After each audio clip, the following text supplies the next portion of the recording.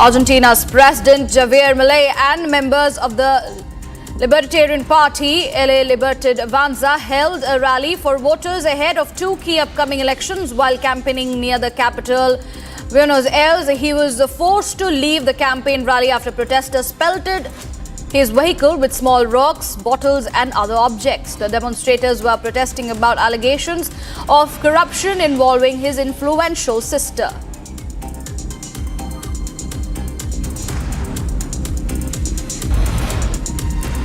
Poland's Conservative President Karol Nawrocki welcomed leaders from Lithuania, Latvia, Estonia and Denmark in Warsaw. The meeting focused on security environment in the Baltic Sea, the ongoing war in Ukraine and the status of peace negotiations with Russia. The gathering comes ahead of Nawrocki's first official foreign visit to Washington next week, where he is expected to meet President Donald Trump. The UN Security Council voted unanimously, decided to terminate the UN peacekeeping force in southern Lebanon at the end of 2026 after nearly 5 decades. The UN bowed to the demands from the United States and its close ally Israel. The resolution would terminate UNIFIL's mandate and halt the operations. The process of withdrawing its 10,800 military and civilian personnel and equipment would start immediately after the consultation with the Lebanese government, and it is to be completed within a year.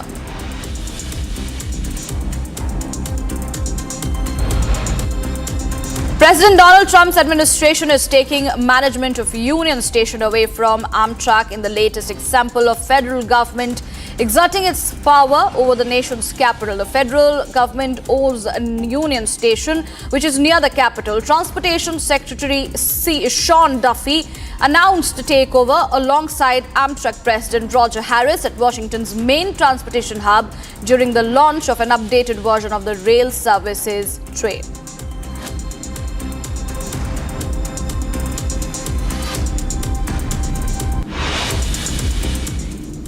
Viewers, moving on, RSS Chief Mohan Bhagwat addressed the media on Thursday at the event that marked the centenary of the organization. He spoke on a wide range of topics from conversions, demography to education. Here's the full report.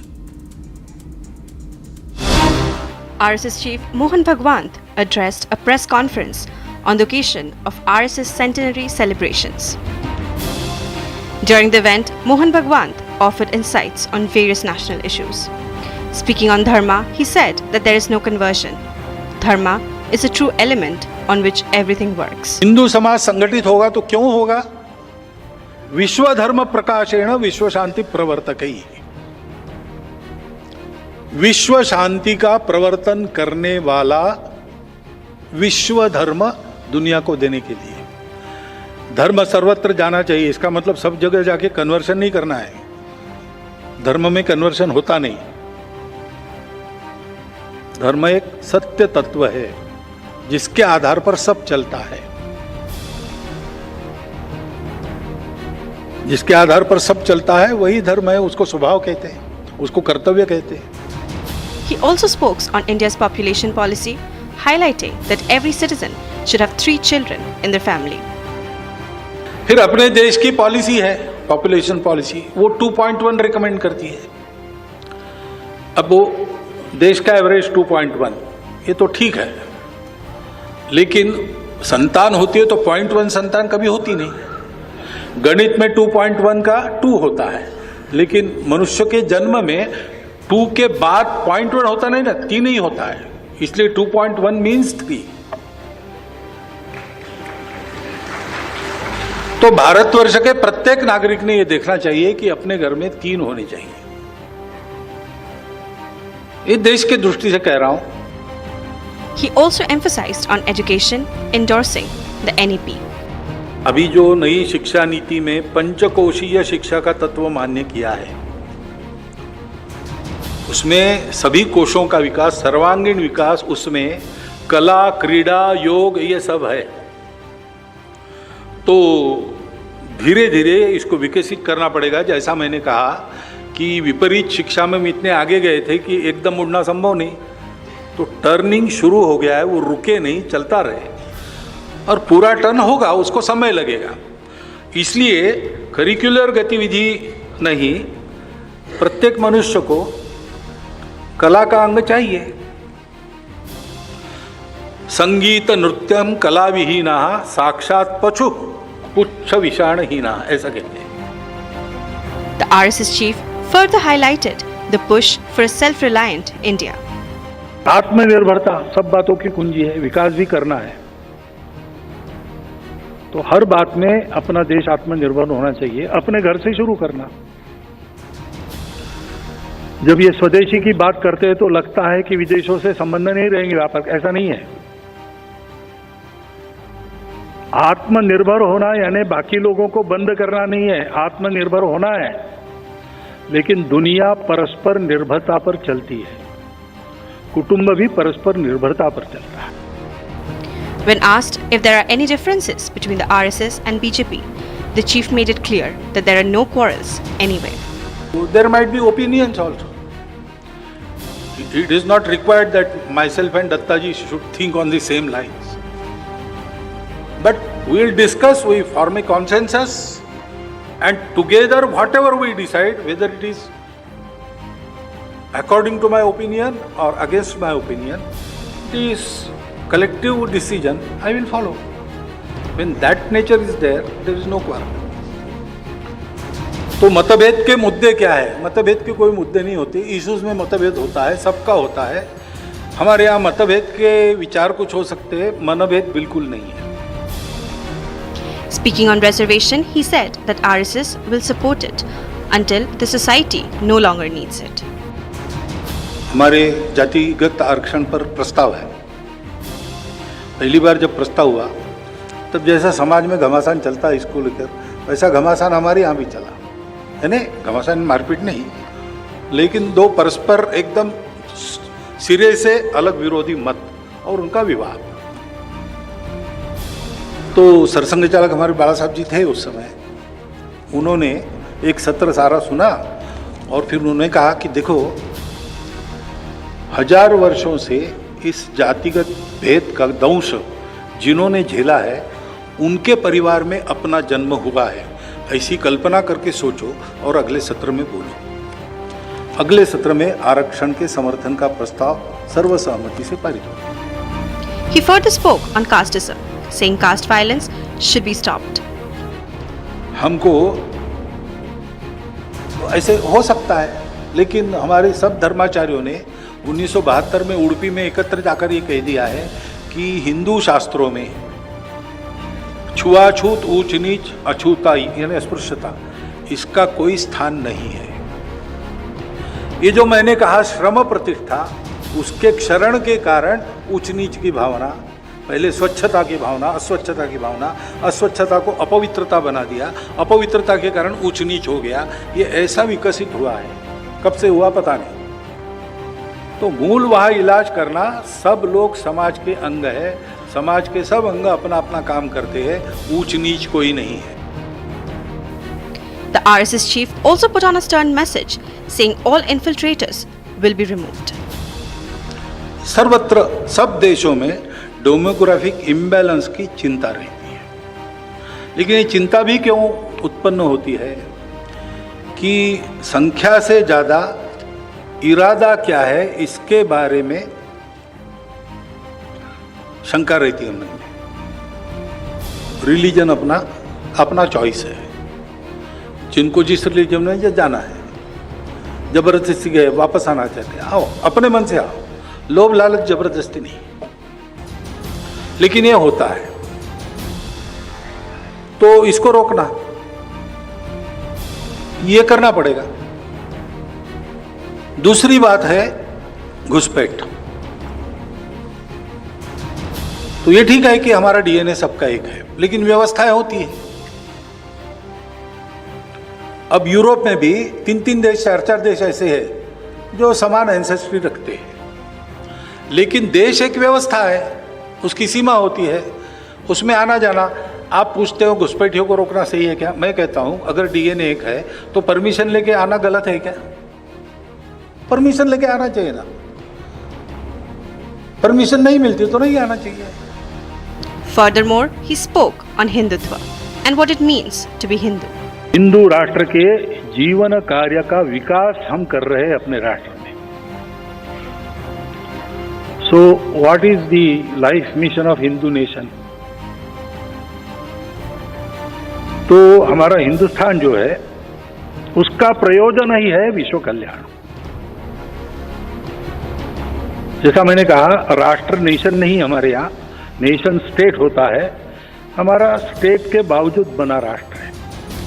As the Sangh marks 100 years of its organization, the RSS chief spoke at the event, which was part of the 3D centenary lecture series titled 100 Years of the Sangh's Journey, New Horizons.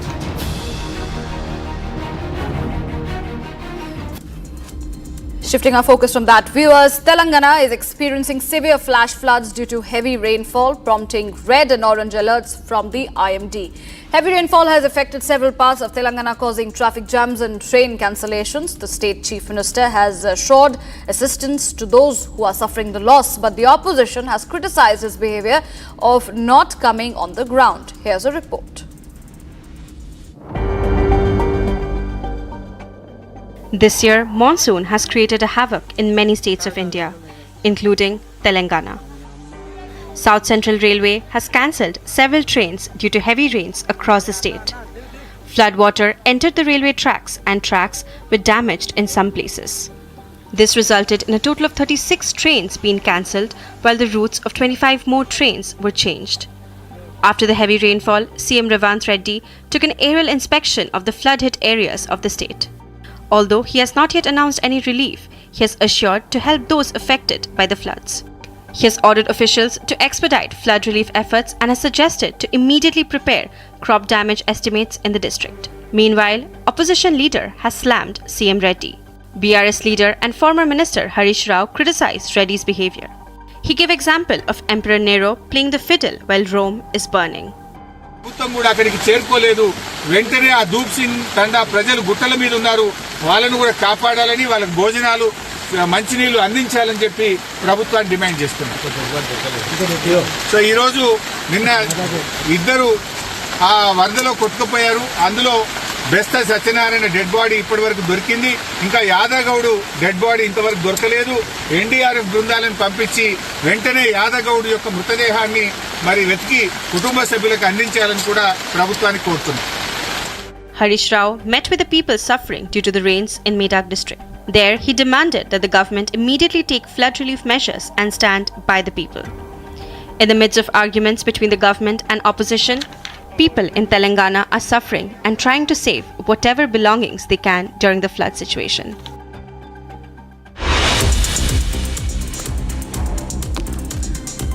Fancode, the sports content platform owned by Dream11 parent Dream Sports, is shutting its sports merchandise business Fancode shop by October this year. The decision to wind down the merchandise business was made in June this year, and the company now intends to redirect all resources towards its core content product.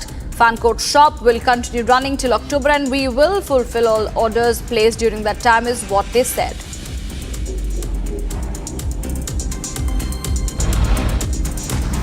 The Chinkarpur Family Trust, with Shobha Gangwal and JP Morgan Trust Company of Delaware as trustees, sold a 1.3% stake in Interglobe Aviation, the country's largest low-cost airline, for rupees 2,900 crore through open market transaction. The Chinkarpur Family Trust sold 25.2 lakh shares, each at nearing to rupees 5,800 per share and rupees 5,825 per share on the other side, respectively, in the Interglobe. The European Commission proposed to remove tariffs on imported US industrial goods, which is a part of trade agreement with the United States. This move should result in retroactive cuts to US tariffs on European cars. The proposals are the first EU step in enacting the framework agreement between US President Donald Trump and Commission President Ursula von der Leyen on July 27, which saw the EU accept a broad 15% tariff to avoid a damaging trade war. National Aluminium Company will invest a total of 100 billion rupees in a new smelter and a coal power plant over the next 5 years. The state-run aluminium producer will budget roughly 180 billion rupees to set up the proposed smelter in the eastern Indian state of Odisha. The project will be funded through a mix of debts and internal accruals, and the remaining 120 billion rupees will be used to set up a coal power plant, for which it is in talks with the Coal India and the NTPC. India's index for industrial production increased to a 4-month high of 3.5% in July as compared to 1.5% rise in June.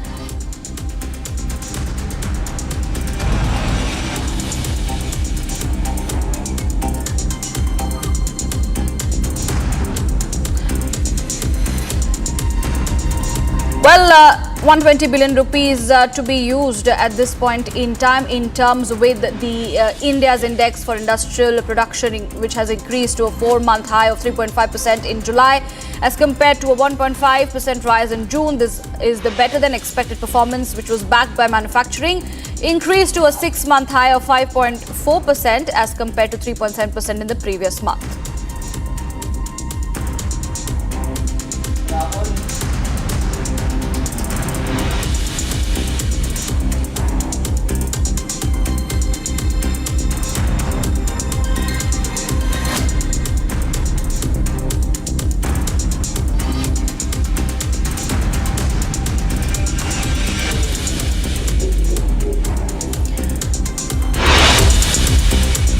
Viewers, coming up on the other side, all the latest developments as far as Prime Minister Narendra Modi is concerned, who has reached Tokyo, Japan, and he is set to participate in the 15th India-Japan Annual Summit ahead of his visit to China to attend the SCO Summit. We will also be bringing you details as far as Mohan Bhagwat says he never said that one should or anyone else should retire at 75. Stay tuned for more details on the other side.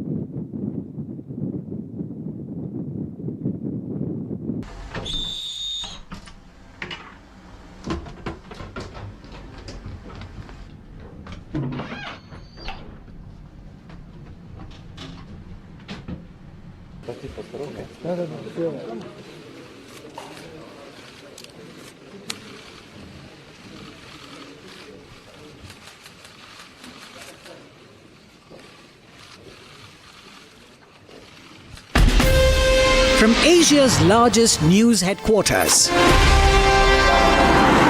setting the agenda for Bharat.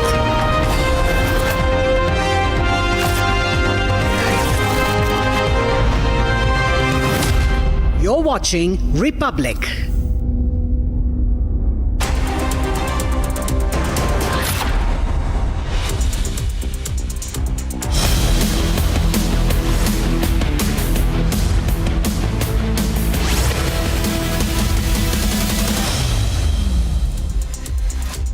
Welcome to the show live this morning. Good morning. Did you sleep well? News is not always just shared. Sometimes it's also asked about. Like, how was your night? How was your morning? Did you sleep well?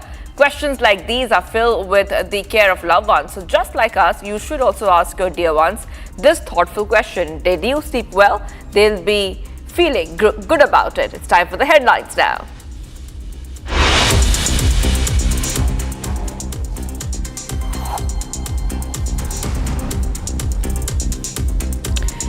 PM Modi lands in Tokyo, Japan, set to participate in the 15th India-Japan Annual Summit.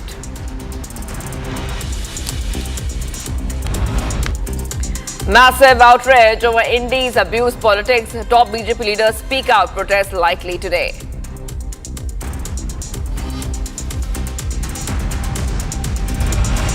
Mohan Bhagwat says he never said that he would or somebody else should retire at 75.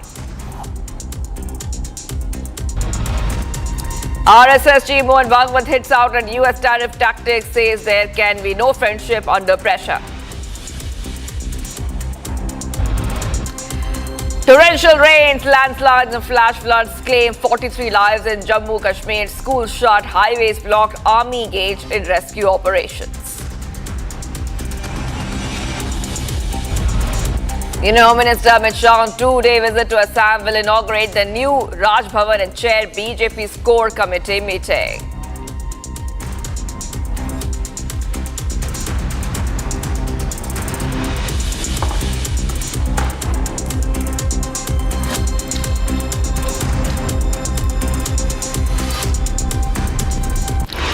Some breaking news is coming in right now. PM Modi has landed in Tokyo, Japan. He's all set to attend the 15th India-Japan Annual Summit, where he will go and meet the Japanese Prime Minister Shigeru Ishiba.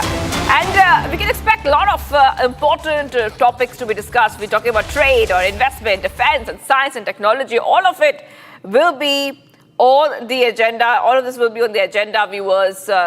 Science and technology also. Now, PM Modi's visit to Japan will be very important because he will be meeting the Japanese industrialists as well and political leaders in Tokyo. PM Modi's visit comes amid a downturn in India-US relations over President Trump's steep tariffs on Indian imports. After concluding his Japan trip on Saturday, PM Modi will leave for China to attend the 25th SCO meet in China. So Prime Minister Modi there on his Japan visit, and the pictures coming in right now of Prime Minister Modi I just want to go ahead and play out the reactions we're getting as the Indian diaspora is very excited. ना कि मोदी जी से मैं नहीं डरता, कुछ लोग बोलते हैं ऐसा, लेकिन मैं ये कहती हूँ मोदी जी है इसलिए डर नहीं लगता। उसका रीजन मैं बताती हूँ, हम इतने सालों से यहाँ हैं जापान में, तो रिलेटिव्स डरते हैं कि अर्थक्वेक कंट्री है, कभी भी अर्थक्वेक आ सकता है। लेकिन हम एक ही बात बोलते हैं, मोदी जी है ना, जब रशिया यूक्रेन युद्ध हुआ उनको लोगों को बचा लिया, तो अगर मोदी जी है विश्व के किसी भी कोने में इंडियन है ना, आज वो कॉन्फिडेंस, वो ट्रस्ट, वो पावर मिली है हमें कि we can say yes this is our prime minister.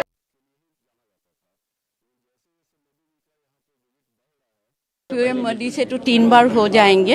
Hiroshima में बहुत अच्छा से मेरा मुलाकात हुई, तो तभी भी मैं ये बैज लगा के गई थी, तो ये दिखा के बोला कि मैं टोक्यो की चाय वाली हूँ, आप इंडिया का चाय वाला थे जी। ऐसा मुलाकात हुई, तो हमेशा बहुत अच्छा लगता है मोदी जी से मिलने से, लगता है ज़िंदगी का कुछ एक सफल हो गया है उनसे मिल के जी। हम तो चाहते हैं कि मोदी बार बार आए जापान में, हमेशा इंडिया में तो मुलाकात हो ही नहीं सकते हैं, जापान में वही सुविधा है, तो बहुत अच्छा लगता है हमें जी। आप अगर भूतकाल में देखेंगे तो ये जापान और इंडिया का कल्चरल बॉन्ड बहुत स्ट्रांग है, और मोदी जी के इस विज़िट के वजह से मुझे लग रहा है कि वो सिर्फ कल्चरल ही नहीं रहेगा, लेकिन एक बोलते हैं ना, एक भौतिक तरीके से भी बहुत क्लोज आने वाला है, और बहुत सारी चीज़ें और इंटेंसिफाई होगी और कनेक्शन बढ़ेंगे और लोगों का जाना आना बढ़ेगा और उद्योग भी बढ़ेगा। तो चाणक्य पंडित ने कहा है कि जिस देश में यथा राजा तथा प्रजा, कि राजा का जो इंटेंशन रहता है, तो ये विज़िट मुझे लग रहा है कि बहुत ही फ्रूटफुल रहेगी और बहुत सारे चीज़ें आगे बढ़ेगी।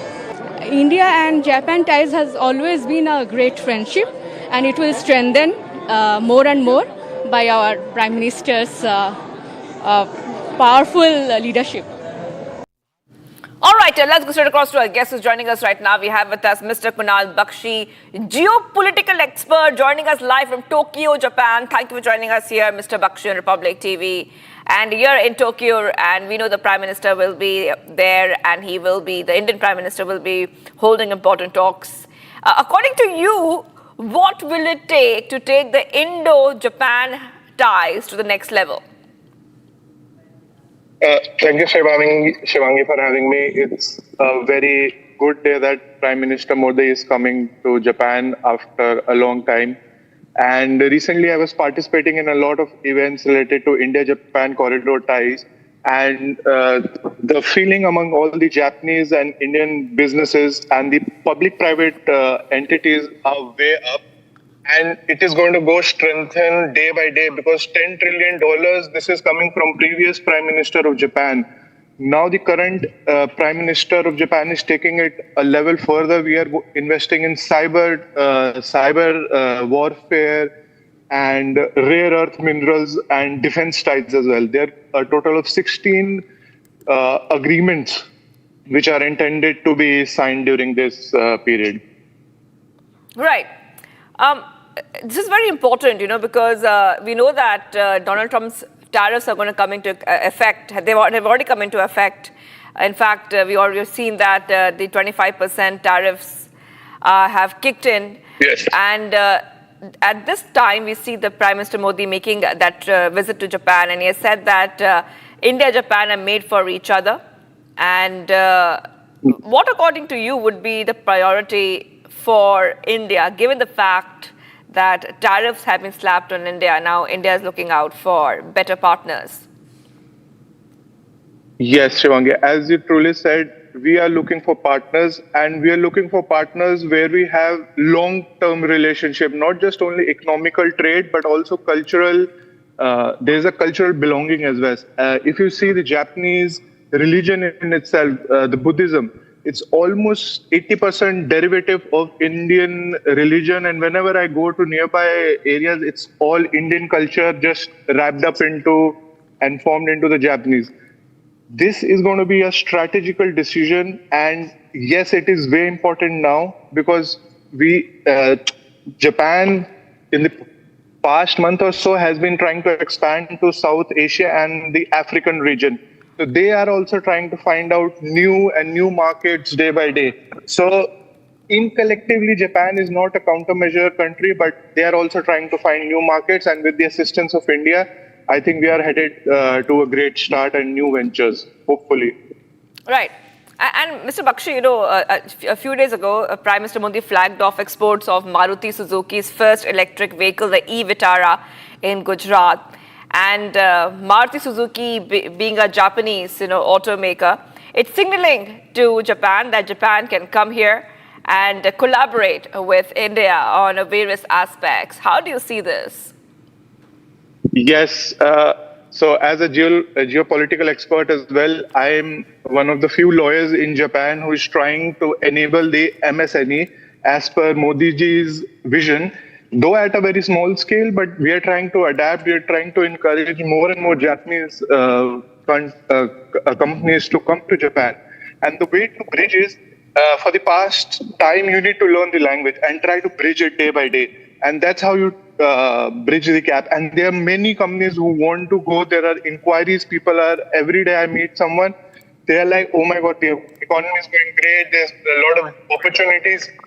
In fact, I came across one cybersecurity firm.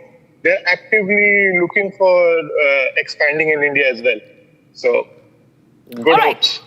Oh, thank you so much for joining us there. We see that Mr. Kunal Bakshi, geopolitical expert, is joining us here live from Tokyo, Japan. And this is coming in as Prime Minister Modi's big Japanese visit is very much anticipated.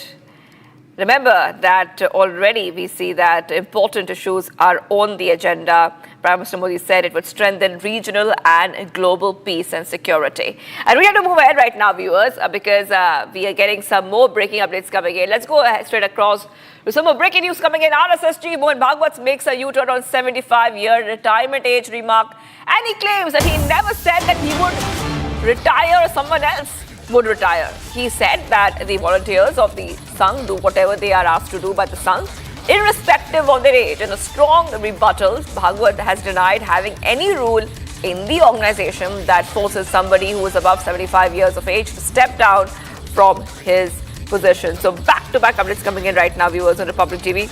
And this is coming in as we see that Mohan Bhagwat has made a statement, a U-turn on the 75 age retirement remark. I really want to go ahead and play out that statement.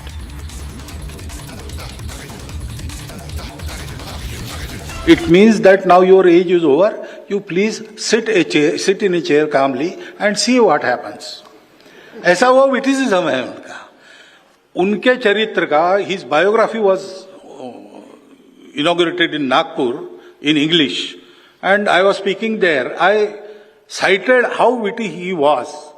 3 or 4 incidences I told there. And Nagpur people have also seen him very closely, so they were enjoying it. I never said that I will retire or someone should retire.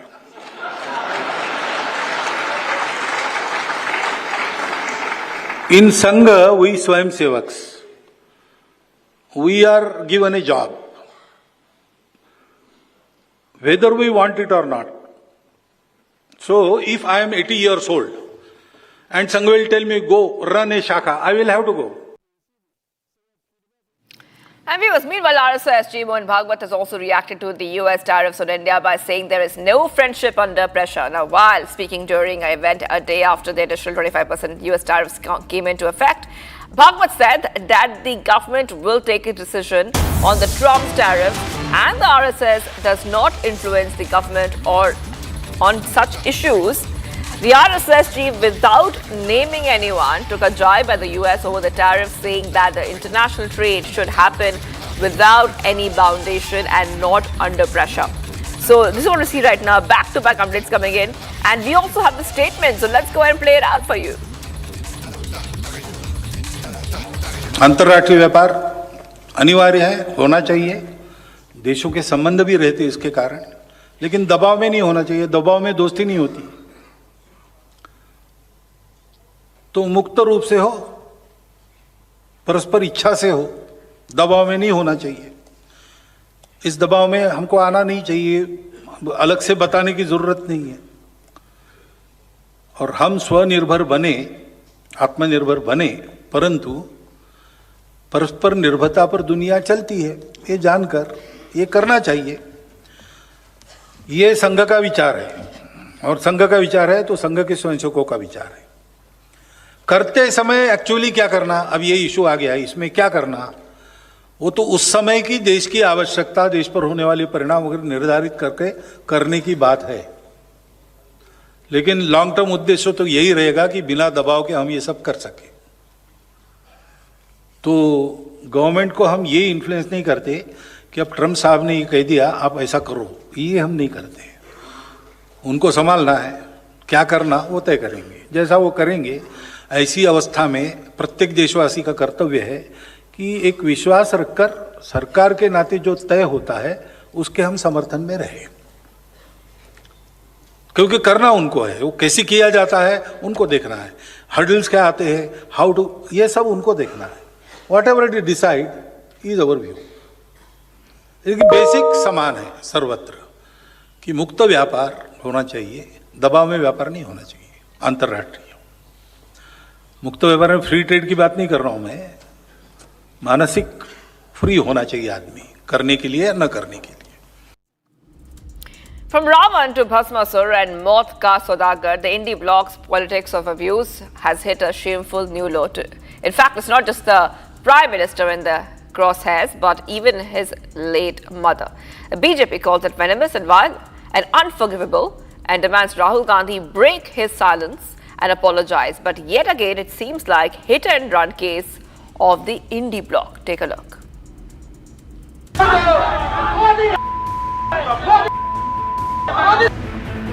From Ravan to Bhasmasur to Moth Ka Saudagar, today the abuse politics hit a new low. Abuse was allegedly hurled at Prime Minister Modi from the dais of an indie event spearheaded by Rahul Gandhi and Tejasvi Yadav.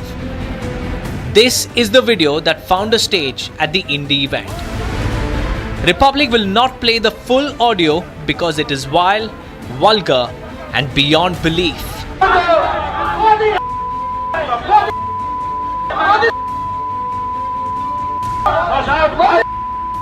Union Home Minister Amit Shah has also condemned the abuse politics with strong words. BJP, meanwhile, has ripped into what it calls the indie camp's toxic narrative in Bihar. यह अभद्रता की सारी सीमा लांघ चुके हैं। ये दो शहजादे का बिहार की धरती पर बिहार की संस्कृति का तिरस्कार भी इन लोगों ने किया है। कांग्रेस आरजेडी ने ऐसा करके बिहार के सांस्कृतिक विरासत और परंपरा को भी बदनाम किया है। राहुल गांधी और तेजस्वी यादव को अविलंब इस कुकृत्य के लिए अविलंब माफी मांगनी चाहिए। Chief Minister Yogi Adityanath didn't mince words either, calling it a total collapse of decorum and warning that Bihar's people will punish this arrogance with their vote. Congress और आरजेडी के मंच से बिहार के अंदर आदरणीय प्रधानमंत्री श्री नरेंद्र मोदी जी के प्रति जिस प्रकार की अभद्र और अशिष्ट नारे लगाए गए हैं, अत्यंत निंदनीय और राजनीति के गिरते हुए अमर्यादित चरित्र को दर्शाता है।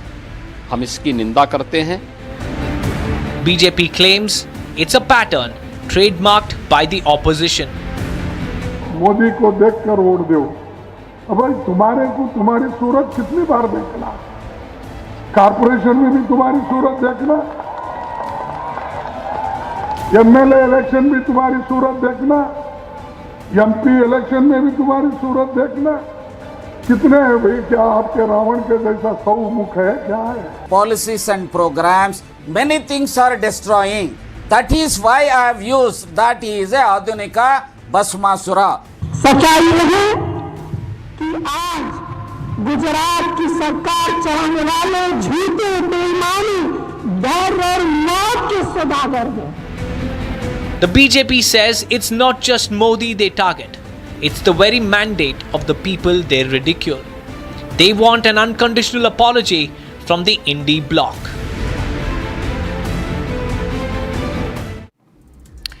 And viewers, a new twist in the Dharmastala mystery. Saujanya's mother has now named Chinnaya in her complaint, demanding a narco test. Even as the SIT widens its probe, the man who once called himself a complainant is now in the crosshairs as an accused. And with the fresh charges of forgery and false evidence, the investigation takes a dramatic turn. Take a look.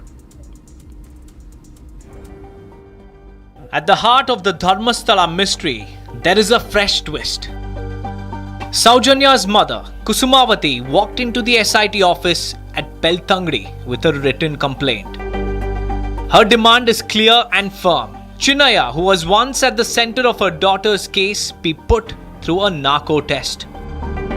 The family slipped in quietly, avoiding the gaze of cameras, but left behind a complaint with the SIT. They handed their petition to SP Simon before quietly returning home.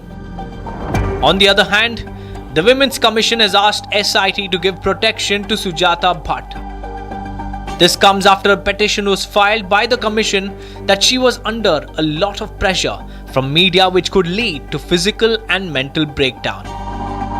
But even as that complaint was filed, the case widened. Exclusive police sources confirm charges in the alleged mass burial case remain unchanged. The search for truth behind the human remains, the missing persons, and the unexplained deaths continue. What has changed, though, are the charges tagged to the skull produced before the Beltangri court. The skull brought by the so-called masked man. The SIT has now added a storm of new sections, 10 in total, under India's new BNS criminal law. And the common thread is falsehood, forgery, and fake evidence.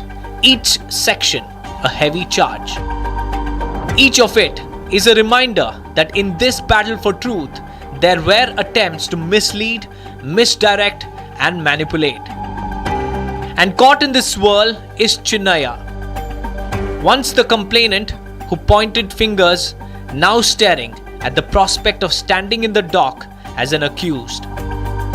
From victim's ally to suspect, from raising questions to being questioned. For Saujanya's family, the fight is far from over. For the SIT, the path is winding, layered with new allegations and new evidence.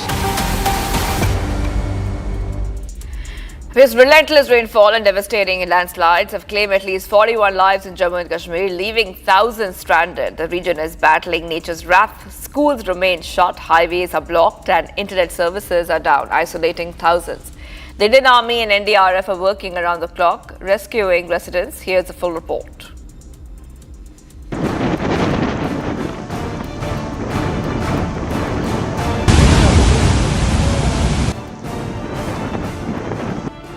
"41 killed, thousands stranded, houses submerged, vehicles washed away, nature's fury on full display, bridges damaged, highways blocked, connectivity to major districts crippled. Internet and mobile services snapped, isolating people further in flood-hit region. Unprecedented rainfall has brought life to a grinding halt, leaving behind a trail of death and devastation. NDRF and Army on war footing, rescuing marooned residents, evacuating families from danger zones. Massive landslides in Udhampur has left the main highway cut off.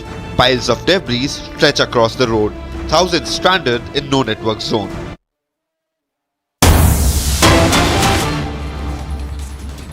Many pictures coming in right now, viewers, because remember that Prime Minister Modi is going to be arriving there in Japan, and we are seeing pictures coming in with Prime Minister Modi where he is meeting officials and leaders. Remember that the Prime Minister Modi is on a big visit to Japan, and this is very important because Prime Minister Modi has spoken about how he wants to take the Indo-Japanese ties forward. He's landed for his two-day official visit to Japan, which is going to take place today and tomorrow. And during his stay, PM Modi will attend the 15th India-Japanese Annual Summit, where he will also meet the Japanese Prime Minister Shigeru Ishiba.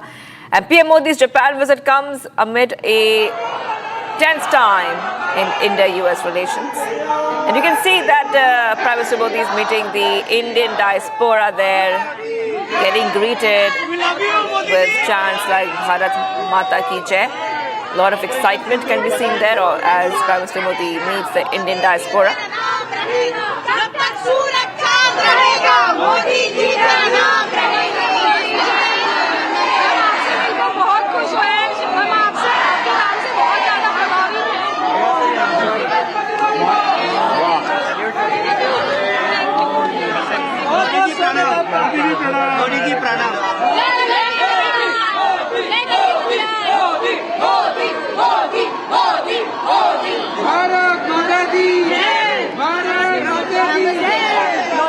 From Chennai.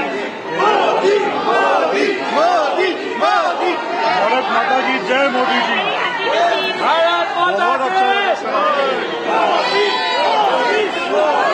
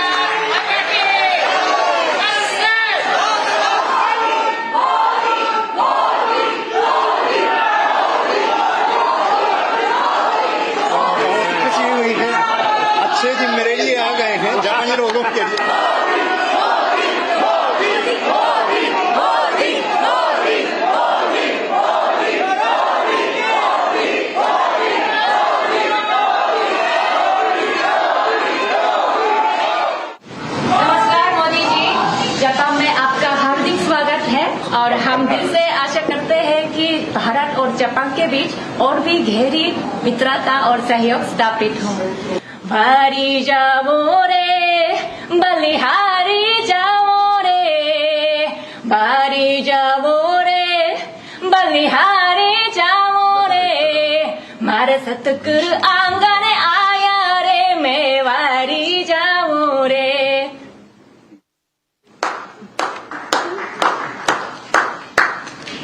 Japan लेके स्वागतम।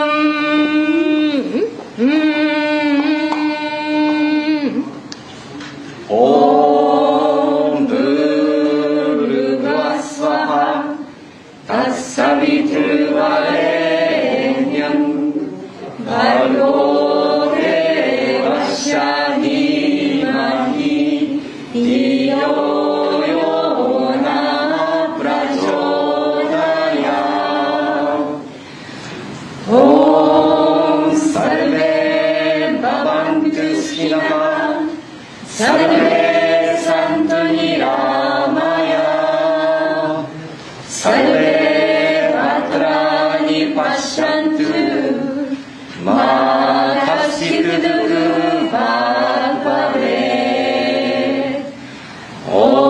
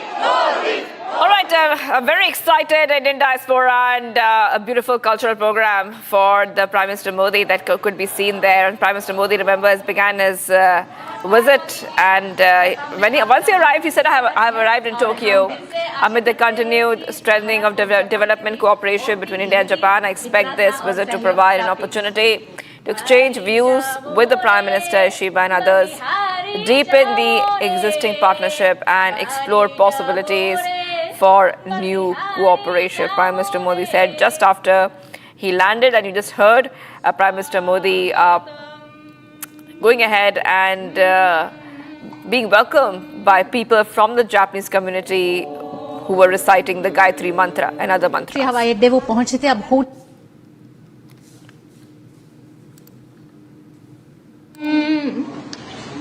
Om Bhurbhuva Swaha Tassavitruvarenyam Bhargo Devasya Dhimahi Dhiyo Yo Nah Prachodayat.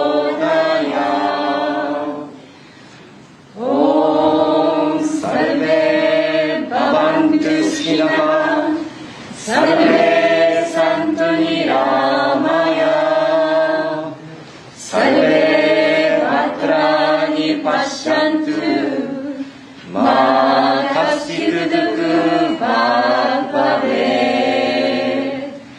Om Shanti Shanti Shanti. Wow.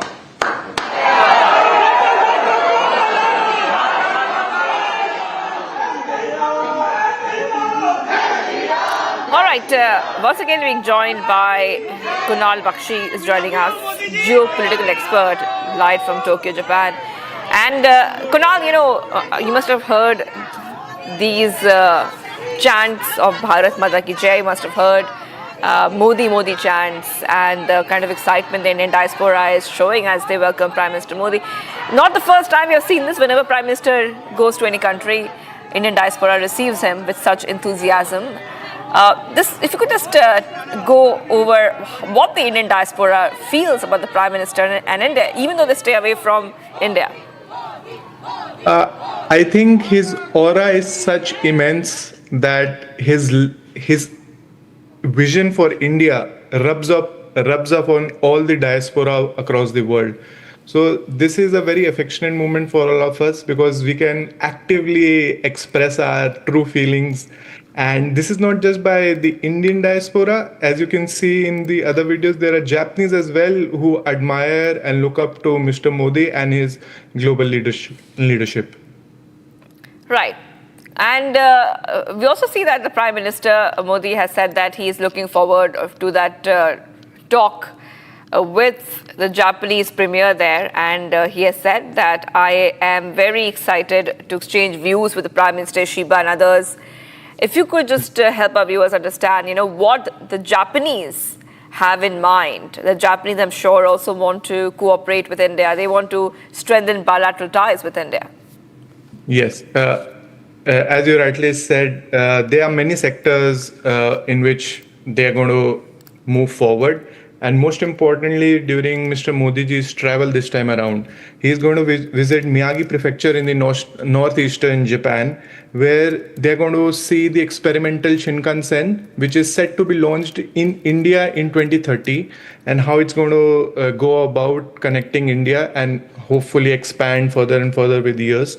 And he's going to visit major technological chip manufacturers as well to see how more manufacturing of chips can be done in India.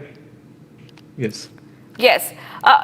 Speaking about, you were talking about technology. So we're talking about semiconductors. So economic security and semiconductors. AI, clean energy, critical minerals, and telecommunications. Now, these could be the focus areas where there would be a lot of talk about supply chains, innovation, and decarbonization. And we know that Japan is an epicenter of technology. I mean, you have been living in Japan, and it's lauded for the technological advancement that has been made. So I'm very excited to understand from you how India and Japan would be cooperating on that. What do you foresee? See, Japan in its innovation is very deep rooted. So if you go to any nearby departmental store or how do you say 100 yen shop, so you can see like they go way deep into the R&D and they think how to make life easy and purposeful for every day. So this is a landlocked island and which they have very little homes and like there's a shortage of space, to be precise. But still how they manage to do so many great things, such a small country being like the third largest economy, it's great. And regarding to the various agreements you just mentioned, cyber, because India is, I think personally, is lacking a lot in the cyber sector. And we are catching up day by day with the recent amendment in the Indian laws as well. I expect cyber and many framework of cooperation to be there. In fact, supply chain, I don't think supply chain is going to be an issue. Hold on, Mr. Bakshi, we're getting some reactions from the Indian diaspora. आपका नाम क्या है? मेरा नाम, हमारा नाम है Shigeru Moriyama. आप हिंदी भी बोल लेते हैं। पीएम मोदी जब आए थे आप लोगों ने परफॉर्मेंस किया था, आप तबला बजा रहे थे जी। कैसी फीलिंग हुई, पहले ये बताइए, अपनी फीलिंग्स बताइए, क्या आप लोगों ने परफॉर्म किया? अरे मेरी टूटी फूटी हिंदी में तो कुछ नहीं बता सकते हैं, लेकिन जैसे वो मैं इंडिया आना जाना करते हुए 30 साल हो गए हैं, तो 30 साल सबसे अच्छे दिन मेरे लिए आ गए हैं, क्या बता सकते हैं हम।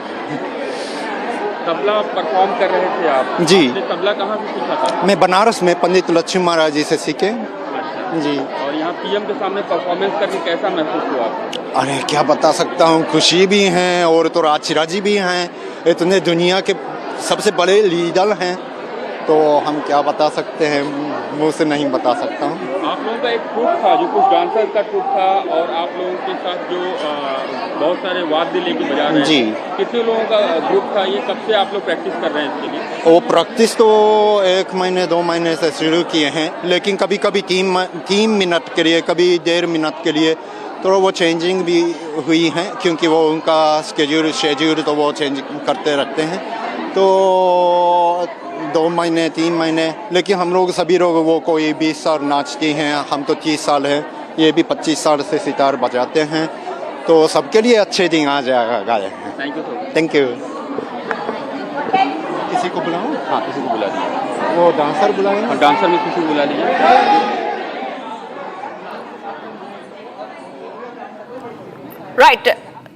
Right, pictures coming in right now, and we also getting reactions from the ground. And if we have a guest, we can go back to a guest as well. But we are seeing these pictures coming in as Prime Minister Modi got a very, very warm welcome as he landed in Japan with a cultural program, and the Indian diaspora are very excited to meet him. Prime Minister Modi has landed in Tokyo for his 2-day official visit to Japan, which is set to take place today and tomorrow.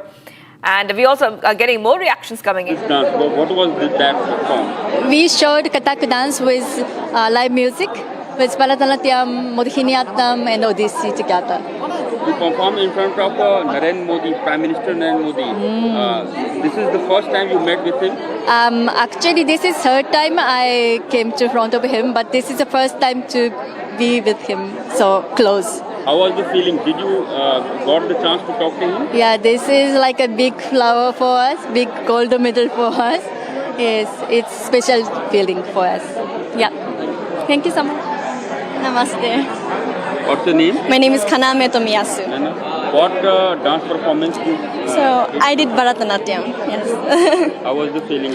It was so impressive. Like, I was surprised that I didn't expect that he could take a picture with us. So I was so happy with, like, take a picture and also show the dance of us.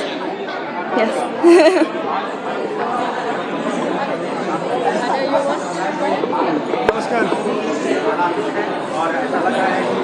नमस्कार, it's okay.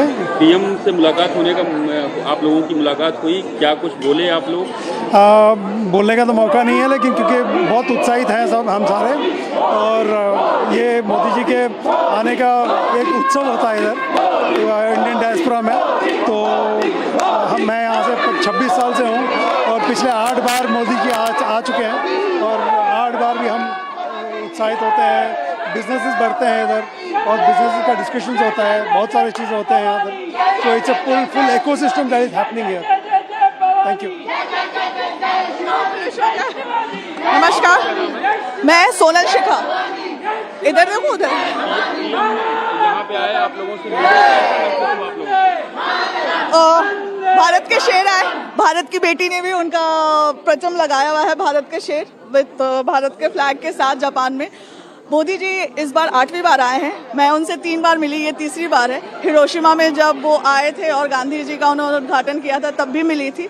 हमेशा उनसे मिलने का उत्साह जो है बढ़ते ही जाता है, क्योंकि उनके आने से हमें एक बहुत बड़ी सपोर्ट और महसूस जो फीलिंग मजबूती की होती है वो है कि उन्होंने बहुत हम सब डायस्पोरा, भारतीय इंडियन डायस्पोरा को उन्होंने एक मौका दिया है अपना फीलिंग दिखाने का कि हम भी कुछ कंट्रीब्यूट कर रहे हैं। वो चीज़ बहुत मुश्किल है किसी और भी नेता में आपको देखने को। तो ये भारत के ऐसे नेता हैं जिन्होंने ऊंचाई, मतलब अपने हमारे भारत को तो अंतर्राष्ट्रीय स्तर पे किया ही है बहुत गर्वित। बट मैं बोलूँगी कि इंडिविजुअल हर सिटीजन के अंदर उन्होंने अपनी एक ऐसी जगह बनाई है जो कि आप छू नहीं सकते। उनकी जो चाहत है, आपने आज गूंज सुनी है पूरे हॉल में। सो भारत माता की जय, जय हिंद। धन्यवाद। All right, viewers, so many reactions coming in right now as Prime Minister Modi has begun his visit. The main highlight will be his annual summit with Japanese Prime Minister Shigeru Ishiba. And we can expect many plans of investment in India. Both countries likely to sign many agreements to deepen cooperation in areas like defense, technology and infrastructure. Taking a short break, viewers, do not go anywhere. We are live this morning.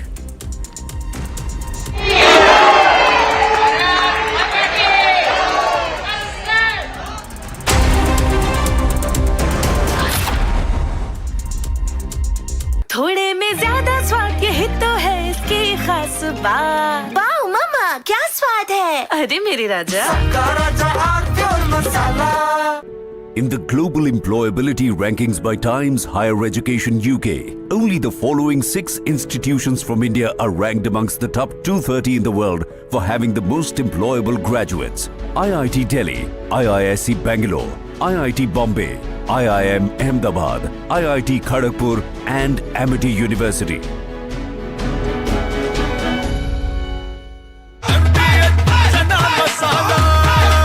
अब छोलिया हो या लोबिया, सफेद चने या काले चने, सब कुछ मजेदार बने।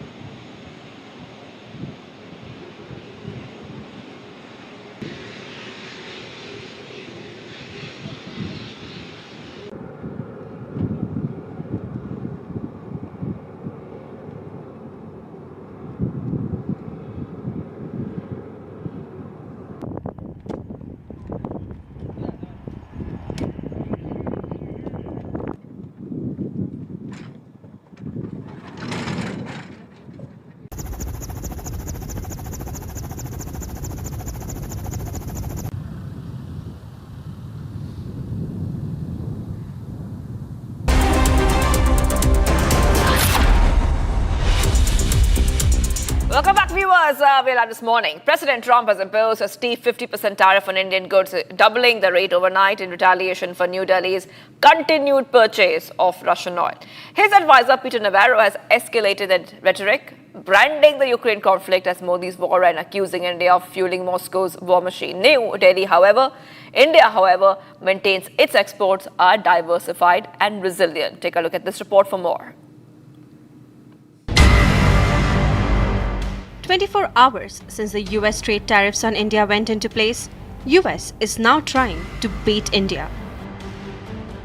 This time, it's Trump's advisor, Peter Navarro, who has come out and said that the US is ready to waive the additional 25% tariff on India, provided India stops importing oil from Russia.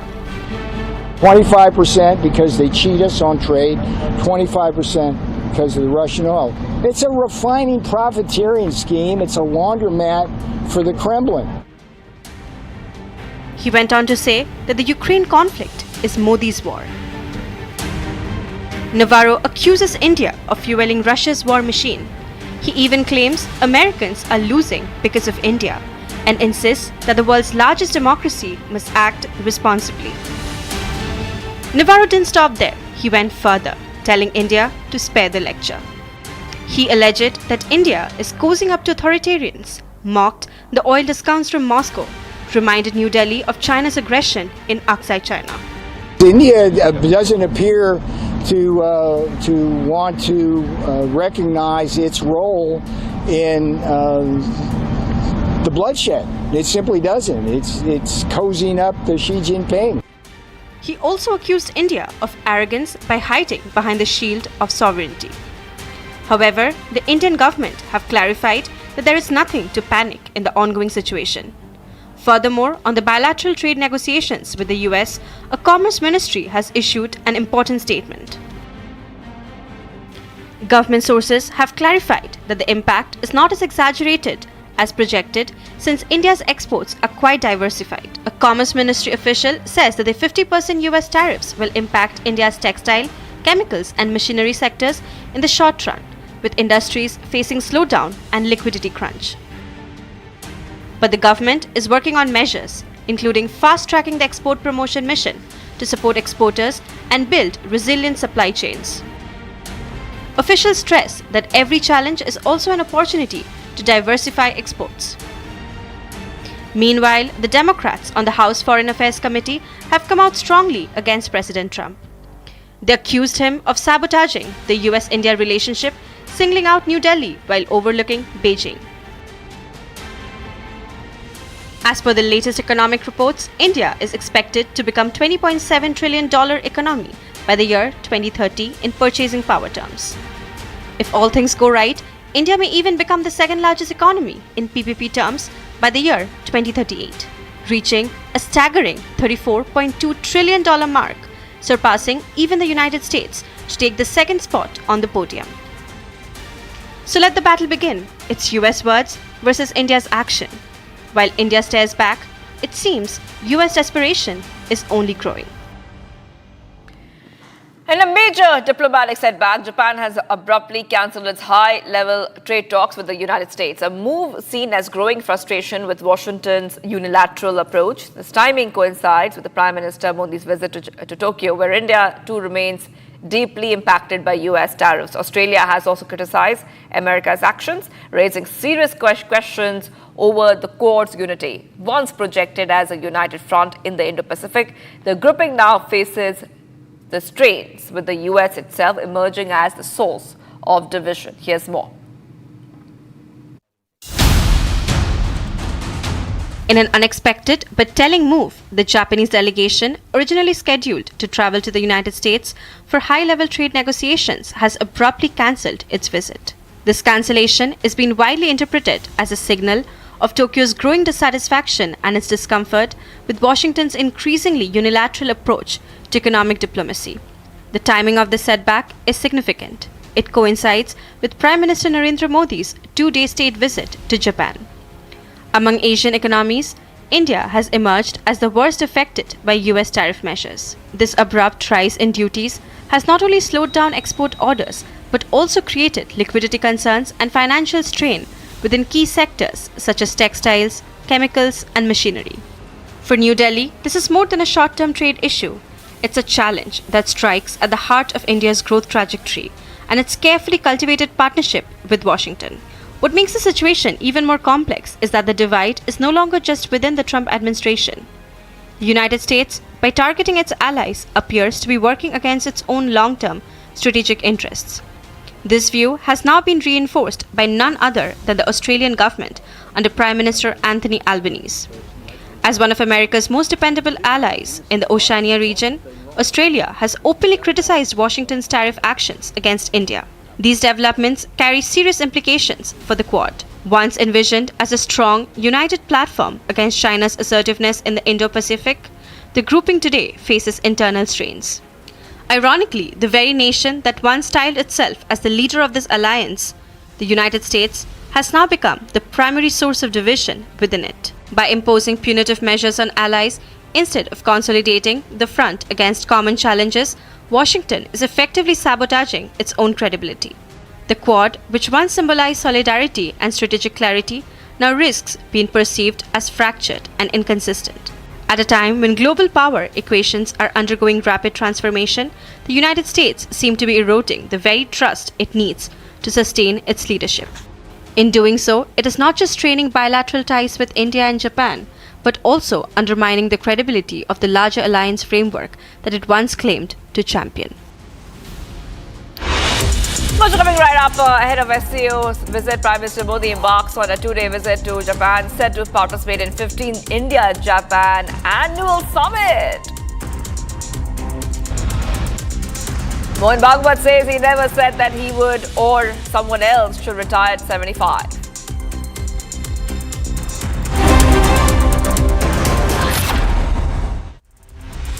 आधे bowl दही में 4 चम्मच MDH चटनी पुदीना मसाला डाला, stir करो, पुदीना चटनी तैयार। MDH चटनी पुदीना मसाला।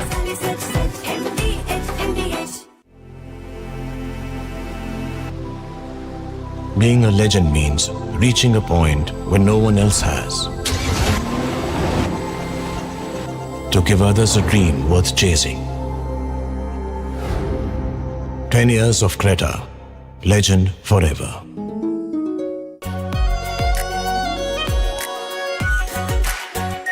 Our pure Shahi Paneer Masala. Delicious, healthy, every day.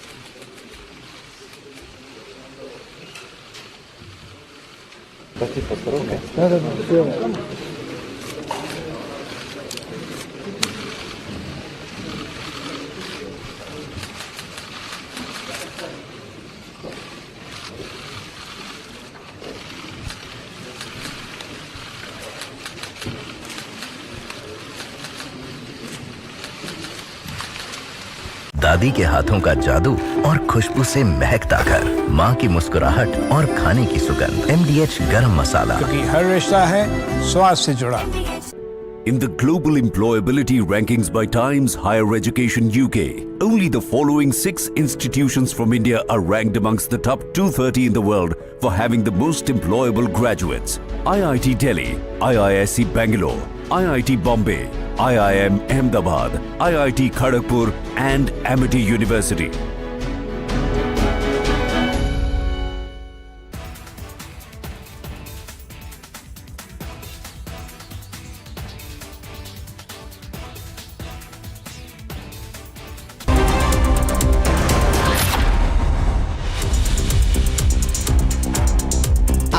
Pure suji pasta उबालो मिलाओ और खाओ 8 मिनट में तैयार। क्या टेस्ट है सबका राजा प्योर मसाला।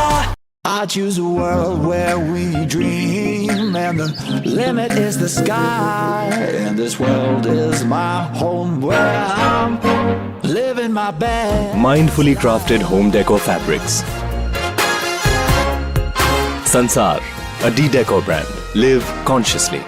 MDH की हल्दी मिर्ची धनिया करे कमाल। ये रंग दे, ये खुशबू दे, ये तीखा, ये कम पड़े। क्या निराला MDH मसाला।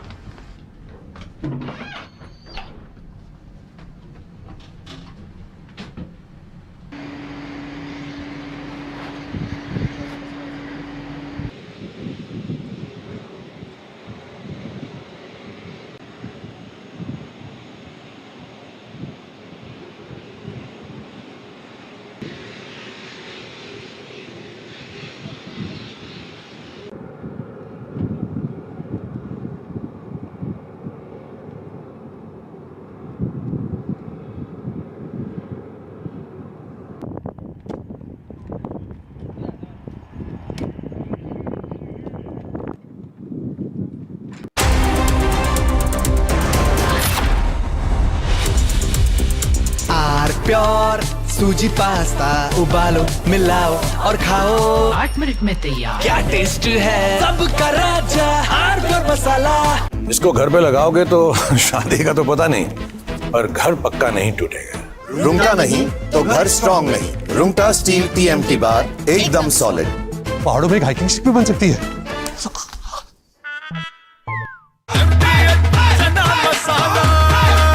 अब छोलिया हो या लोबिया, सफेद चने या काले चने, सब कुछ मजेदार बने। MDH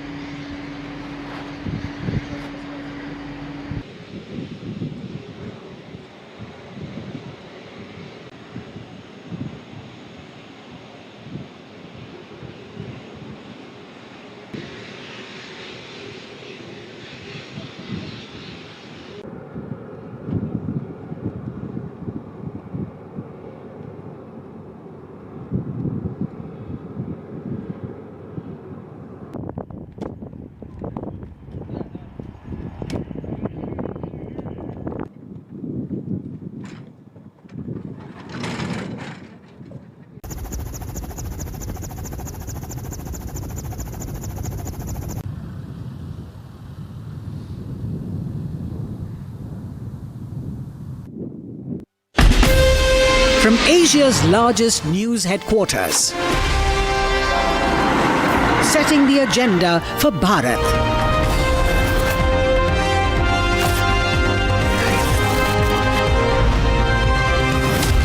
You're watching Republic.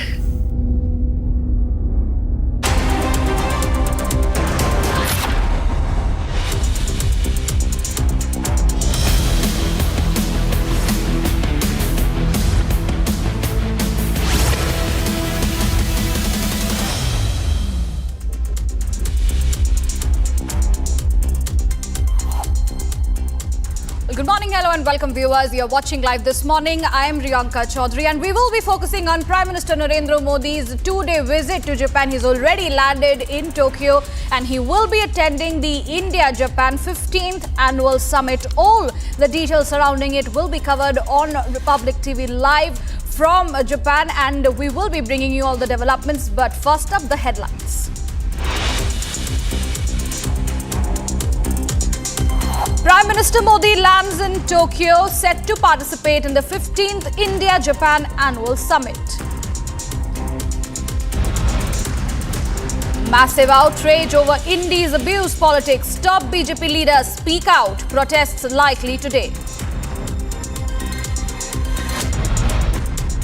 I never said that I will retire or someone should retire.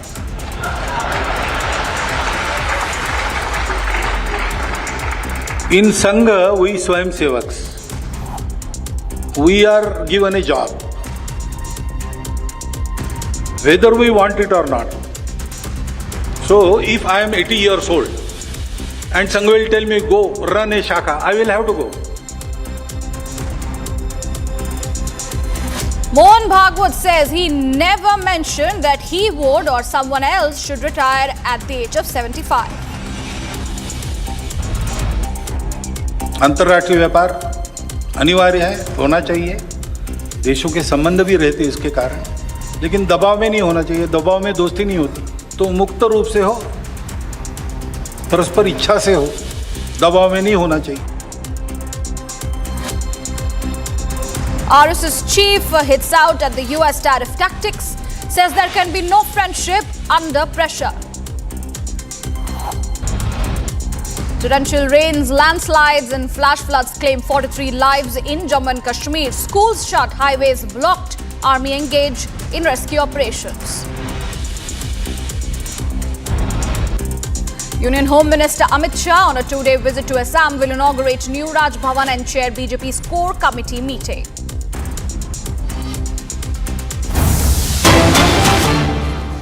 Viewers, breaking news coming in as we begin. The US trade advisor and Trump's close associate Peter Navarro has again targeted India. He says India basically transformed itself into Kremlin laundromat.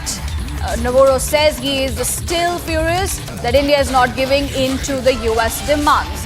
So once again, we are seeing that Donald Trump's close associate and trade advisor has time and again been targeting India, and again he's done it.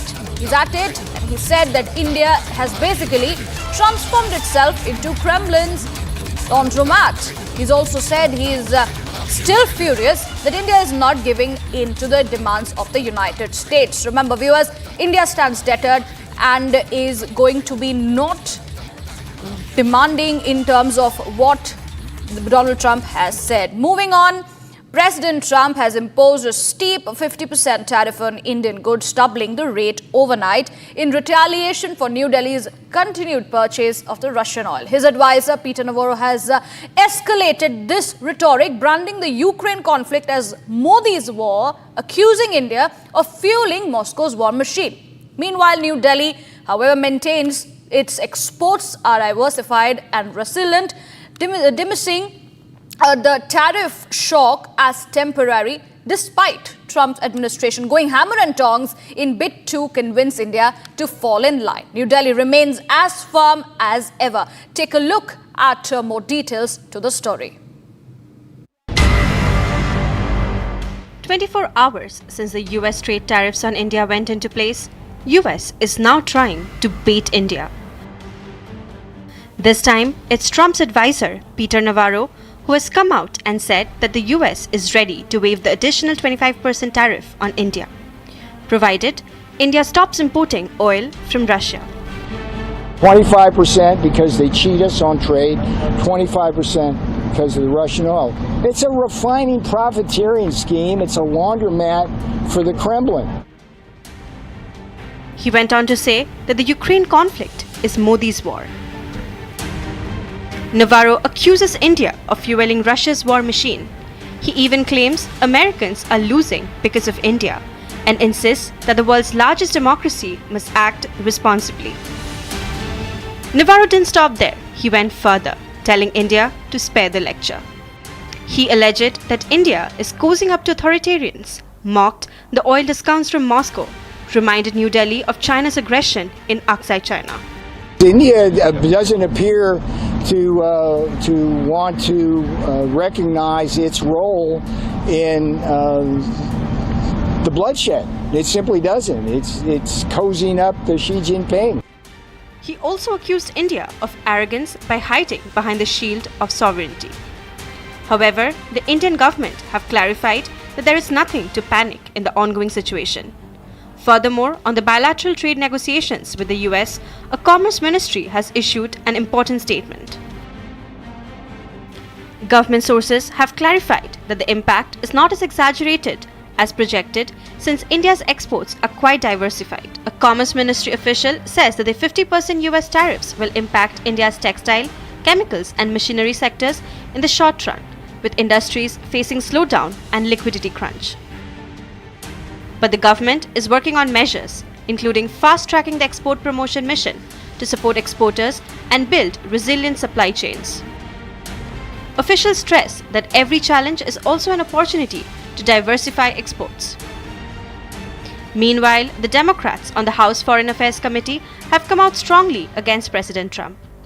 They accused him of sabotaging the US-India relationship, singling out New Delhi while overlooking Beijing. As per the latest economic reports, India is expected to become $20.7 trillion economy by the year 2030 in purchasing power terms. If all things go right, India may even become the second largest economy in PPP terms by the year 2038, reaching a staggering $34.2 trillion mark, surpassing even the United States to take the second spot on the podium. So let the battle begin. It's US words versus India's action. While India stares back, it seems US desperation is only growing. Viewers, breaking news coming in. SIT has once again summoned Sujata Bhatt for questioning today.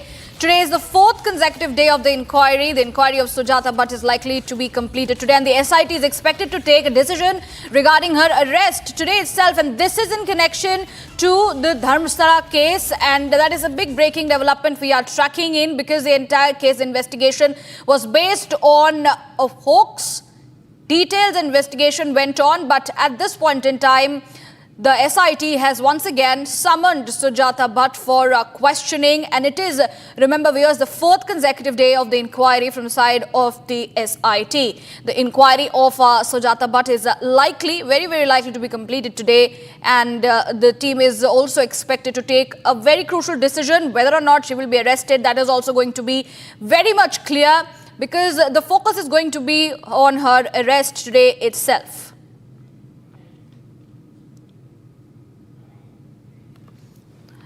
And viewers, moving on, Republic exclusively spoke to Bihar Deputy Chief Minister Vijay Sinha ahead of the Bihar polls. He speaks on Rahul Tejasvi dynamics, slammed them for bashing Prime Minister Modi. He has also affirmed that the NDA is united ahead of the Bihar polls. Listen in to this exclusive interview.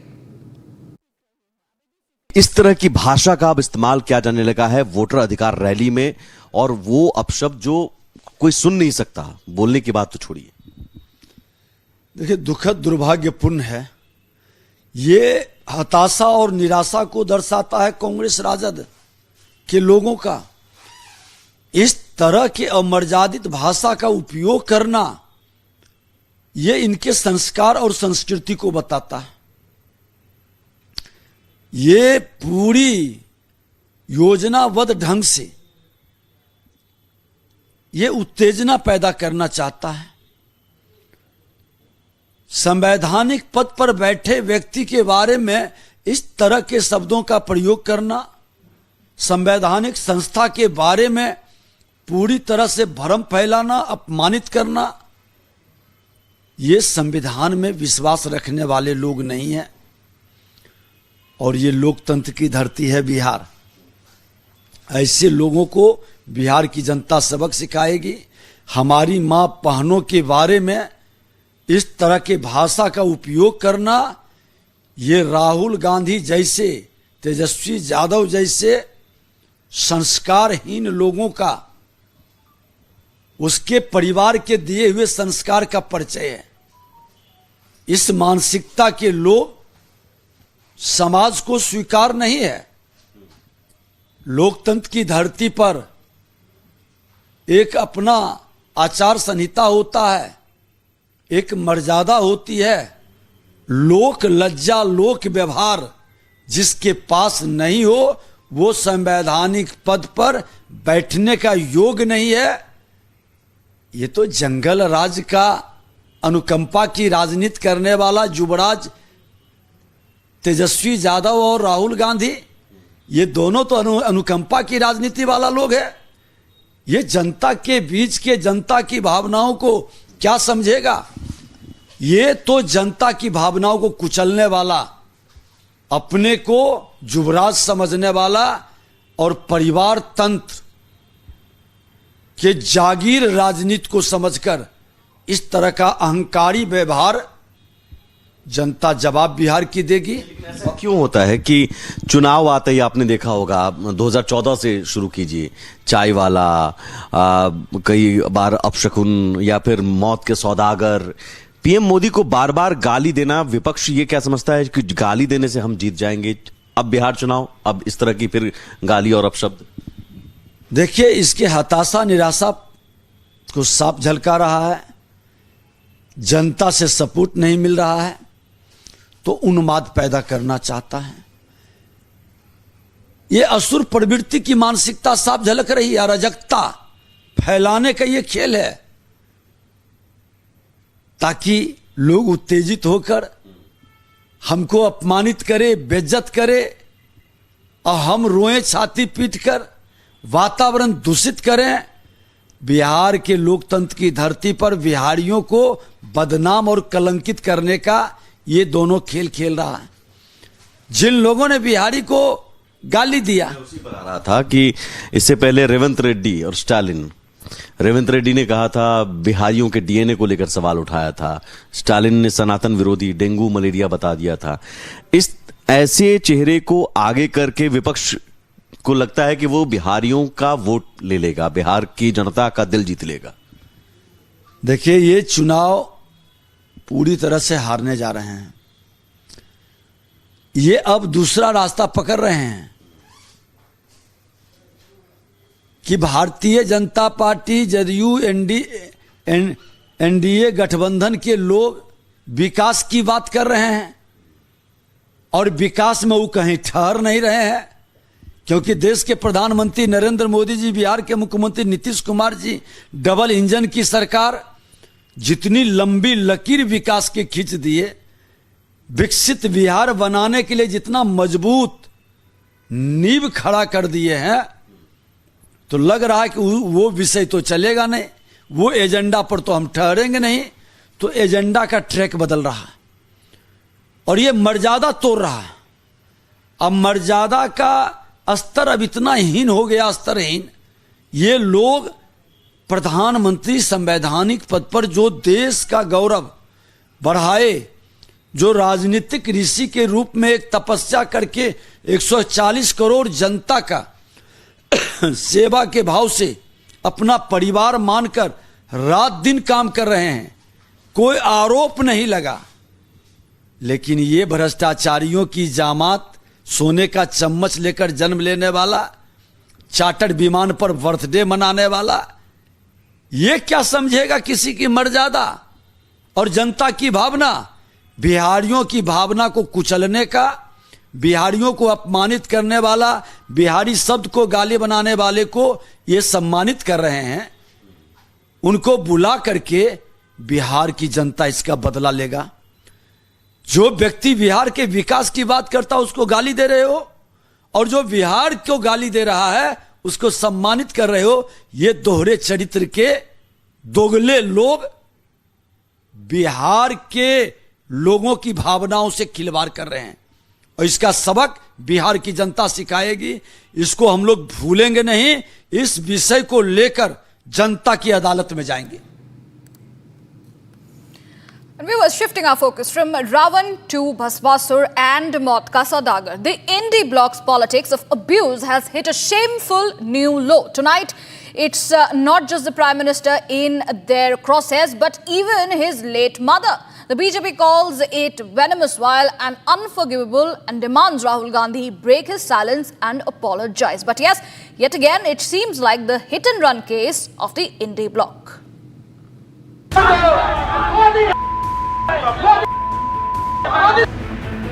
From Ravan to Bhasmasur to Maut Ka Saudagar, today the abuse politics hit a new low.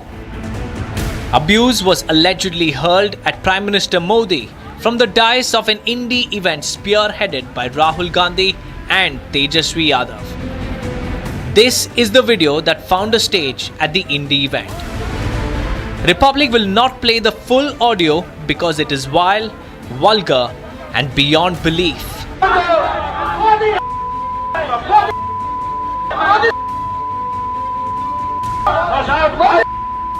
Union Home Minister Amit Shah has also condemned the abuse politics with strong words.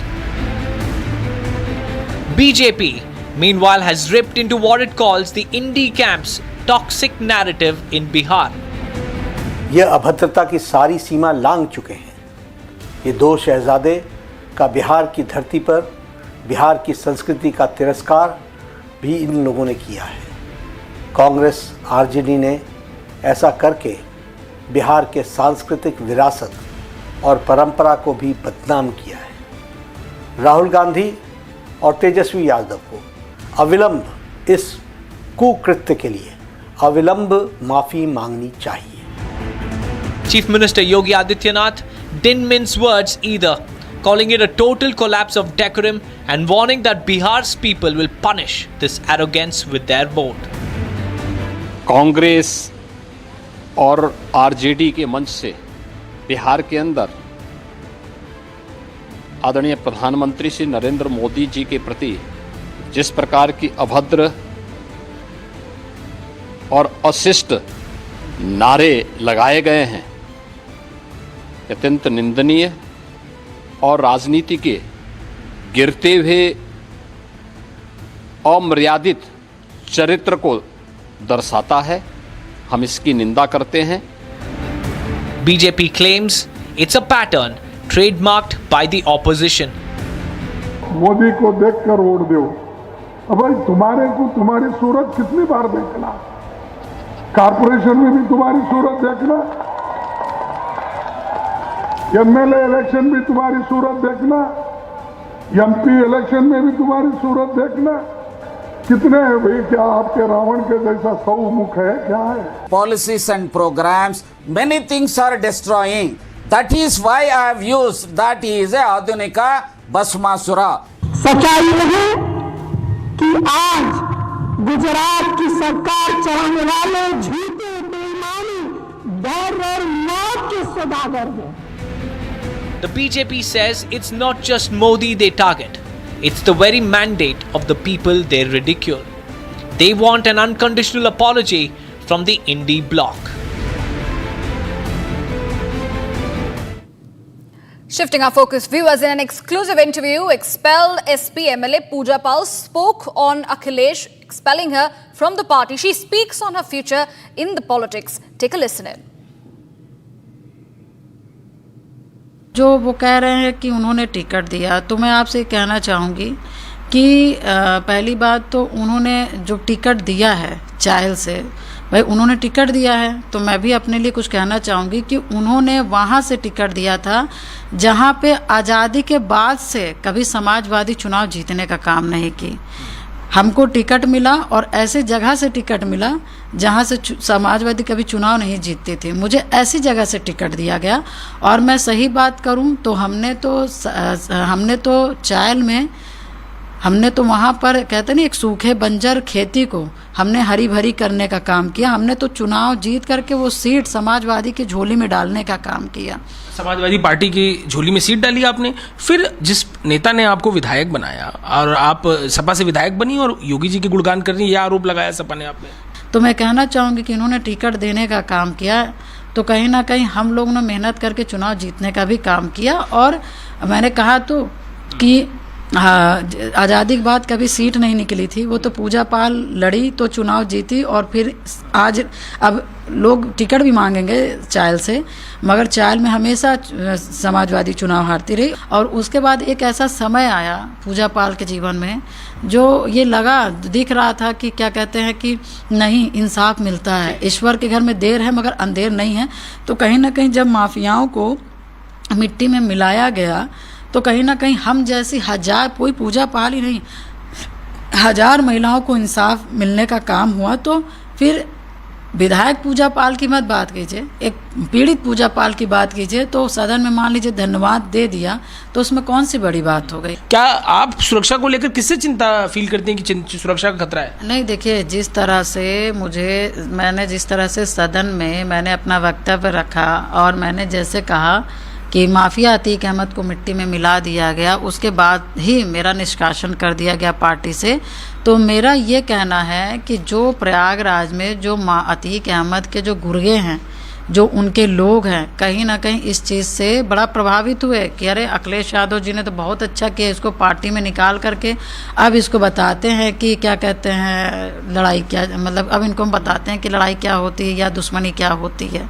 तो इसका मतलब क्या समझा जाए। उसके बाद फिर वहाँ पे चर्चा होती है कि अब मैडम अब आएंगी तो पता चलेगा, अब इनको बताएंगे। बताने का मीन्स ये कि उनका बताने का मीन्स ये है कि अब हम बताएंगे क्योंकि वहाँ के जो अतीक के जो लोग थे तो कहीं ना कहीं समाजवादी को अपनी पार्टी समझते हैं और कहीं ना कहीं एक दल से कमज़ोर होती हूँ तो कहीं ना कहीं जब आदमी कमज़ोर होता है तभी उस पर वार करते हैं। तो क्योंकि मैं दुश्मनी लड़ी हूँ और मैंने मतलब कि मेरे हत्या की साजिश हुई है। मैंने अपनी हत्या की साजिश को नाकाम भी करने का काम किया इसी लेटर से। 2016 में जब मैंने अपनी पति की सीबीआई जांच करा करके मैं इलाहाबाद में आई तो यही अतीक अहमद के और भी लोग थे, मेरी हत्या करने की साजिश रच दी कि अब ये महिला नहीं चुप रहेगी, अब ये सीबीआई करा देगी तो अब तो सज़ा पक्का हो जाएगा। तो मेरी हत्या करने की भी साजिश रची गई। मगर जब मुझे पता चला तो मैंने सीबीआई में लेटर लिखा। आपने चिट्ठी का जिक्र किया तो अखिलेश यादव ने आप पर व्यंग करते हुए कहा है कि चिट्ठी कहीं और से लिखवाई जा रही है, कोई डिप्टी लिखवा रहा है या फिर कोई बंसल जी, ये किसका इशारा कर रहे हैं अखिलेश यादव? देखिए, मैं अखिलेश जी को बस यही कह सकती हूँ कि ये इनके विचार ही दर्शाते हैं कि पिछड़े समाज की बेटी को कितना कमज़ोर समझते हैं, कितना लाचार समझते हैं कि ये सोच रहे हैं कि क्या कहते हैं कि हम एक पत्र नहीं लिख सकते, हम एक लेटर नहीं लिख सकते। अरे को इस तरह से बात करने में थोड़ी सी सोचना चाहिए कि हम बात किस तरह से कर रहे हैं। और ये बात लेटर की कह रहे हैं तो हम तो नहीं जानते कि हमने बंसल जी से लिखवाया, हम तो नहीं जानते कि हमने किसी से लिखवाया। वो ज़रूर जानते होंगे कि वो लेटर कहाँ से आया, मगर हम इतना बता सकते हैं कि वो लेटर मेरे दुखों का था। Moving on, viewers, a commission of inquiry report on the Sambul violence is out. And its big reveal, the 450-page document submitted to Chief Minister Yogi Adityanath not only details the recent clashes, but also exposes Sambul's disturbing history of communal unrest, demographic transformation, as well as terror links. From the evidence of the Harihar temple to the accounts of planned riots and of course the use of foreign weapons, the findings have underscored some big revelations. Take a look at this report for more details.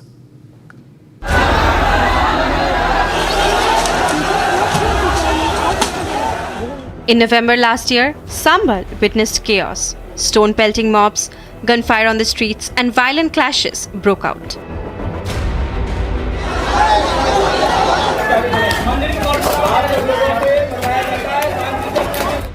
The violence stemmed from a court-ordered Archaeological Survey of India inspection to determine where the mosque stood atop a demolished temple. Now, a 3-member Judicial Commission has submitted a 450-page fact-finding report to CM Yogi. The reports make stunning revelations regarding Sambul's history, demography, riots, and even networks. It notes evidence from Babur's era in the foundation of the Harihar temple, finding that it could reignite old historical controversies. As per the report, in 1947, Hindus made up 45% of Sambul's population. Today, they account for just 15%. The report cites appeasement politics, planned riots, and fear as reasons for this drastic demographic shift. लेकिन जिस तरीके से हिंदुओं को target करना, जिस तरीके से उस रिपोर्ट में बोला गया कि कैसे अगर पुलिस नहीं होती तो एक बड़ा नरसंहार जो है वो किया जा सकता था, उसको पुलिस ने रोका, ये तमाम बातें उस रिपोर्ट में लिखी गई हैं। उस रिपोर्ट में संबल के इतिहास को भी दर्शाया गया है कि कैसे सन 47 में संबल में हिंदुओं की आबादी तकरीबन 45% थी, लेकिन मौजूदा समय में संबल में हिंदुओं की आबादी महज 15% रह गई। तो कैसे हिंदू पलायन करने पर मजबूर हुए, इस बारे में भी जानकारी न्यायिक आयोग की इस रिपोर्ट में सीएम योगी आदित्यनाथ को बताया गया है। Republic spoke to locals who confessed that fear has forced many families to migrate. बिल्कुल बड़ा डेंजरेबल कंडीशंस थी उस समय। मोर देन 20,000 की भीड़ कैसे असेंबल हो गई हरिहर मंदिर जामा मस्जिद पर, एक बिचारी पिछले हैं। और वो भीड़ को अनगाइडेड मिसाइल्स थी, अगर उसको कंट्रोल नहीं किया गया होता और जो गोलीबाजी इत्यादि सब रही और वो कुछ उसको रोकथाम की गई, तो अगर वो नहीं होती तो वास्तव में जो जितने हिंदू मोहल्ले से कनेक्ट हैं सब में लूट होती, इवन कोतवाली तक लूट थी। जिस हिसाब से मॉब थी उस हिसाब का तो यही बिल्कुल, क्योंकि पोस्ट ऑफिस तक भीड़ आ गई थी, तो फिर डर तो पैदा होता ही है। पहले हालातों में देख चुके हैं हम लोग कि क्या हुआ था, तो मन में तो सबके स्वाभाविक है, पूरे शहर में सबको डर पैदा हो गया था कि कैसे सेफ्टी बाजार की हो, कैसे वो हो। Residents are urging Chief Minister Yogi to ensure the safety of Hindus and prevent their migration from the district. And viewers, coming up on the other side, in a major diplomatic setback, Japan has abruptly cancelled its high-level trade talks with the United States, a move seen as growing frustration with Washington's unilateral approach. Japan and UK are also said to be moving their security ties to new levels as a Royal Navy aircraft carrier made its way to Tokyo. More details on the other side. Stay tuned.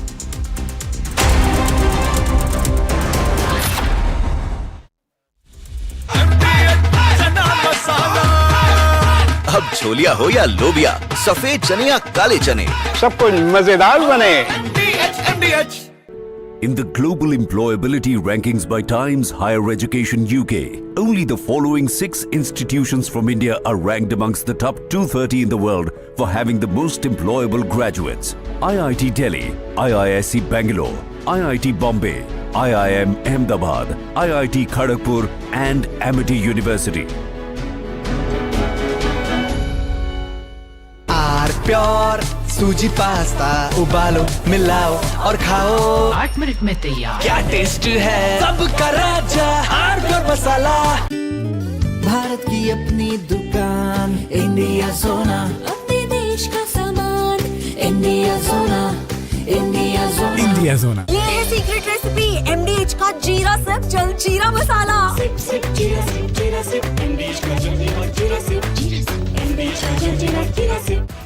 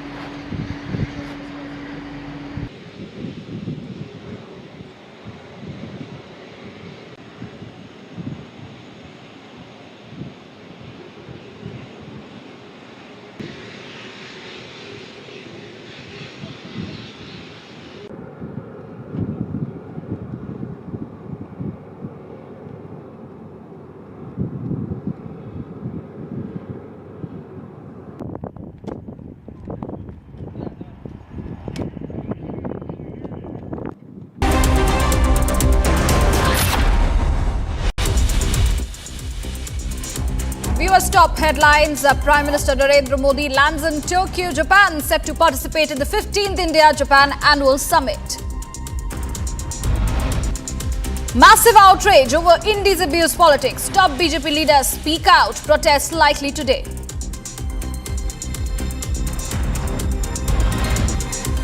I never said that I will retire or someone should retire.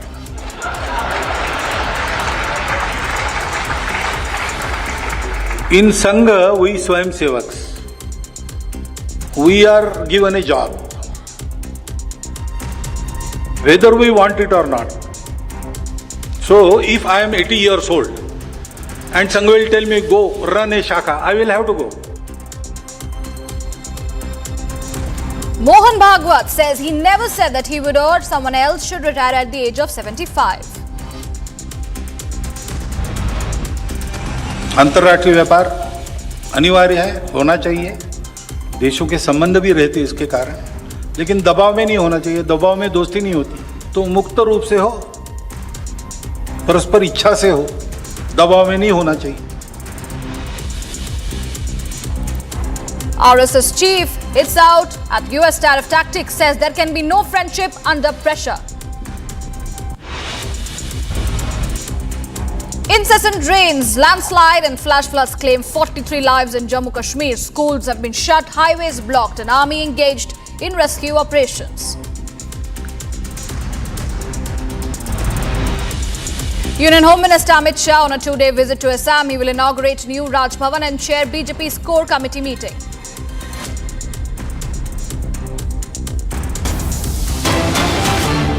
Viewers, big breaking news coming in. An F-16 jet crashed while performing at Radom Air Show in Poland. The aircraft reportedly crashed while performing at the event, which is one of the largest aviation shows in the country. Very, very dramatic visuals, viewers, on your screens at the moment, where an F-16 jet has crashed while performing, and we will be bringing in more details. This is indeed a Polish Air Force F-16 fighter jet which has crashed during a rehearsal for an air show in Radom, central Poland. In fact, what we also know that the pilot has been killed during the air show rehearsal. It is a great loss for the armed forces. This is what the government has said. And more details are, of course, coming in, because it is a very, very dramatic and shocking tragedy that has happened, as the F-16 of the Polish army has crashed during an air show. And Poland's Deputy Prime Minister and the Minister of National Defense confirmed the death of the pilot and also expressed his condolences. Well, also at this point in time, there were several other top leaders of Poland who had come out and they had expressed their condolences regarding this case. Here was some more breaking news trickling in on the broadcast. US Senator Lindsey Graham targeted India, said India, China, Brazil and others who prop up Putin's war machine by buying cheap Russian oil. Further, she said that India is experiencing the cost of supporting Putin. Now, what we see that several officials of the Trump administration are time and again on a daily basis coming at India and pressurizing India in order to stop buying the Russian oil. But India stands undeterred, as our top leaders have already mentioned the fact that national interest is going to be first. And there are, of course, growing ties between India and Russia in that sense. But United States at this point in time constantly building up its crackdown on India. Firstly, Donald Trump imposing more than 50%, around 50% tariff on India, and other details. And viewers, on the same lines, let's get you all the updates as far as Donald Trump's 50% tariff on India, which has just kicked in. And it is Narendra Modi's India defied many detractor predictions by being unwavering on its national interest. India's strategic outreach, clubbed with deep workings behind the scenes to offset Trump's tariff by scripting a new chapter of global geopolitical order, has made Modi's biggest dictators in India and the Western media stand up and marvel at India's decisive intent. Nuancing the contours of history, precedent and recent geopolitical development. Orner pieces together the reality that Trump has tied himself in brooding and brutal knots, while Modi has used the tariff as an opportunity to script a fresh axis that defined by India's strategic interest and new partners and pastures to bloom its already booming global growth. Ladies and gentlemen and people of the world, tonight I stand before you as a representative of a proud civilizational state called Bharat.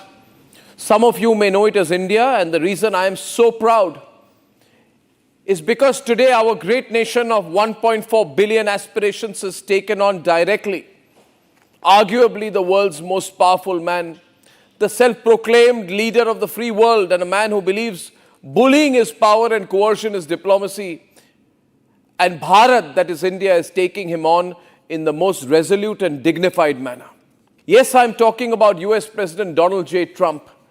And yes, I'm talking about his unilateral and senseless imposition of 50% tariffs on India, a nation his own country called a comprehensive global and strategic partner of the US. Now, if you look at this from an Indian perspective, even 79 years after independence, this is a stubborn foreigner trying to preach to us to do a deal with him in his nation's interest because he's in trouble, backed by hard power. The last time I checked, this is 2025 and not 1757. And back then, we might not have had the unity and resolve to push back against the British East Indian Company. But today, India is certainly not a pushover. After all, we are the world's fourth largest economy. We are the largest democracy on the planet. We are the third largest military power in the world. But most importantly, we are nobody's adversary. We are a nation, a proud nation and an ancient civilization, Bharat, which is endeavoring to realize a dream of becoming a developed country. But through self-development, not on the basis of the evil of subjugation of the underdeveloped. India does not believe in expansionism. India doesn't believe in interference in other nations' democracies. India does not believe in virtue signaling over internal issues of other nations. India does not indulge in predatory trade practices. India does not fund any axis of evil or terrorist organizations. We are but a nation of dignity, respect, morals, values, and deep history. And yet tonight, a man goes around everywhere hankering,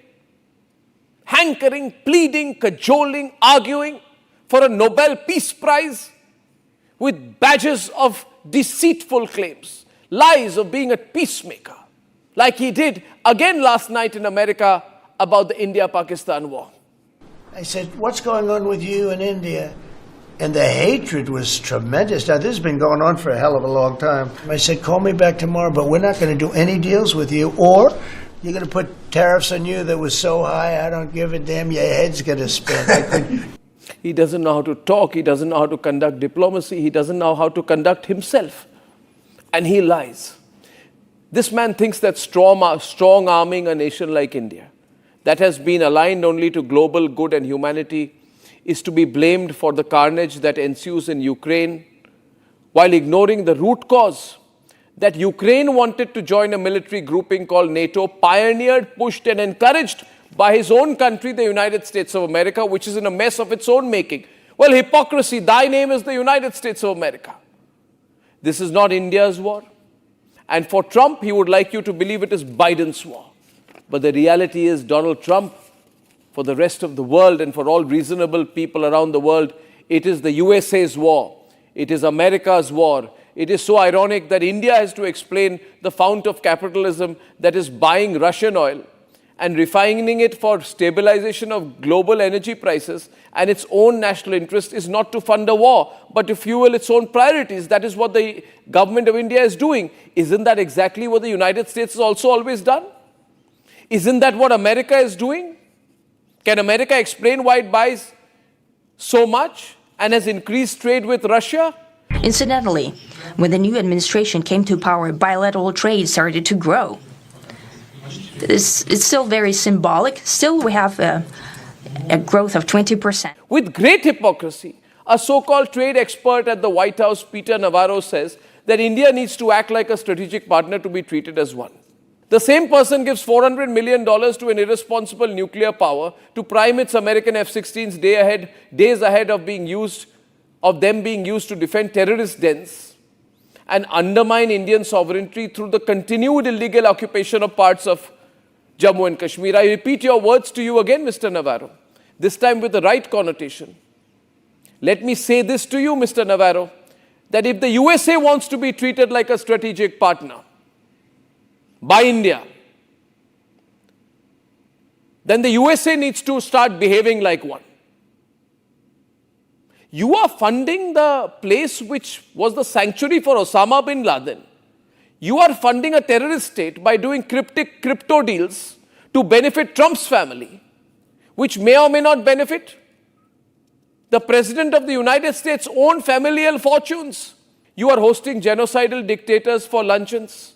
Ladies and gentlemen, tonight the world watches how India is the only nation with a spine that can stand up to American strong-arm tactics. Tonight, even our adversaries are in admiration of our nationalist position, something you might not be able to locate in the glitter and pomp of the Oval Office amidst all the coercive gifts that you have proudly put on display. I would say, go out and touch the grass, Donald Trump. Touch the grass, Donald Trump. Gone are the days you've taken on, you've bitten off more than you can chew, Donald Trump. Gone are the days when India was dismissed as a reluctant power. Today we shape the Indo-Pacific. We set the terms for the global south. Gone are the days when India was mocked for being out of the elite space club. Today we successfully launched the world's most expensive Earth monitoring satellite jointly made with NASA. We are now in the race to launch our own Bharat Antrix station, our space station. Gone are the days. Problem with Donald Trump, he doesn't know the India he's dealing with. He doesn't know the India he's dealing with. We are far more developed in many areas of technology than America. Our economy is far more stable and resilient than the crippling and crippled, debt-ridden US economy. Gone are the days when the world threatened us with sanctions on nuclear weapons. Today, India is the only successful global superpower that defeated a nuclear adversary with impunity, with a zero-tolerance policy to nuclear blackmail. We know how to deal with China. We battle them every day, and we push them back. You have Canada and Mexico as neighbors. Imagine, ladies and gentlemen, if America had China as its neighbor. You see the way already, the obsequious way in which Trump is behaving with Putin. Imagine how he would deal with Xi Jinping then. Maybe he would garland him once every day. Gone are the days, ladies and gentlemen, when India was only a market for foreign tech. Today we are the creators of AI, quantum computing, and the world's fastest digital payments revolution. In fact, techies in America are leaving America because the situation is hopeless and coming back to India to build companies and work here. Because the American economy, American society is in a horrible shape. Today we are building for billions while others still debate pilot projects. Gone are the days when India imported every weapon. Today we design, test and export fighter jets, aircraft carriers, missile defense system. Our tricolor flies on machines made in India. Gone are the days when we were called a fragile five nation. Today we are on the track. As Narendra Modi said in the US Congress, we are on track to become the third largest economy of the world by 2028. When I first visited the US as a Prime Minister, India was the 10th largest economy in the world. 10th. Today, India is the 5th largest economy. India will be the 3rd largest economy soon.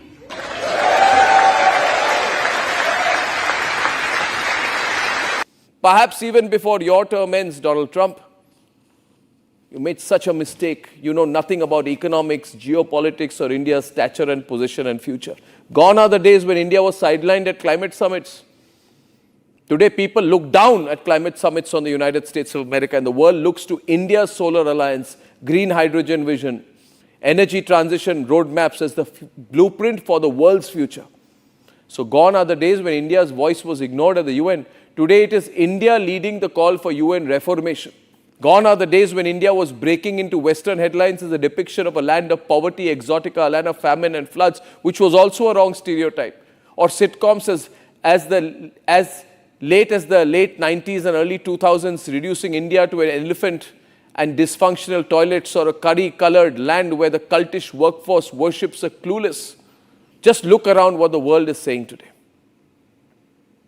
Just look around what the world is saying today. Look at these headlines.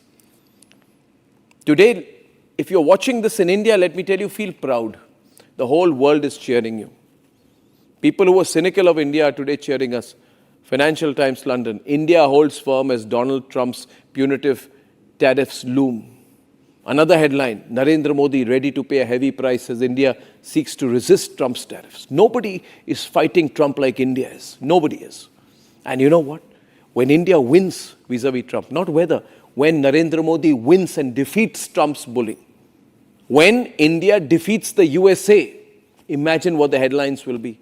Trump's 25% India tariffs could backfire and strengthen China-India ties. The whole world is looking. The German press even reported Trump calls, but Modi doesn't answer. I don't know whether Narendra Modi, Prime Minister of India, ignored 4 desperate calls from Donald Trump for a deal, or whether the reason for that, or whether that was the reason why Trump withdrew his trade delegation because of an ego issue which was supposed to visit 2 days ago. What I know is this, that today the world stands in awe of India's decisive stand. That is how we deal with a bully. And the only country in the whole world which knows how to deal with a bully is Bharat, my country, India. We play by the rules, we're ready to pay the top price and follow the proper channels of communication. As you can see the sequence of events, ladies and gentlemen, within 24 hours of Trump's tariff imposition, Brazilian President Lula da Silva dialed Narendra Modi to affirm commitment to defend multilateralism to address challenges of the current situation. Immediately the next day, our national security advisor met Vladimir Putin in Moscow. Prime Minister Modi and Vladimir Putin had a phone call. The Russian president confirmed his India visit. Prime Minister Modi confirmed his visit to China for the Shanghai Cooperation Organization on the same day. The date was August 7th. Within 24 hours of US pressure on Russian oil imports, we made it clear we don't respond to bullies. Since then, the Chinese Foreign Minister, Wang Yi, visited India and called on Prime Minister Modi, had detailed discussions with National Security Advisor Ajit Doval on the India-China boundary question. Then India's Foreign Minister S. Jaishankar went to Moscow, met Vladimir Putin for just 2 weeks after our National Security Advisor did the same. Russian delegations are in India every day. Russia announced an additional 5% discount to India for purchases of Russian oil. Then Macron from France dialed Prime Minister Modi assuring strengthening of the partnership, support towards the EU-India FTA. Germany has said that the EU-India FTA will be sealed by the year end. Prime Minister Narendra Modi is embarking for Japan on a bilateral visit where we will hold discussions with a solid ally like a partner. And of course, by this Sunday, we will see President Vladimir Putin of Russia, Xi Jinping from China and Narendra Modi, Prime Minister of India, under one roof in Tianjin for the SCO. Now imagine all of this on one side. All of this on one side. Strong global leaders, strong economies and ancient civilizations. Remember, ancient civilizations, unlike America, which does not have a significant, even a medieval history. You know, interestingly, the USA is a country without a medieval history. They say they're a modern state, yes, but where is their civilization? Where are their thousands of years of history? Where are their ancient tests on economics, science? What is American culture but if not pop culture? So ancient civilizations with deep history come together. All Trump is to do in the past, what he has been able to do, is perhaps he will get up tomorrow morning and put out another post on Truth Social. Now he'll attack Venezuela, Madagascar next. I want you to listen to the soundbite of Prime Minister Modi from yesterday now. And that will tell you what is in his mind exactly. Please listen to this short soundbite. मेरी स्वदेशी की व्याख्या बहुत simple है. पैसा किसका लगता है उसे मुझे कोई लेना देना नहीं है. वो डॉलर है, पाउंड है, मुझे कोई लेना देना नहीं है. जो प्रोडक्शन होगा उसमें महक मेरी देश की मिट्टी की होगी, मेरी भारत मां की होगी. Complete clarity. I don't care, Narendra Modi says, where you invest from, in which currency. But you will make in India, you will produce in India. There is complete clarity with which the Indian leadership is thinking. USA is not the only export destination in the world. Someone has to tell Trump this. Modi isn't thinking of how he can compromise with Trump. I can tell you he will not compromise with Trump. Anybody who's watched Narendra Modi knows that he will do anything, he will push back with all his strength. Instead, he's planning to send an outreach program to 40 nations to boost India's textile sector, including UK, Japan, South Korea. The whole world wants to trade with India. We're an ancient trading civilization. Not with a threat, but with pride in our products, with humility, with a business-like approach, while the world attempts to decode the loud-mouthed Trump administration. It's embarrassing to have such a loud mouth as President of the USA. People are laughing behind Trump's back every day. But they've slowly realized that the storm in the silence of Prime Minister Narendra Modi. The silence is indeed deafening, but let me help out here. You see, what Prime Minister Narendra Modi won't tell you, Mr. Donald Trump, but I will say is this. India is not a stranger to your art of the deal. Problem with Donald Trump thinks he invented the idea of the deal. He's just a marketing man. Trump is a marketing man. That's what he is. He's a television, some kind of a television, fiction television, reality TV anchor who's become president of the USA. There's no difference. You know, the common thing between Zelensky and Trump is this. Both are reality TV and one is comedy, circuit television actors. And for all intents and purposes, we might have written the book on the deal. After all, we were 30% of global GDP in the 17th century. We didn't do that by imposing tariffs. We know what trade looks like even before America was conceived. And so today, when we stand up to a bully, it is not an extraordinary feat or marvel. It is the baselines on which our nation won its independence in 1947. We are nobody's lackey, proxy or counterweight. We are the Republic of India. With the largest population in the world, 1.4 plus billion Indians. And if 34 crore Indians in 1947, 340 million Indians defeated the then mighty British Empire with non-violence. An empire which was so arrogant, they would say in London, the sun will never set on us. Who defeated the British Empire? Who gave the biggest defeat to the British Empire? Who destroyed the British Empire? Which civilization destroyed the British Empire? It was India.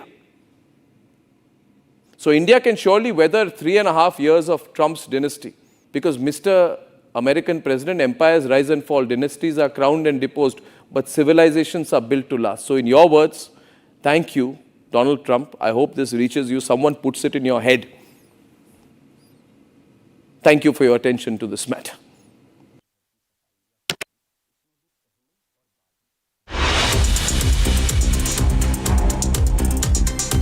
Viewers, coming up on the other side on the details of Prime Minister Narendra Modi, who is on a 2-day visit to Japan ahead of the SCO summit. He is set to participate in the 15th India-Japan Annual Summit. More details on the other side.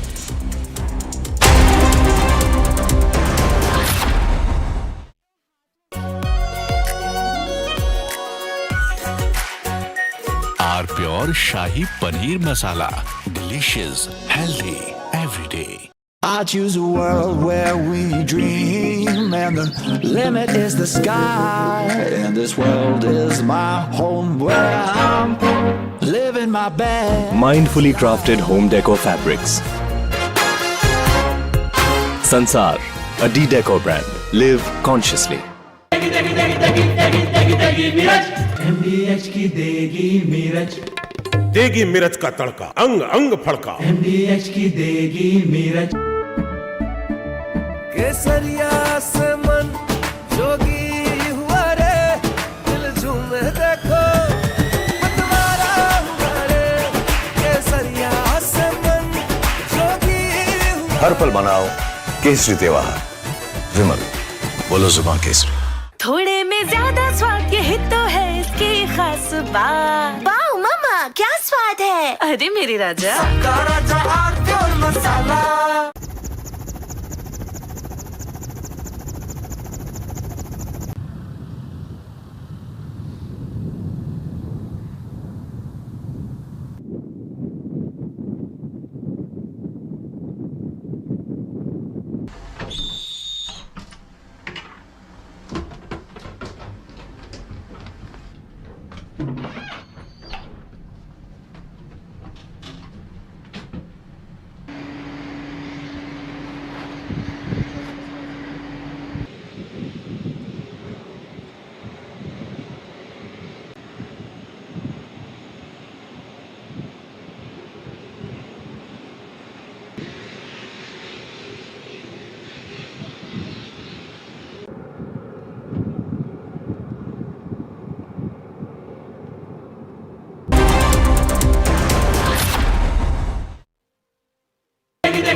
देगी मिर्च MDH की देगी मिर्च देगी मिर्च का तड़का अंग अंग फड़का MDH की देगी मिर्च In the global employability rankings by Times Higher Education UK, only the following 6 institutions from India are ranked amongst the top 230 in the world for having the most employable graduates. IIT Delhi, IISc Bangalore, IIT Bombay, IIM Ahmedabad, IIT Kharagpur and Amity University. थोड़े में ज्यादा स्वाद यही तो है इसकी खास बात। वाओ मामा क्या स्वाद है? अरे मेरे राजा सबका राजा और मसाला। भारत की अपनी दुकान इंडिया सोना, अपने देश का सामान इंडिया सोना, इंडिया सोना, इंडिया सोना। MDH की हल्दी मिर्ची धनिया करे कमाल, ये रंग दे, ये खुशबू दे, ये तीखा, ये कम पड़े, क्या निराला MDH masala.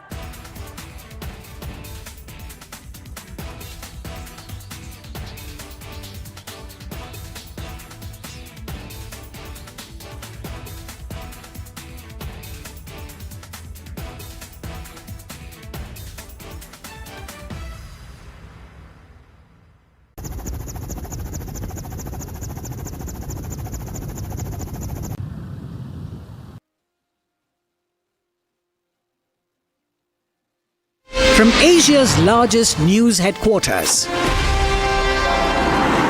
setting the agenda for Bharat.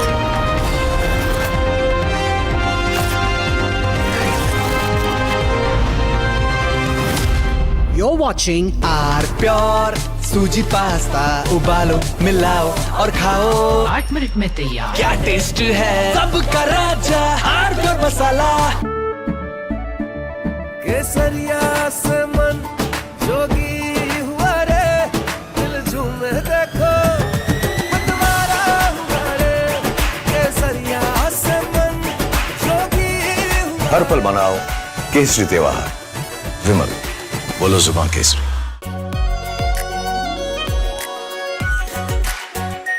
Are pure shahi paneer masala, delicious, healthy, everyday. इसको घर पे लगाओगे तो शादी का तो पता नहीं, पर घर पक्का नहीं टूटेगा। रुंगटा नहीं तो घर स्ट्रॉन्ग नहीं। रुंगटा स्टील TMT बार एकदम सॉलिड। पहाड़ों में एक हाइकिंग शिप भी बन सकती है। ये है सीक्रेट रेसिपी MDH का जीरा सिप जल जीरा मसाला। जीरा सिप MDH का जीरा सिप MDH का जीरा SIP.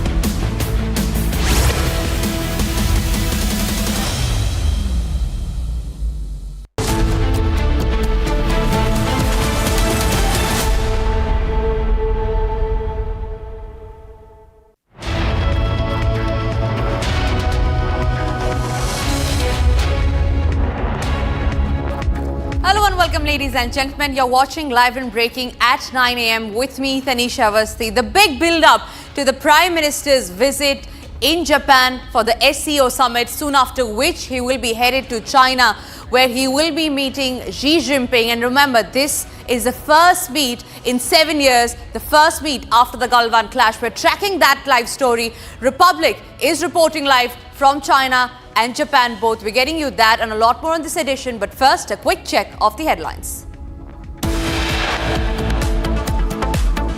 Prime Minister Modi lands in Tokyo, Japan, set to participate in the 15th India-Japan Annual Summit. Prime Minister gets a warm welcome from Indian diaspora as he arrives in Tokyo. The SIT has summoned Sujata Bhatt for questioning for the 4th consecutive day. A major decision on her arrest is expected. I never said that I will retire or someone should retire.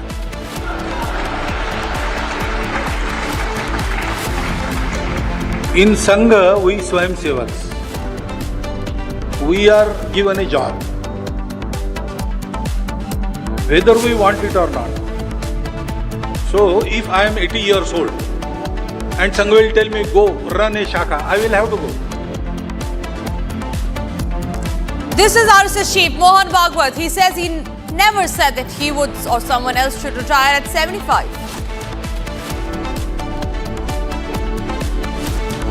And yet, once again, Trump trade advisor Peter Navarro has made a fresh claim targeting India, slamming Russian oil buys and pushing steep tariffs, calling the Biden team soft and urging a tougher line. Minister Amit Shah is on a two-day visit to Assam, will inaugurate New Rail Bhavan and chair BJP's core committee meeting. And we start this edition with the big breaking news coming in over the escalating tariff war between the United States and India. We learned that Trump's trade advisor Peter Navarro has posted a fresh thread on X targeting India, slamming Russian oil buys and pushing steep tariffs, calling the Biden team soft and urging a tougher line. That's a strong statement that has been made by Trump's trade advisor. In fact, not just that, in one of his tweets, he summed up everything that's happened in 10 days. He says, and I quote, President Trump's 50% tariffs on Indian exports are now in effect. This isn't just about India's unfair trade. It's about cutting off the financial lifeline India has extended to Putin's war machine. So yesterday, where he called the Russia-Ukraine war Modi's war, today he calls it Putin's war and accuses India of being a financial lifeline for extending to Putin for the war machine.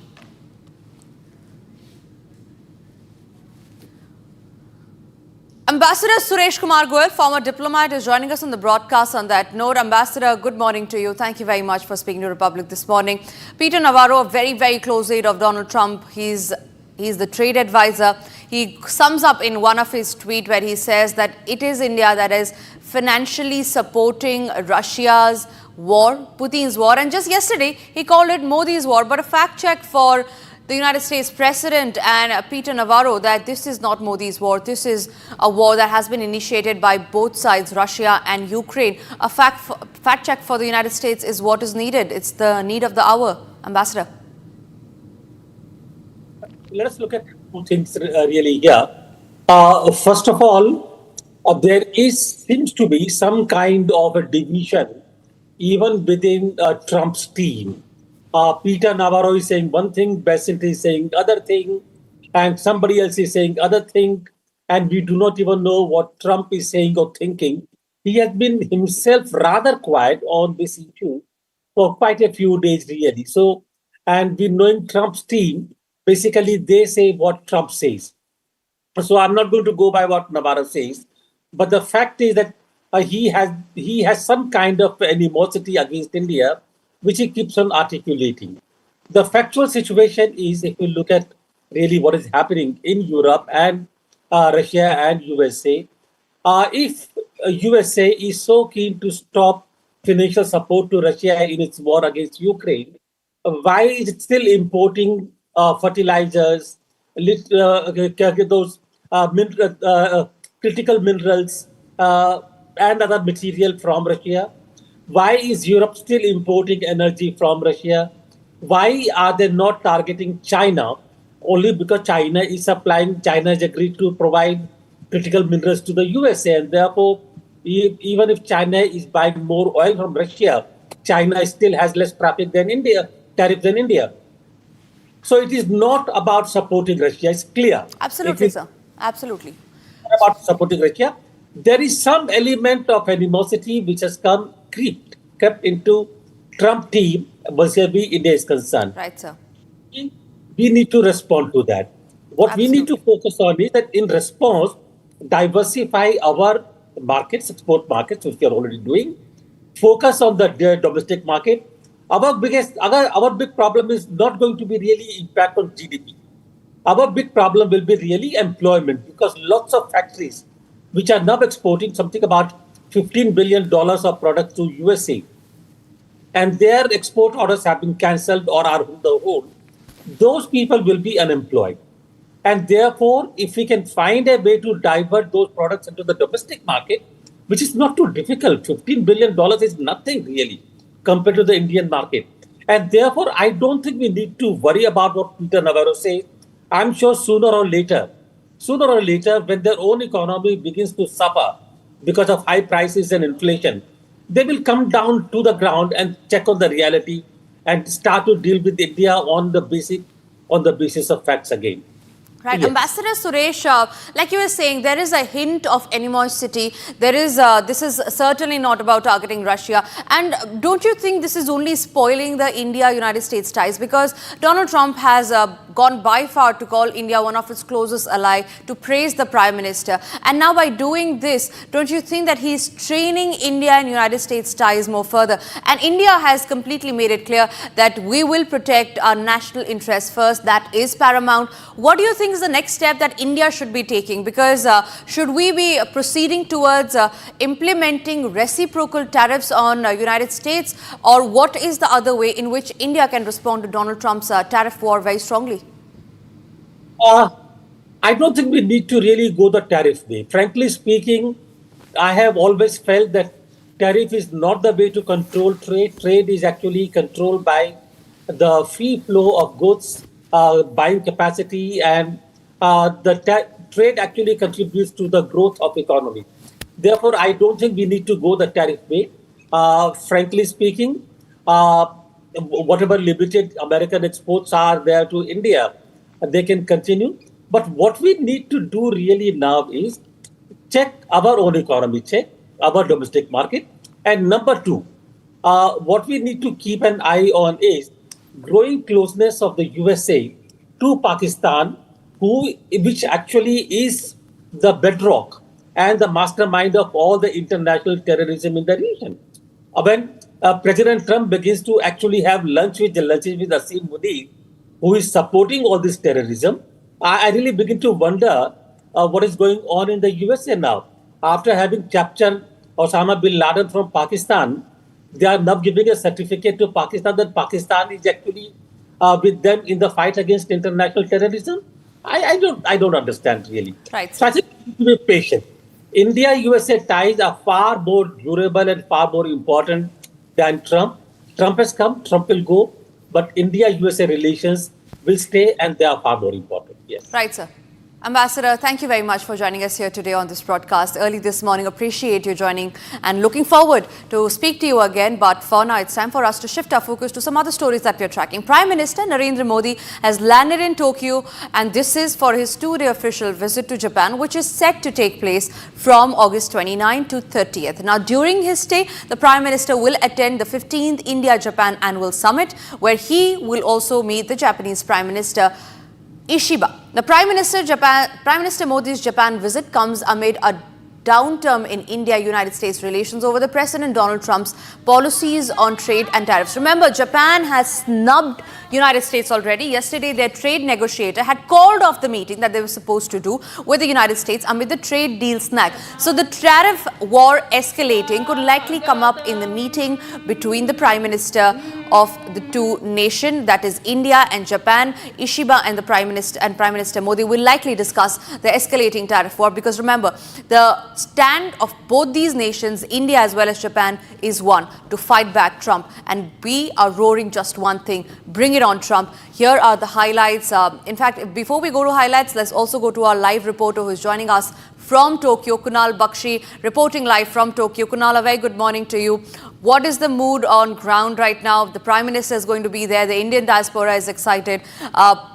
I believe the Prime Minister has already landed, and the Indian diaspora is looking forward for the Prime Minister to address them. What are the key agendas that are lined up today?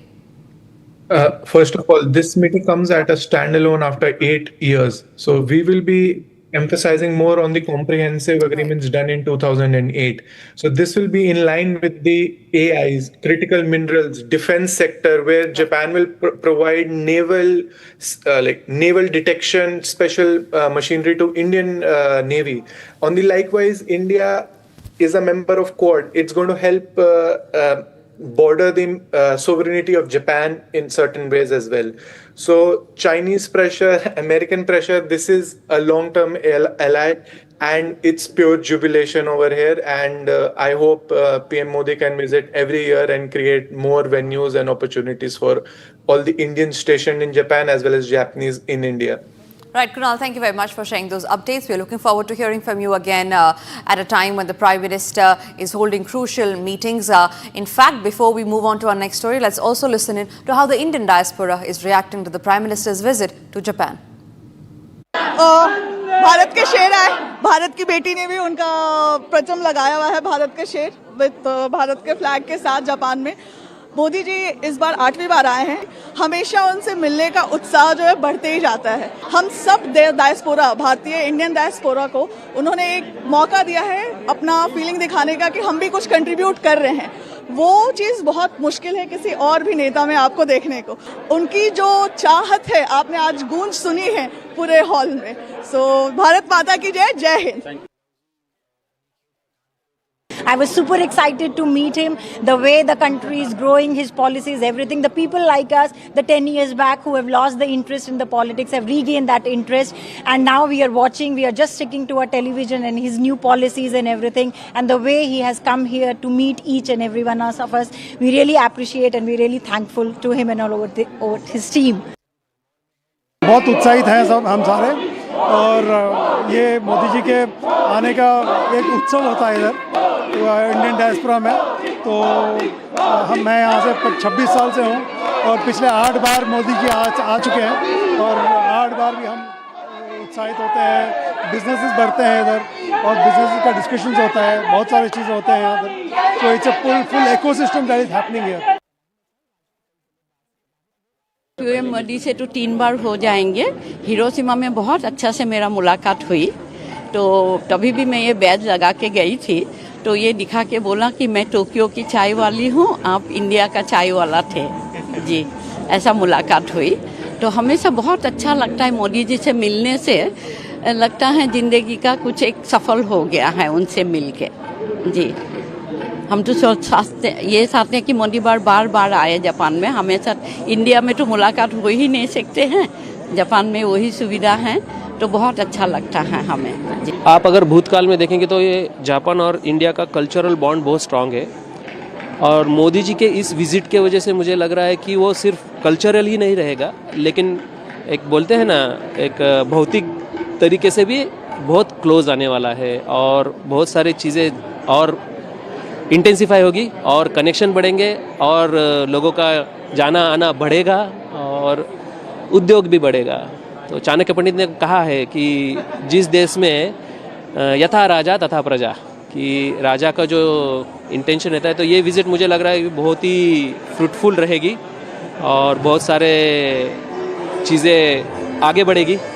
India and Japan ties has always been a great friendship, and it will strengthen more and more by our Prime Minister's powerful leadership. लोग जो कहते हैं ना कि मोदी जी से मैं नहीं डरता, कुछ लोग बोलते हैं ऐसा, लेकिन मैं ये कहती हूँ मोदी जी है इसलिए डर नहीं लगता। उसका रीज़न मैं बताती हूँ। हम इतने सालों से यहाँ हैं जापान में, तो रिलेटिव्स डरते हैं कि अर्थक्वेक कंट्री है, कभी भी अर्थक्वेक आ सकता है। लेकिन हम एक ही बात बोलते हैं, मोदी जी है ना, जब रशिया यूक्रेन युद्ध हुआ उनको लोगों को बचा लिया। तो अगर मोदी जी हैं विश्व के किसी भी कोने में, इंडियन है ना, आज वो कॉन्फिडेंस, वो ट्रस्ट, वो पावर मिली है हमें कि we can say yes this is our prime minister. And well, that was the Indian diaspora, all smiles, eagerly waiting for the Prime Minister to address them. And while the Prime Minister has already landed in Japan, our reporter, our correspondent Kunal is in Tokyo bringing us the very latest on the Prime Minister's visit, from high-level bilateral meetings to the key agreements. He is tracking every detail of this crucial Japan tour and joins us now with the big updates straight away from Tokyo. The visit of Mr. Modi comes after 2018. This will deepen the brotherhood. How you call it in Japanese is Meiyu. So this is an historic step, not only for the Indian relationships since Shinzo Abe, which have been really great. Now it's going to deepen our 2008 cooperation agreement in various sectors like AI, economic security. Regarding economic security, this agreement is really needed by Japan as well. That's why they have cancelled their US trip for the $550 billion investment just to secure their economic and manufacturing rights, so that India as a Quad nation stands with them, which we will always. And besides that, there are a lot of defense agreements also being signed at this point of time. The reason for signing all of these agreements is like they're trying to open a joint warship repair center in India. It's because of our Prime Minister Modi's vision of Make in India and Make for the World. Besides all of this, there are many Prime Minister Modi will be going to Toyo Electron factory via Shinkansen. So he wants to go there and encourage and make a belief in all the Japanese companies that you can come actively to Japan, from Japan to India, to build in India for the world. And there are a lot of companies like Sompo Holdings and Sheshko who are actively looking for skillful talent in India. I hope all these agreements are really worth it. Regarding the SCO, the plan is simple by India and China. Enemy of my enemy is our friend. So this relationship is totally bound on short-term allies, but I hope it's long-term and we are able to sustain our relationships, and pre-1962 Hindi Chini Bhai Bhai relationships are restored. That would be my expectation. But besides that, this SCO meeting would be more how to counteract against the so-called tariff war right now. But hopefully for the best, and India progresses well through all these strategic channels. The Indo-Pacific ties evolution is at such a fortunate time for India and Japan, where Japan is looking for fellow countries to help them secure their maritime diplomacy and their sovereignty. Same manner India tries to secure its sovereignty from terror states like Pakistan. In same way, Japan is also strengthening its ties with local countries. Like recently, Japan and Indonesia came together and made a defense agreement where they'll provide high-speed boats to them. So this comes as a maneuver to put India and Japan ahead and create a defense and a sovereignty. Regarding the 50% tariffs, I think this US volatility has benefited India in many ways. It has led India to showcase that we will not do no debt diplomacy. We will have good relationship, create good diplomacy, and it is trying to showcase and building trust in the Japanese companies that India is a consumer for hub. At the same time, we are also positioning ourselves as Make in India export to the world. So this could not have been at such a wonderful time, and I hope these 50% tariff, maybe the highest in Asia, are just a gimmick. But Japan has also suffered. A long-term ally of US has also gotten 15% tariff. It is only a time to strengthen the relationship rather than thinking too much into the 50% tariff. Regarding the SCO meeting where we are going, it is more of a strategic hedging by India, what I feel. The reason being is we need to do that to create alternative markets for India.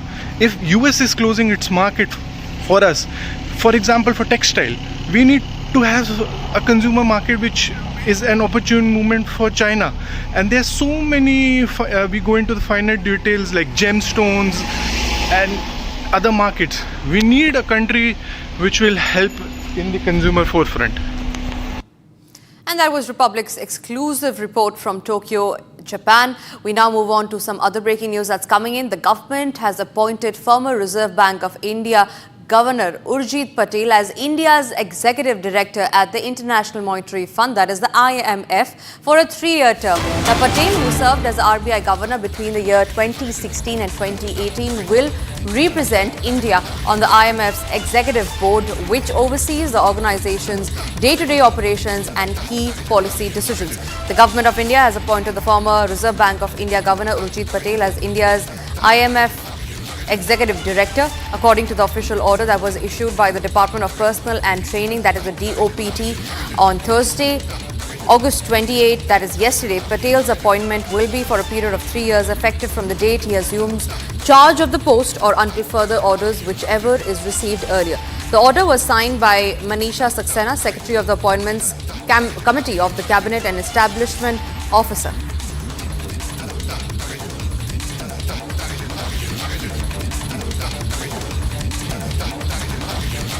Moving on to what's happening in Jammu. In Jammu, the Indian Army's 106th Engineering Regiment is constructing a 110 feet long bridge after the earlier one was damaged in the town after the flash floods. This crucial link is being restored to reconnect the region and ease local movement. Here's a report from Ground Zero.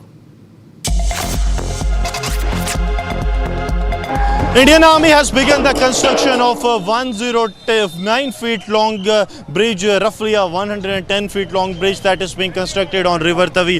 This is the connectivity link up to the fourth bridge of the Tavi, whose approach road was completely washed away on the floods that have taken place on last couple of days. The situation that has gone from bad to worse in Jammu, and now these link-up bridges being constructed by 106 Engineering Regiment of the Indian Army. Here you will see that a complete infrastructure is being developed, and a 6 hours timeline has been set that by the end of the day, the people will be able to easily roam about this very bridge. Reason being that this was an important connectivity to the Jammu city. On a daily basis, around a total of 40 to 50,000 commuters move on this bridge. But now, due to the flash floods and the rising level of River Tavi, the disruptions that have been caused, including the complete damage to the approach road, now the connectivity has come to an halt. And yesterday, the entire Jammu city was choked due to the excess flow of traffic that was seen. And now, with an immediate request that was placed by the J&K government to the Indian Army for immediate restoration of this link, Indian Army's 106 Engineering Regiment has swung into the action. They are now constructing this bridge. We are told that this is a 110 feet long and a 19 feet wide bridge that is being constructed by the Indian Army. And once constructed, this will ensure the connectivity from the areas on the other side of the, be it the Mud area, Makwal area, the other areas, to Jammu city, be it the Jammu airport or the Jammu railway station. This link up is going to play a very crucial role, and as we speak you will see that on war footing the work is underway. The administration, they have requested the Indian Army, and now the army has got on to the war mode. They are trying to ensure that the connectivity is restored at an earliest, and now it is expected by 2 in the afternoon this bridge will be all ready. We do a short break. After the break, we'll get into the details of what's happening down south, especially in the Dharmastala hoax case, where Sujata Bhatt has been summoned yet again for the 4th consecutive time. Also coming up after the break is RSS' big message on the remark that he made on the retirement age that should be 75. He makes a clear stand on that. We'll get you that and a lot more on this edition. But first, a quick break.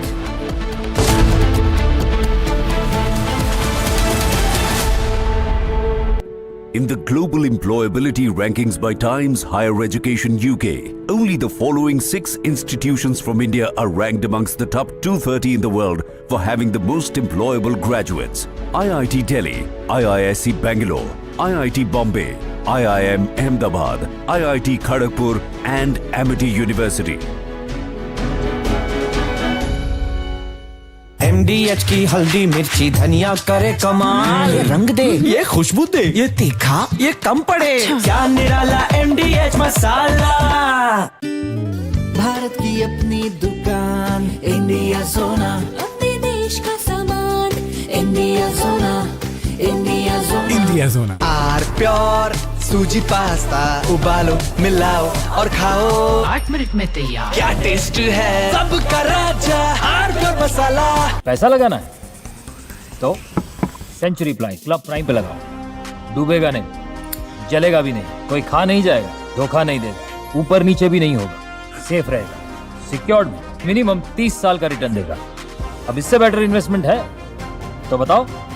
Century ply club prime, रहो बेफिक्र। दादी के हाथों का जादू और खुशबू से महकता घर, माँ की मुस्कुराहट और खाने की सुगंध। MDH गरम मसाला, क्योंकि हर रिश्ता है स्वाद से जुड़ा।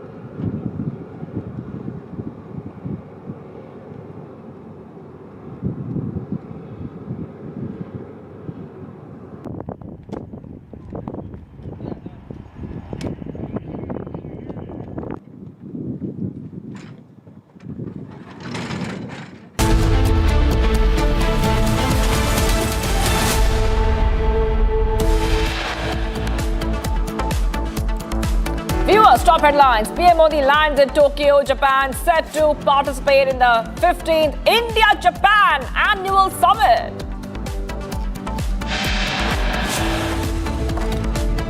PM Modi gets a warm welcome from the Indian diaspora as he arrives in Tokyo.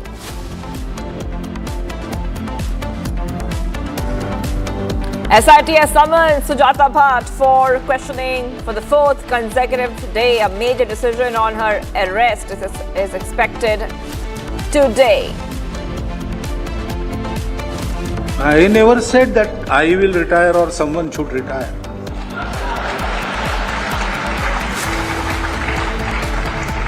In Sangha, we Swayam Sevaks. We are given a job, whether we want it or not. So, if I am 80 years old and Sangha will tell me, go run a shaka, I will have to go. Mohan Bhagwat says he never said that he would or someone else should retire at 75. Trump trade advisor Peter Navarro has made fresh claims targeting India, slamming Russian oil buys and pushing steep tariffs, calling the Biden team soft and urging a tougher line. Union Home Minister Amit Shah on a two-day visit to Assam will inaugurate the new Raj Bhavan and chair BJP's core committee meeting.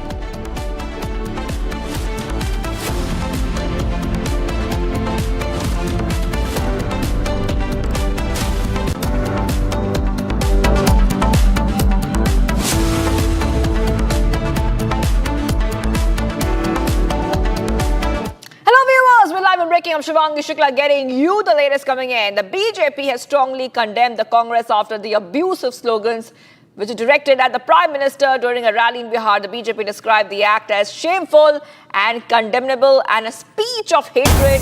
The BJP has said the Congress has no respect. I repeat, the Congress has no respect for women. So this is what we see right now, viewers. Back-to-back updates coming in on Republic TV. BJP tears into Congress. A controversy had erupted, remember, in poll-bound Bihar after abusive language was used against Prime Minister Modi and his late mother by some Congress workers during Rahul Gandhi's Voter Adhikar Yatra.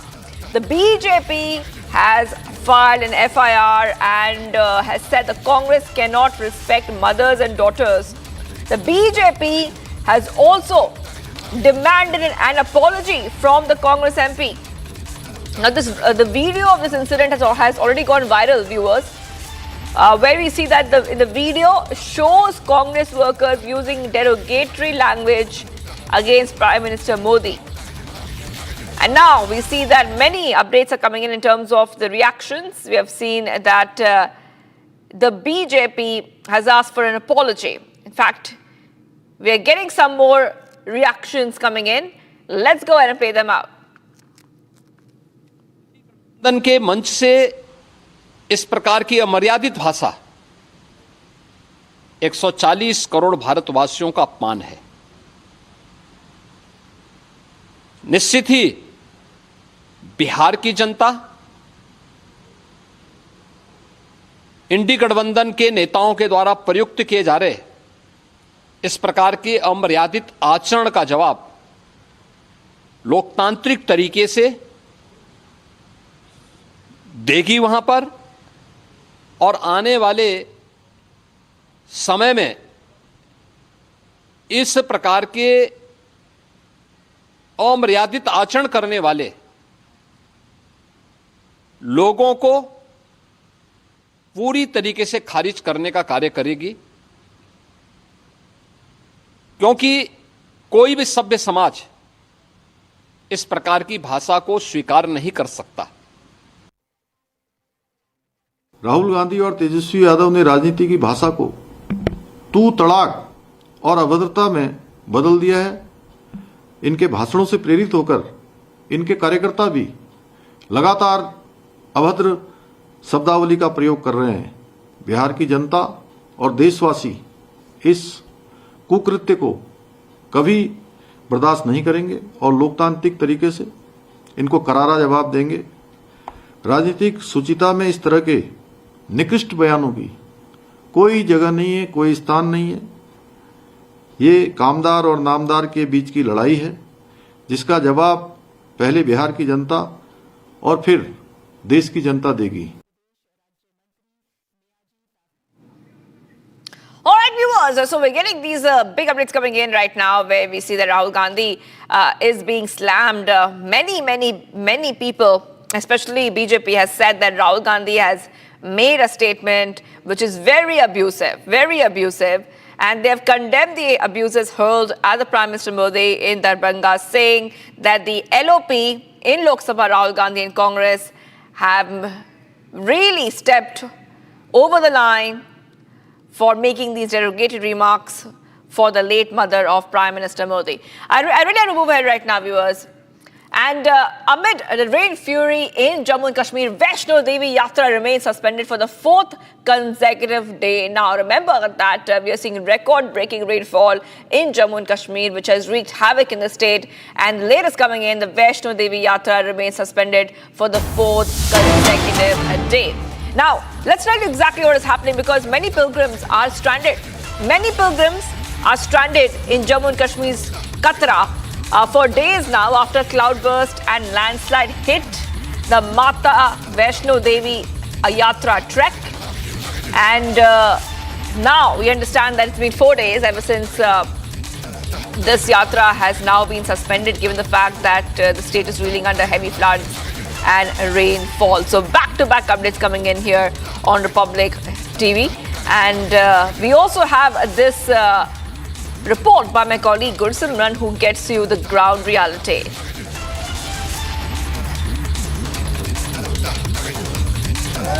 Indian Army has begun the construction of a 109 feet long bridge, roughly a 110 feet long bridge that is being constructed on River Tavi. This is and connectivity link up to the 4th bridge of the Tavi, whose approach road was completely washed away on the floods that have taken place on last couple of days. The situation that has gone from bad to worse in Jammu, and now these link-up bridges being constructed by 106 Engineering Regiment of the Indian Army. Here you will see that a complete infrastructure is being developed, and a 6 hours timeline has been set that by the end of the day the people will be able to easily roam about this very bridge. Reason being that this was an important connectivity to the Jammu city. On a daily basis, around a total of 40 to 50,000 commuters move on this bridge. But now, due to the flash floods and the rising level of River Tavi, the disruptions that have been caused, including the complete damage to the approach road, now the connectivity has come to an halt. And yesterday, the entire Jammu city was choked due to the excess flow of traffic that was seen. And now, with an immediate request that was placed by the J&K government to the Indian Army for immediate restoration of this link, Indian Army's 106 Engineering Regiment has swung into the action. They are now constructing this bridge. We are told that this is a 110 feet long and a 19 feet wide bridge that is being constructed by the Indian Army. And once constructed, this will ensure the connectivity from the areas on the other side of the, be it the Mud area, Makwal area, the other areas, to Jammu city, be it the Jammu airport or the Jammu railway station. This link up is going to play a very crucial role, and as we speak you will see that on war footing the work is underway. The administration, they have requested the Indian Army, and now the army has got on to the war mode. They are trying to ensure that the connectivity is restored at an earliest, and now it is expected by 2 in the afternoon this bridge will be all ready, and after this bridge is ready there will be a complete connectivity that will be restored. And immediate restoration of connectivity would also mean that the disruptions that have been caused due to 2-day-long flash floods that have taken place, now it will once again come to the normalcy. And what the Indian Army that has played a very key role in the restoration of the lives and the saving thousands of lives in the Jammu, they are now swung into the action, and this is under the 9 Corps of the Indian Army, which is responsible for the security when it comes to the international border area. They are also their 106 Engineering Regiment. They have now swung into the action to restore the important link to the Jammu city. With Sir Jeevan Kumar, Gursimran Singh for Republic Media Network. All right, let's go to my colleague who's joining us. We have with us Gursimran joining us live from Jammu. And Gursimran, we have seen so much of rainfall. Heavy rainfall has been forecast as well. But the pilgrimage routes are affected. We understand that the Vaishno Devi Yatra has been suspended for the 4th day now. Yes, Shri Mata Vaishno Devi Yatra is suspended for the 4th consecutive day after the landslide that took place and has claimed more than 34 lives of the Vaishno Devi pilgrims that were there to pay obeisance but have fallen a prey to this unfortunate incident that has taken place. Now the Shri Mata Vaishno Devi Ji Shrine Board is also under the scanner for the lapsity and the lapse that have taken place, though they have denied any lapse. But see, so many lives have been lost and someone has to be held accountable. And now they cannot restore immediately the yatra. It will take a couple of days time for the yatra restoration, though the sun has come up. If we speak of the disruptions, there have been large scale disruptions that have taken place when it comes to the connectivity. And right now we are on the 4th bridge of Jammu Tawi, wherein you will see that the Indian Army is carrying out the construction of the Berry Bridge. This is a 110 feet long bridge that is being constructed by the Indian Army, and this will be ensuring a key link to the nearby area. That is the other side of the city will be connected to the Jammu airport and the railway station and other vital areas, because yesterday, day before yesterday, when we saw that the more of the area got collapsed, the entire approach was disconnected and the authorities were left with no option but to place an immediate request to the Indian Army for the restoration of the connectivity. Now as we speak, the senior officials from the Jammu and Kashmir police as well as the traffic police, they have also arrived at the spot and they are now meeting the officials as we speak. Now they are trying to ensure that as early as it can be, the connectivity be restored. Reason being that the connectivity to this area is very important in a sense that this not only connects to the one part of the city to the other side, but this caters around 40 to 50,000 of the commuters on the daily basis. And this large quantity, number of vehicles when diverted to the other route. Yesterday it was a complete chaos in the Jammu city. But now as we speak, the Indian Army, they have almost achieved a 50% of what they are supposed to do, and it is expected that within 6 odd times, that is by 2 in the afternoon, they will be in a position to completely construct this bridge, and then the traffic will be made through. This is a temporary arrangement that is being made for a 6-month time or a year's time. Till that time there will be a restructuring of the existing bridge so that another span is added so that it can be made in such a manner that in case of a similar flash flood like situation or the increasing water levels of River Tavi, the situation can be contained at an earliest. All right, thank you for getting those details. I have to move ahead right now, Gursan, because there's more rainfall, especially in Uttarakhand and in Rudraprayag and Chamoli. Flood waters are reaching the roads now, with the Badrinath highway really badly affected. The water level in the Alakananda and the Mandankini rivers have crossed the danger mark, and you can see those pictures coming in. That is Rudraprayag. And we come to know that because of this evolving situation, there's a lot of serious concern for locals and travelers. So back-to-back updates coming in here, viewers. What we understand is that there have been separate cloudbursts striking Chamoli and Rudraprayag districts. And because of that, the situation looks quite precarious. The rivers there are reaching the danger mark. And the rivers are overflowing into the roads, viewers. Remember, already we have seen multiple cloudbursts in Chamoli. Rising waters are carrying debris in many houses. Many of the markets are inundated. The vehicles are stuck in mud. We're seeing relief work continuing in a couple of areas after the situation. And we are also coming to know that because of the rain fury and the monsoon, we're seeing states like Himachal Pradesh, Uttarakhand right now being inundated with flood water.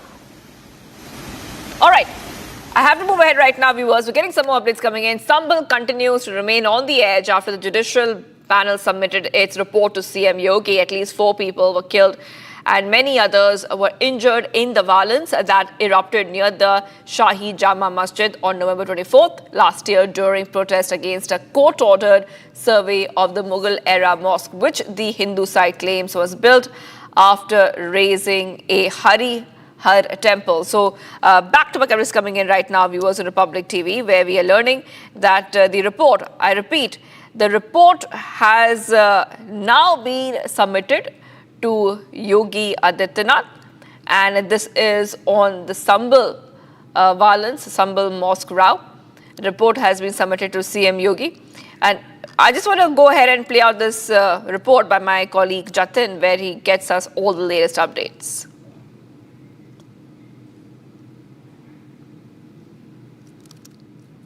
संबल हिंसा मामले में 3 सदस्यों की न्यायिक आयोग ने अपनी जांच रिपोर्ट सीएम योगी आदित्यनाथ को सौंप दी है। तकरीबन 450 पन्ने की ये जांच रिपोर्ट 2 अलग-अलग भागों में है और इस रिपोर्ट में कई अहम खुलासे हुए हैं। इस रिपोर्ट में न्यायिक आयोग द्वारा ये बोला गया और जो सोर्सेज हमें बता रहे हैं कि संबल में जो हिंसा हुई उसमें हिंदुओं को टारगेट किया गया। दूसरी सबसे बड़ी बात इस रिपोर्ट में यह भी बोली गई कि अगर पुलिस नहीं होती तो बड़ी संख्या में हिंदुओं का कत्ल जो है वो किया जा सकता था। और तीसरी सबसे बड़ी बात इस रिपोर्ट में यह भी बताई गई कि हिंसा में जो फायरिंग की गई वो विदेशों से मंगवाए गए हथियार थे। ये 3 ऐसी बड़ी बातें थी जो कि संबल हिंसा को लेकर लगातार जो चर्चाएं चलती हैं उसको लेकर न्यायिक आयोग ने जो जांच की, कई लोगों के स्टेटमेंट इसमें रिकॉर्ड किए गए जिसमें स्थानीय लोग शामिल थे, प्रशासन से जुड़े लोग शामिल थे।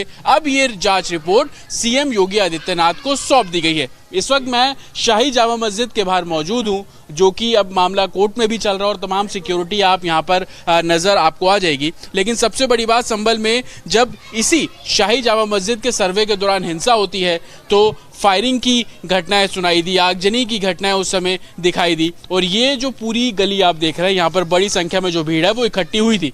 लेकिन तमाम आरोप प्रत्यारोप प्रशासन के ऊपर लगे, जिसके बाद न्यायिक जांच के आदेश जो यूपी सरकार है उनके द्वारा दिए गए। और जब न्यायिक जांच का गठन किया गया, 3 सदस्य कमेटी बनाई गई, तो उन्होंने प्रशासन से जुड़े लोगों के स्टेटमेंट लिए, न्यायिक आयोग ने लोकल लोगों के स्टेटमेंट लिए, न्यायिक आयोग ने चश्मदीदों के स्टेटमेंट लिए। लेकिन अब वही रिपोर्ट तकरीबन 450 पन्ने की वो सीएम योगी आदित्यनाथ को सौंप दी गई है। लेकिन जिस तरीके से हिंदुओं को टारगेट करना, जिस तरीके से उस रिपोर्ट में बोला गया कि कैसे अगर पुलिस नहीं तो एक बड़ा नरसंहार जो है वो किया जा सकता था, उसको पुलिस ने रोका। ये तमाम बातें उस रिपोर्ट में लिखी गई हैं। उस रिपोर्ट में संबल के इतिहास को भी दर्शाया गया है कि कैसे सन 47 में संबल में हिंदुओं की आबादी तकरीबन 45% थी, लेकिन मौजूदा समय में संबल में हिंदुओं की आबादी महज 15% रह गई। तो कैसे हिंदू पलायन करने पर मजबूर हुए, इस बारे में भी जानकारी न्यायिक आयोग की इस रिपोर्ट में सीएम योगी आदित्यनाथ को बताया गया है। हालांकि इस रिपोर्ट को आने के बाद अलग अलग आरोप और प्रत्यारोप भी चल रहे रहे हैं, कुछ लोग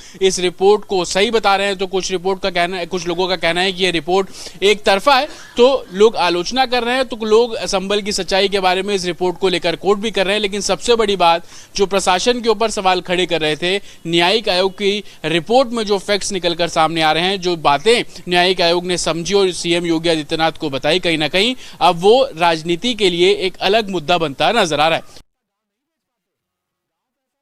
संभल की उन गलियों में इस वक्त मेरी मौजूदगी है जो हिंसा की शिकार हुई।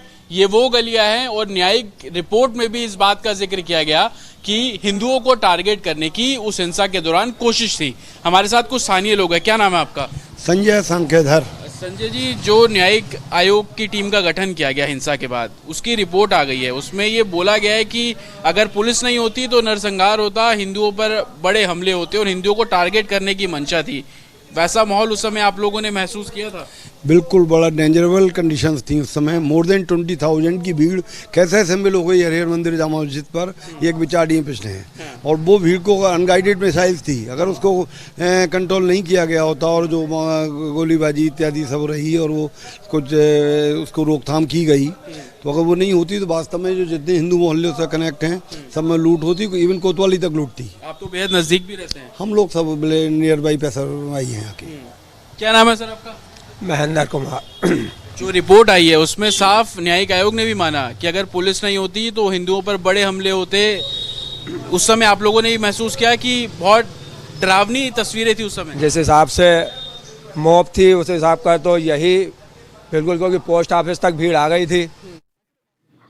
All right, getting some big update coming in. The Dharmastala mass burial case. YouTuber Samir MD has been summoned, viewers, once again by the police for questioning. This will be his third round of inquiry after officials earlier directed him to return with his system, mobile phone and other equipment allegedly used to create the AI-generated video. The SIT is expected to go ahead and seize these devices.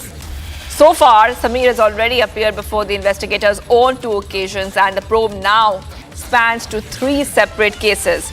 So back-to-back updates coming in here, viewers of Republic TV, and we're coming to know that in the Dharmastala case, the probe is continuing.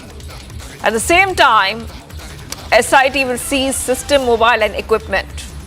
Remember that the YouTuber MD Samir has appeared before the police time and again, and right now, he has been asked to produce all the equipment that he used to create that AI video.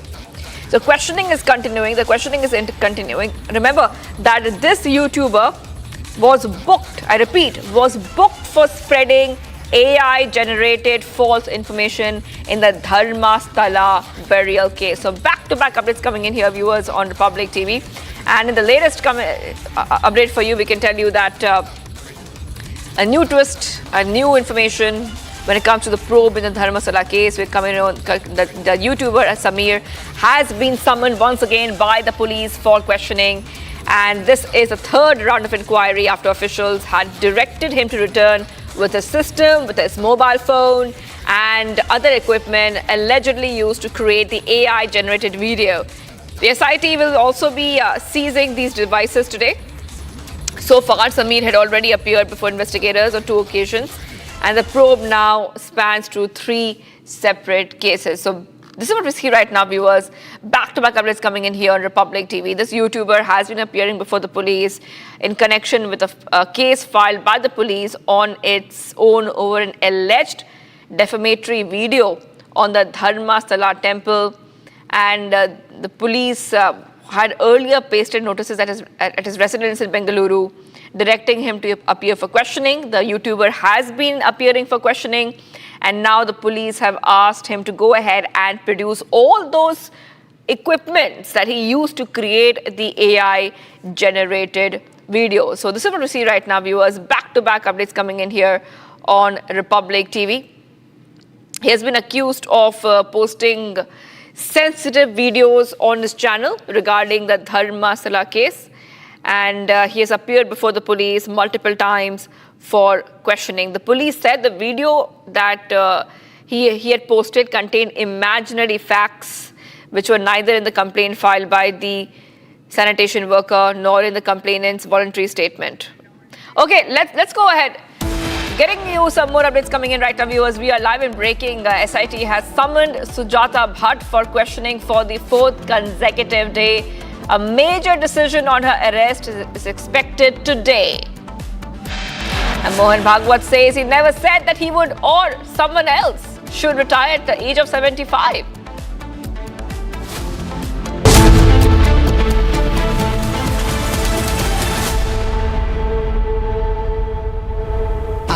Pure suji pasta उबालो मिलाओ और खाओ 8 minute में तैयार। क्या taste है सबका राजा hardware मसाला। भारत की अपनी दुकान इंडिया सोना, अपने देश का सामान इंडिया सोना, इंडिया सोना, इंडिया सोना। MDH की हल्दी मिर्ची धनिया करे कमाल। ये रंग दे, ये खुशबू दे, ये तीखा, ये कम पड़े। क्या निराला MDH मसाला। केसरिया से मन जोगी हुआ रे, दिल झूमे देखो मतवारा हुआ रे। केसरिया से मन जोगी हुआ। हर पल मनाओ केसरी त्योहार। विमल बोलो जुबान केसरी। थोड़े में ज्यादा स्वाद, यही तो है इसकी खास बात। वाओ मामा क्या स्वाद है। अरे मेरे राजा, सबका राजा हार्डवेयर मसाला।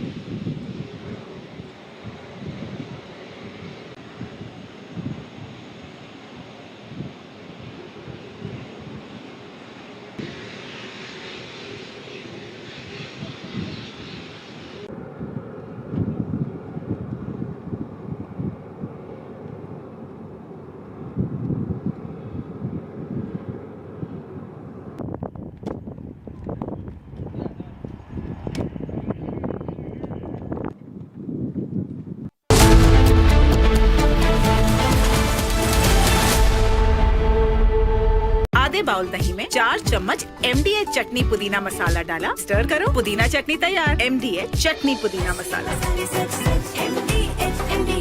पैसा लगाना है तो सेंचुरी प्लाई क्लब प्राइम पे लगाओ। डूबेगा नहीं, जलेगा भी नहीं, कोई खा नहीं जाएगा, धोखा नहीं देगा, ऊपर नीचे भी नहीं होगा, सेफ रहेगा, सिक्योर्ड, मिनिमम 30 साल का रिटर्न देगा। अब इससे बेटर इन्वेस्टमेंट है तो बताओ। सेंचुरी प्लाई क्लब प्राइम, रहो बेफिक्र। थोड़े में ज्यादा स्वाद, यही तो है इसकी खास बात। वाओ मामा क्या स्वाद है। अरे मेरे राजा, सबका राजा हार्डवेयर मसाला।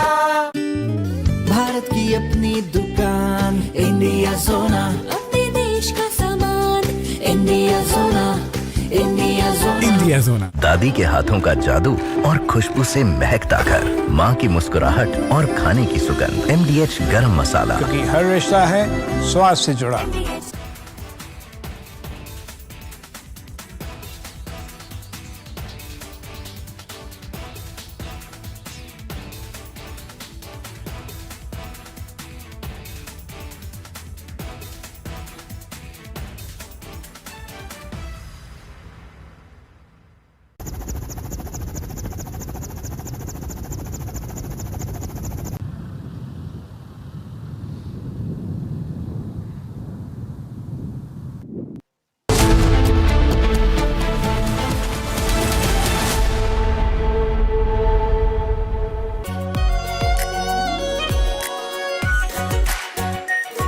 Pure shahi paneer masala, delicious, healthy everyday. पैसा लगाना है तो सेंचुरी प्लाई क्लब प्राइम पे लगाओ। डूबेगा नहीं, जलेगा भी नहीं, कोई खा नहीं जाएगा, धोखा नहीं देगा, ऊपर नीचे भी नहीं होगा, सेफ रहेगा, सिक्योर्ड, मिनिमम 30 साल का रिटर्न देगा। अब इससे बेटर इन्वेस्टमेंट है तो बताओ। सेंचुरी प्लाई क्लब प्राइम, रहो बेफिक्र। आधे बाउल दही में 4 चम्मच MDH चटनी पुदीना मसाला डाला, स्टर करो, पुदीना चटनी तैयार। MDH चटनी पुदीना मसाला। केसरिया से मन जोगी हुआ रे, दिल झूमे देखो मतवारा हुआ रे। केसरिया से मन जोगी हुआ। हर पल मनाओ केसरी त्योहार। विमल, बोलो जुबान केसरी। थोड़े में ज्यादा स्वाद, यही तो है इसकी खास बात। वाओ मामा, क्या स्वाद है। अरे मेरे राजा, सबका राजा आरती और मसाला।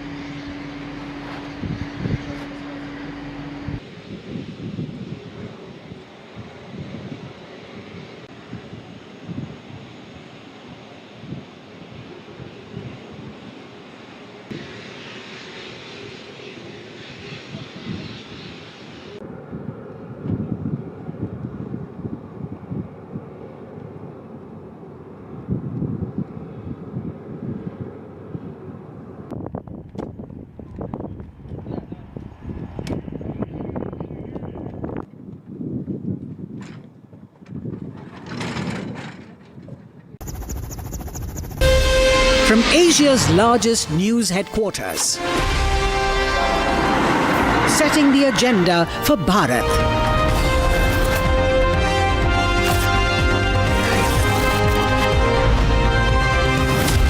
You're watching Republic.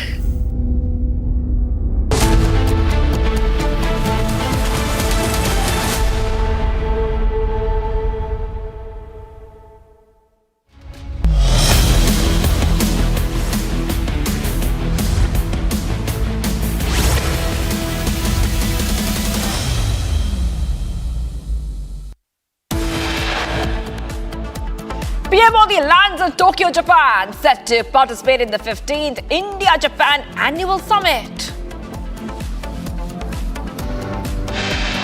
PM Modi gets warm welcome from the Indian diaspora as he arrives in Tokyo. SIT has summoned Sujata Bhatt for questioning for the 4th consecutive day. A major decision on her arrest is expected today. I never said that I will retire or someone should retire.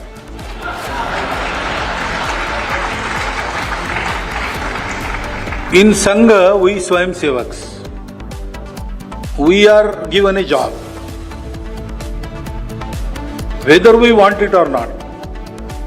So, if I am 80 years old and Sangha will tell me, go run a shakha, I will have to go.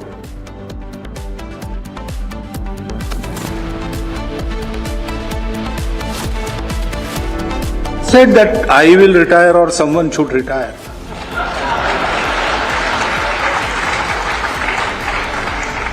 In Sangha, we Swayam Sevaks. We are given a job, whether we want it or not. So, if I am 80 years old and Sangha will tell me, go run a shakha, I will have to go. Mohan Bhagwat says he never said that he would or someone else should retire at 75. Trump trade advisor Peter Navarro has made fresh claims targeting India, slamming Russia oil buys and pushing steep tariffs, calling the Biden team soft and urging a tougher line. Home Minister Amit Shah on a two-day visit to Assam will inaugurate new Raj Bhavan and chair BJP's core committee meeting. F-16 jet crashes while performing during air show in Poland. Pilot killed.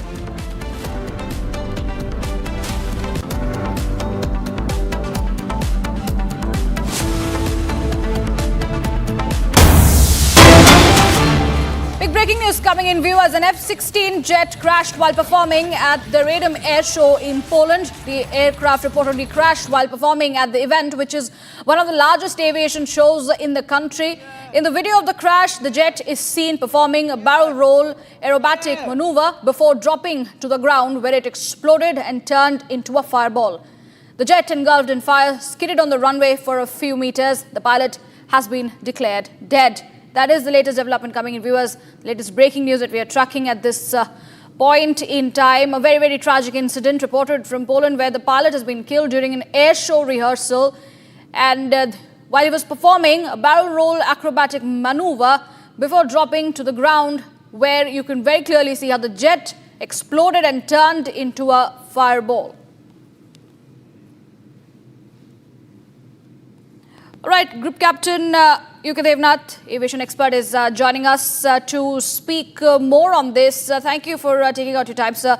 At this point in time, when we see that there are several such incidents where the pilot loses his life, the jets crash, there is some technical error, because this happened in Poland during a performance of a barrel roll acrobatic maneuver. How do you see this coming in? Because it's very, very tragic. A very, very tragic accident. All over the world, more than 4,600 F-16 are flying. Very, very reliable aircraft. Accidents due to technical malfunctions are rather rare. I was myself a fighter pilot, last flew MiG-23, and have participated in such air shows. In this instance, this accident has taken place not due to any technical failure. What has happened, that pilot has resorted to an authorized downward maneuver very close to the ground. What happens during an air show, pilots are required to show their various aerial feats close to the viewers, very close to the ground. So the maneuvers become dangerous, especially I'll go by my own experience. When we used to carry out a maneuver in front of viewers, in front of the gallery, which is upward maneuver, briefing was be safe as you are climbing, your speed is dropping, so be ready for low speed handling incidents at top of your climb. Okay. But when we were performing such downward maneuvering, like he was carrying out a downward maneuvering end of a barrel roll, loop kind of a maneuver, downward pointing, that time we were briefed separately that be very careful when proximate closer to the ground. You have to be very careful and judge your height above the ground. Suppose we are doing a downward maneuver, one full loop, say it is like a rough circle. It will take about 1.2 kilometer to complete downward maneuver. Now, due to error of judgment, if suppose the maneuver was commenced when when initial height itself was less than 1.2 kilometer, then due to judgment error, the pilot has come down. He has almost hit the runway, but he could not pull upward because there was not sufficient height in this case. If this pilot had another 50 meter or just about 100 meter to spare, that time he would have pulled out of the dive. So this accident, very sad accident, it is not due to technical error, it is due to pilot error, misjudgment of proximity to ground. Yes. Right, Group Captain Devnath, appreciate you joining us and helping us understand what exactly could have happened, as it is very clearly not a technical issue, but an issue coming in from the pilot.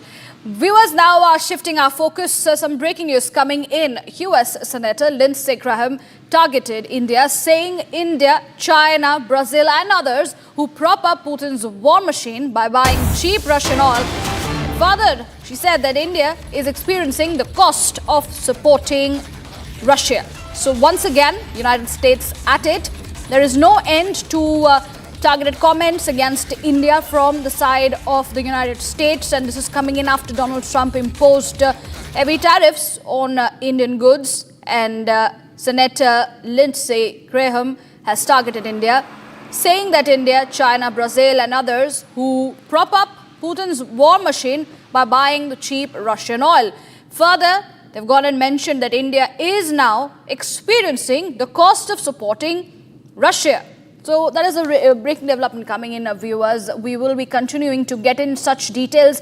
But at this point in time, when it comes to United States, there is, of course, Donald Trump, who has increased the tariff war.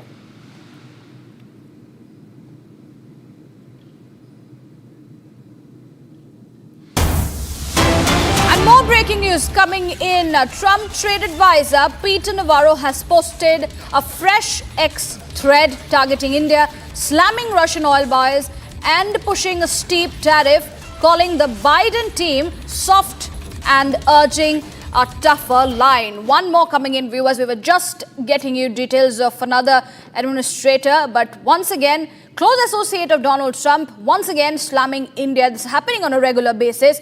It looks like United States is trying to pressurize India to not buy the Russian oil, but India continues to stand undeterred, and they have also very clearly mentioned how India is going to be looking for the best deal coming in from whoever.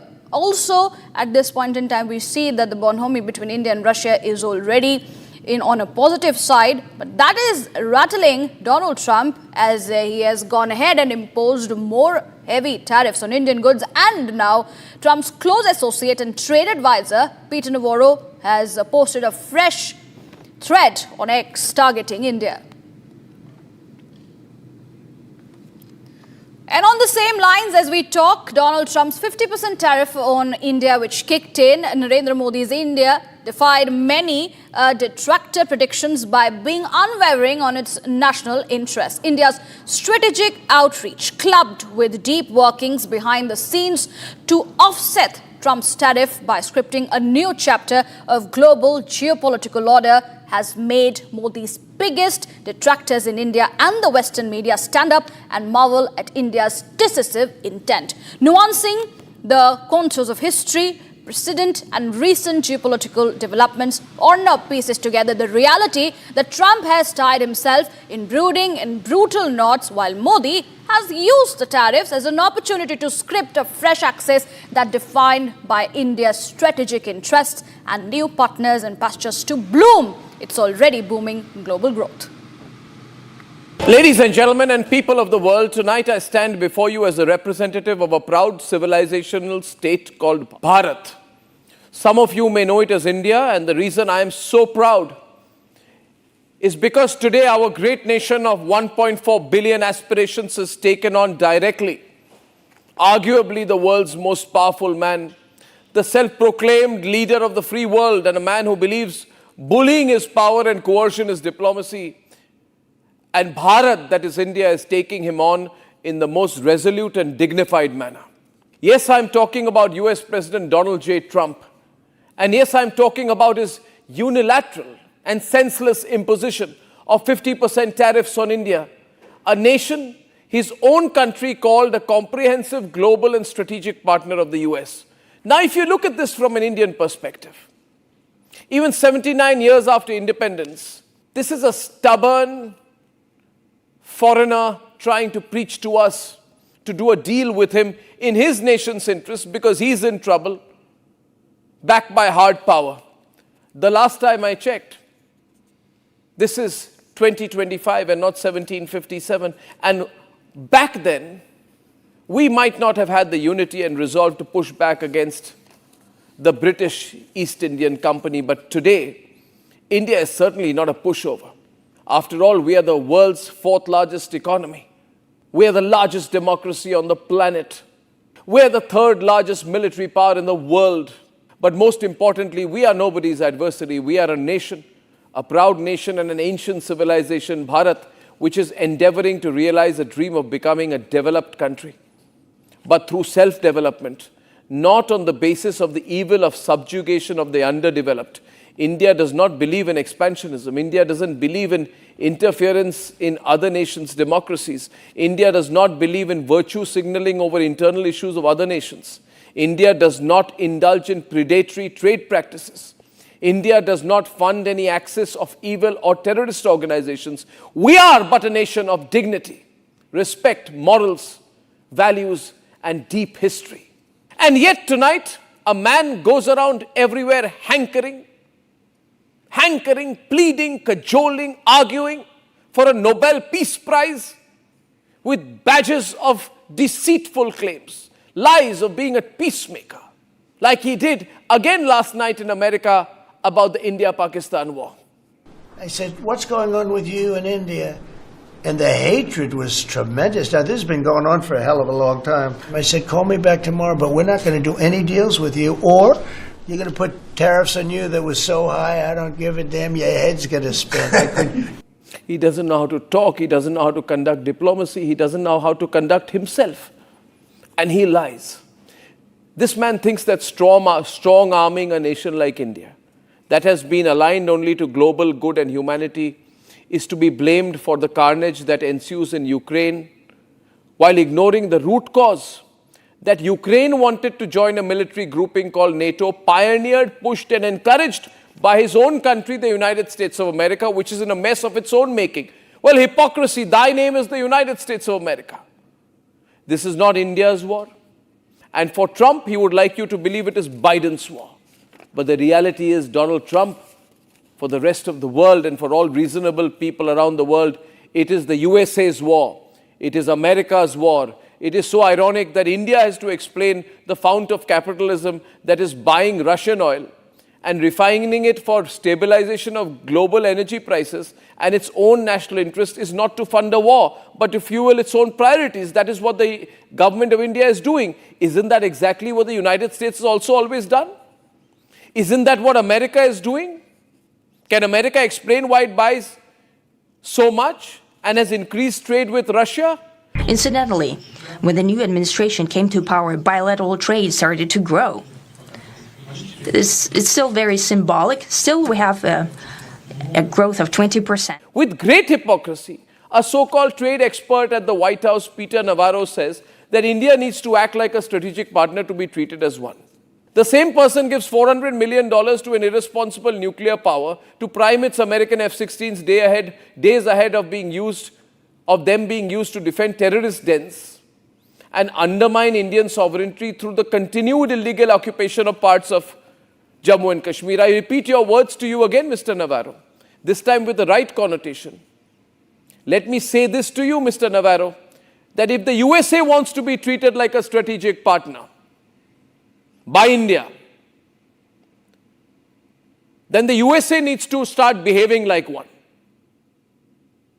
You are funding the place which was the sanctuary for Osama bin Laden. You are funding a terrorist state by doing crypto deals to benefit Trump's family, which may or may not benefit the President of the United States' own familial fortunes.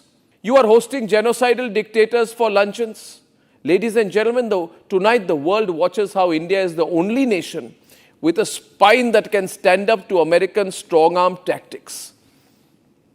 Tonight, even our adversaries are in admiration of our nationalist position, something you might not be able to locate in the glitter and pomp of the Oval Office amidst all the coercive gifts that you have proudly put on display. I would say, go out and touch the grass, Donald Trump.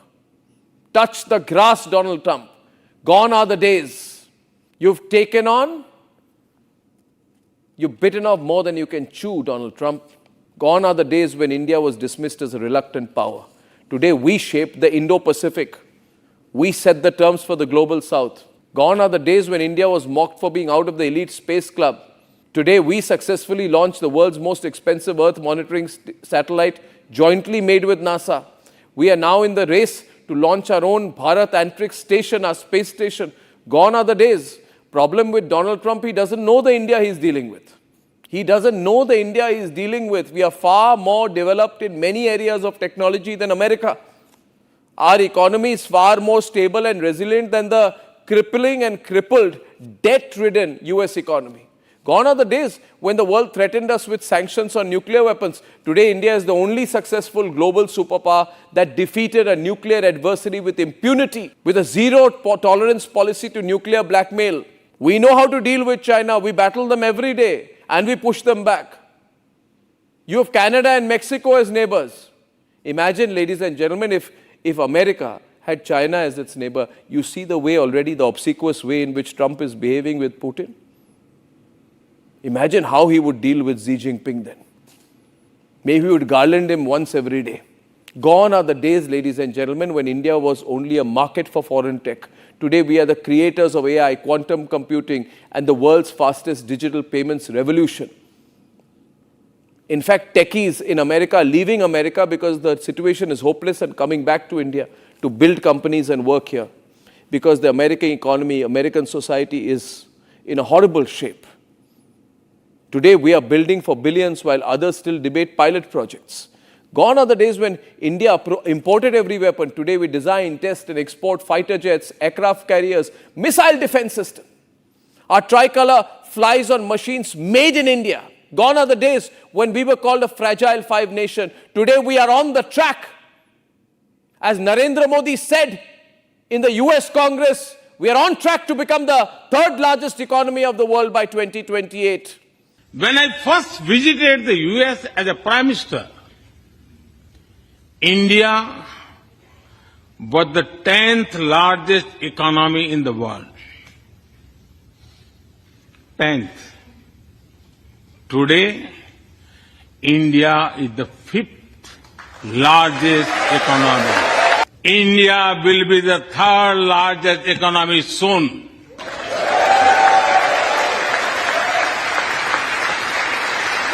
Perhaps even before your term ends, Donald Trump, you made such a mistake. You know nothing about economics, geopolitics, or India's stature and position and future.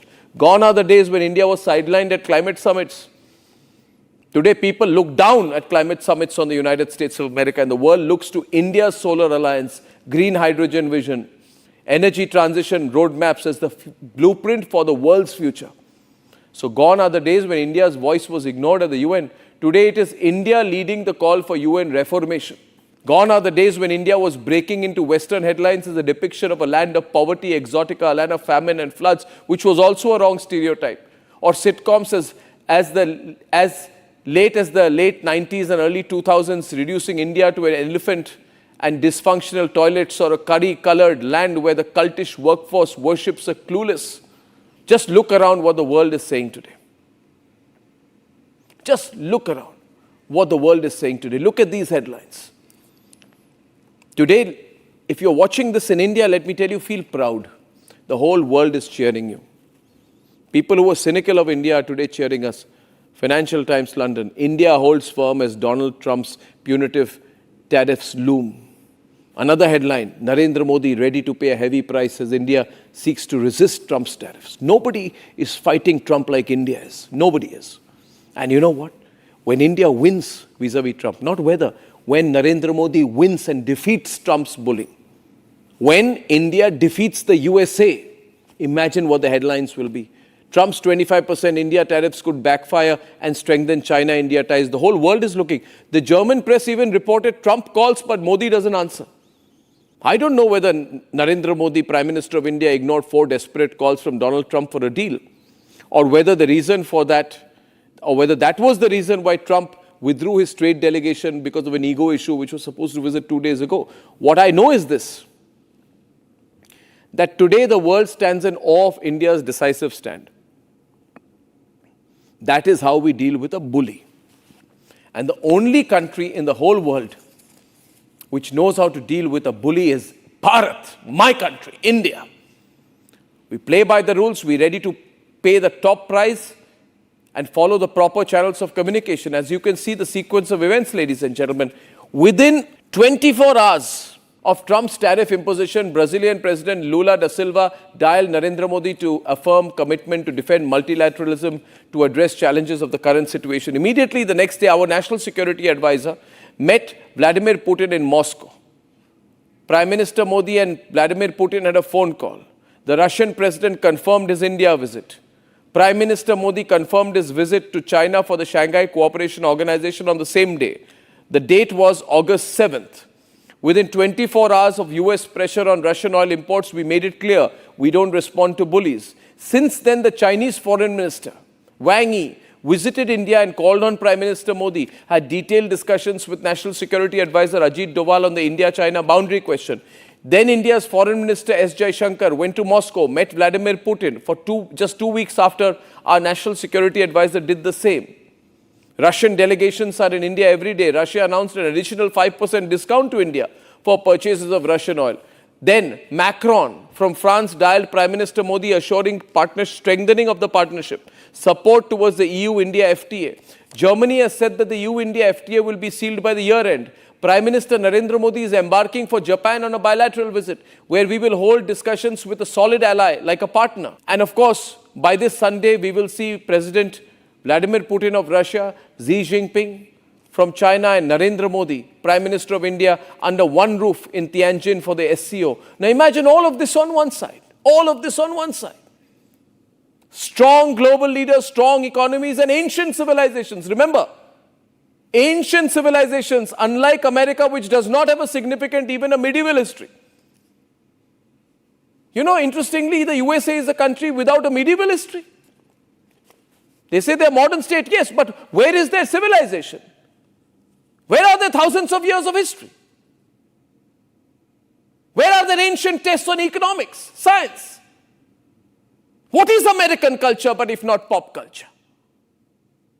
So ancient civilizations with deep history come together. All Trump is to do in the past, what he has been able to do, is perhaps he will get up tomorrow morning and put out another post on Truth Social. Now he'll attack Venezuela, Madagascar next. I want you to listen to the soundbite of Prime Minister Modi from yesterday now. And that will tell you what is in his mind exactly. Please listen to this short soundbite. मेरी स्वदेशी की व्याख्या बहुत simple है. पैसा किसका लगता है उसे मुझे कोई लेना देना नहीं है. वो डॉलर है, पाउंड है, मुझे कोई लेना देना नहीं है. जो प्रोडक्शन होगा उसमें महक मेरी देश की मिट्टी की होगी, मेरी भारत मां की होगी. Complete clarity. I don't care, Narendra Modi says, where you invest from, in which currency. But you will make in India, you will produce in India. There is complete clarity with which the Indian leadership is thinking. USA is not the only export destination in the world. Someone has to tell Trump this. Modi isn't thinking of how he can compromise with Trump. I can tell you he will not compromise with Trump. Anybody who's watched Narendra Modi knows that he will do anything, he will push back with all his strength. Instead, he's planning to send an outreach program to 40 nations to boost India's textile sector, including UK, Japan, South Korea. The whole world wants to trade with India. We're an ancient trading civilization. Not with a threat, but with pride in our products, with humility, with a business-like approach, while the world attempts to decode the loud-mouthed Trump administration. It's embarrassing to have such a loud mouth as President of the USA. People are laughing behind Trump's back every day. But they've slowly realized that the storm in the silence of Prime Minister Narendra Modi. The silence is indeed deafening, but let me help out here. You see, what Prime Minister Narendra Modi won't tell you, Mr. Donald Trump, but I will say is this.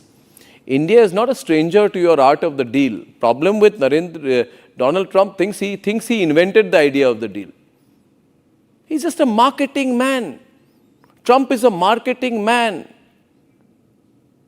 That's what he is. He's a television, some kind of a television, fiction television, reality TV anchor who's become president of the USA. There's no difference. You know, the common thing between Zelensky and Trump is this. Both are reality TV and one is comedy, circuit television actors. And for all intents and purposes, we might have written the book on the deal. After all, we were 30% of global GDP in the 17th century. We didn't do that by imposing tariffs. We know what trade looks like even before America was conceived. And so today, when we stand up to a bully, it is not an extraordinary feat or marvel. It is the baselines on which our nation won its independence in 1947. We are nobody's lackey, proxy or counterweight. We are the Republic of India. With the largest population in the world, 1.4 plus billion Indians. And if 34 crore Indians in 1947, 340 million Indians defeated the then mighty British Empire with non-violence. An empire which was so arrogant, they would say in London, the sun will never set on us. Who defeated the British Empire? Who gave the biggest defeat to the British Empire? Who destroyed the British Empire? Which civilization destroyed the British Empire? It was India. So India can surely weather 3.5 years of Trump's dynasty, because Mr. American President, empires rise and fall, dynasties are crowned and deposed, but civilizations are built to last. So in your words, thank you, Donald Trump. I hope this reaches you. Someone puts it in your head. Thank you for your attention to this matter.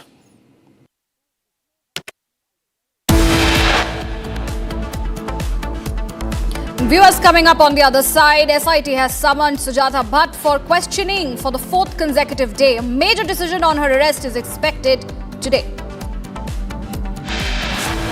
And also, Mohan Bhagwat said that he never stated that he would or someone else should retire at the age of 75. More details on the other side. Stay tuned.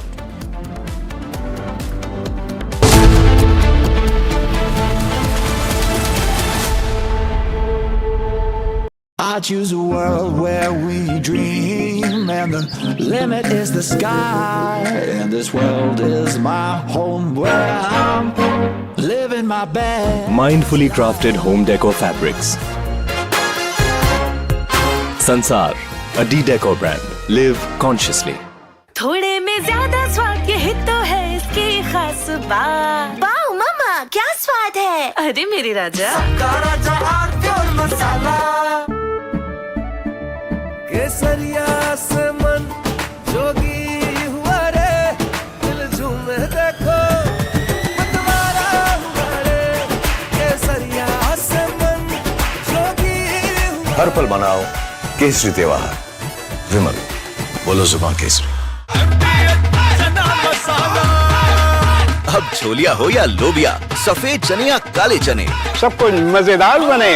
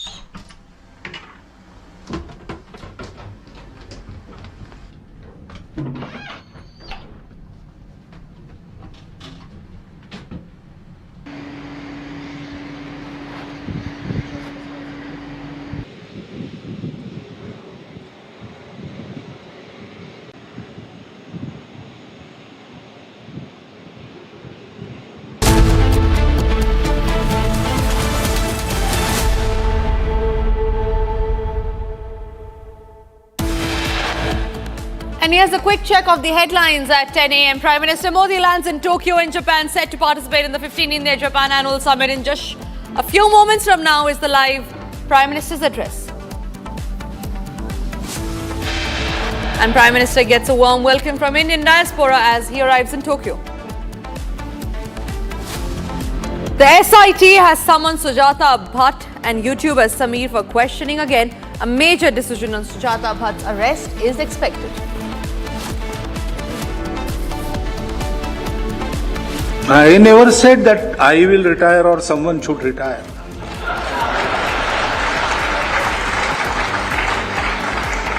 In Sangha, we Swayam Sevaks. We are given a job,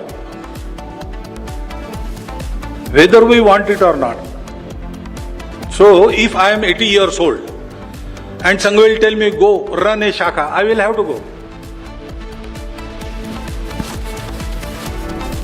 This is RSS Chief Mohan Bhagwat's big statement where he says that he never said that he or someone else would retire at the age of 75.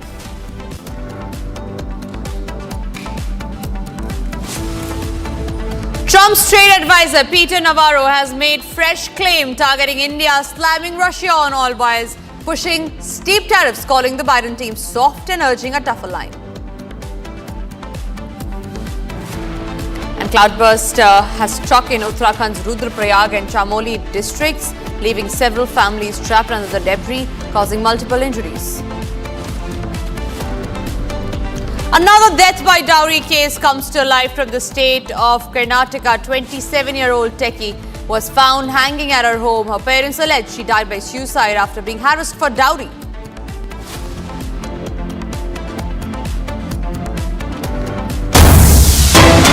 Edition with the big breaking news that's coming in. There's a big breakthrough in the Prime Minister Modi abuse politics case. The Bihar police has now arrested Mohammad Rizvi from Darbhanga for abusing the Prime Minister. Remember, the case dates back to yesterday when in a rally which was being held by Rahul Gandhi and Tejasvi Yadav, there was a man who screamed in the rally abusing the Prime Minister and his mother, soon after which a manhunt was launched to nab the accused. We now learn that this man on your screen, on the right hand side of your screen, has been arrested. His name is Mohammad Rizvi.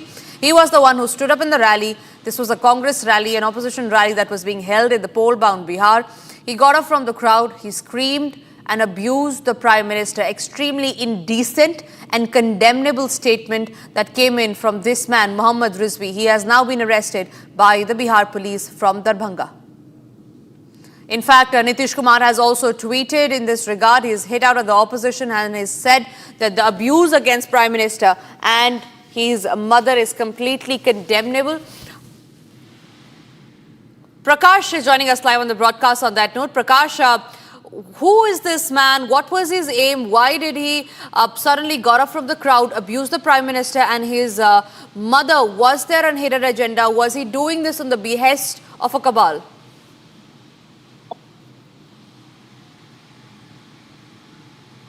Well, this man, Mohammad Raz, was the supporter of Naushad, who is a congressman, and Naushad had organized this event in Darbhanga, where a podium was made for Rahul Gandhi and Tejasvi Yadav to address.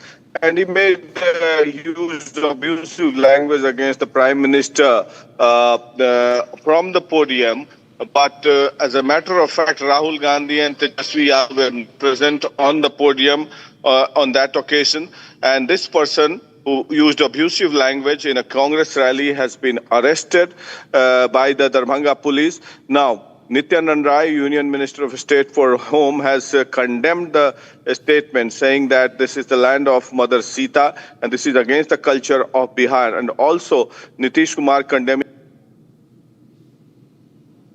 All right, we seem to have lost that line with Prakash, but we'll try and get him back. This is the latest that's coming in. The Chief Minister of Bihar, Nitish Kumar, has condemned the abuse against the Prime Minister. He says that what's happened is indecent and is condemnable. He's also taken a very sharp jibe at the opposition. Prakash is... all right, Prakash, we'll try getting back Prakash, who's tracking the story very closely. In fact, we're also getting latest reactions. Let's listen in to what the political leaders have to say on this case.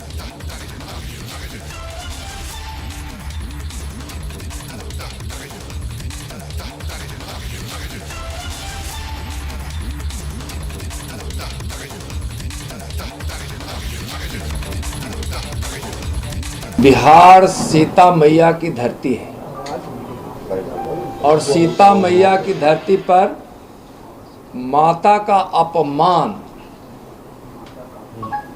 यह बहुत बड़ी नीचता है, दुष्टता है। माननीय प्रधानमंत्री जी की माता को गाली देकर बिहार को और बिहार के वैभव को कल आरजेडी कांग्रेस वालों ने तार तार कर दिया। वह माता को गाली दिलवाए आरजेडी के लोगों ने, कांग्रेस के लोगों ने।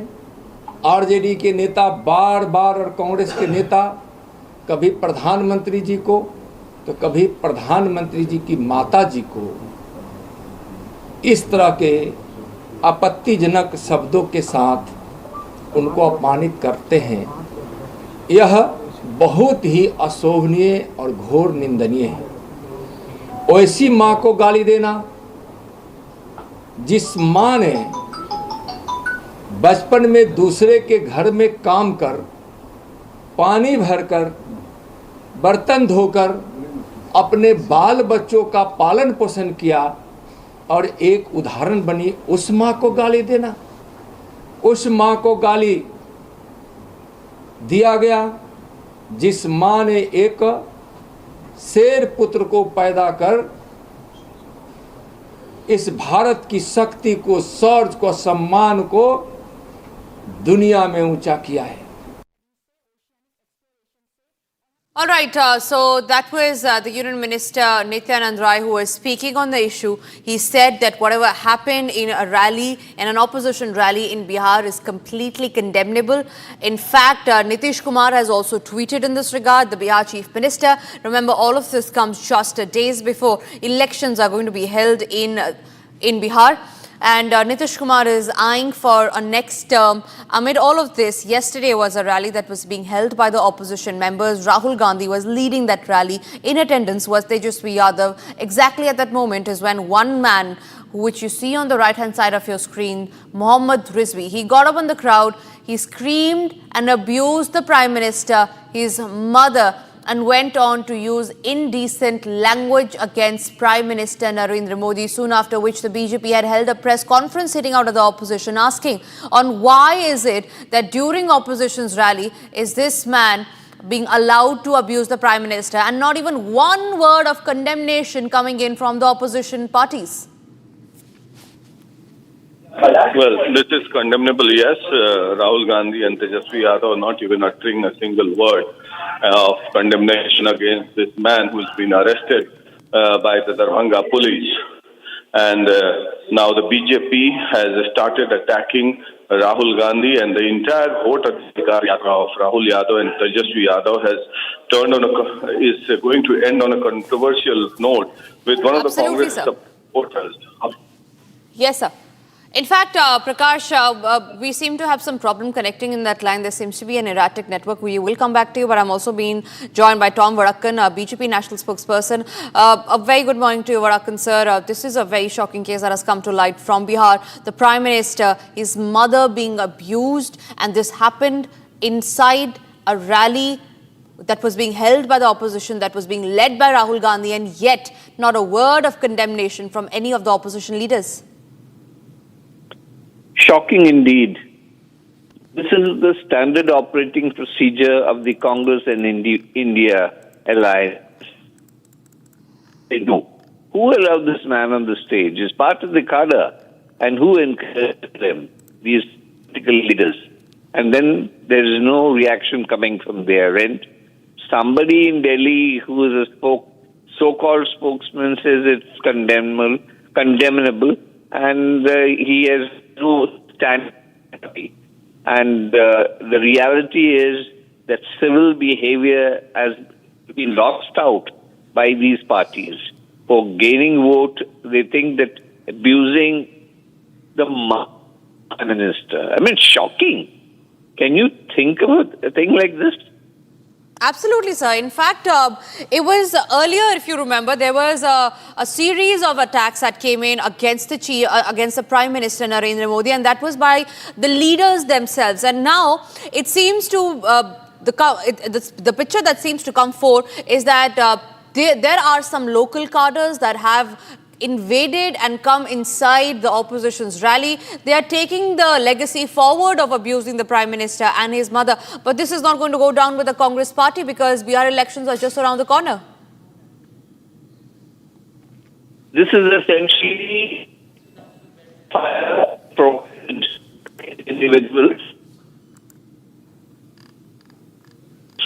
Right, sir. All right. So we seem to have problem again connecting with that audio line. There seems to be a bad audio line on that. But before we move across to other stories, let's also tell you how the Union Minister Kiran Rijiju has now tweeted in this regard, and he has condemned the statement, has condemned the act that took place in an opposition rally in Bihar, where a man called Mohammad Rizvi stood up and abused the Prime Minister and his mother. Kiran Rijiju tweets, and I quote, "I have no words to condemn this from the Congress and Alliance platform in Bihar. A disgusting slur was uttered against the late mother of the Honorable Prime Minister Narendra Modi. Rahul Gandhi and Tejasvi Yadav have insulted Bihar by bringing anti-Bihari leaders the people of Bihar will give them a befitting reply. This is what Kiran Rijiju had tweeted yesterday, immediately after the Prime Minister and his mother was abused in a rally in Bihar. The BJP has already taken a very strong note of that and has filed a complaint against the Congress party.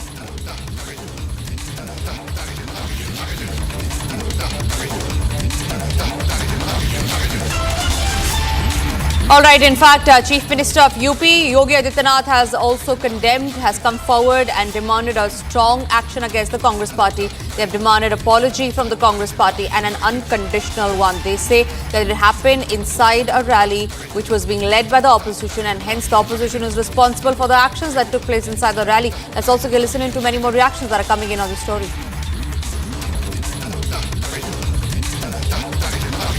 इंडी गठबंधन के मंच से इस प्रकार की अमर्यादित भाषा 140 करोड़ भारतवासियों का अपमान है। निश्चित ही बिहार की जनता इंडी गठबंधन के नेताओं के द्वारा प्रयुक्त किए जा रहे इस प्रकार की अमर्यादित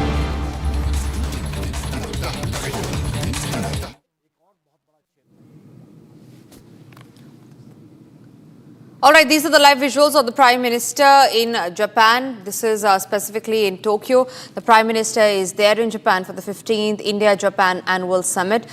Just in a short while from now, we will be listening to the Prime Minister's address from Tokyo. Remember, this comes as a crucial visit of the Prime Minister to Tokyo amid the rising tension between India and the United States over tariff war. Japan and India, both of them have had one common stance, that is nation first. That is, the nations will not bow down before Donald Trump's threat of escalating the tariff war. The Prime Minister will be attending the 15th India-Japan Annual Summit in Tokyo. Prime Minister arrived in Tokyo this morning on a two-day official visit to Japan. The visit comes at an invitation of the Japanese Prime Minister Ishiba. During the summit, the two leaders will review the entire spectrum of bilateral ties and discuss ways to take forward the next phase of the special strategic and global partnership, which has grown steadily over the past 11 years. We learned that upon his arrival at the Imperial Hotel, the Prime Minister was warmly welcomed by the enthusiastic Indian diaspora who greeted him, with slogans and cheers. We learned that there were classic musical performances that were held in his honor. Before attending the 15th India-Japan Annual Summit, the Prime Minister will attend a business event. Executive Vice President of Japan External Trade Organization said that the Prime Minister Narendra Modi's Japan visit is happening at a right time. As per the survey, Japanese companies are working in India, and over 80% of those have the intention to expand their business in India in the next 1 or 2 years.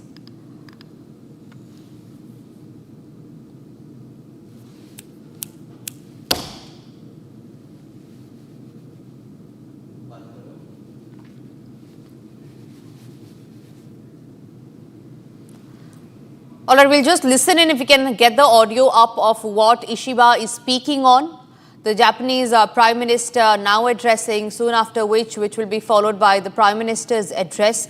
These are the live visuals that we're getting in from a business event that's being held in Tokyo. Prime Minister Narendra Modi is in attendance. This morning, the 12th Japan-India Business Leaders Forum was held by Kedanren with the CII.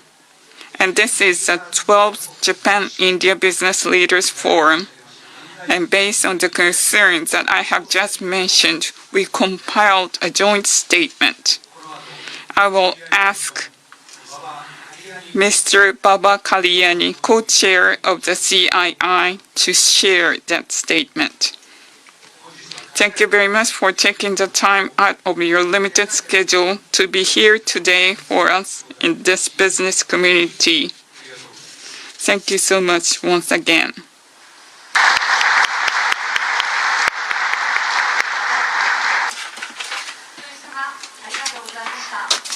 Thank you very much.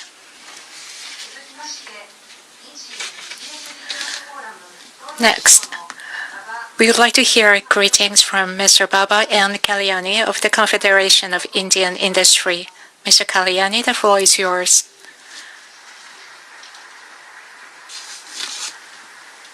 My name is Baba Kalyani.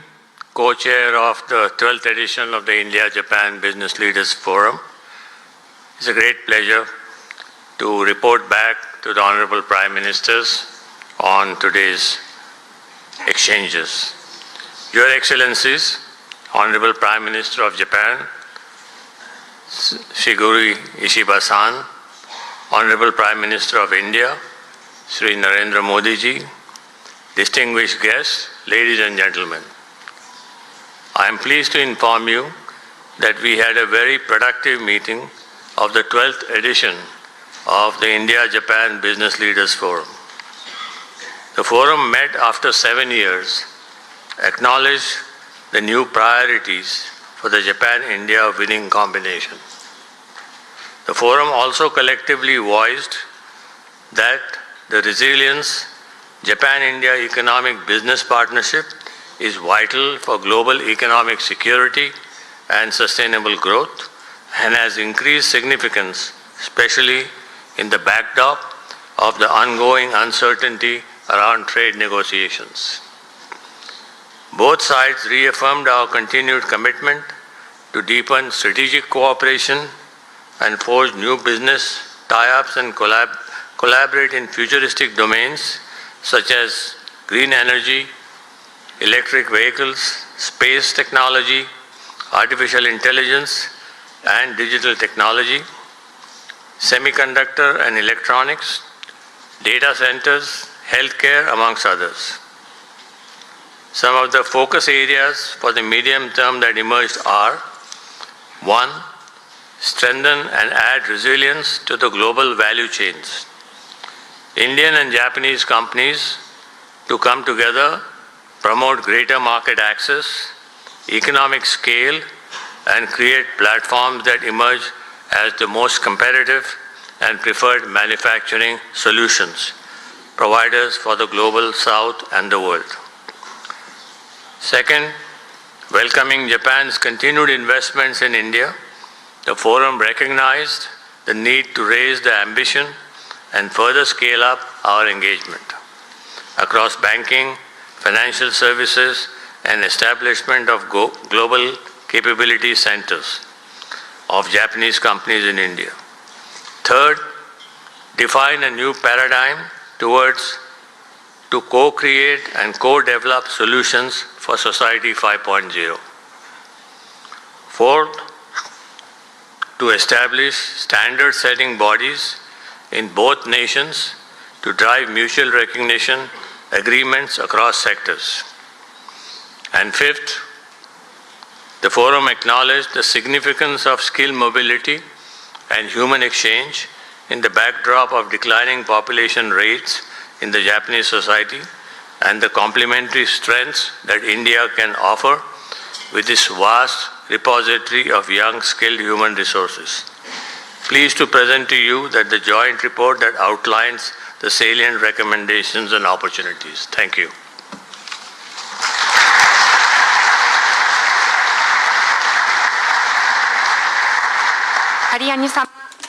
Mr. Kariani, thank you so much. And next, we would like to invite Chairman and CEO of the Japan External Trade Organization in order to introduce the MOU to be concluded between Japan and India. My name is Ishiguro.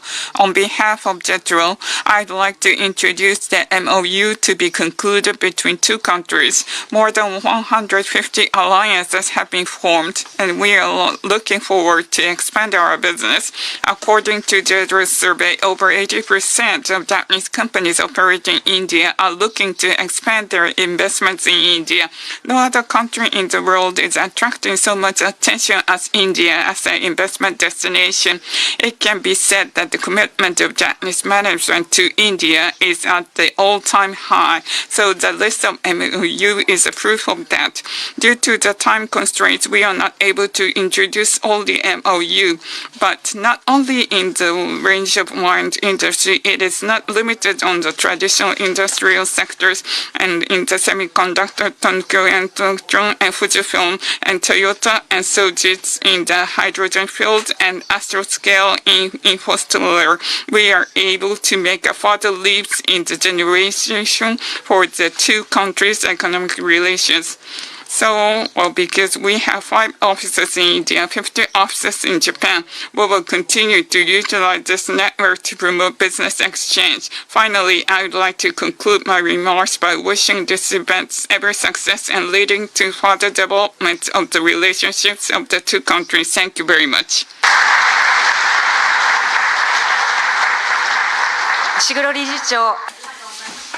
Chairman Ishiguro, thank you very much. Now, thank you very much for waiting. We will hear remarks from Prime Minister Shigeru Ishiba. Prime Minister Ishiba, please.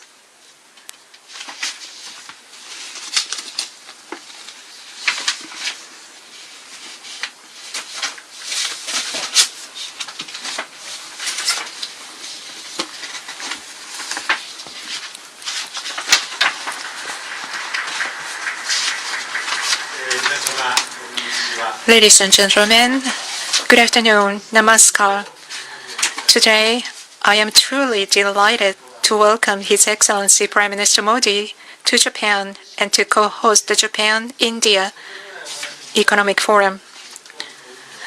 Japan and India are strategic partners sharing universal values such as freedom, democracy, and the rule of law. And over many years, we have nurtured a friendship built on trust. Japan's advanced technology and India's outstanding talent and vast market complement each other, leading to a dramatic expansion of our economic ties. Many Japanese companies are playing a key role in Make in India, and our cooperation is extending across the Pacific and Indian Ocean, Africa, and even into Europe. Today, the signing of numerous cooperation documents between our companies demonstrates Japan's firm commitment to further investment in India and strengthening collaboration, and it is clear evidence that we are steadily building a robust supply chain centered on our two nations. It is a great honor for me to stand here together with His Excellency Prime Minister Modi at such a moment. I wish to see our bilateral cooperation develop even further into the future. To achieve this, I will outline 3 key initiatives. First, the promotion of people-to-people exchanges, that is the foundation. 6 years ago, I have visited Varanasi, a city that symbolizes Indian culture. The people I met there were hardworking and filled with strong hopes for the future. And I was overwhelmed by India's energy for growth. In my home prefecture of Tottori, together with Shimane Prefecture, the Sun in India Association has been working with local governments, industries, and the Chamber of Commerce in Kerala, acting as a bridge for human networks between our countries and bringing new vitality to regional revitalization. I believe that the expansion of such people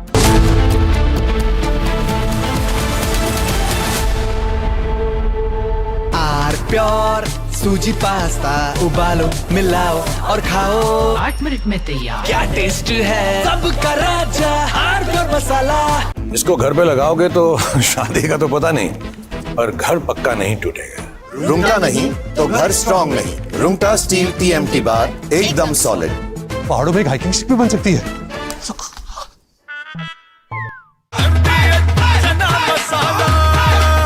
अब छोलिया हो या लोबिया सफेद चने या काले चने सब कुछ मजेदार बने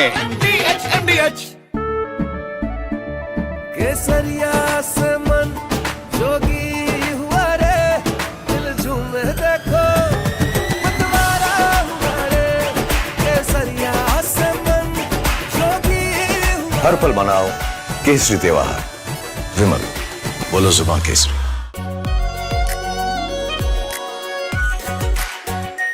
are pure shahi paneer masala, delicious, healthy every day.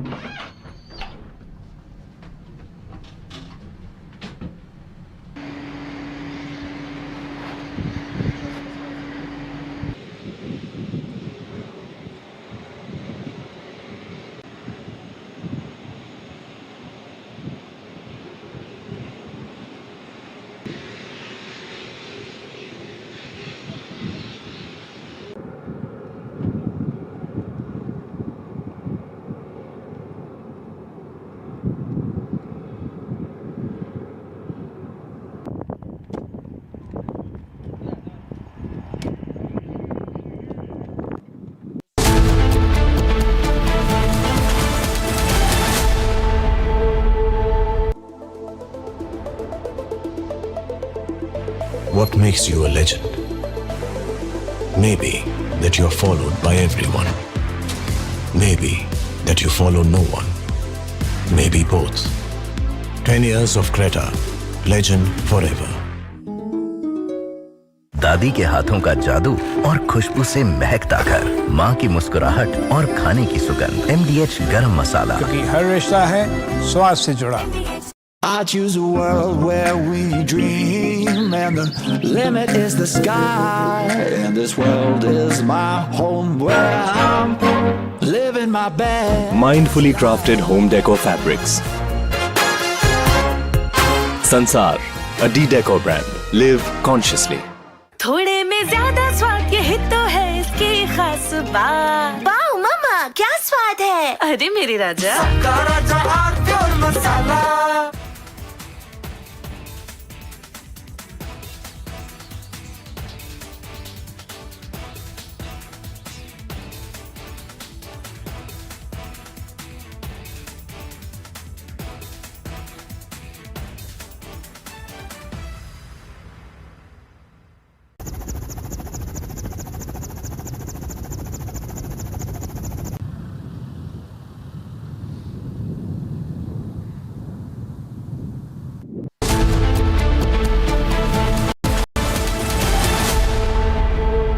इसको घर पे लगाओगे तो शादी का तो पता नहीं, पर घर पक्का नहीं टूटेगा। रुंगटा नहीं तो घर स्ट्रॉन्ग नहीं। रुंगटा स्टील TMT बार एकदम सॉलिड। पहाड़ों में एक हाइकिंग शिप भी बन सकती है। आधे बाउल दही में 4 चम्मच MDH चटनी पुदीना मसाला डाला, स्टर करो, पुदीना चटनी तैयार। MDH चटनी पुदीना मसाला।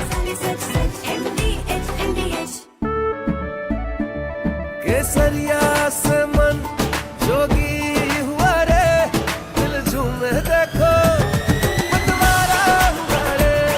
केसरिया से मन जोगी हुआ। हर पल मनाओ केसरी त्योहार। विमल, बोलो जुबान केसरी। आर प्योर सूजी पास्ता, उबालो, मिलाओ और खाओ। 8 मिनट में तैयार। क्या टेस्ट है, सबका राजा आर प्योर मसाला।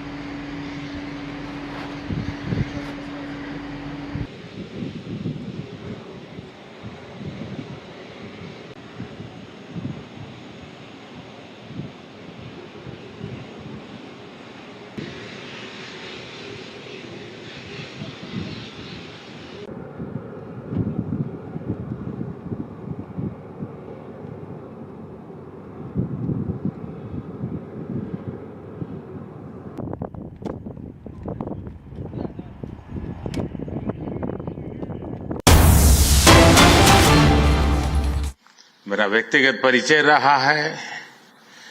जब मैं गुजरात में था तब भी, और गुजरात से दिल्ली आया तो तब भी आप में से कई लोगों से बहुत ही निकट परिचय मेरा रहा है और मुझे खुशी है कि आज सबसे मुझे मिलने का अवसर मिला है। मैं प्रधानमंत्री इशिबा का विशेष रूप से आभार व्यक्त करता हूं कि वे इस फोरम से जुड़े हैं।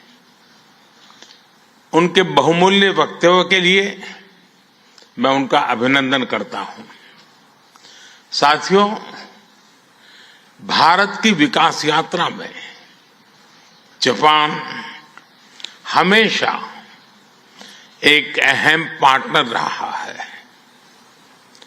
मेट्रो से लेकर मैन्युफैक्चरिंग तक,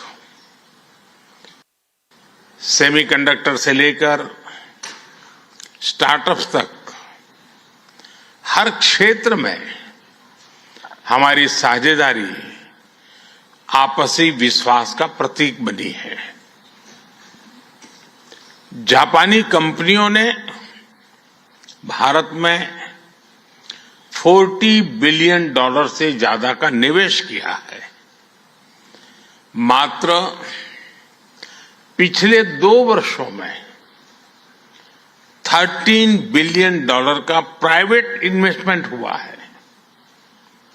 JBIC कहता है कि भारत सबसे प्रॉमिसिंग डेस्टिनेशन है।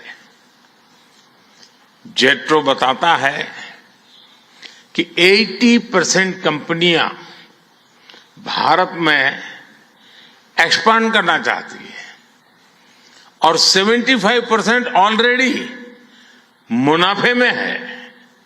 यानी इन इंडिया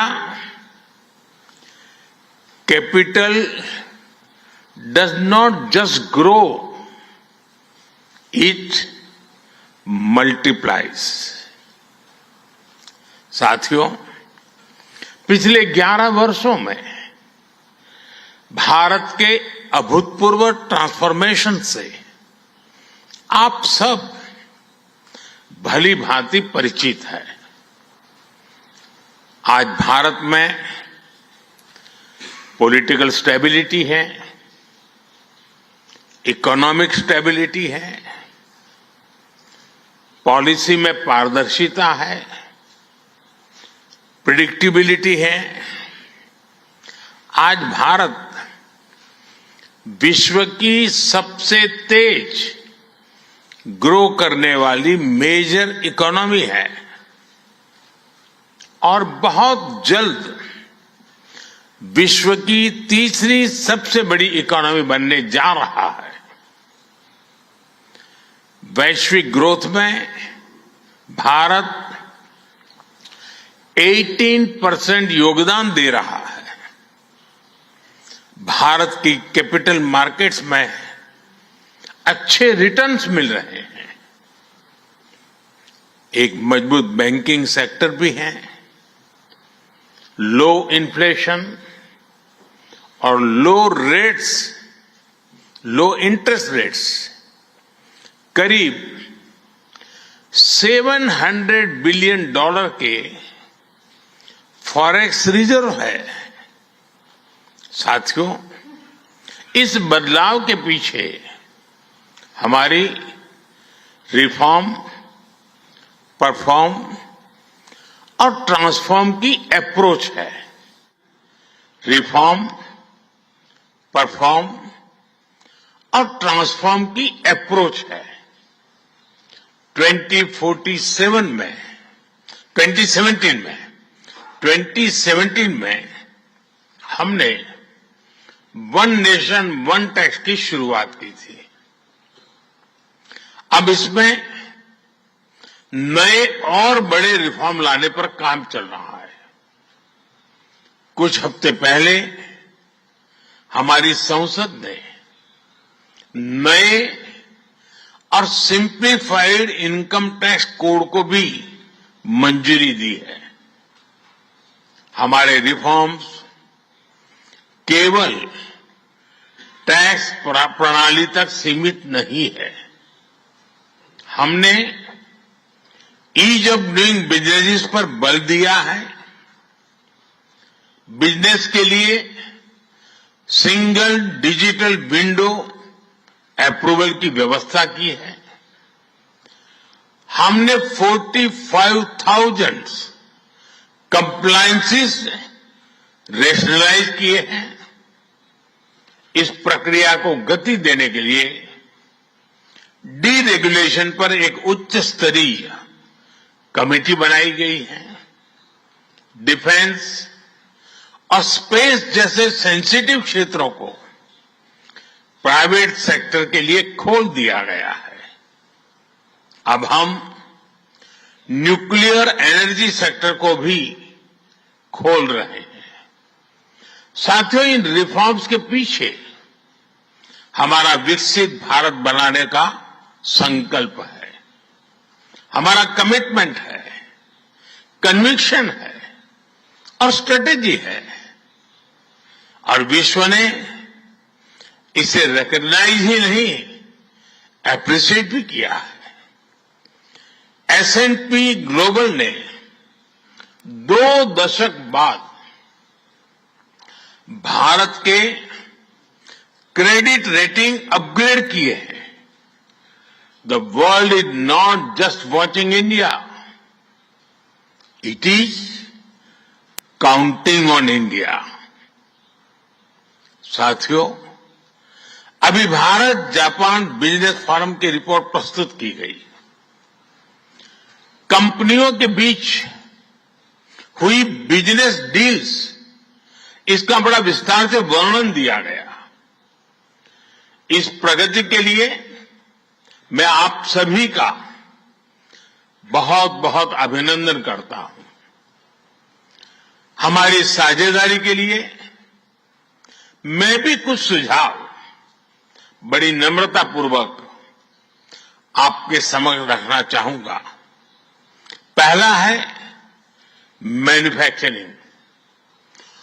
ऑटो सेक्टर में हमारी भागीदारी बेहद सफल रही है और अभी प्रधानमंत्री जी ने इसका विस्तार से वर्णन किया।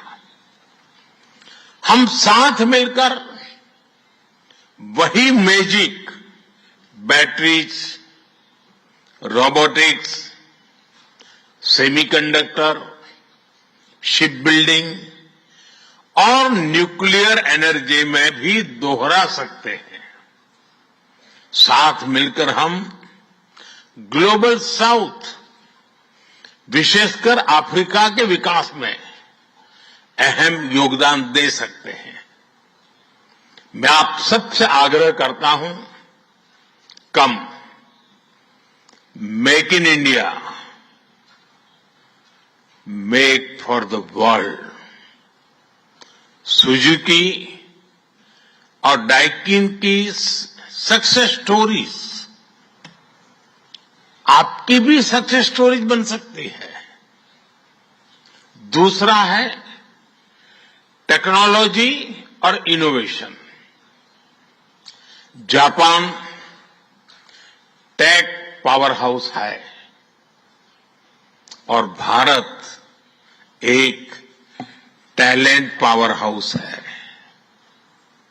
भारत ने AI, semiconductor, quantum computing, biotech और स्पेस में बोल्ड और एम्बिशियस इनिशिएटिव लिए हैं। जापान की टेक्नोलॉजी और भारत का टैलेंट मिलकर इस सदी के टेक रिवॉल्यूशन का नेतृत्व कर सकते हैं। तीसरा क्षेत्र है ग्रीन एनर्जी ट्रांजिशन। भारत तेजी से 2030 तक 500 गीगावाट रिन्यूएबल एनर्जी के लक्ष्य की ओर अग्रसर है। हमने 2047 तक 100 गीगावाट न्यूक्लियर पावर का भी लक्ष्य रखा है। सोलर सेल्स हो या फिर ग्रीन हाइड्रोजन, साझेदारी की अपार संभावनाएं हैं। भारत और जापान के बीच जॉइंट क्रेडिट मैकेनिज्म पर समझौता हुआ है। इसका लाभ उठाकर क्लीन और ग्रीन फ्यूचर के निर्माण में सहयोग किया जा सकता है। चौथा है नेक्स्ट जेन इंफ्रास्ट्रक्चर। पिछले एक दशक में भारत ने नेक्स्ट जनरेशन मोबिलिटी और लॉजिस्टिक इंफ्रास्ट्रक्चर में अभूतपूर्व प्रगति की है। हमारे पोर्ट्स की क्षमता दोगुनी हो गई है। 160 से ऊपर एयरपोर्ट्स हैं। 1000 किलोमीटर लंबी मेट्रो लाइन बनी है। जापान के सहयोग से मुंबई और अहमदाबाद हाई स्पीड रेल पर काम चल रहा है। लेकिन हमारी यात्रा यहीं नहीं रुकती। Japan's excellence and India's scale can create a perfect partnership. पांचवा है स्किल डेवलपमेंट और people to people ties. Bharat का स्किल्ड युवा टैलेंट वैश्विक जरूरतें पूरी करने की क्षमता रखता है। इसका लाभ जापान भी उठा सकता है। आप भारतीय टैलेंट को जापानी भाषा और सॉफ्ट स्किल्स में ट्रेनिंग दें और मिलकर एक जापान रेडी वर्कफोर्स तैयार करिए। A shared workforce will lead to shared prosperity.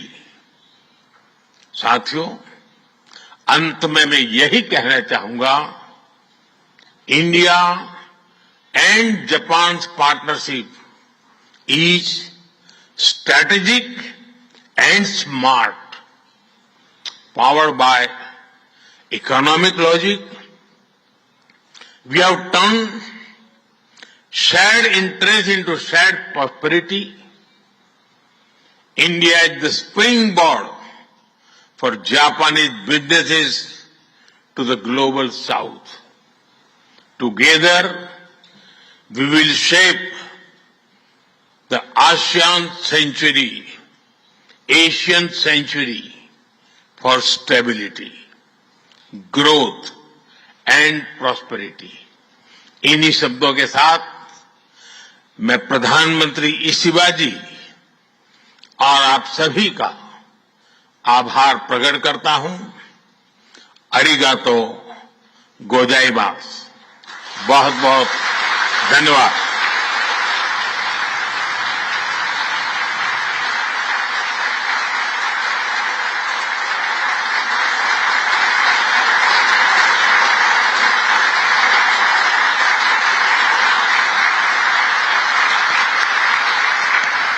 Prime Minister Modi speaking there, addressing the India-Japan Joint Economic Forum in Tokyo, and he has made very important points, especially speaking about how PM Modi is very, very excited to invite countries to manufacture in India. That's one of the highlights of what he has said a short while back. He's saying that Japan invested over $40 billion in India and has been an important partner in India's development journey. I really want to go across to, we'll try to go to a guest in a short while from now who'll be joining us.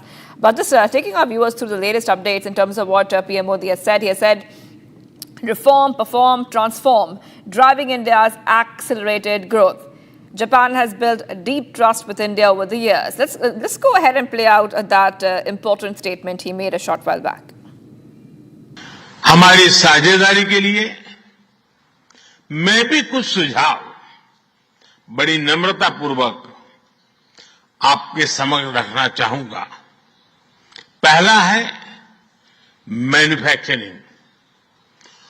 Auto sector में हमारी भागीदारी बेहद सफल रही है और अभी प्रधानमंत्री जी ने इसका विस्तार से वर्णन किया। हम साथ मिलकर वही magic batteries, robotics, semiconductor, ship building और न्यूक्लियर एनर्जी में भी दोहरा सकते हैं।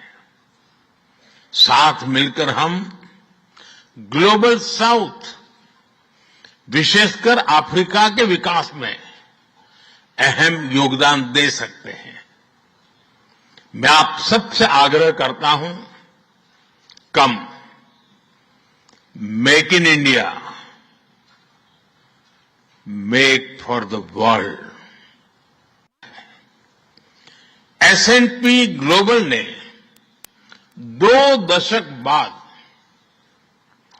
भारत के क्रेडिट रेटिंग अपग्रेड किए हैं।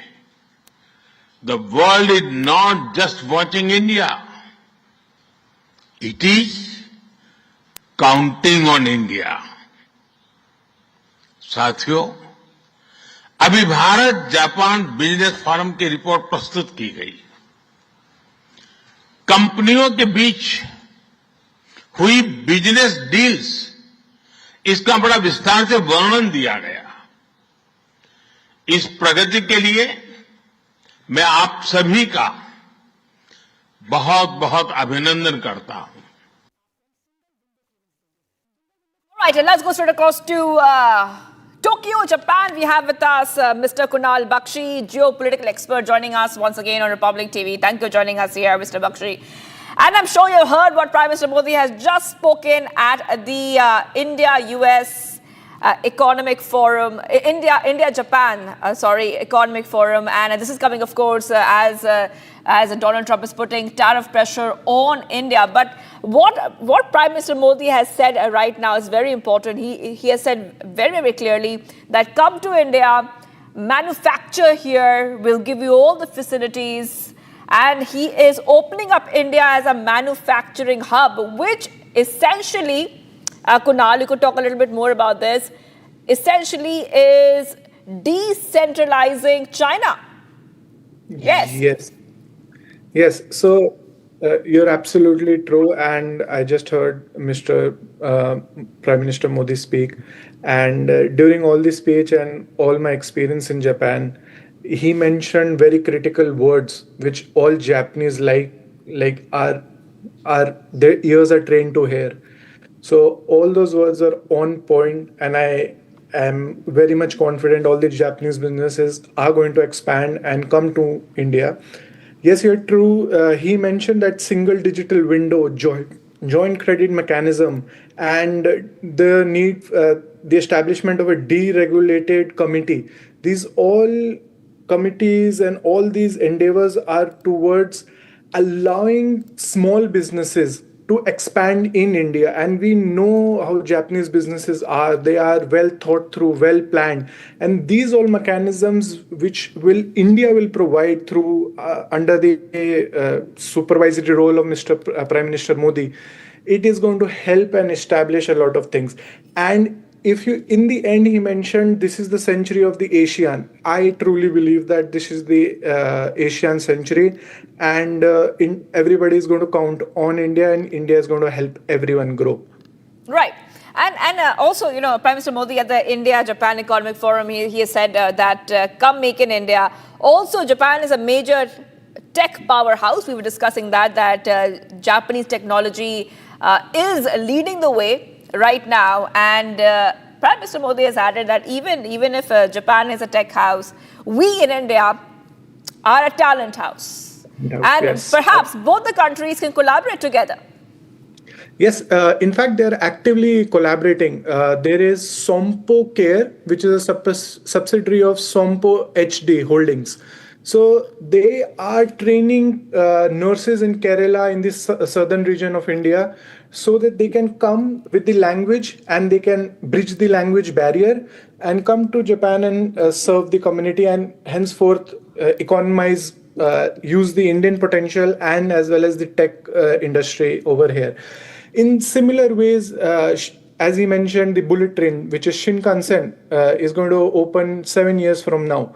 There are 40 odd people who are on-job training with the Japanese counterparts, which is a very good sign. Similarly, there are many projects in energy sectors. Now he has mentioned defense sectors. I'm hopeful. Even cybersecurity. There are many companies who are aiming to open in India, and I hope, as a personal lawyer myself, in working in Japan, I hope I am able to bridge that gap, and hopefully other people as well.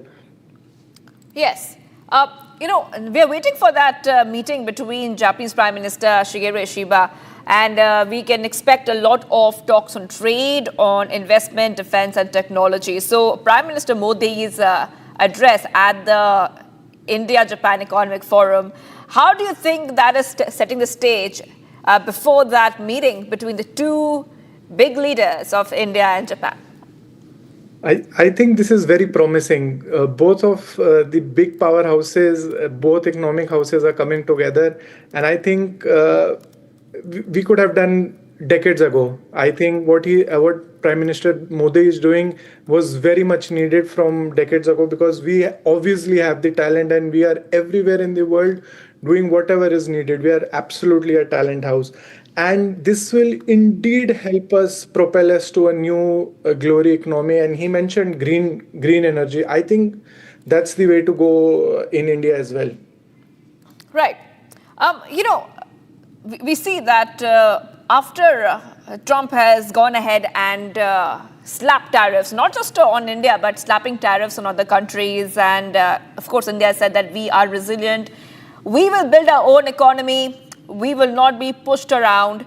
And Prime Minister Modi's visit and the kind of statements he has made about the economy, about inviting other countries, especially Japan, to come here to do business with India, it really goes ahead and shows that India is serious about not following US-led global order, because India does not want other countries to tell us what to do, especially when it comes to our economy. Yeah, absolutely true. I think that also is very long due. Since the dollar is the main currency of exchange between the entire world over oil barrels. So US took a hit like few years ago when Saudi Arabia declined to sign the contract to exclusively deal in dollar. That was a strategic move, and all the BRIC nation at that point started to think how we can make a currency and move forward. So 2 years down the line, I think US has vitalized all our ambitions right now, and we are propelling forward. And similarly, Japan never expected they would be hit with any sanctions or any tariffs. This is very unexpected in Japan. So because it's considered a strong ally since the World War II. Currently, when I keep reading the newspaper, now they're happy. Now they have a 15%. Now they're investing $550 billion. But imagine the pull of India, our Prime Minister Modi, the chief negotiator, Mr. Akazawa-san, cancelled his last-minute trip to US and was stationed in Japan to welcome and conduct the 2-day visit thoroughly. That speaks volume how we are contributing and how we can help other nations in Asia. Yes. Achieve. Yeah.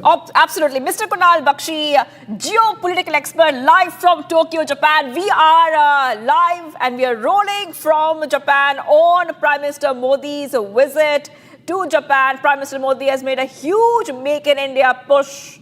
And I really want to take a short break right now, but do not go anywhere. Much more coming right up. We are live and breaking. PM Modi is in Japan and says that in India, capital multiplies, not just grows.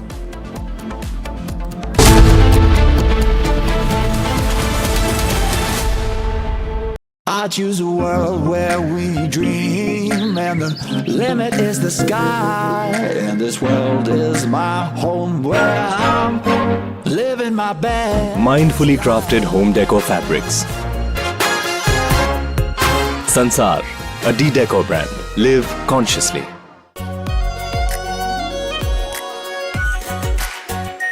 Are pure shahi paneer masala, delicious, healthy, everyday.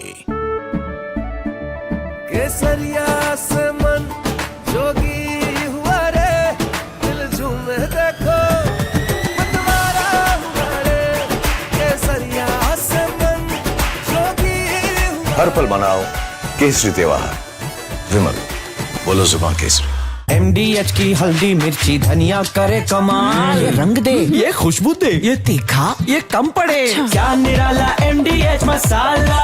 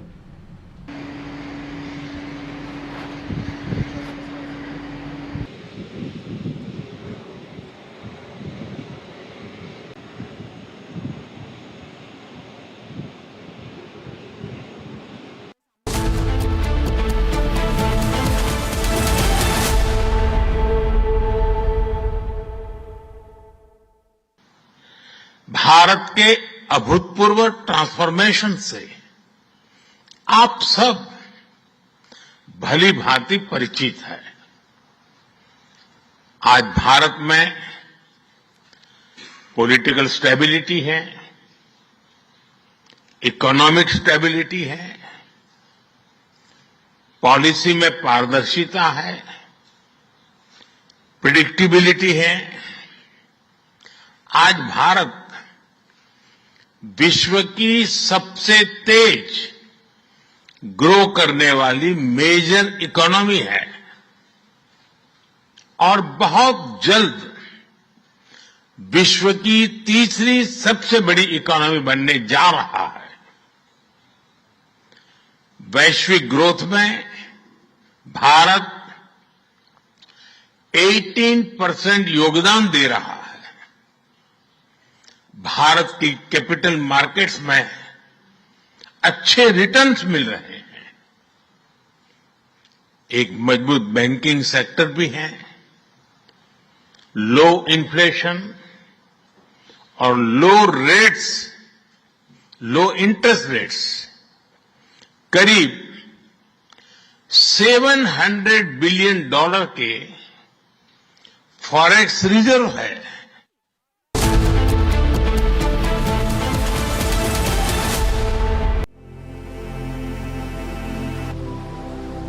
Being a legend means reaching a point where no one else has. To give others a dream worth chasing. 10 years of Creta, legend forever. ये है secret recipe MDH का जीरा SIP जल जीरा मसाला। SIP SIP जीरा SIP MDH का जल जीरा सिप MDH का जल जीरा सिप। केसरिया से मन जोगी हुआ रे, दिल झूमे देखो मतवारा हुआ रे। केसरिया से मन जोगी हुआ। हर पल मनाओ केसरी त्योहार। विमल, बोलो जुबान Kesari.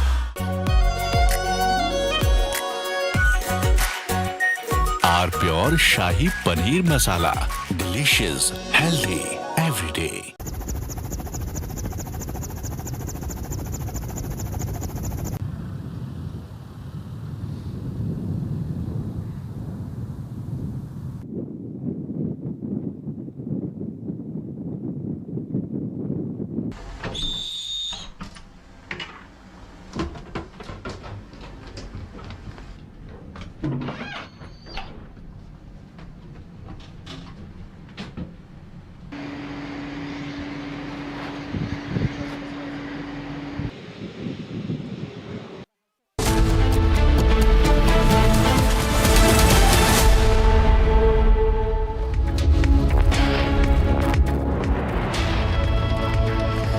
welcome. You're watching Live and Breaking at 11:30 a.m. I am Tanisha Avasti. Ladies and gentlemen, the Prime Minister is in Tokyo, and staring from Tokyo, he's looking at Donald Trump and has sent a very strong message. He sent a message of make in India and make for the world. We're getting to that and a lot more in this edition, but first a quick check of the headlines. मैं आप सबसे आग्रह करता हूं, कम make in India, make for the world. Prime Minister Modi pushes for Make in India from Tokyo, says come, make in India and make for the world. After Senator Graham Trump's aide, Navarro repeats charges, says India boosting Russian war machine.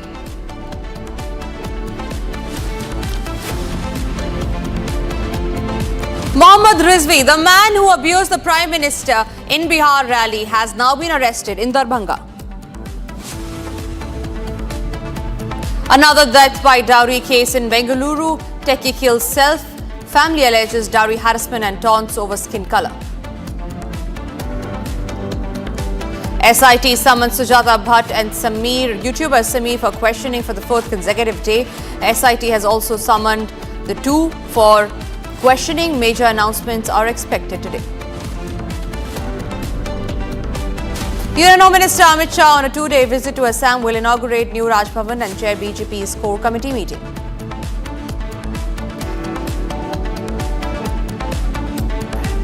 F-16 jet crashes while performing during air show in Poland. Pilot has been killed.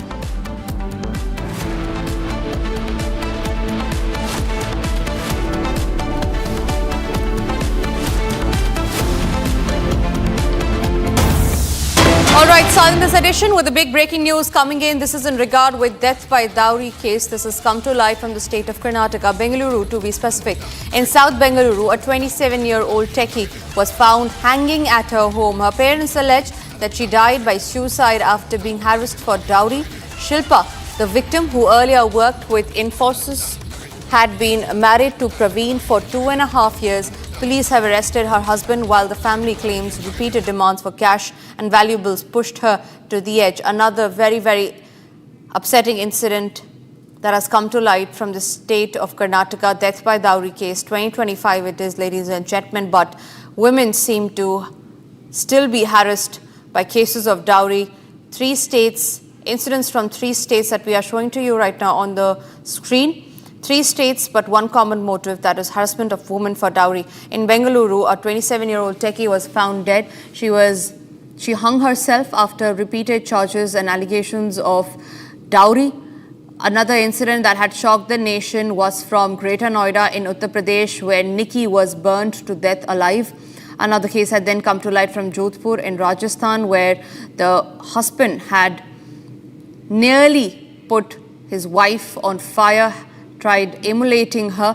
On that note, I'm also being joined by Abhishek, a colleague from Bengaluru. On that note, Abhishek, this recent case from Karnataka, from Bengaluru, is extremely upsetting. We learned that the husband has been arrested. There are charges of dowry harassment. Take us through, has the victim's in-laws been also under scrutiny now?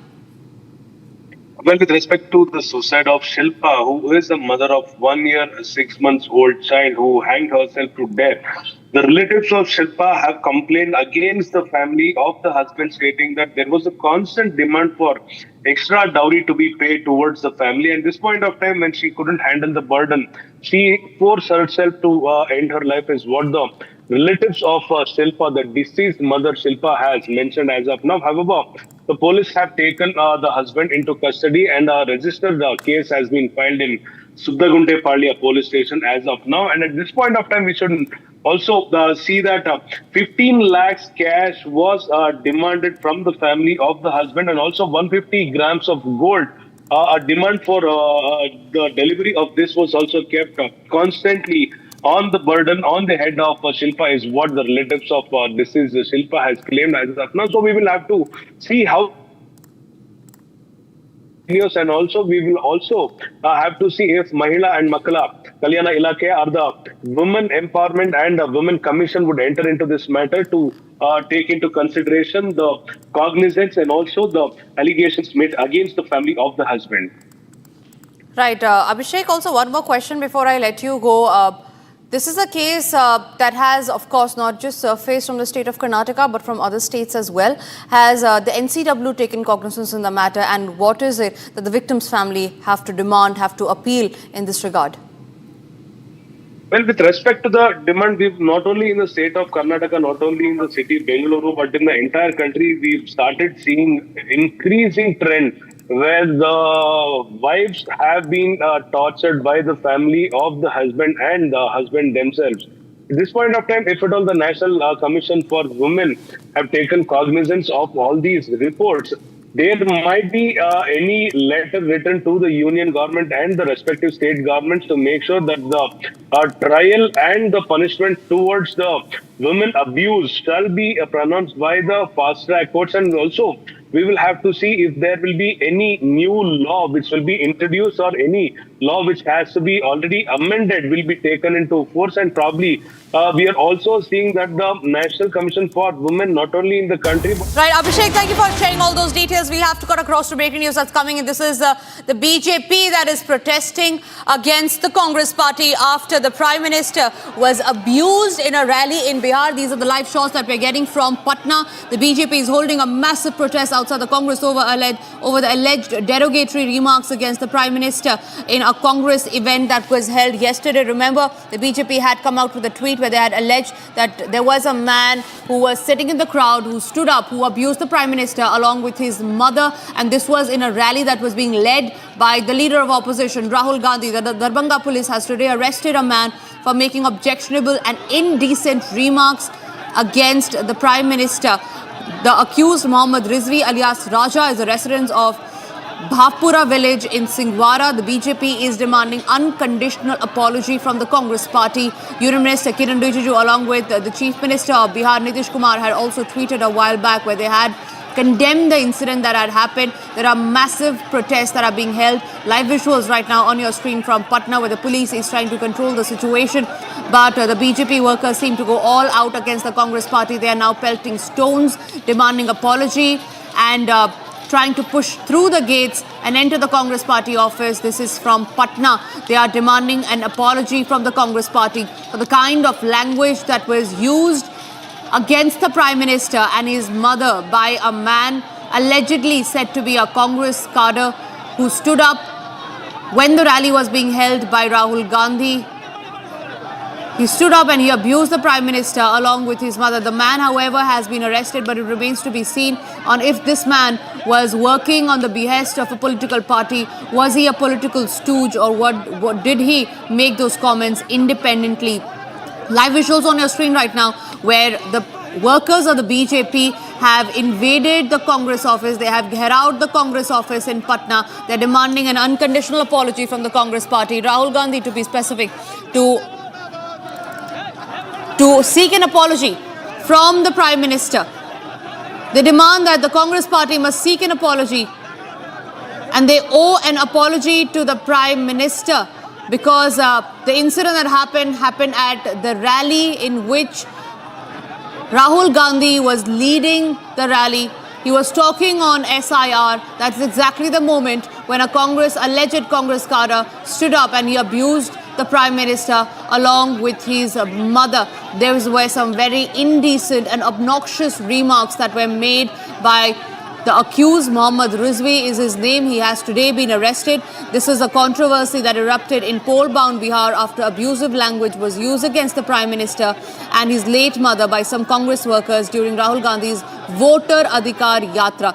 The BJP has filed an FIR in Kotwali police station in Patna over the alleged remark and has demanded an apology from the Congress MP. Prakash is joining us live from Patna on that. Prakash, take us through what's happening on ground zero.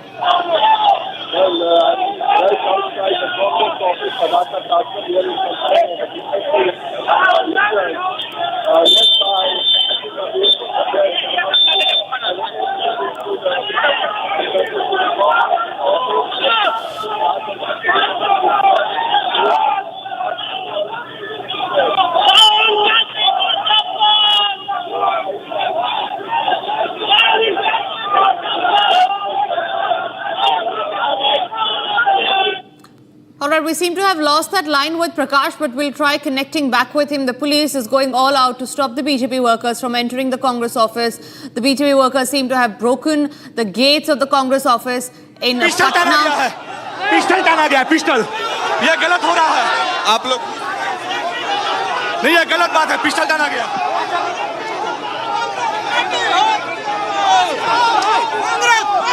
घंटा से मुझे पर मारा है, शरीर पर मारेंगे उसको।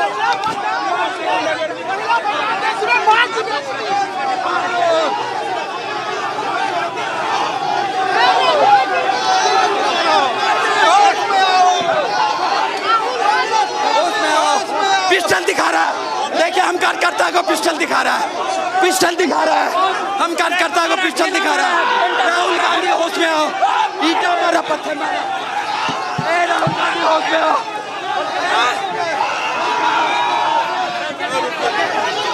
गेट बंद कीजिए, गेट बंद, आप निकलिए। अरे हम गेट बंद कीजिए, ईटा चलाता है। All right, Prakash, if you can hear me, what's happening on ground zero? Yes, Prakash, over to you. All the BJP workers and the leaders have been asked to go out of the Congress office. Now they have vacated the Congress office. Now they are protesting outside the Congress office.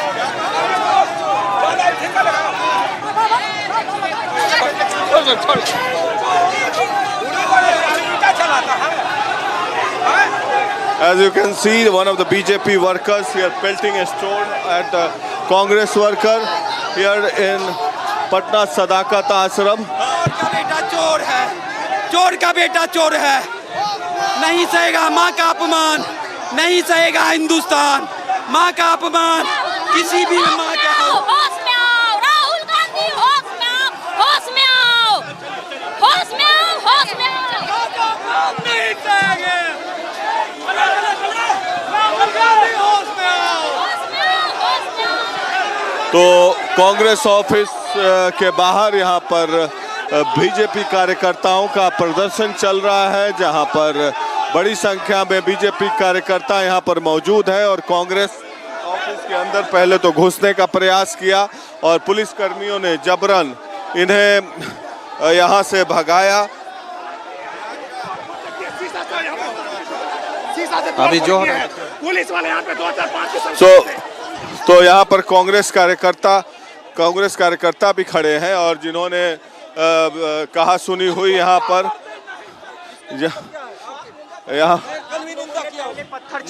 मैंने कल भी निंदा किया है, पत्थर हमने नहीं पहले चलाया है, उधर से पहले से ईंटा चला। क्या करने आ रहे हैं लोग बीजेपी वाले? आप देख रहे हैं गोडसे के पुजारी क्या कर रहे हैं, आज देश में किस तरह का संदेश दे रहे हैं।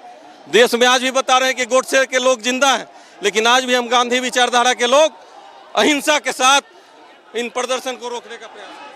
और ये भारतीय जनता पार्टी के कार्यकर्ता, ये देख सकते हैं कांग्रेस ऑफिस सदाकत आश्रम है, भारतीय जनता पार्टी के कार्यकर्ता यहाँ कांग्रेस ऑफिस के बाहर प्रदर्शन कर रहे हैं। जो स्टेटमेंट दिया मंच से प्राइम मिनिस्टर नरेंद्र मोदी के मां के बारे में और उस पर आपत्ति है इन लोगों को, और उसके बाद बीजेपी के जितने भी वर्कर हैं वो यहाँ पर आए हैं प्रदर्शन करने, विरोध प्रदर्शन कर रहे हैं। एक के बाद एक लगातार कई नेताओं ने बयान दिया। आज नित्यानंद राय ने बयान दिया, उसके बाद सम्राट चौधरी ने बयान दिया, जेपी नड्डा समेत सभी लोगों ने बयान दिया है और ये विरोध प्रदर्शन जारी है पटना के सदाकत आश्रम के बाहर। और बड़ी संख्या में मंत्री नितिन नवीन और कई विधायक और मंत्री यहाँ पर मौजूद हैं, जो कि बीजेपी कार्यकर्ता देखिए कि झंडा लेके मौजूद हैं और यहाँ पर प्रोटेस्ट जारी है और ये प्रोटेस्ट अब लगातार चलता रहेगा, क्योंकि बीजेपी को एक बड़ा मुद्दा मिल गया है। बीजेपी को एक बड़ा मुद्दा मिल गया है और हम बात करने की कोशिश करेंगे अब बीजेपी कार्यकर्ताओं से, जो कि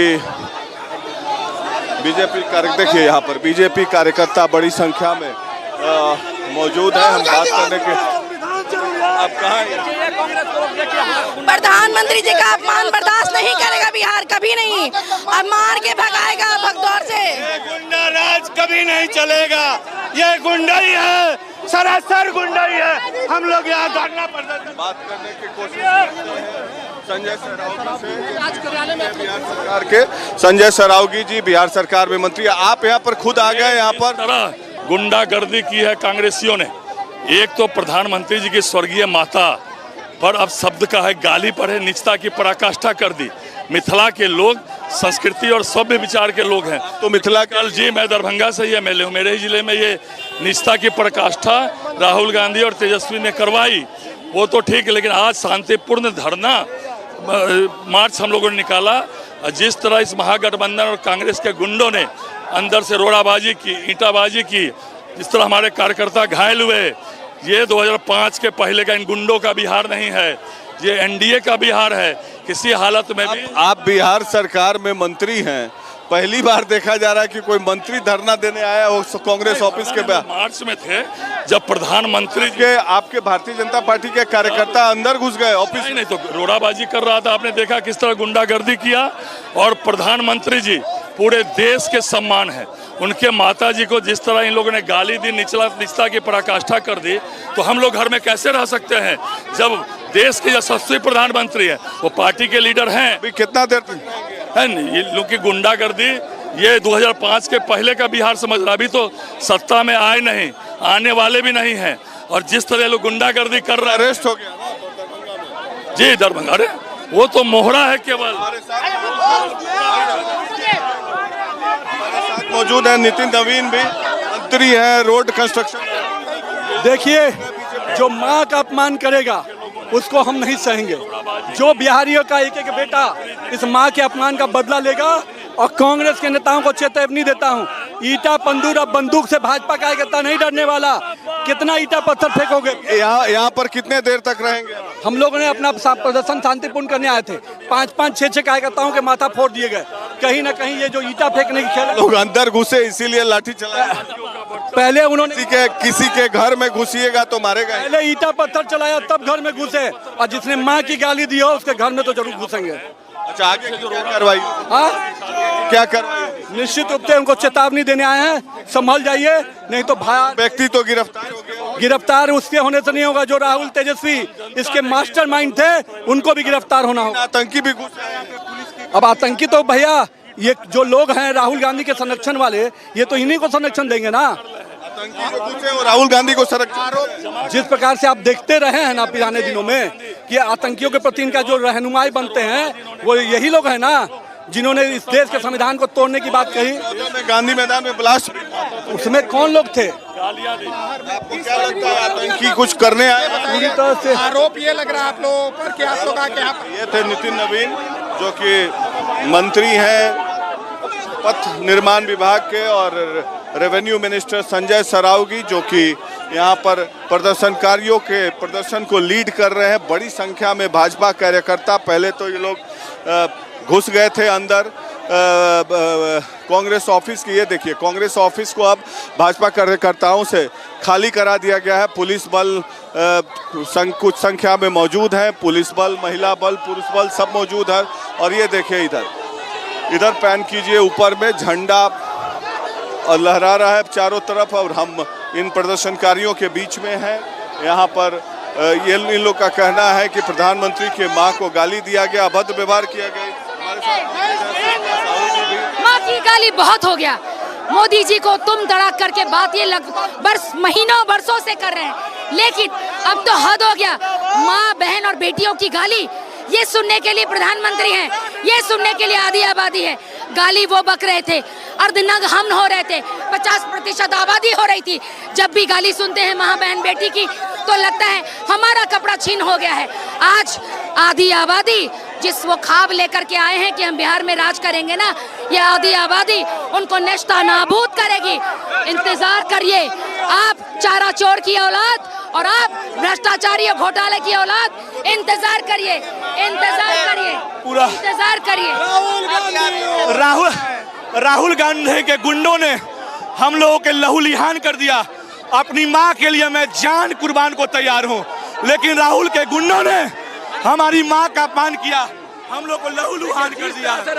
राहुल गांधी के गुंडों ने माँ बहनों का गाली देने वाला और उसके गुंडों ने हम लोग शांतिपूर्ण आंदोलन किए और उसके डंडा से और लाठी के डंडा से और ईंट पत्थर से उन्होंने प्रहार किया। शांतिपूर्ण तो नहीं था, हम लोग शांतिपूर्ण उधर जबरन उधर से पत्थर चलाया गया है। हम लोग तरफ से पत्थर नहीं, उन लोग के पास पत्थर था, उन लोग के पास डंडा था, हम लोग के पास तो झंडा था। उन लोगों ने ये देखिए, ये संजीव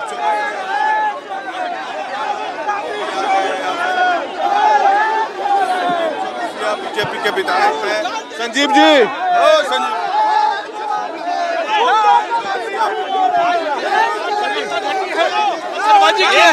सर पे चोटें लगी है, कतई बर्दाश्त नहीं कर सकते हैं। भारतीय जनता पार्टी कार्यकर्ता समय पे जवाब देगी। पत्थरबाजी की है, मौन प्रदर्शन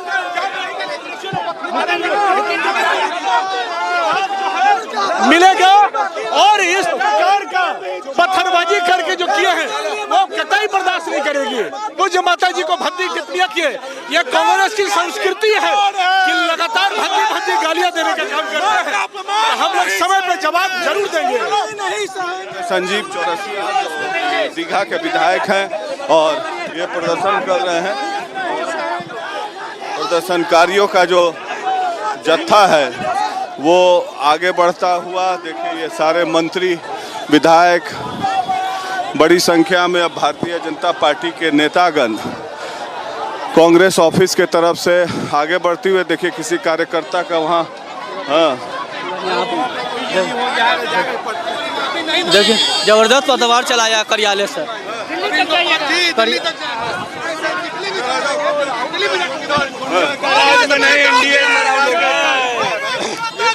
ऊपर से पत्थर मारा, माथा फाड़ दिया है, ऊपर से पत्थर चलाया है, ऊपर से पत्थर चलाया है, पूरा का पूरा पत्थर किया गया है। अभी इलाज करवाए हैं, देखिए पूरा हाथ देखिए, ये देखिए हाथ खोल के दिखा दे, खोल के देखिए आप, पूरा ऊपर से पत्थर चलाया है।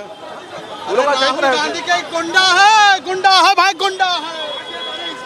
तो ये प्रदर्शनकारी जो हैं अब यहाँ से अब बीजेपी के नेताओं के नेतृत्व में आगे बढ़ते हुए, और एक तरीके से देखा जाए तो प्रदर्शन अब ख़त्म हो चुका है। विरोध प्रदर्शन जो कि प्रधानमंत्री के मां के बारे में अपशब्द कहा गया, उसके बाद बीजेपी के बड़े नेता नितिन नवीन, संजय सरावगी, संजीव चौरसिया जो कि दोनों लोकल विधायक हैं, सरावगी जी दरभंगा के विधायक हैं, उनके नेतृत्व में अब लगभग बीजेपी के कार्यकर्ता यहां से जा चुके हैं। कांग्रेस ऑफिस है ये सामने से, बंद कर दिया गया है दरवाजे को, और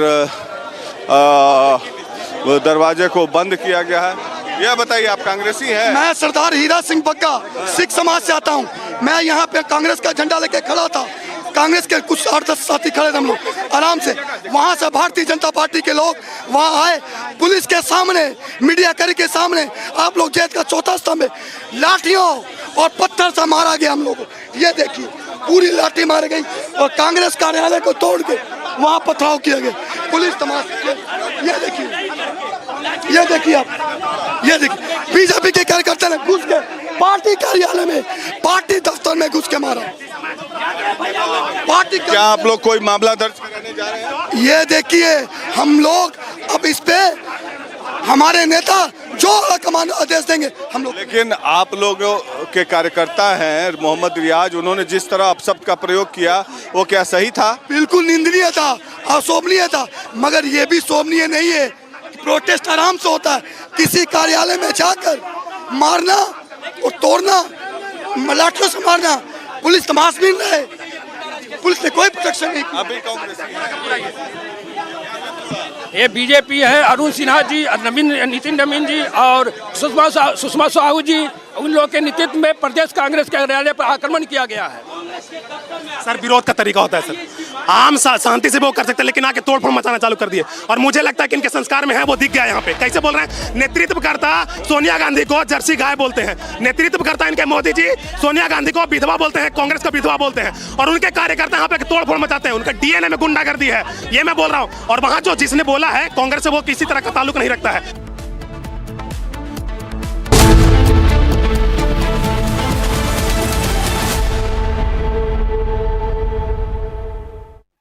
थोड़े में ज्यादा स्वाद, यही तो है इसकी खास बात। वाओ मम्मा, क्या स्वाद है। अरे मेरे राजा, सबका राजा R pure masala. I choose a world where we dream, and the limit is the sky. And this world is my home where I'm living my best. Mindfully crafted home decor fabrics. Sansar, a decor brand. Live consciously. MDH की देगी मिर्च, देगी मिर्च का तड़का, अंग अंग फड़का। MDH की देगी मिर्च।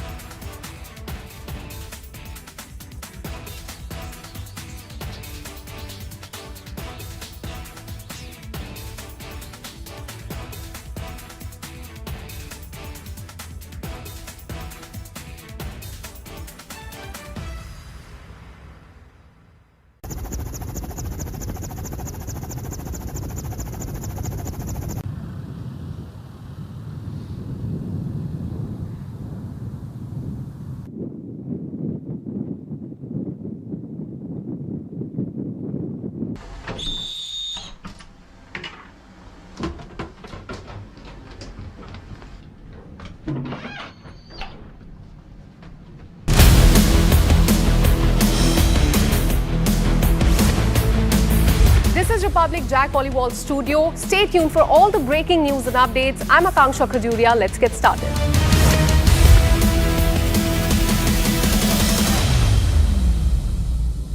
ये है सीक्रेट रेसिपी MDH का जीरा सिर्फ जल जीरा मसाला। सिप सिप जीरा सिप MDH का जल जीरा सिप MDH का जल जीरा SIP.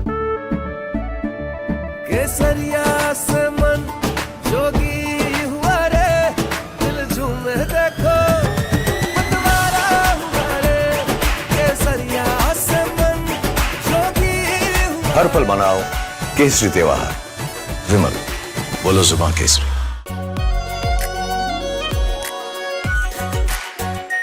Are pure shahi paneer masala, delicious, healthy everyday.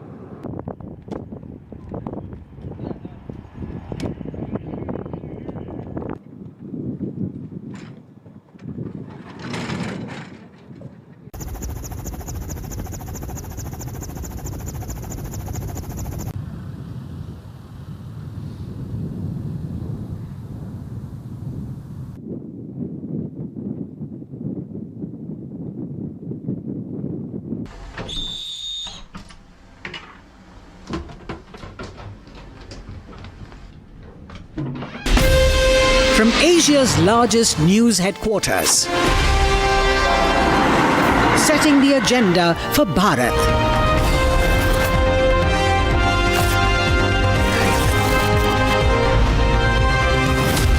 You're watching Republic. खत्म हो चुका है और बीजेपी के कार्यकर्ता भी यहां से जा चुके हैं। कांग्रेस अपना अगला कदम उठाएगी FIR करने की। Back to you. Right, okay. So, pictures coming in right now. That's live. That's Prakash live at the same spot where the BJP-Congress clashed in Patna. Remember, huge update coming in because the BJP has slammed the Congress over abusive slogans against Prime Minister Modi at the Bihar rally. And the BJP has condemned, I repeat, condemned the Congress for making those kind of remarks. which were directed at Prime Minister Modi at a rally in Bihar. The BJP has said that this act was shameful and condemnable and a speech of hatred. And you can see the a clash which is happening right now. The BJP is saying that please, you have to apologize. Telling the Congress that you have to apologize, and this is over that abuse video. Remember that this is coming in as we saw that Rahul Gandhi's voter Adhikar Yatra in Bihar was, there was a lot of controversy there. And there's a lot of uproar after video clips emerged of Congress workers shouting slogans against Prime Minister Modi and his late mother at a rally in Darbhanga. And now the BJP-Congress clash can be seen. The protest gets violent. And we have Prakash with us. Let's go back to Prakash.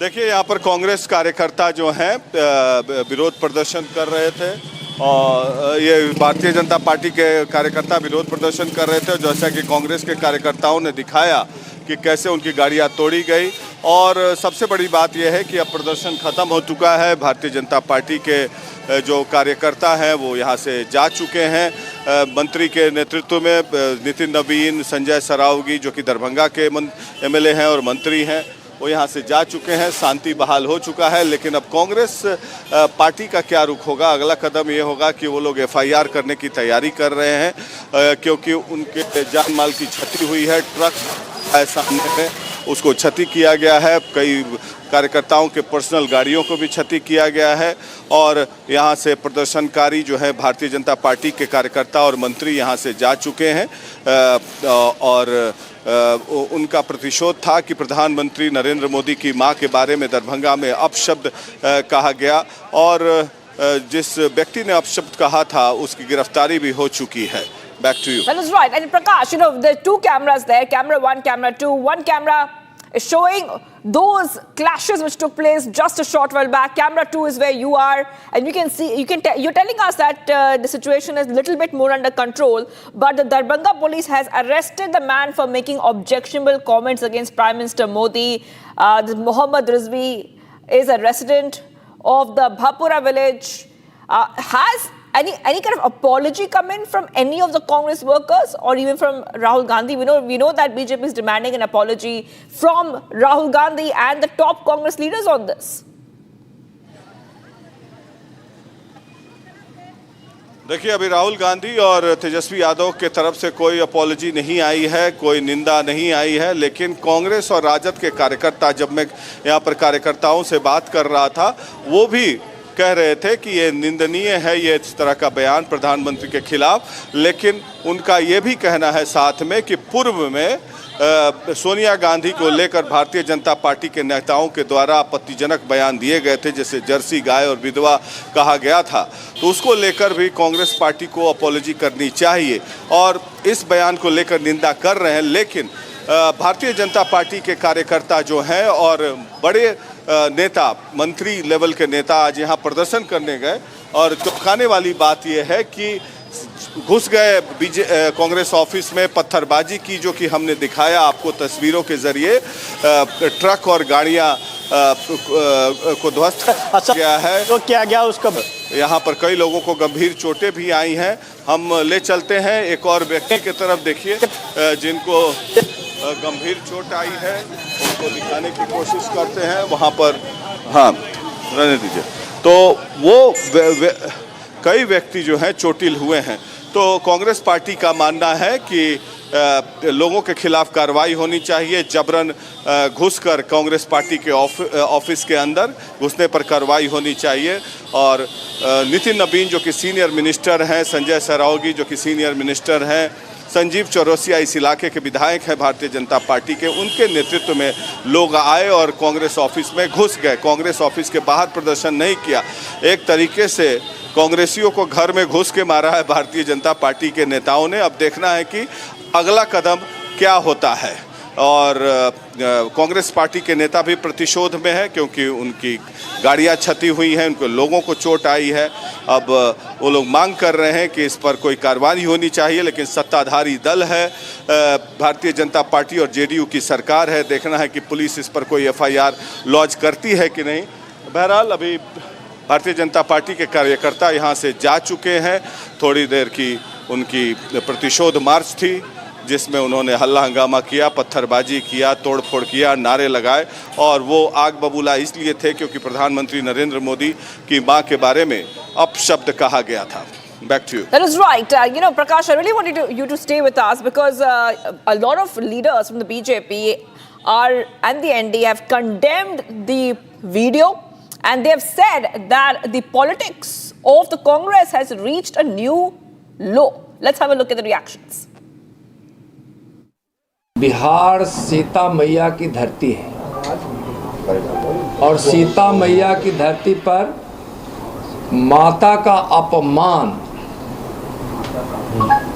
यह बहुत बड़ी नीचता है, दुष्टता है।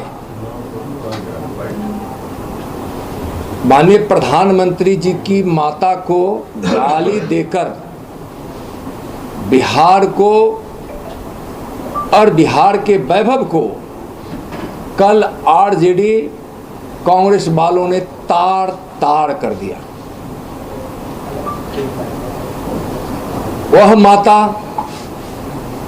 को गाली दिलवाए RJD के लोगों ने, कांग्रेस के लोगों ने। आरजेडी के नेता बार बार और कांग्रेस के नेता कभी प्रधानमंत्री जी को तो कभी प्रधानमंत्री जी की माता जी को इस तरह के आपत्तिजनक शब्दों के साथ उनको अपमानित करते हैं। यह बहुत ही अशोभनीय और घोर निंदनीय है। ऐसी मां को गाली देना जिस मां ने बचपन में दूसरे के घर में काम कर, पानी भरकर, बर्तन धोकर अपने बाल बच्चों का पालन पोषण किया और एक उदाहरण बनी, उस मां को गाली देना, उस मां को गाली दिया गया जिस मां ने एक शेर पुत्र को पैदा कर इस भारत की शक्ति को, शौर्य को, सम्मान को दुनिया में ऊंचा किया है।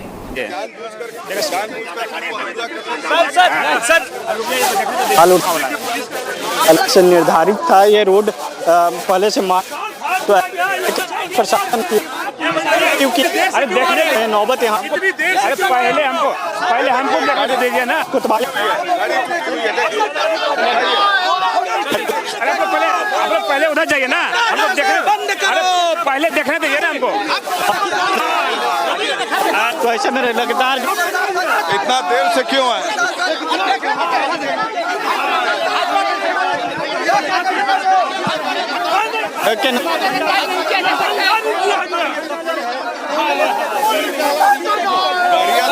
ये आप लोग जाइए ना, पहले हमको काम करने दीजिए। मैं आपको ब्रीफ कर दूंगा, पहले जाने दीजिए। मैं आकर के ब्रीफ कर दूंगा, पहले मुझे जांच करने दीजिए, ठीक है? जांच करने दीजिए, मैं आपको पूरा डिटेल ब्रीफ कर दूंगा। कार्रवाई कीजिए। मुझे बिहार के इतिहास में पहली बार ऐसा हुआ है। बिहार के इतिहास में पहली बार हुआ है स्वतंत्रता के बाद। नहीं, हम लोगों का आरोप है कि पुलिस ने कार्रवाई नहीं की, पुलिस तरीके से आप देख रहे हो किस तरीके से यहाँ पर जो कांग्रेस वर्ग द्वारा जो भी है लगातार विरोध करते नजर देख रहे हैं कि पुलिस प्रशासन जो है रेड की और बीजेपी का गुंडाराजी चल रहा है कि जब कांग्रेस का ऑफिस में हमला हो सकता है तो कहीं भी हो सकता है। पुलिस खड़ी थी। Asha, you were trying to get a reaction from the police there. Did they say something to you?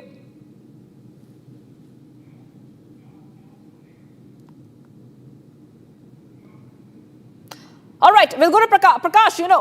Prakash, I'm coming back to you, but Republicans trying to get a reaction from the police. But remember that what you see on the screens is a major face-off between the BJP and the Congress, where the BJP and the Congress are clashed in Patna. Prakash was telling us that some have been injured, some BJP workers have also been detained. There was stone-pelting allegations by both parties amid the clashes. In the meanwhile, we have reactions coming in, so let's go ahead and play it out.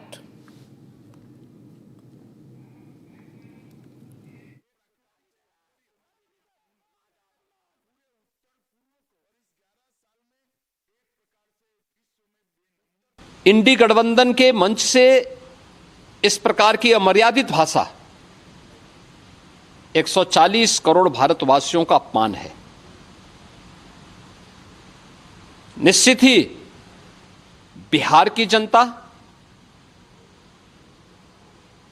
इंडी गठबंधन के नेताओं के द्वारा प्रयुक्त किए जा रहे इस प्रकार के अमर्यादित आचरण का जवाब लोकतांत्रिक तरीके से देगी वहां पर, और आने वाले समय में इस प्रकार के अमर्यादित आचरण करने वाले लोगों को पूरी तरीके से खारिज करने का कार्य करेगी, क्योंकि कोई भी सभ्य समाज इस प्रकार की भाषा को स्वीकार नहीं कर सकता। All right, let's go to Prakash who's joining us once. So Prakash, you know, you were trying to get a reaction coming in from the police. Have they confirmed what really happened? Any numbers on the number of people detained? Any other information coming in on the clash? Well, it looks hilarious because the police reached very late, despite the fact that they knew that such protest is going to happen. Yes. They might have given a leeway to the BJP workers and the ministers, because the protest was being led by BJP workers and minister, of course the ruling party, barging into the Congress office, pelting stones, breaking window panes of vehicles. Here you can see this truck also being demolished, vandalized. You can see here window panes and glasses being broken by the Congress workers. Now we'll have to wait and watch, since the police has arrived, what kind of action is being taken by the... Can you please fix the echo, please? PCR. And we'll have to wait and watch what kind of action is being taken by the police, since they have arrived late. And the congressman is demanding action against all the BJP workers, because I was here to witness the way the Congress workers barged into the Congress office. That is not a democratic way of functioning. You could have protested outside the gate, and senior Bihar ministers, BJP ministers, Nitin Naveen, Sanjay Sarawgi, Digha MLA Sanjeev Chaurasia leading the protest, and this is undemocratic, because once you barge into the Congress office, you are breaking the rules and regulations. And we'll now wait for the police's action, because inside the Congress premises, this truck, the vehicle on that side has the glasses have been broken off the vehicles. So that's what the Congress workers are demanding. Meanwhile, the BJP protesters, led by Nitin Naveen and Sanjay Sarawgi, said that they cannot tolerate the unparliamentary and abusive language used by a Congress worker against PM Modi. And leaders of the BJP cutting across states, and big leaders have protested outside the Congress. They have made a statement against the Congress party, demanding a public apology from Rahul Gandhi and Tejasvi Yadav. Although smaller leaders have made an apology, but not Rahul Gandhi and Tejasvi Yadav. So this is going to be the talking point, and the entire Vote Adhikar Yatra of Rahul Gandhi has in a way lost momentum because of this statement of a Congress worker, Mohammad Riaz, who has been arrested by the Darbhanga police. And the sentiment of the people, that's how the polarization starts. You get one issue in election and the polarization starts. So that's kind of a self-goal by the Congress party and the workers speaking from the podium, openly from the dais, although Rahul Gandhi and Tejasvi Yadav were not present on the dais. But it has given a momentum and a talking point to the BJP leaders against the Congress party in Bihar, even though the model code of conduct has not been enforced yet in Bihar. But the consolidation of the cadre, as well as the consolidation and the polarization of the society has just begun, and it is going to be interesting in the coming Bihar elections. Back to you. Yes, and Prakash, we have to also talk about what the top leaders of the BJP are saying. We have got a lot of comments and statements coming from JP Nada. We have got comments and statements coming from Yogi Adityanath, Sambit Patra. All of them are saying that all boundaries have been crossed, and it's an insult. They're saying this is an insult to our leader, Prime Minister Modi, somebody who has risen through the ranks only on merit.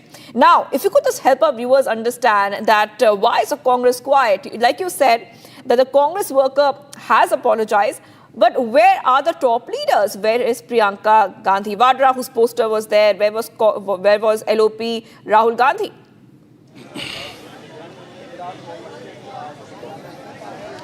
Well, that's right. Yes, where are the top leaders? But that's what the Congress workers are saying, that in the past as well, BJP leaders had made unparliamentary statement against Sonia Gandhi, calling her Jersey guy as well as Vidhwa. So that's the kind of narrative that is being set by the Congress party workers, reminding them of the statement made by the BJP leaders in the past. And this particular statement has definitely set the tone against the Congress party in Bihar as far as using abusive language against Prime Minister Narendra Modi's mother is concerned, because the person concerned who has been arrested is from the minority community, and that's how that's like an icing on the cake for the BJP to get the polarization right of caste segment. And in this northern belt of India, this works. The plank of Hindutva definitely works, and if the template is set, and I'm sure Prime Minister Narendra Modi is visiting Bihar on 15th September, 2 days ahead of his birthday on Vishwakarma Puja, definitely he would make a big statement on that particular day, and the template and the talking point would be set again on that particular day when the Prime Minister visits here in Bihar on 15th September again. Right, Patna, from Patna, we are getting Prakash, and I really want you to hold on, Prakash, because we are talking about top BJP and NDA leaders, especially JP Nada has slammed this comment and this abusive tirade and said that this is disregard for Bihar's culture on the soil of Bihar by two princes, Rahul Gandhi and Tejasvi Yadav. Let's play out that reaction.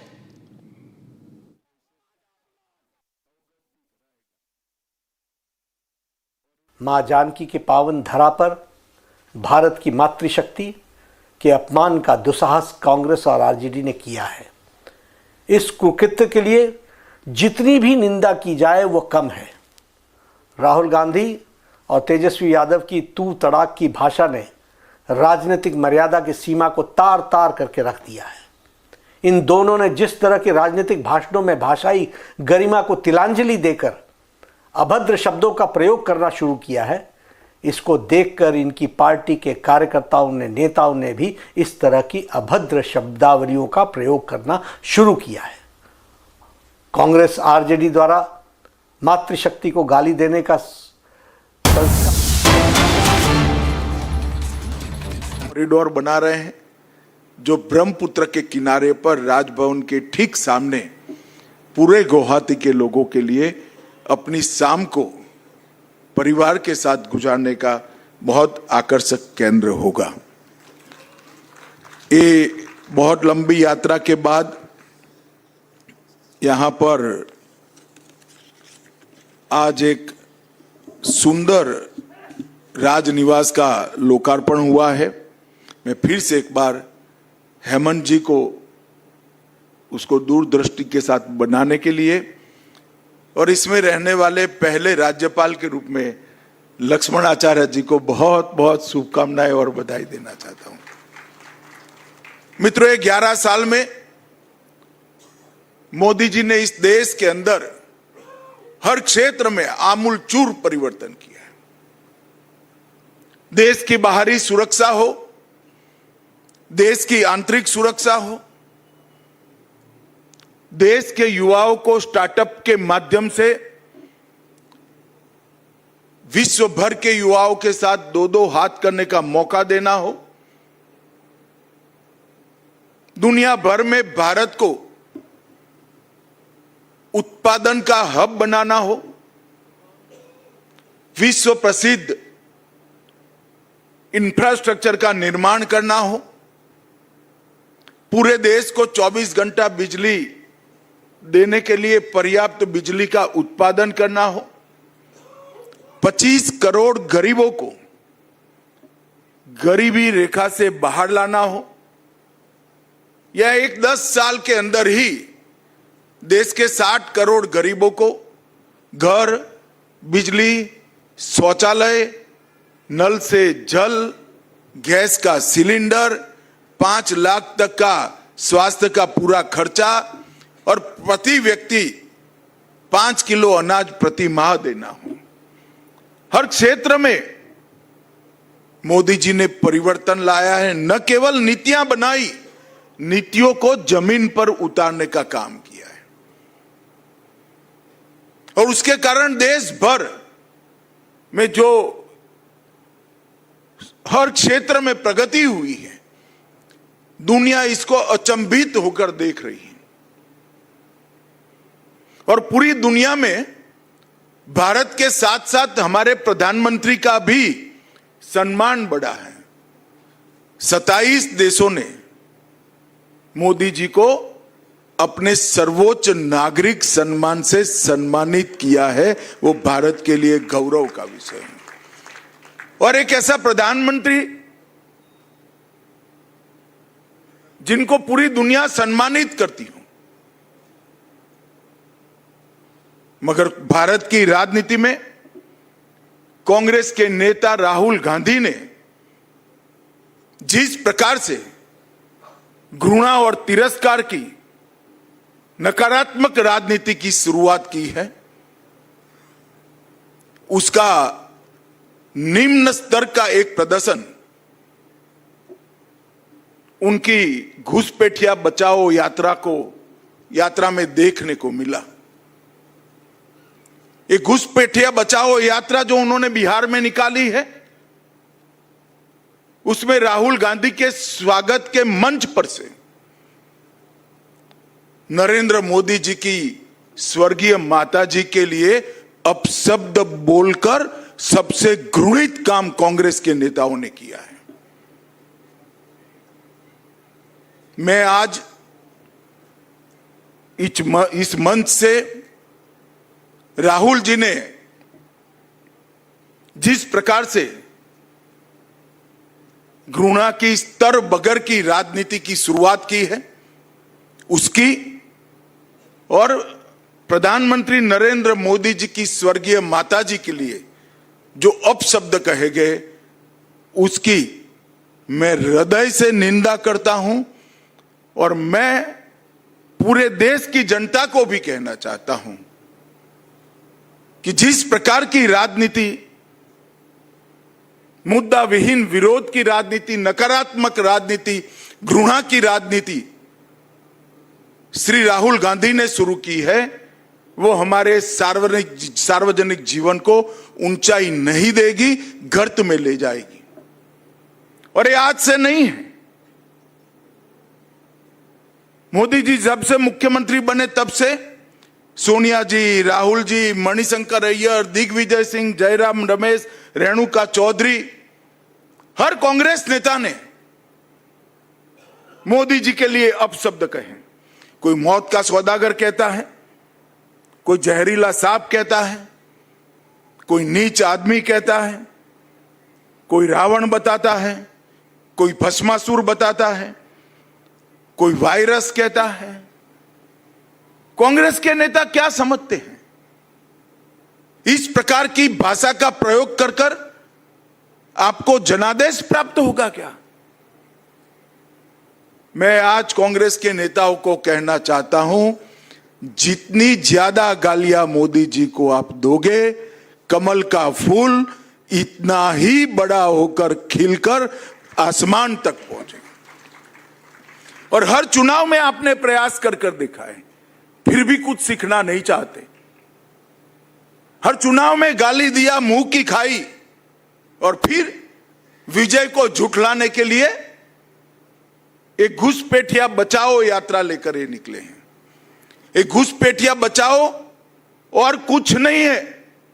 ये यात्रा घुसपैठिए को बचाने के लिए यात्रा है, अपनी vote bank को प्रोटेक्ट करने के लिए यात्रा।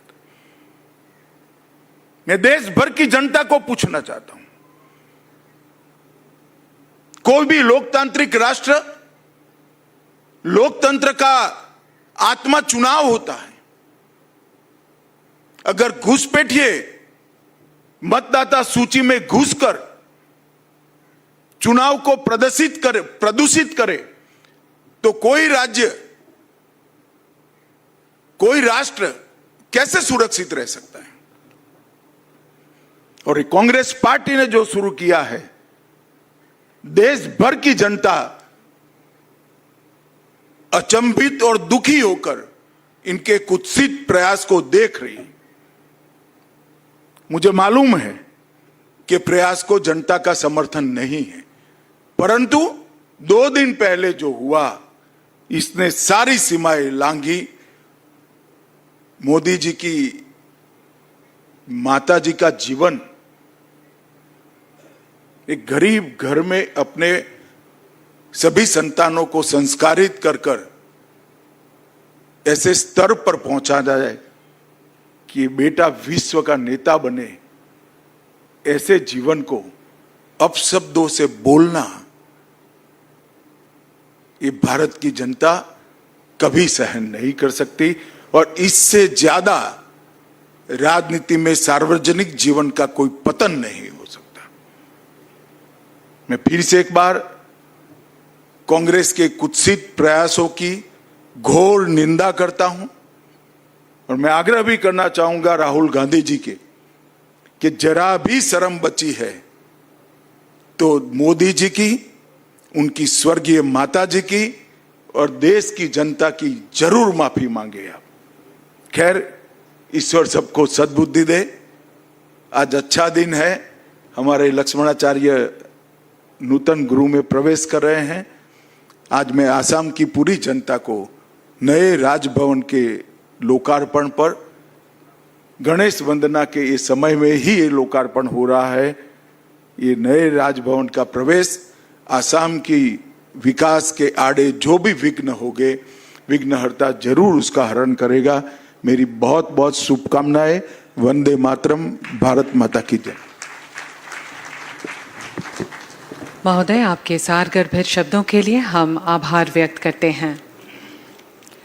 उपस्थित महानुभावों से निवेदन है कि कृपया करतल ध्वनि से माननीय केंद्रीय गृह एवं सहकारिता मंत्री श्री अमित शाह।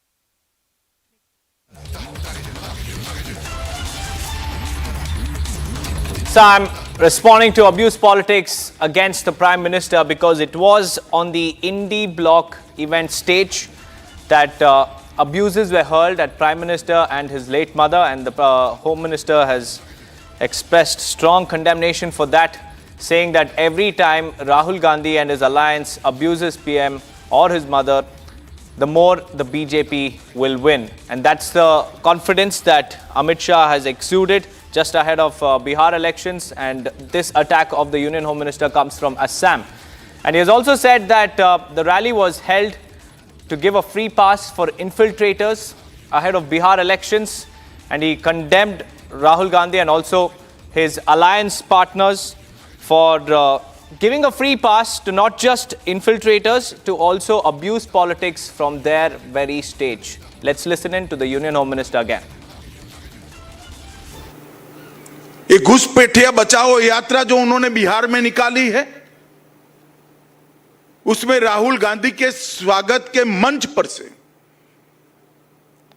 नरेंद्र मोदी जी की स्वर्गीय माता जी के लिए अपशब्द बोलकर सबसे घृणित काम कांग्रेस के नेताओं ने किया है। मैं आज इस मंच से राहुल जी ने जिस प्रकार से घृणा की स्तर बगर की राजनीति की शुरुआत की है, उसकी और प्रधानमंत्री नरेंद्र मोदी जी की स्वर्गीय माता जी के लिए जो अपशब्द कहे गए, उसकी मैं हृदय से निंदा करता हूं और मैं पूरे देश की जनता को भी कहना चाहता हूं कि जिस प्रकार की राजनीति, मुद्दा विहीन विरोध की राजनीति, नकारात्मक राजनीति, घृणा की राजनीति श्री राहुल गांधी ने शुरू की है, वो हमारे सार्वजनिक जीवन को ऊंचाई नहीं देगी, गर्त में ले जाएगी। और ये आज से नहीं है। मोदी जी जब से मुख्यमंत्री बने तब से सोनिया जी, राहुल जी, मणिशंकर अय्यर, दिग्विजय सिंह, जयराम रमेश, रेणुका चौधरी, हर कांग्रेस नेता ने मोदी जी के लिए अपशब्द कहे। कोई मौत का सौदागर कहता है, कोई जहरीला सांप कहता है, कोई नीच आदमी कहता है, कोई रावण बताता है, कोई भस्मासुर बताता है, कोई वायरस कहता है। कांग्रेस के नेता क्या समझते हैं? इस प्रकार की भाषा का प्रयोग कर कर आपको जनादेश प्राप्त होगा क्या? मैं आज कांग्रेस के नेताओं को कहना चाहता हूं, जितनी ज्यादा गालियां मोदी जी को आप दोगे, कमल का फूल इतना ही बड़ा होकर खिलकर आसमान तक पहुंचेगा। एक घुसपैठिया बचाओ यात्रा जो उन्होंने बिहार में निकाली है, उसमें राहुल गांधी के स्वागत के मंच पर से नरेंद्र मोदी जी की स्वर्गीय माता जी के लिए अपशब्द बोलकर सबसे घृणित काम कांग्रेस के नेताओं ने किया है। मैं आज इस मंच से राहुल जी ने जिस प्रकार से घृणा की स्तर बगैर की राजनीति की शुरुआत की है, उसकी और प्रधानमंत्री नरेंद्र मोदी जी की स्वर्गीय माता जी के लिए जो अपशब्द कहे गए, उसकी मैं हृदय से निंदा करता हूं। और मैं पूरे देश की जनता को भी कहना चाहता हूं कि जिस प्रकार की राजनीति, मुद्दा विहीन विरोध की राजनीति, नकारात्मक राजनीति, घृणा की राजनीति श्री राहुल गांधी ने शुरू की है, वो हमारे सार्वजनिक जीवन को ऊंचाई नहीं देगी, गर्त में ले जाएगी। और ये आज से नहीं है। मोदी जी जब से मुख्यमंत्री बने तब से सोनिया जी, राहुल जी, मणिशंकर अय्यर, दिग्विजय सिंह, जयराम रमेश, रेणुका चौधरी, हर कांग्रेस नेता ने मोदी जी के लिए अपशब्द कहे। कोई मौत का सौदागर कहता है, कोई जहरीला सांप कहता है, कोई नीच आदमी कहता है, कोई रावण बताता है, कोई भस्मासुर बताता है, कोई वायरस कहता है। कांग्रेस के नेता क्या समझते हैं? इस प्रकार की भाषा का प्रयोग कर कर आपको जनादेश प्राप्त होगा क्या?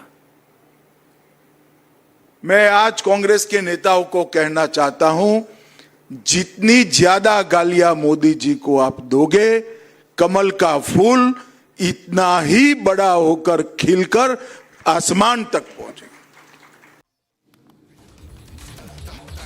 Today, the Union Home Minister Amit Shah has drawn a line. Viewers, in Assam, he hit back hard at Indie Bloc as well as Rahul Gandhi in particular, saying, and rightly so, that every time the Congress and its allies hurl abuses at PM Modi and his family, the people of India answer and respond to their abuses with votes, with ballots, not bitterness. And every time they cross a line, it is the BJP that gets stronger.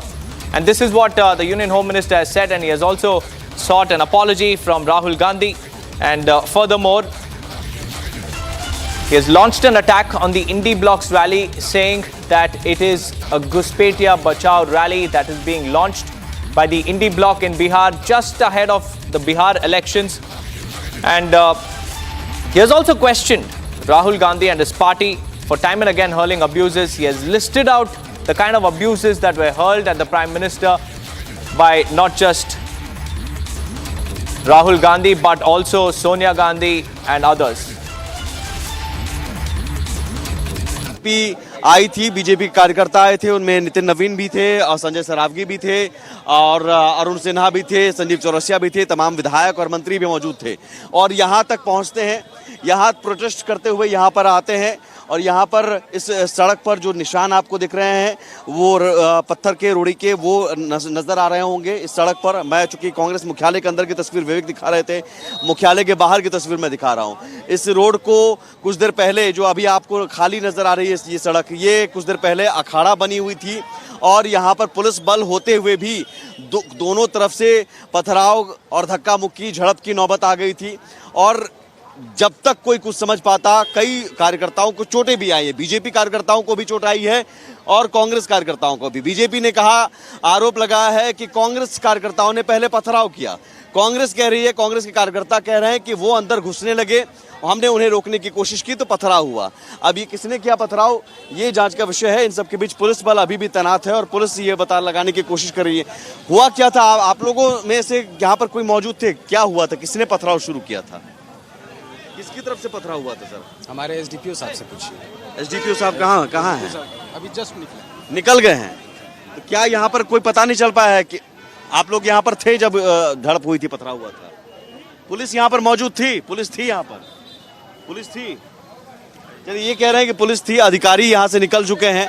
अब कांग्रेस कार्यकर्ता, कुछ देर पहले मैं यहाँ बताना चाहूँगा कि फिर से एक सड़क जाम की नौबत आई थी, जो मैंने रिपोर्ट में भेजी भी है। यहाँ फिर से सड़क जाम किया गया था। कांग्रेस के कार्यकर्ता बैठ गए थे कि हम सड़क जाम करेंगे, कार्रवाई की मांग को लेकर के बीजेपी कार्यकर्ताओं पर कार्रवाई हो। फिर उन्हें पुलिस ने हटाया, यहाँ से फिर खाली करवाया गया और फिर कार्यकर्ताओं को अंदर इस मुख्यालय में, बिहार प्रदेश कांग्रेस कमेटी सदाकत आश्रम जो आप देख रहे हैं, इस मुख्यालय के अंदर भेजा गया। और इन सब के बीच आम जनता, कई लोगों से हमने बात की। कुछ लोगों को अपने बच्चों को स्कूल से लाना था, वो जा रहे थे, वो फंसे हुए थे कुछ देर पहले तक।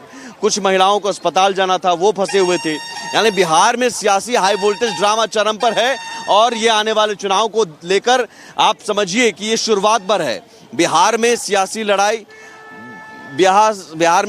लड़ाई जो है वो चरम पर है और वोट चोरी से मुद्दा अब शिफ्ट हो गया है गाली पर। तो गाली के सहारे क्या विपक्ष? Let's now go across to my colleague joining us live from Patna. Prakash ji, the Union Home Minister has issued very, very strong condemnation of the kind of abuses that were hurled from an Indie rally in Patna. And he has also said that the rally was nothing but Ghuspetiya Bachao rally. Strong statements coming in.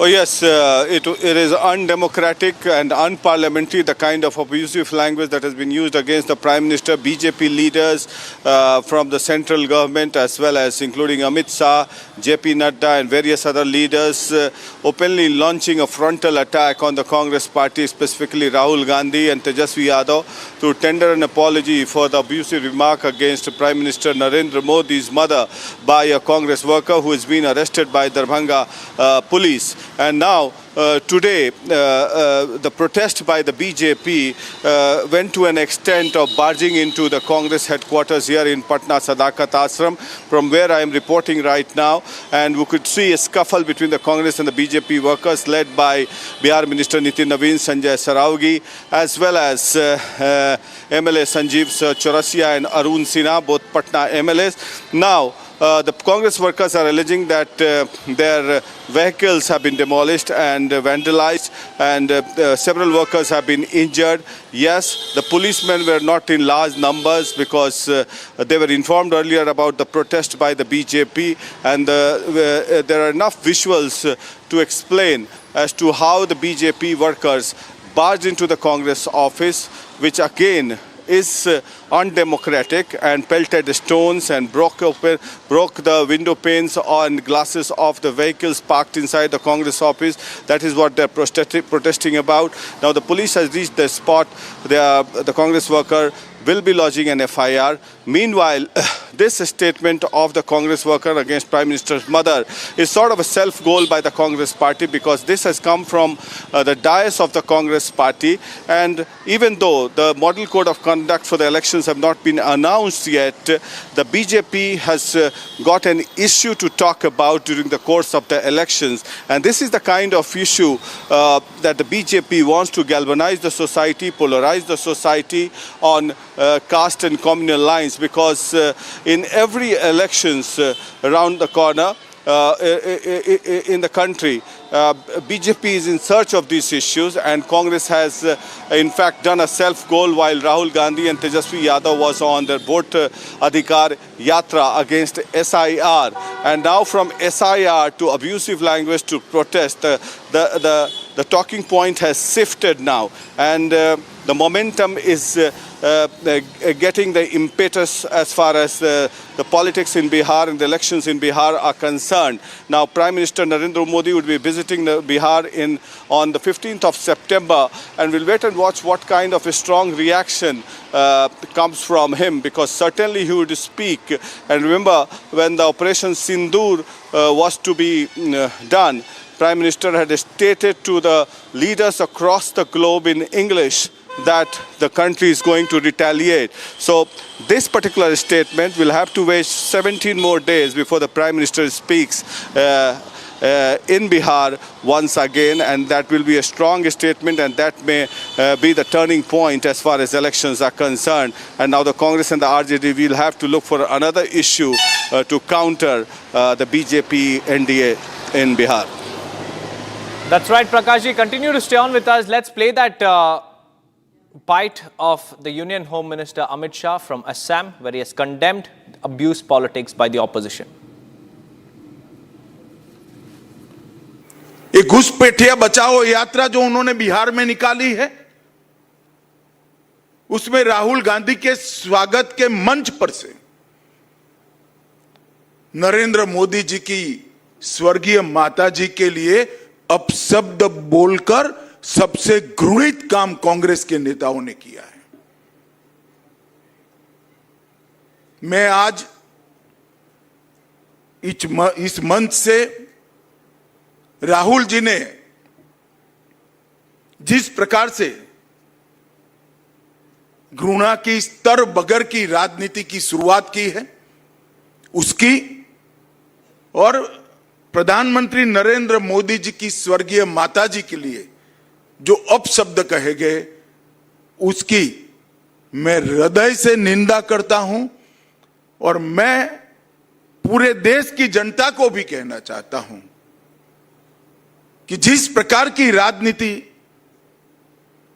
मुद्दा विहीन विरोध की राजनीति, नकारात्मक राजनीति, घृणा की राजनीति श्री राहुल गांधी ने शुरू की है, वो हमारे सार्वजनिक जीवन को ऊंचाई नहीं देगी, गर्त में ले जाएगी। और ये आज से नहीं है। मोदी जी जब से मुख्यमंत्री बने तब से सोनिया जी, राहुल जी, मणिशंकर अय्यर, दिग्विजय सिंह, जयराम रमेश, रेणुका चौधरी, हर कांग्रेस नेता ने मोदी जी के लिए अपशब्द कहे। कोई मौत का सौदागर कहता है, कोई जहरीला सांप कहता है, कोई नीच आदमी कहता है, कोई रावण बताता है, कोई भस्मासुर बताता है, कोई वायरस कहता है। कांग्रेस के नेता क्या समझते हैं?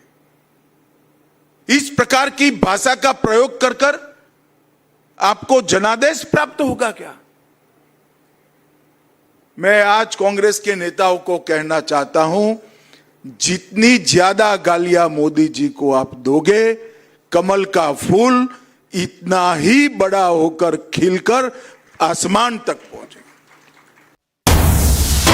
The Union Home Minister Amit Shah left no stones unturned in taking on the opposition, because he also hit out at the Indi over infiltration issue, saying that it is the Congress party which is aiding the infiltrators and taking out a yatra for their rights. Let's listen in to the Union Home Minister.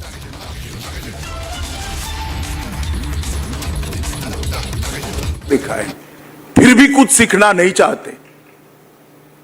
हर चुनाव में गाली दिया, मुंह की खाई, और फिर विजय को झुठलाने के लिए एक घुसपैठिया बचाओ यात्रा लेकर ये निकले हैं। एक घुसपैठिया बचाओ और कुछ नहीं है। ये यात्रा घुसपैठिए को बचाने के लिए यात्रा है, अपनी वोट बैंक को प्रोटेक्ट करने के लिए यात्रा। मैं देश भर की जनता को पूछना चाहता हूं, कोई भी लोकतांत्रिक राष्ट्र, लोकतंत्र का आत्मा चुनाव होता है। अगर घुसपैठिए मतदाता सूची में घुसकर चुनाव को प्रदूषित करे तो कोई राज्य, कोई राष्ट्र कैसे सुरक्षित रह सकता है? और ये कांग्रेस पार्टी ने जो शुरू किया है, देश भर की जनता अचंभित और दुखी होकर इनके कुत्सित प्रयास को देख रही है। मुझे मालूम है कि प्रयास को जनता का समर्थन नहीं है, परंतु 2 दिन पहले जो हुआ, इसने सारी सीमाएं लांघी। मोदी जी की माता जी का जीवन, एक गरीब घर में अपने सभी संतानों को संस्कारित कर ऐसे स्तर पर पहुंचा जाए कि बेटा विश्व का नेता बने, ऐसे जीवन को अपशब्दों से बोलना, ये भारत की जनता कभी सहन नहीं कर सकती। और इससे ज्यादा राजनीति में सार्वजनिक जीवन का कोई पतन नहीं हो सकता। मैं फिर से एक बार कांग्रेस के कुत्सित प्रयासों की घोर निंदा करता हूं, और मैं आग्रह भी करना चाहूंगा राहुल गांधी जी के कि जरा भी शर्म बची है तो मोदी जी की, उनकी स्वर्गीय माता जी की और देश की जनता की जरूर माफी मांगे आप। Moving on, viewers, a massive landslide has caused significant disruptions on the highway outside the Shyama Prasad Mukherjee tunnel in Chennai. Thousands of trucks and private vehicles are stranded, with many passengers forced to walk and carry their belongings. Here's a report. We are reporting right outside Shyama Prasad Mukherjee tunnel. This is Chennai of Udhampur district, where you see people holding their bags, standard vehicles. Some of them are taking journey on foot to reach their destinations, and there are hundreds of vehicles that have been lined up as they are not being allowed to move forward. And these are the vehicles that are stranded here in Chennai. Chennai, this is the part of Udhampur where you see the vehicles are returning back. These are the local vehicles rather, but then there are hundreds of trucks that have been lined up, and these are mostly the essential services that they carry. And similarly, then you see the private vehicles with their families that too are not being allowed to move forward. Similarly, we are seeing the roads, shops here that are shut. No more activities are taking place because Jammu and Kashmir has witnessed heavy rainfall for the last 3 days. Moving on to more breaking news that's coming in. An American multinational investment bank and financial services company report has exposed the real intent behind Donald Trump's tariffs, and it says the steep 50% tariffs imposed by US on Indian goods are largely result of President Trump's personal pique and not being allowed to mediate in the India-Pakistan conflict. And this was according to Jeffrey's report. So this clearly goes on to show that the tariffs were not as part of his policy, but personal ego that drove Donald Trump to slap crippling 50% tariffs on India.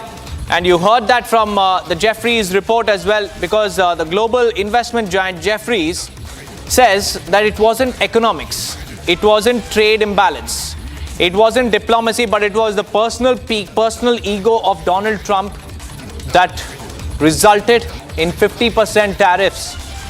We have Pranav joining us live. Pranav, this is a big statement, a big report that has exposed the real intent behind Donald Trump's tariff imposition on India. it says that it was because of Trump's personal pique that 50% tariffs were slapped on India.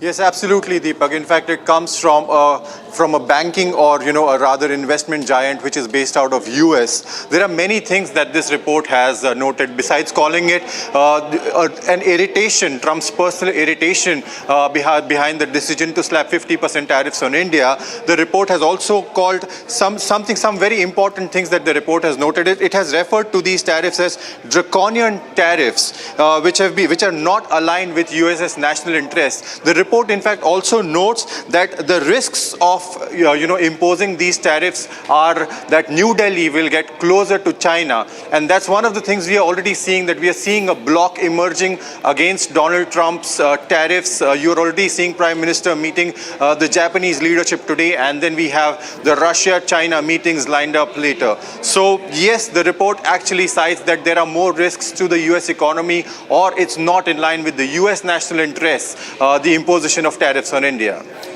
That's right, Pranav. It is Donald Trump's frustration, his vanity, and his desperation to become a deal man that has resulted in tariffs, because he is completely frustrated because he could not broker a ceasefire deal, and that's what this report also clearly goes on to say. But it is America's own investment companies that's calling out Donald Trump. Absolutely, absolutely. In fact, the report also mentions that it's a classic example of conceptual vacuum, and notes that Donald Trump's failure to, in fact, end the Russia-Ukraine conflict and repeated denial that he intervened in the India-Pakistan conflict by New Delhi are two things that seem to have infuriated Trump and, taken him away from the Nobel Peace Prize that he's been desperately wanting to, get for himself. So yes, these are the reasons, and the report clearly mentions these two reasons. That's right, Pranav. Just for our viewers to understand, Donald Trump wanted to interfere between India and Pakistan, but India said no, and the response was 50% tariffs, and the American investment company has also said that. Let's now quickly get you updates from across the nation.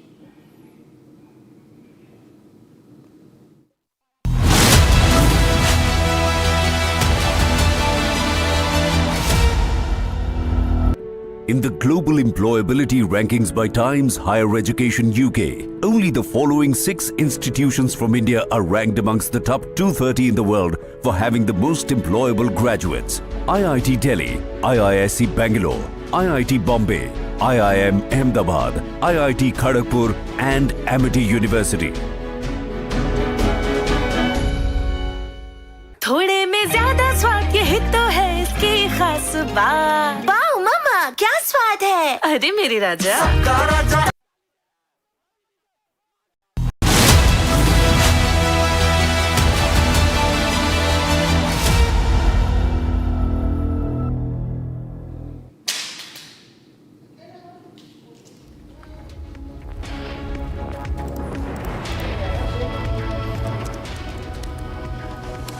Well, these are the pictures coming in from Japan, where you can see the Prime Minister there holding candid talks with his counterpart in Japan. And during his 2-day visit, there's a lot on agenda, because a lot of agreements and a lot of memorandums of understandings are also expected across various sectors. And the Prime Minister said that his visit to Japan will be an opportunity to strengthen the civilizational bonds and cultural ties between the two countries. And this comes in the backdrop of India-US relations taking a downturn because of Donald Trump's personal ego, as he slapped 50% tariffs against India. And the Prime Minister will be looking for more avenues, more markets across the world, not apart from the US, because there are 50% tariffs that are imposed against India. And we'll have to look for alternatives. And this is a global outreach by the Prime Minister. And this is an important one, especially coming in at a time when the US is aggressively posturing itself against India. And the Prime Minister said, and I quote, "We would focus on shaping the next phase in our special strategic and global partnership, which has made steady and significant progress over the past 11 years. We would endeavor to give new wings to our collaboration, expand scope and ambition of our economic and investment ties, and advance cooperation in new and emerging technologies, including AI and semiconductors. The Prime Minister also said that he's confident that his visit to Japan would further India's national interests, its priorities, and contribute to building fruitful cooperation in advancing global peace, security, and sustainable development. So these are some of the key engagements that you're seeing on the screens. Big deals are on the cards. Investment will open up from Japan because Japan is also aiming to boost its investment in India, and we're staring at Trump from Tokyo. That's the Prime Minister's motto behind this visit. It's a message that he's sending to the United States because this comes just a day after even Japan snubbed Washington. And now Japan has prioritized India over the United States, and it's clearly visible on your screens because a lot of nations are bearing the brunt of Donald Trump's tariffs, and they're looking for alternatives. And India is emerging as a very, very, very suitable global alternative for the world.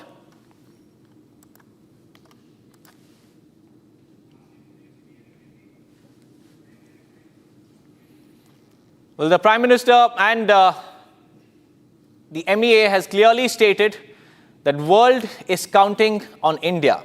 And the Prime Minister's message also was very, very clear. He said, make in India, make for the world.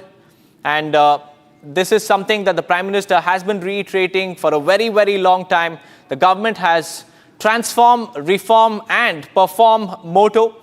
And with this motto, the Prime Minister is visiting Tokyo. And he's also said that the world is counting on India because India always believes in inclusivity.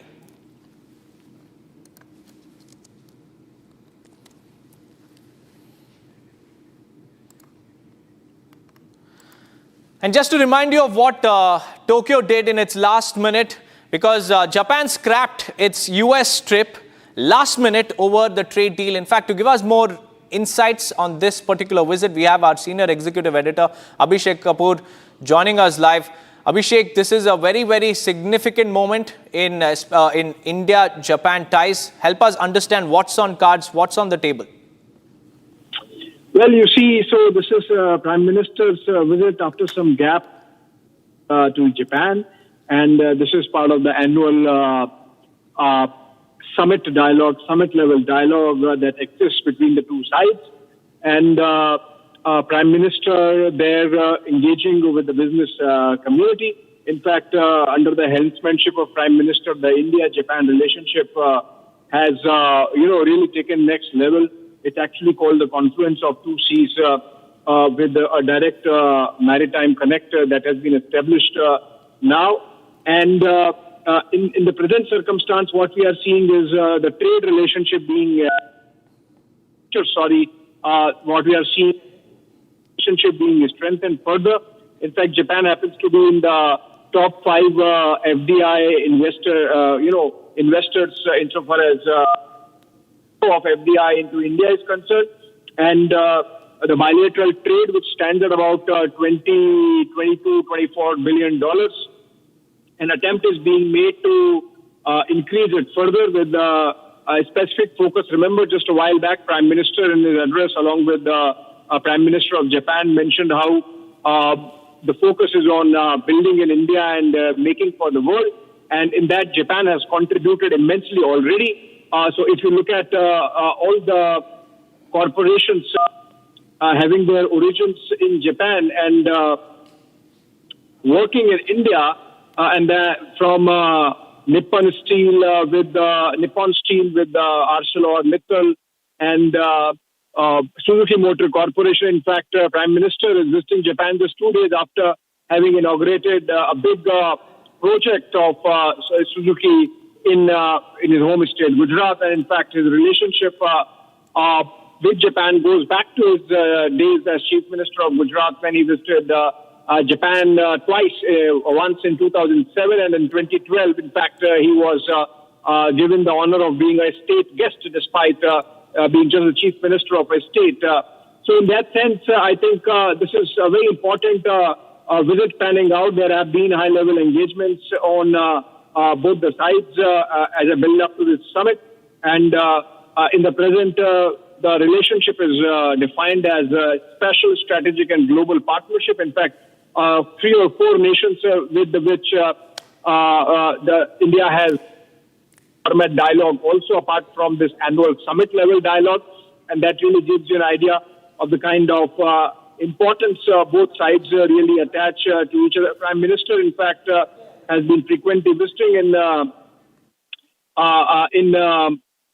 September of 2025. In fact, they are going to be meeting again for the Quad Summit, and in the month of April this year, Prime Minister Ishiba had called the Prime Minister Modi to express condolences for the Pahalgam terror attack, and then again, post Pahalgam terror attack, Japan was one of the few countries that really strongly condemned the Pakistan origin terror attack.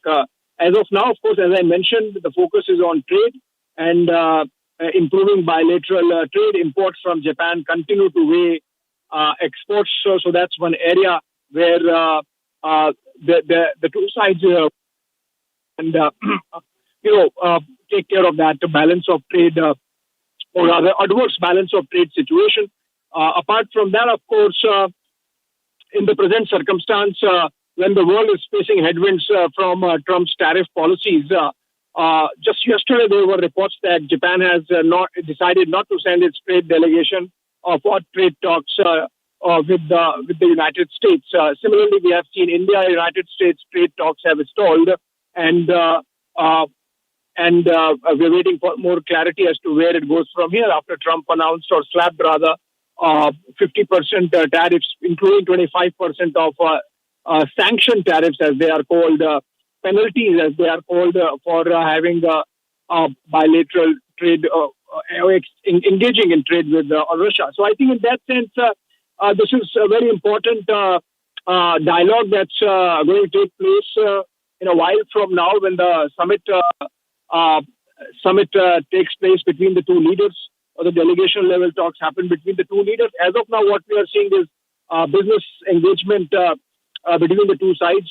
Remember, Japan and India are part of the Quad. Japan and India are part of the G20, and Japan and India are part of the Supply Chain Resilience Initiative, along with Australia, and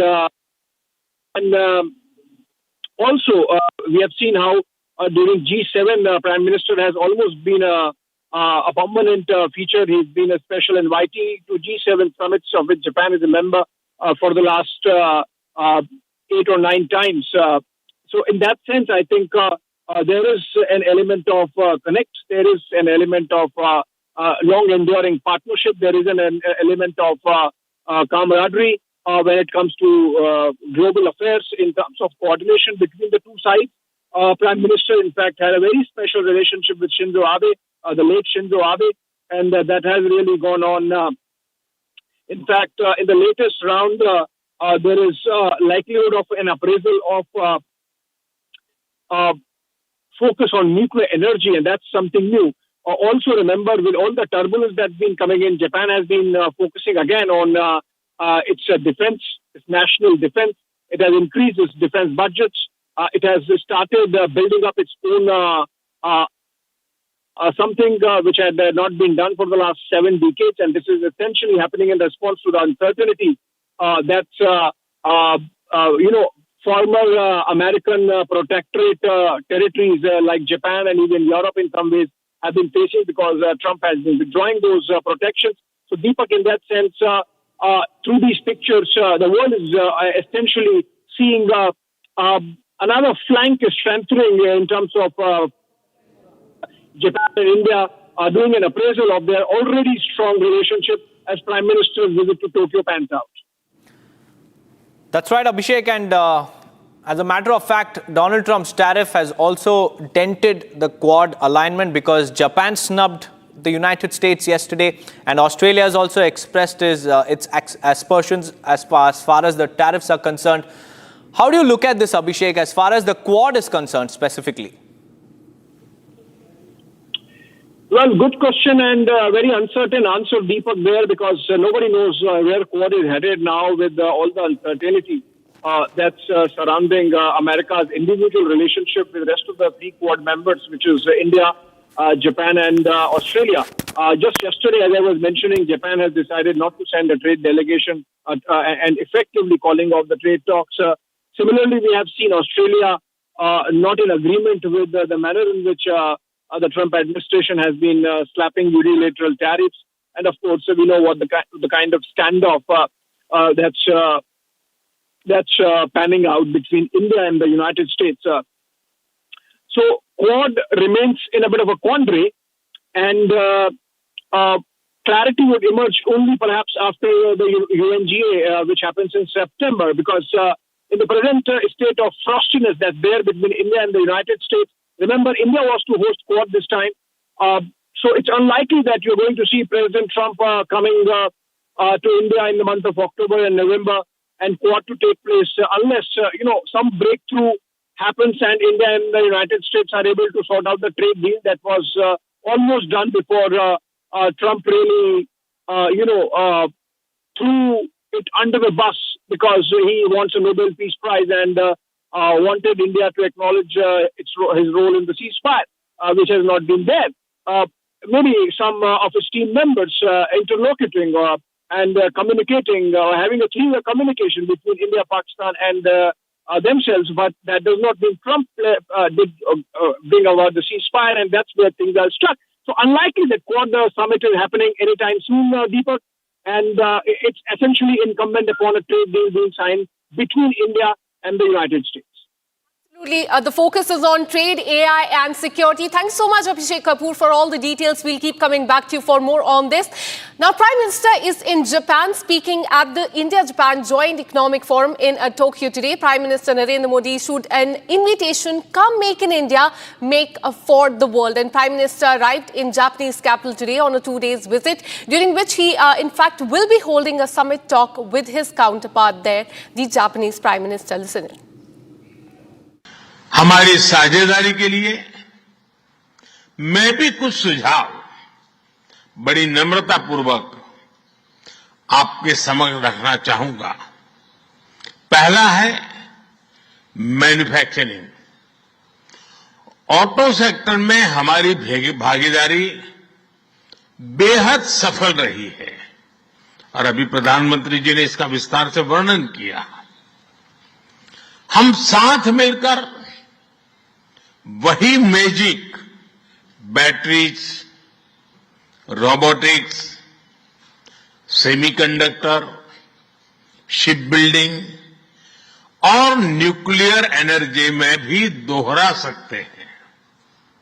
साथ मिलकर हम global south, विशेषकर Africa के विकास में अहम योगदान दे सकते हैं। मैं आप सबसे आग्रह करता हूं, कम make in India, make for the world. S&P global ने 2 दशक बाद भारत के क्रेडिट रेटिंग अपग्रेड किए हैं। The world is not just watching India, it is counting on India. साथियों, अभी भारत जापान बिजनेस फोरम की रिपोर्ट प्रस्तुत की गई। कंपनियों के बीच हुई बिजनेस डील्स, इसका बड़ा विस्तार से वर्णन दिया गया। इस प्रगति के लिए मैं आप सभी का बहुत बहुत अभिनंदन करता हूं। And now shifting our focus to Karnataka, a very shocking case of dowry harassment has come to the fore. A 27-year-old techie Shilpa was found hanging at her residence earlier today. Her parents claim that she died by suicide after being harassed for dowry. Shilpa, who had earlier worked with Infosys, is what we're learning, had been married to Praveen for 2.5 years. And police now says that her husband has been arrested, while the families, the in-laws claim repeated demands for cash and valuables pushed her to the edge. And this is as far as the dowry harassment case that has come to the fore from Karnataka. We're learning that a 27-year-old woman has died by suicide in Bengaluru's area over the dowry harassment by her in-laws and her husband. We're learning that the husband in this case has been arrested. And remember, this comes just days after that gruesome, brutal, in fact, assault and murder case that has come to the fore from Greater Noida. Now, another case that has come to the fore from Karnataka, and this time a techie has lost her life because of the dowry harassment. Her husband has been arrested. We'll try and connect with the reporters to understand what the police is saying as far as the case is concerned.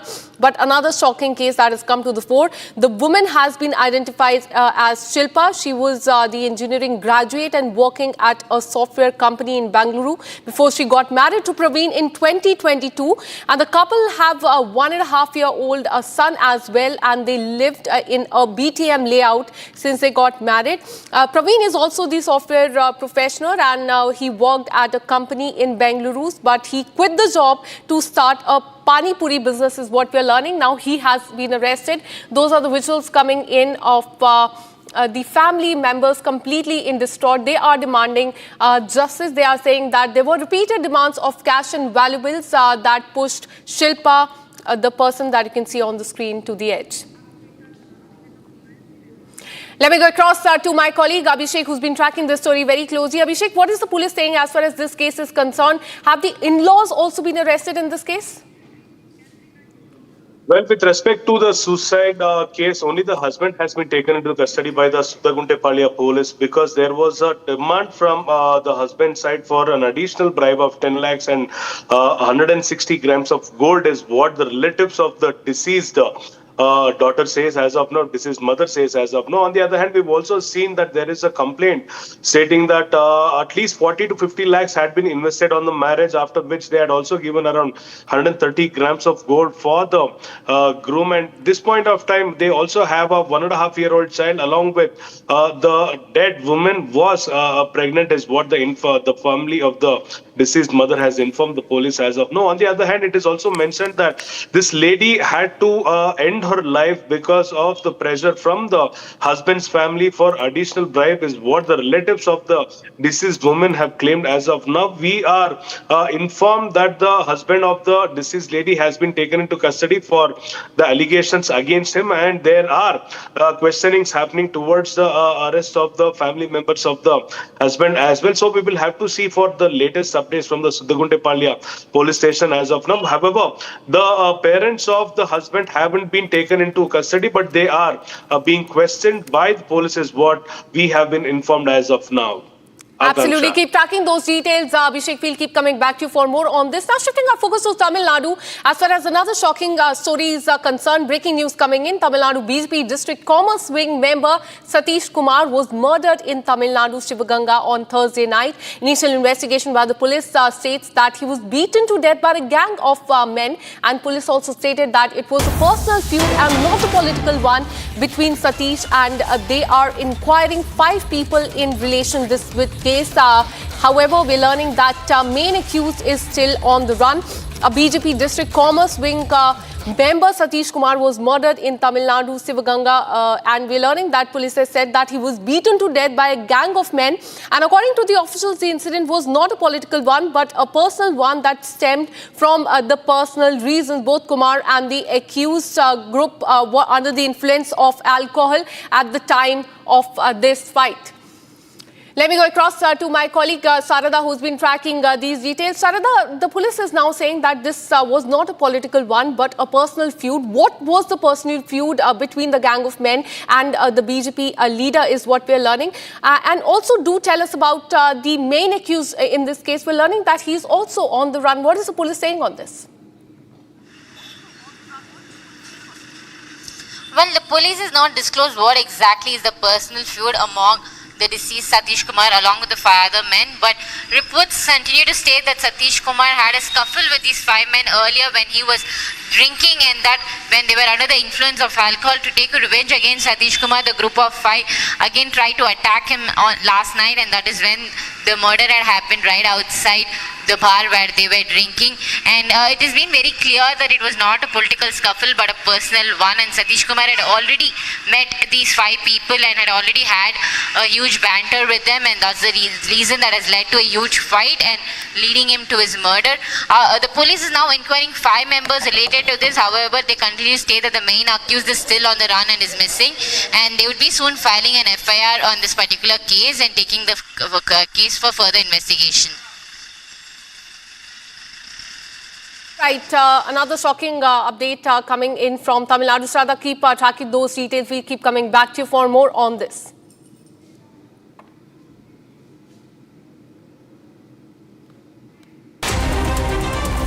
Bharat 1 Minute brought to you by Canara Bank. Together we can. Shri Mata Vaishno Devi Yatra remains suspended for the 4th consecutive day following landslide triggered by incessant rainfall in the area. And meanwhile, the death toll in the Vaishno Devi landslide has now risen up to 32.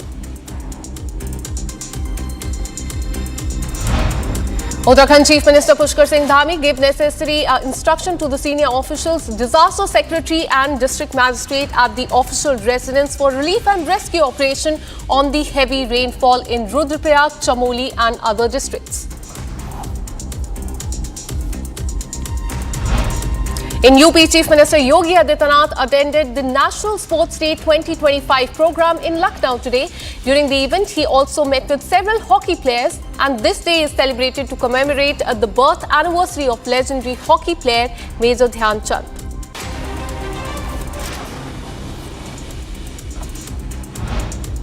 Odisha Chief Minister Mohan Charan Majhi, Union Minister Dharmendra Pradhan and Lok Sabha Speaker Om Birla attended 2-day National Conference of Chairpersons of SC and ST Welfare Committee in Bhubaneswar.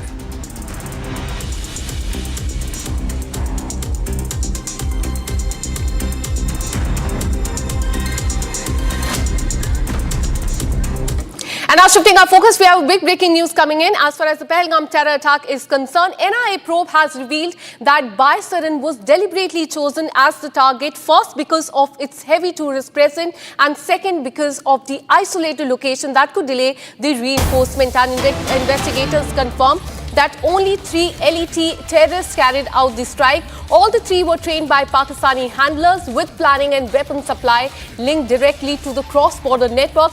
The findings once again exposed Pakistan's hand in exporting the terror on the Indian soil. So this is what NIA has in fact said as far as the Pahalgam terror attack is concerned, and the hand of Pakistan in that attack, in fact earlier this year, NIA probe has revealed that Baisaran, the area where this incident took place, was deliberately chosen as a target, first because of the heavy tourist presence and secondly because of the isolation, because it was at an isolated location that could delay the reinforcement and the forces to come in there for the aid of the people there. Investigators, in fact NIA has also confirmed that only 3 Lashkar-e-Taiba terrorists carried out the strike, and all 3 were trained by the Pakistani handlers, clearly exposing the role of Pakistan as far as this attack is concerned. Now, that was something that the world knows, but now the investigation also points to this.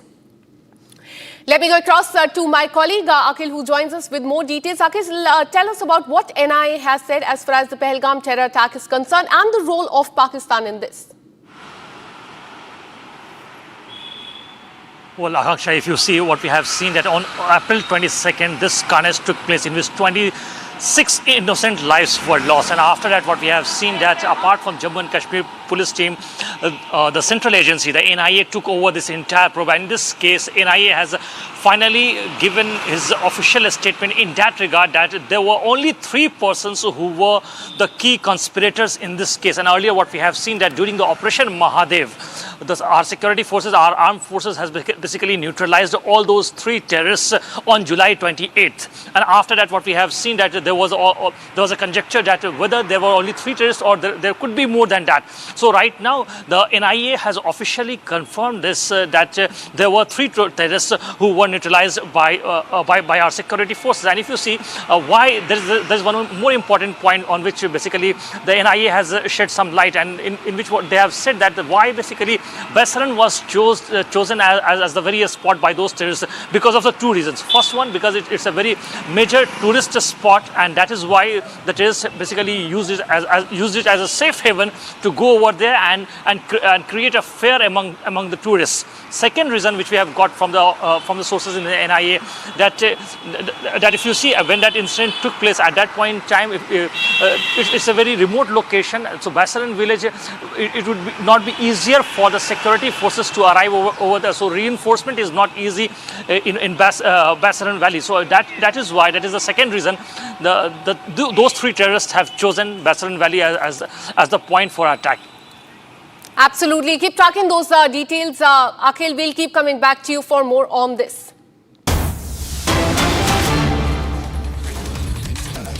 And now we're shifting our focus to Maharashtra. Massive Maratha quota agitation is currently underway in Mumbai. Azad Maidan, thousands of cops have been deployed there. Look at the visuals coming in from Mumbai. Law and order challenge from Mumbai police, as today Union Home Minister Amit Shah will visit the Ganesh Pandal in Mumbai. Massive traffic jam has also been witnessed, but we're learning that there's going to be a massive Maratha quota agitation in Mumbai, Azad Maidan, and those are the visuals coming in from that very location where you can see heavy police deployment as well.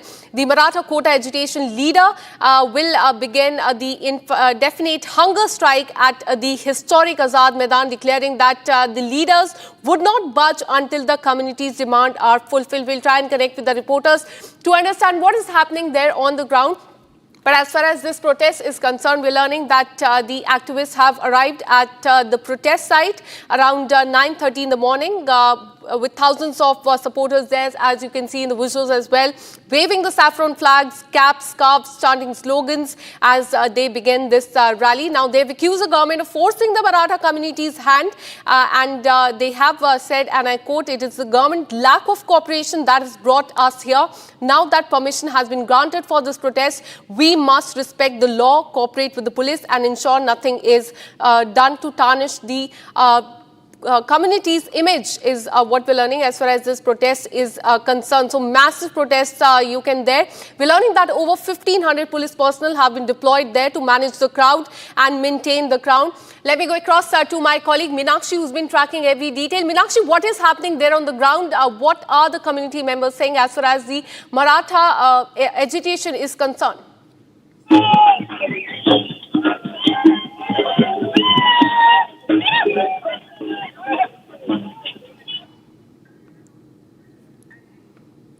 All right, we'll try and reconnect with my colleague there at the spot, but you can see that there is a massive protest that is going to start at Mumbai's Azad Maidan. Maratha quota agitation leader has accused the Maharashtra government of not cooperating over the Maratha quota reservation issue, as they have said that they will be starting the hunger strike today. And they have said, and I quote, "We will die, but we will not back down this time. Now we will not leave Mumbai till the time our demands are met. We all have come to Mumbai because of the government. They do not cooperate with us. The authority of giving permission is with the government. And now we have the permission, and if not the government, the courts will give the permission for this." So you can see there's a massive deployment also there at the Azad Maidan in Mumbai. Let me once again go back to my colleague Meenakshi. Meenakshi, what is happening there on the ground, and what are the Maratha quota agitation leaders saying? The agitation for Maratha reservation has reached a decisive stage, and we are now at Azad Maidan. Here, the massive crowd in Azad Maidan, and they are protesting for Maratha reservation. We know that Manoj Patil, he has reached in Azad Maidan. He said, "We will die, but won't back down this time. Now, they will not leave Mumbai till the time their demands are met."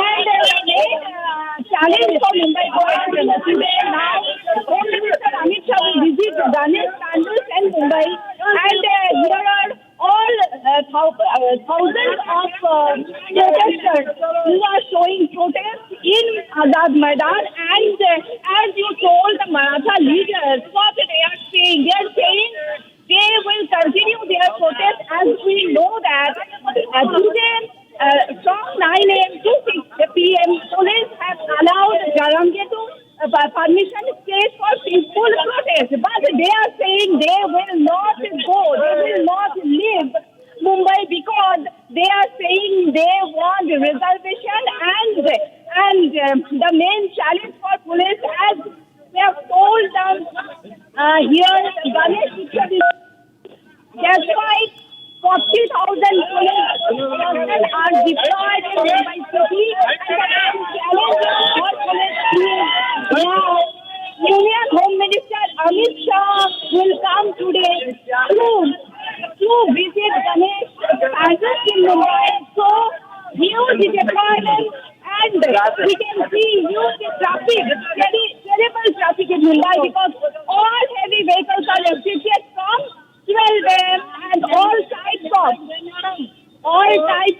vehicles going from Bhati to Pandharpur Freeway via southbound are closed. All types of vehicles going from Veer Itabai, mostly Mars to Bombay are closed. All types of vehicles going from Chetanagar to Freeway are closed.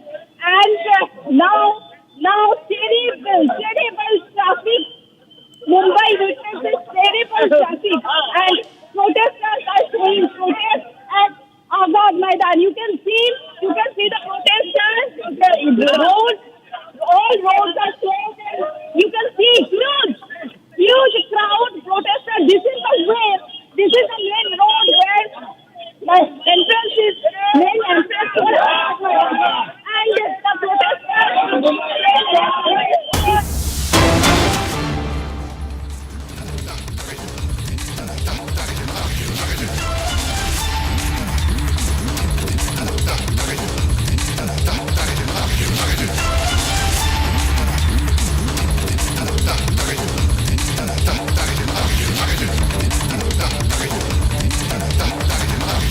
All right, so this is as far as the Congress's PM abuse allegation is concerned. Congress has now shifted the blame on the PM abuse allegation. Congress has taken a U-turn on Prime Minister abuse politics. Pawan Khera has said BJP agents are trespassers into the rally. So now they've said that the person who has now been arrested for abusing Prime Minister and his mother is the BJP agent, is a big claim that has come in from the Congress party leader, Pawan Khera. He has taken a U-turn. The Congress party has taken a U-turn, saying that it was not their party worker, it was in fact a BJP agent which trespassed into the rally and in fact said those words against the Prime Minister and his mother. Listen it.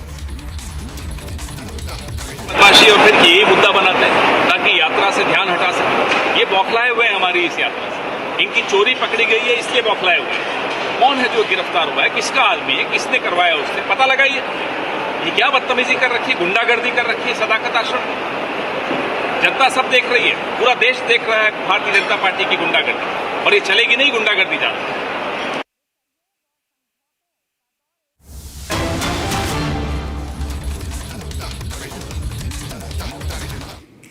All right, so those are the visuals coming in from Japan, where Prime Minister is on a two-day visit. He arrived in Japan just earlier today for a two-day official visit to attend the 15th India-Japan Annual Summit, and this marks his first standalone visit to the country in nearly 7 years. And those are the visuals coming in from Tokyo. Remember earlier today when he had landed there, he got a rousing welcome from the Indian diaspora, from the Japanese community as well. He gave a speech after that, pushing for Make in India there, meeting with business leaders, meeting with the high officials as far as the Japan government is concerned. He's there to attend the 15th Japan-India Annual Summit, and this marks his first standalone visit to the country in nearly 7 years, aimed at deepening the bilateral ties and advancing the special strategic and global partnership with Japan. And these are the visuals coming in of Prime Minister meeting with the Japanese dignitaries, and these are the visuals that we are showing to you on the screen of the Prime Minister earlier meeting with the former Prime Ministers of Japan, then with the business leaders as well, and now with several other dignitaries as well. As we told you, this is Prime Minister's first standalone visit in the last 7 years. Quite a crucial one is what we're learning. These are the visuals of him meeting with the different dignitaries there.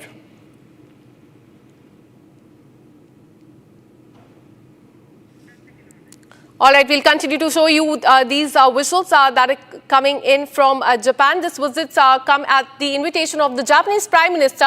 And during the summit, we're learning that Prime Minister will hold in-depth talks with his Japanese counterpart. They will review the progress across multiple domains and exchange views on regional and global issues as well. But remember, just a while back, Prime Minister also spoke in Japan. He spoke about the India and Japanese ties, but most importantly, he in fact made a very powerful pitch for India as the global investment destination. And in the backdrop of India and US ties facing headwinds over the trade tariff, the Prime Minister asserted that India is on the track to become the world's third largest economy. So this is the bigger message that the Prime Minister has given in Japan. From metro rails to manufacturing, semiconductors to startups, Prime Minister hailed Japan and India ties and reaffirmed Tokyo's role in India's development journey. Let me go across to Senior Executive Editor Abhishek Kapoor. Put this into context. How important is this visit of the Prime Minister to Japan? Well, this is the annual summit dialogue that's taking place between the two sides, and this is of course significant because it's a very special relationship that India and Japan have, which spans all aspects of the relationship between the two nations, from people to people connect to culture and trade and economy and defense and national security and coordination on global platforms and multilateral platforms. And it has a very strong development partnership component which has existed for decades. And typically in this annual summit format dialogue that takes place between nations, the leaders essentially do an appraisal of where the relationship stands, how it is going forward. And of course, when statesmen meet, they of course also discuss the global geopolitical and geoeconomic situation. Japan has been a very strong, friendly nation in India's development march. And so I think we are going to see in these pictures Prime Minister Modi really firming up the relationship even further. What we are seeing in the pictures is essentially Prime Minister engaging with top dignitaries in Tokyo. He would, from here, earlier we had him having interaction with the business community at a business event.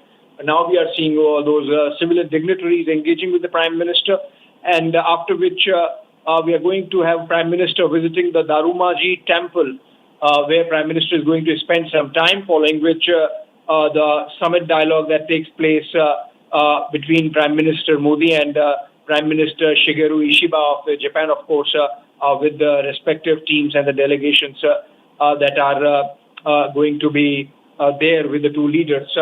So I think it's a very important visit panning out. Bilateral trade is under focus. Remember, Prime Minister is visiting Japan just a couple of days after having inaugurated a huge campus of Suzuki Motor Corporation in his home state of Gujarat. His relationship, in fact, goes back decades when he was Chief Minister of Gujarat, and he would be visiting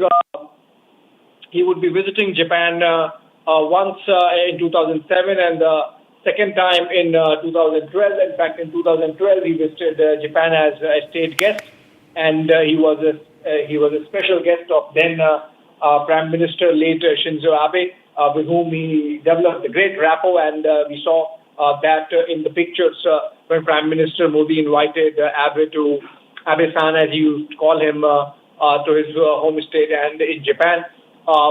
In the last summit that took place, a huge number of MOUs were signed between the two sides at about 170, worth about $13 billion, and that gives you an idea of the kind of trade component that's there between India and Japan.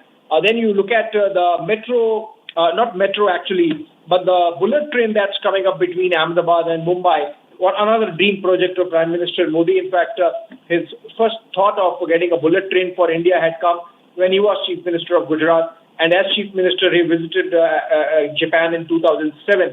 And he was taken around the Shinkansen bullet train system. And that's when he saw in his mind that thought germinated that maybe India should have a bullet train of its own also. And now that vision is coming to fruition with almost 80% of the Mumbai-Ahmedabad bullet train effectively ready, and another 20% should be done in about a year's time, and late 2026 or early 2027 is the time when India is going to have its own bullet train services, beginning with Mumbai and Ahmedabad, and then, of course,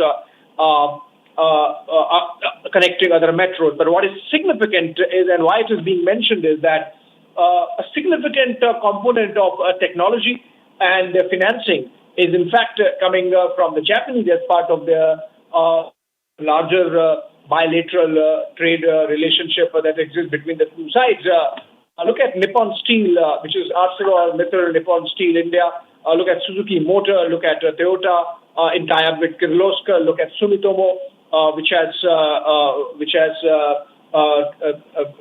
tremendous presence in India in realty sector and, of course, engineering sector. Similarly, JFE Steel. Similarly, Osaka Gas. And these all these industries really have long-term presence in India. And what we are seeing in pictures is essentially Prime Minister being received, welcomed. Absolutely, Abhishek. In fact, I'm so sorry, I'll have to cut you short there. But of course, all eyes are now on the Trump meeting in Tokyo. There are big deals on the cards. For now, viewers, moving on to another breaking that we are tracking. Congress has taken a U-turn on PM abuse politics, viewers. Pawan Khera has said that BJP agent trespassed into the rally. In fact, this is what Congress is saying. The Congress is shifting blame on PM on the abuse allegation. Remember, viewers, there was a lot of hue and cry. There was a lot of protest on the streets of Patna where BJP workers clashed with Congress. In fact, they also barged into the Congress's office. And now Pawan Khera has come forward, shifting blame on BJP. Listen in to what Congress had to say. किसने की टिप्पणी? इन्हीं के agent घूमते रहते हैं, करते रहते हैं बदमाशी और फिर यही मुद्दा बनाते हैं ताकि यात्रा से ध्यान हटा सके। ये बौखलाए हुए हैं हमारी इस यात्रा से। इनकी चोरी पकड़ी गई है, इसलिए बौखलाए हुए हैं। कौन है जो गिरफ्तार हुआ है? किसका आदमी है? किसने करवाया उससे? पता लगाइए। ये क्या बदतमीजी कर रखी है, गुंडागर्दी कर रखी है सदाकत आश्रम में। जनता सब देख रही है, पूरा देश देख रहा है भारतीय जनता पार्टी की गुंडागर्दी, और ये चलेगी नहीं गुंडागर्दी ज्यादा। Viewers, I'm being joined by BJP National Spokesperson Tom Vadakkan. Sir, thank you for speaking to Republic. We can see that there is a lot of political furor that has erupted over the Bihar abuse gate. Now, Congress has decided to shift blame on BJP. In fact, they've also gone on to say that the person who abused Prime Minister Modi and his mother was actually a BJP agent. What is your first take on this? This is a surprising U-turn by the Congress, and this U-turn is deliberate. It is something that they always practice. How can somebody from another party enter the stage, be provided with a mic, and nothing is said about it? Initial reaction is they condemned it. One leader condemned it, another also condemned it, and now here comes Pawan Khera establishing a new theory that this is somebody sent by the BJP. Let me tell him that the Congress Karyakarta has a sanskar, and he will never, I repeat, indulge in this kind of activity, whatever the temptations be. So let Pawan Khera and his theory just be put under abeyance, because this man has no clue. He's doing this to change the narrative. And one more thing I need to add. In a few years, you will find the same person being rewarded with a ticket by Pawan Khera and company for saying what he did. And this, if he are alive, we will see this happening. Well, certainly, Mr. Vadakkan, thank you for getting us those updates on your end. Absolutely, there is a political furor that has erupted with Congress now blaming BJP, Congress making a U-turn and shifting the blame on BJP. We'll get you all of that and much more, but it's time to slip into a short break. Viewers, on the other side, Union Home Minister Amit Shah warns infiltrators, says Congress is shielding illegal immigrants. Not just that, we're also tracking the other story of after Senator Graham, Trump's aide Navarro repeats charges, says India boosting Russia war machine. We'll get you this and a lot more. Don't go anywhere. Stay tuned. We'll be right back.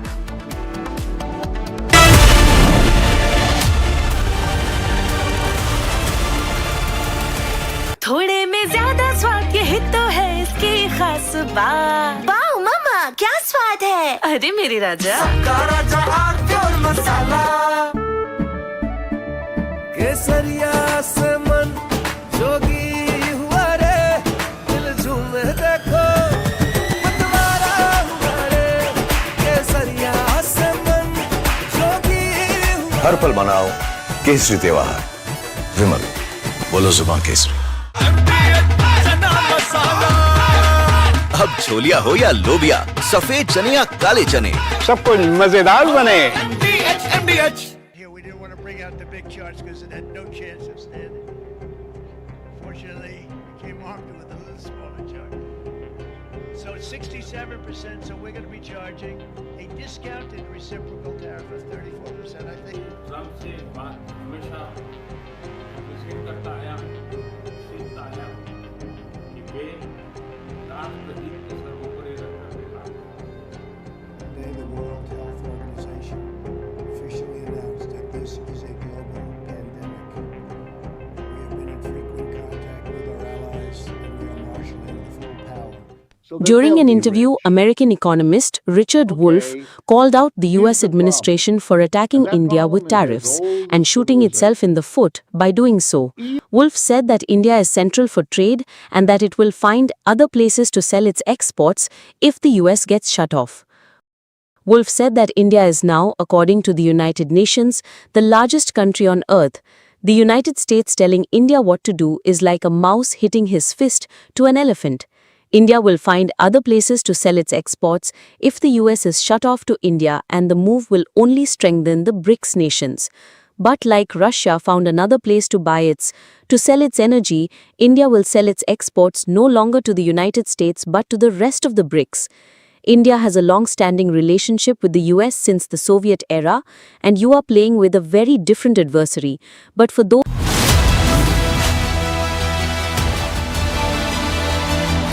थोड़े में ज्यादा स्वाद ये तो है इसकी खास बात। वाओ मामा, क्या स्वाद है? अरे मेरे राजा, सबका राजा और मसाला।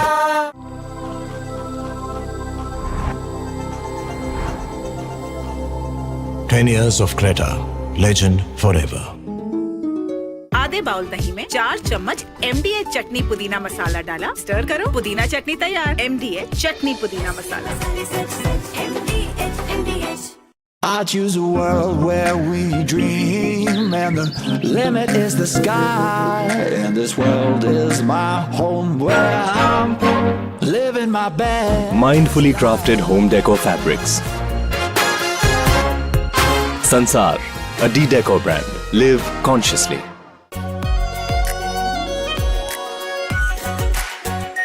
Our pure Shahi Paneer Masala. Delicious, healthy, every day. Today, a coward decided to take our 8-year-old son Fletcher away from us.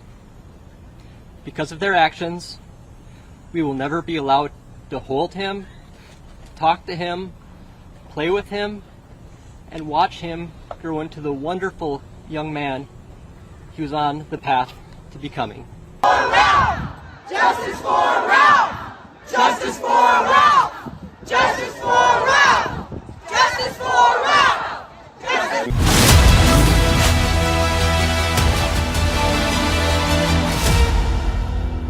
Our pure सूजी पास्ता उबालो मिलाओ और खाओ 8 मिनट में तैयार क्या टेस्ट है सबका राजा R pure masala In the global employability rankings by Times Higher Education UK, only the following 6 institutions from India are ranked amongst the top 230 in the world for having the most employable graduates.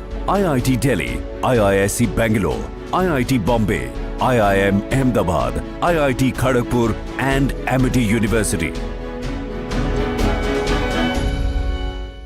दादी के हाथों का जादू और खुशबू से महकता घर, माँ की मुस्कुराहट और खाने की सुगंध। MDH गरम मसाला, क्योंकि हर रिश्ता है स्वाद से जुड़ा।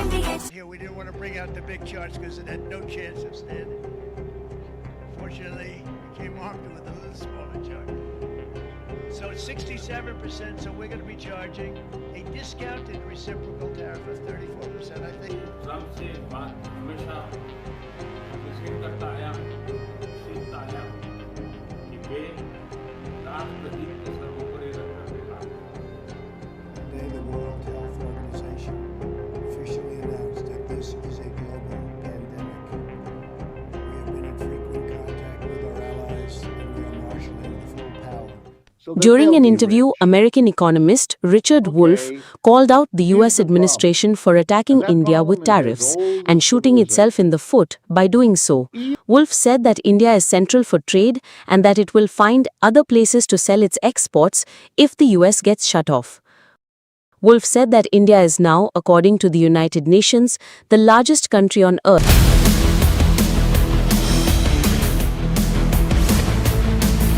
This is Republic Jack Olival Studio. Stay tuned for all the live and breaking news updates. I'm Deepak Suresh Kumar. Let's get started.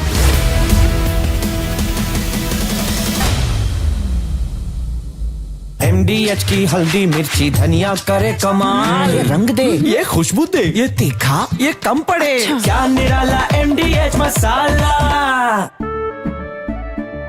केसरिया से मन जोगी हुआ रे, दिल झूमे देखो मतवारा हुआ रे, केसरिया से मन जोगी हुआ। हर पल मनाओ केसरी त्योहार। विमल, बोलो जुबान Kesari.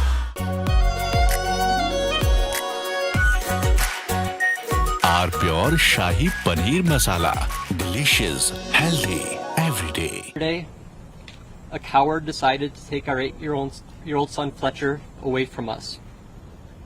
Because of their actions, we will never be allowed to hold him, talk to him, play with him, and watch him grow into the wonderful young man he was on the path to becoming. Justice for Ralph! Justice for Ralph! Justice for Ralph! Justice for Ralph! Justice. Families in Minneapolis are mourning. Our Greater Annunciation Fellowship is mourning.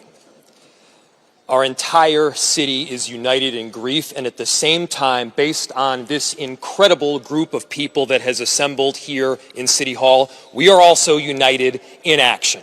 Justice for Ralph!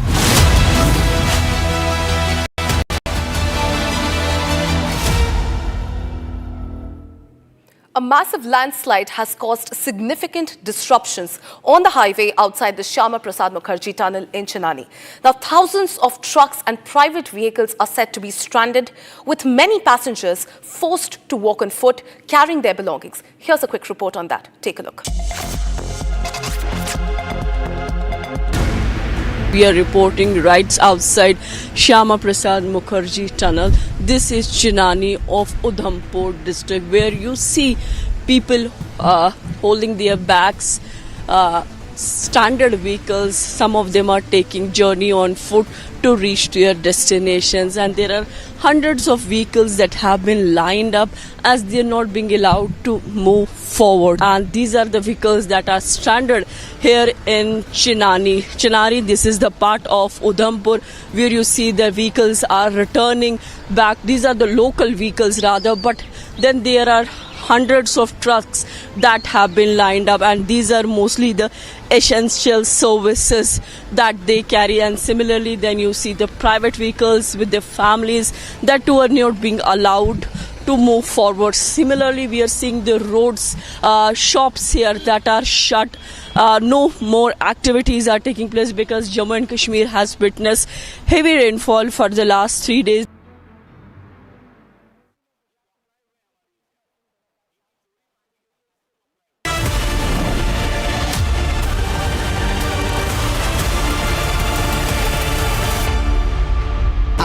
Pure suji pasta उबालो मिलाओ और खाओ 8 minute में तैयार क्या taste है सबका राजा pure masala In the global employability rankings by Times Higher Education UK, only the following 6 institutions from India are ranked amongst the top 230 in the world for having the most employable graduates.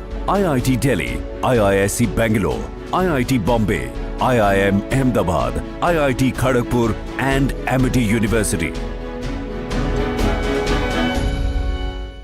ये है secret recipe MDH का जीरा SIP जल जीरा मसाला। SIP SIP जीरा SIP MDH का जल जीरा सिप MDH का जल जीरा सिप। केसरिया से मन जोगी हुआ रे दिल झूमे देखो मतवारा हुआ रे केसरिया से मन जोगी हुआ। हर पल मनाओ केसरी त्योहार। विमल, बोलो जुबान Kesari.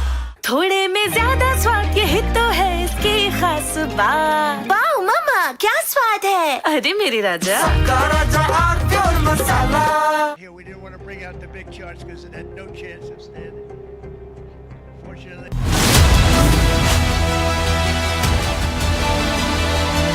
I choose a world where we dream, and the limit is the sky. And this world is my home where I'm living my best. Mindfully crafted home decor fabrics. Sansar, a decor brand. Live consciously. Pure suji pasta उबालो मिलाओ और खाओ 8 minute में तैयार क्या taste है सबका राजा प्योर मसाला। इसको घर पे लगाओगे तो शादी का तो पता नहीं, पर घर पक्का नहीं टूटेगा। रुंगटा नहीं तो घर स्ट्रॉन्ग नहीं। रुंगटा स्टील TMT बार एकदम सॉलिड। पहाड़ों में एक हाइकिंग स्टिक भी बन सकती है। Today, a coward decided to take our 8-year-old son Fletcher away from us.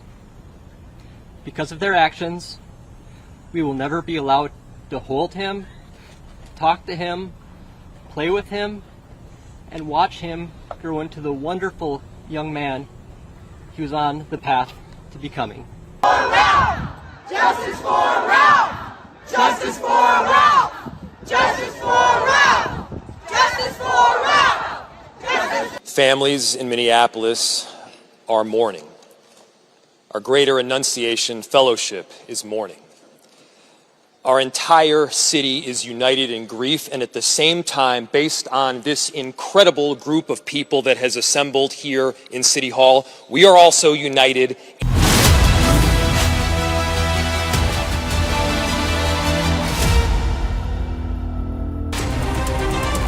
Bharat 1 Minute brought to you by Canara Bank. Together we can. Shri Mata Vaishno Devi Yatra remains suspended for the 4th consecutive day following landslides triggered by incessant rainfall in the area. Uttarakhand Chief Minister Pushkar Singh Dhami gave necessary instructions to senior officials, disaster secretary and district magistrates at his office residence for relief and rescue operations on the heavy rains in Rudraprayag, Chamoli and other districts. CM Yogi Adityanath attended the National Sports Day 2025 program in Lucknow today. During the event, he also met several hockey players. This day is celebrated to commemorate the birth anniversary of legendary hockey player Major Dhyan Chand.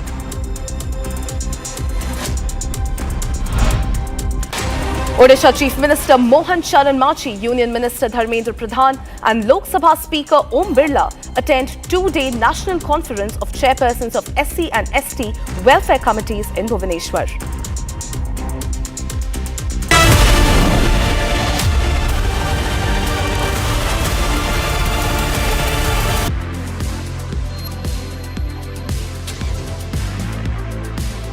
10 years of Creta, legend forever.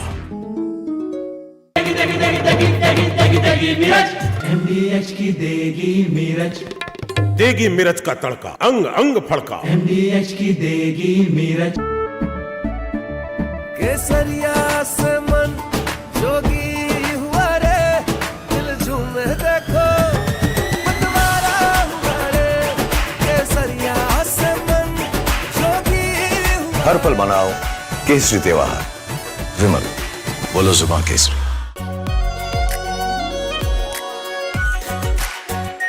Are pure shahi paneer masala, delicious, healthy every day. Here we didn't want to bring out the big charts because it had no chance of standing. Fortunately, we came armed with a little smaller chart.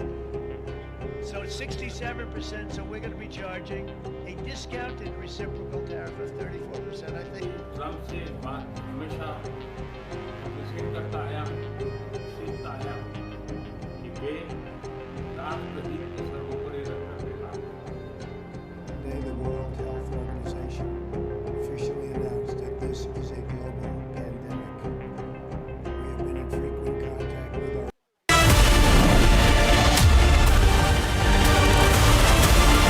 Are pure suji pasta उबालो मिलाओ और खाओ 8 minute में तैयार। क्या taste है सबका राजा R pure masala.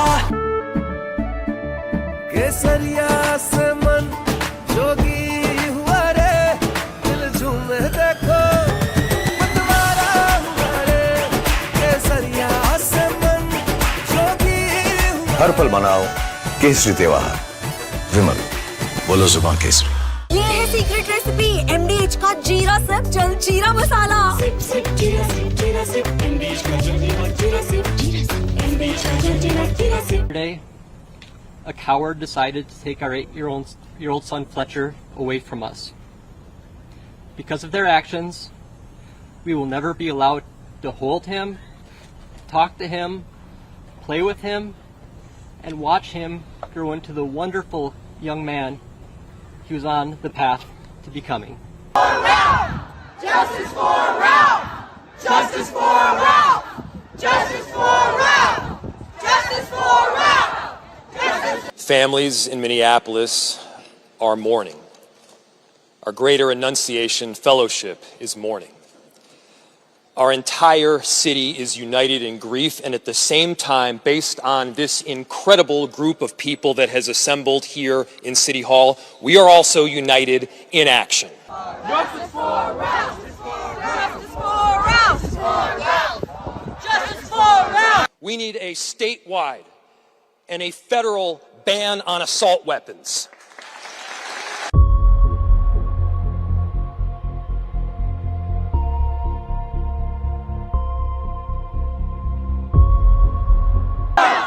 Justice for Ralph!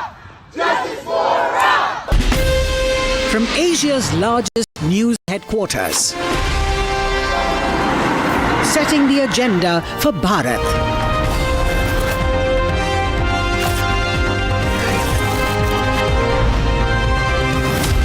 You're watching Republic.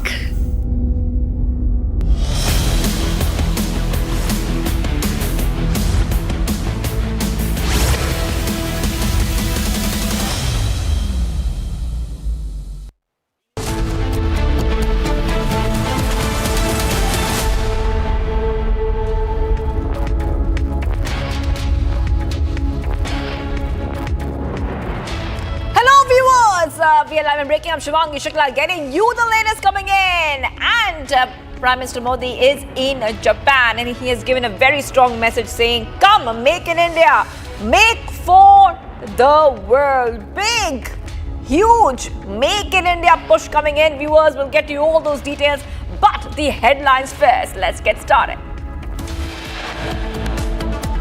मैं आप सबसे आग्रह करता हूं, कम make in India, make for the world. PM Modi's big statement in Japan proposes make in India, make for the world pitch. बेटियां बचाओ और कुछ नहीं है, ये यात्रा घुसपैठिए को बचाने के लिए यात्रा है, अपनी वोट बैंक को प्रोटेक्ट करने के लिए। Home Minister Shah condemns abuse against PM's mother. Lotus will bloom with every India abuse. Congress shifts blame on BJP in PM abuse. Rao claims accused is a BJP agent. PM abuse Rao. Face-off takes a volunteer. Congress and BJP workers assault each other with flags and sticks. American investment giant exposes intent behind draconian tariffs, blames Trump's ego.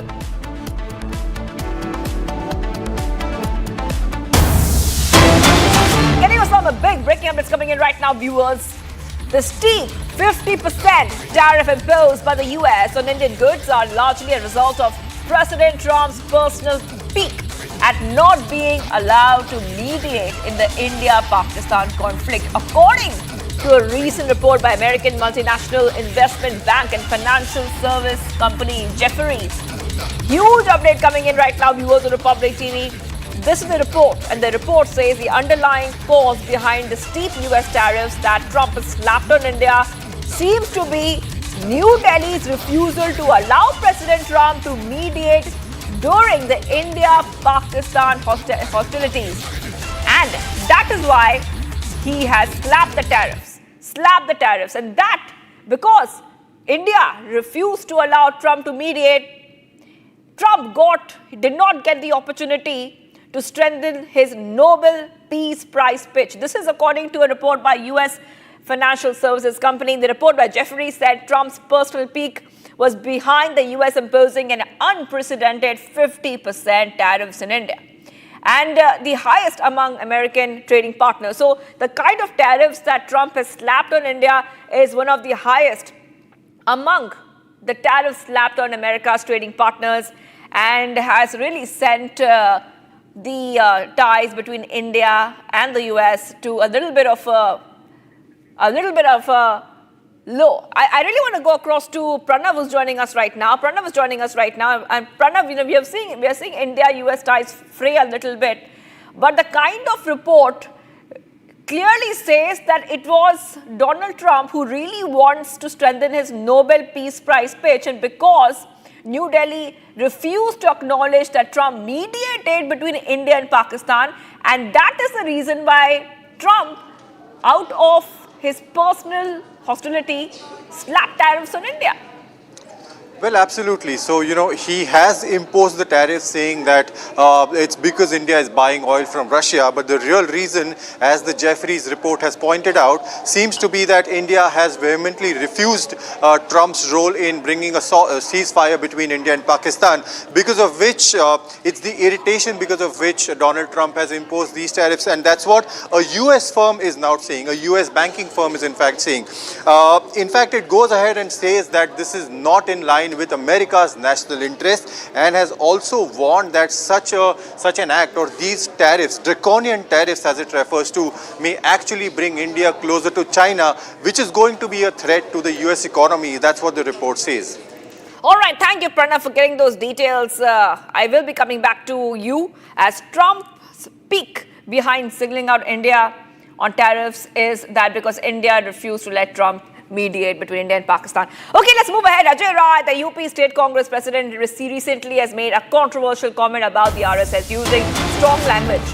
So back-to-back updates coming in here, viewers, on Republic TV, where we are learning Ajay Rai, the UP State Congress president, has once again got himself into a controversy and has made a statement about the RSS using quite abusive language, viewers. And this is what we see right now.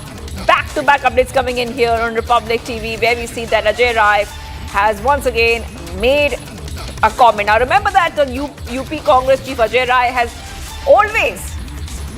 always made these kind of comments, especially targeting the RSS. I really want to go ahead and play out what the BJP has to say on this.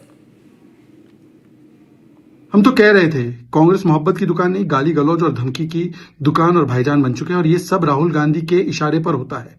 कल कांग्रेस के मंच से जिस प्रकार से प्रधानमंत्री जी की स्वर्गीय दिवंगत माताजी को गालियां दी गई, ऐसी शब्दावली इस्तेमाल की गई जो दोहराई नहीं जा सकती, और अब अजय राय जो राहुल गांधी के सबसे खास नेता है, जो उनके यूपी कांग्रेस के प्रेसिडेंट है, उन्होंने जो आरएसएस के विषय में, आरएसएस के प्रचारकों के विषय में, स्वयं सेवकों के विषय में कहा है। देखिए, एक तरफ तो नमस्ते सदा वत्सले मातृभूमि को वंदन करने के लिए माफी मांगनी पड़ती है, और अगर प्रधानमंत्री की माताजी को गाली दे या आरएसएस के करोड़ों करोड़ों लोगों को, स्वयं सेवकों को ऐसी गाली दे, मां बहन की गालियां दे, तो पद उन्नति मिलती है और कांग्रेस पार्टी माफी मांगने के बदले उसको डिफेंड करती है, जस्टिफाई करती है।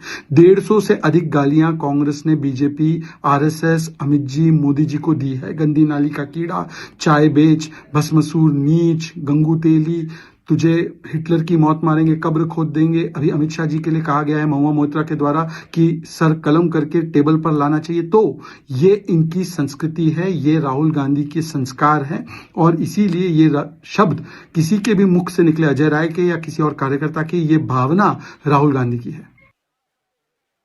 All right, viewers. So there's a BJP reaction coming in, and BJP spokesperson Shehzad Poonawalla specifically saying that this is what the Congress has been doing, using unparliamentary and abusive language. This time, in the latest coming in, from what we understand, is that once again the UP State Congress President Ajay Rai has made a controversial comment about the RSS using strong and abusive language. Like we said, it's not the first time that Ajay Rai has made such comments. In the past, he has also slammed RSS and has made all kind of remarks and has also made remarks which has led to even FIRs in the past on other issues. I really want to go across to Ratan Sharda, who's joining us here. Thank you for joining us here, Mr. Sharda. Your first comment coming in, because, we have seen how these remarks made by Ajay Rai are not new. He has always slammed the RSS, and he has made other controversial statements. But this time, he has used very strong language. Your first reaction? Can you tell me the language again? What did he say? Well, he has used some abusive language. He has used abusive language this time about the RSS. Your first reaction coming in? Well, should RSS go to the level of these people who have nothing but abuse, who can abuse even Prime Minister's mother? For them, frustrated people who have nothing to add value to either politics or to policies, I don't even deem it necessary to talk about that. I don't want to respond to that lowly language. And if they have some facts, they should produce the facts. So many of them are facing defamation cases or misrepresenting RSS viewpoint and RSS work. And beyond that, if they still use this kind of language, I think we don't even need to respond to them. All right. Okay. Thank you for joining us there, Ratan Sharda, RSS ideologue, joining us here on the latest. Let's move ahead right now, viewers. Getting some more updates coming in. In fact, before we move ahead, let's also tell you exactly what is happening. We got a reaction coming in from the RSS. Ratan Sharda, RSS ideologue, has just given a reaction on the latest update in terms of what a Congress leader, this time Ajay Rai, the UP State Congress President, has made a controversial comment about the RSS using strong and abusive language. Okay, let's move ahead. Let's move ahead to the other big story. PM Modi has been addressing in Japan at the 12th India-Japan Economic Forum, has pushed Make in India initiative once more. He has said that come and make in India and make for the world. So this is a huge highlight of what Prime Minister said in Japan. He has also said that the world is counting for India.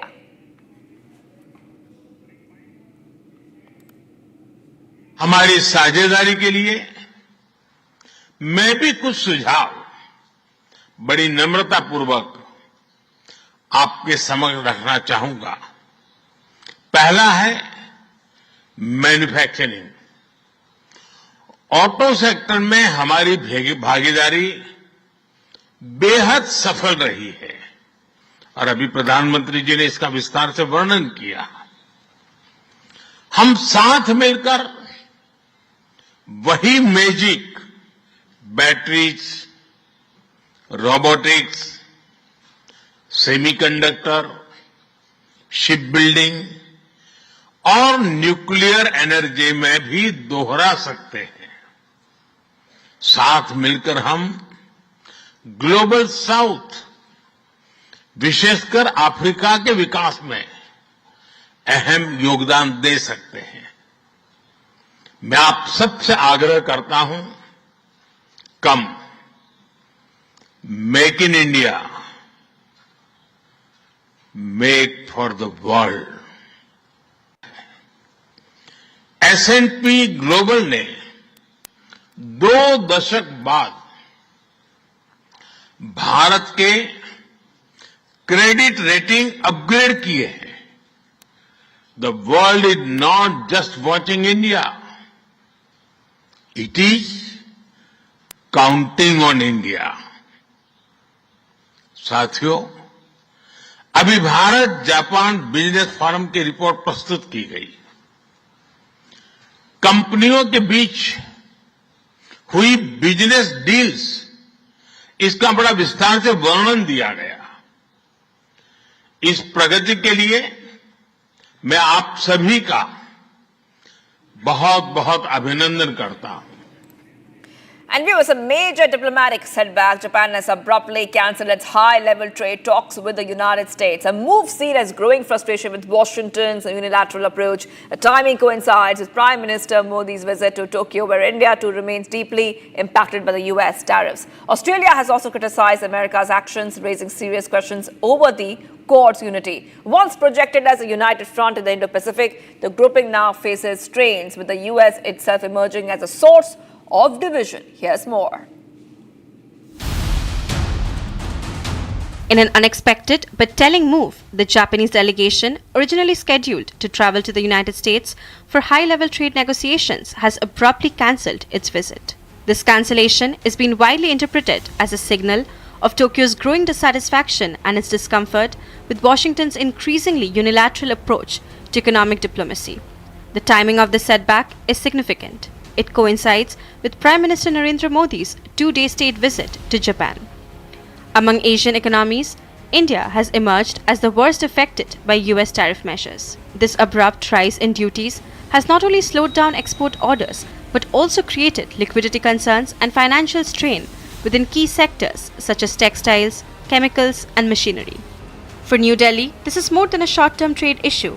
It's a challenge that strikes at the heart of India's growth trajectory and its carefully cultivated partnership with Washington. What makes the situation even more complex is that the divide is no longer just within the Trump administration. The United States, by targeting its allies, appears to be working against its own long-term strategic interests. This view has now been reinforced by none other than the Australian government under Prime Minister Anthony Albanese. As one of America's most dependable allies in the Oceania region, Australia has openly criticized Washington's tariff actions against India. These developments carry serious implications for the Quad.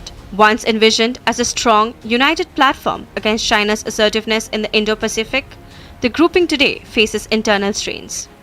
Ironically, the very nation that once styled itself as the leader of this alliance, the United States, has now become the primary source of division within it. By imposing punitive measures on allies instead of consolidating the front against common challenges, Washington is effectively sabotaging its own credibility.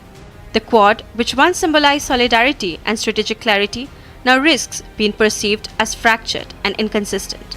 At a time when global power equations are undergoing rapid transformation, the United States seems to be eroding the very trust it needs to sustain its leadership.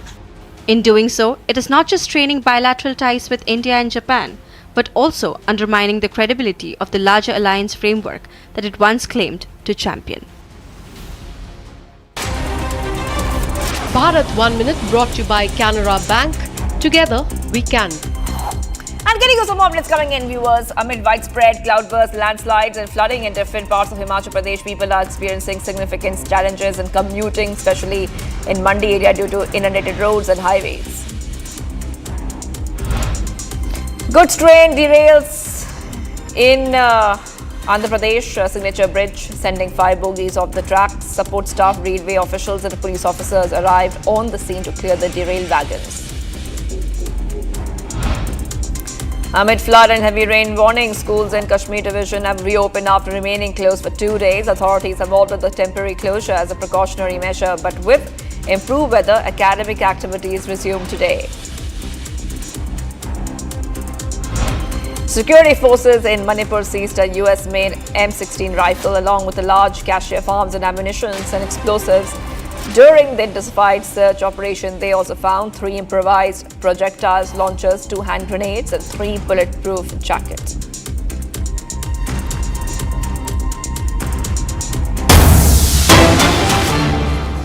All right, getting you some more breaking updates coming in. This is Dharmastala. YouTuber Samir MD did not show up for questioning today, citing health issues.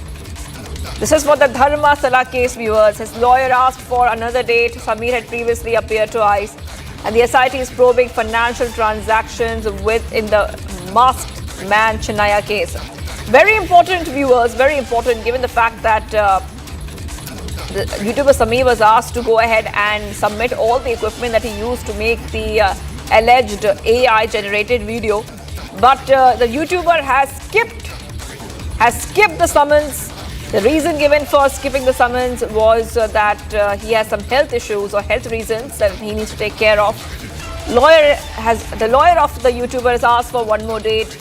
And remember that Samir has already appeared twice.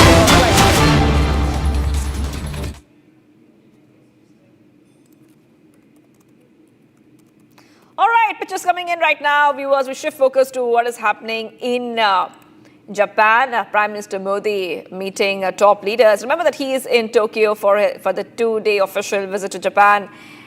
And he is meeting top leaders, really immersing right now in the culture of Japan.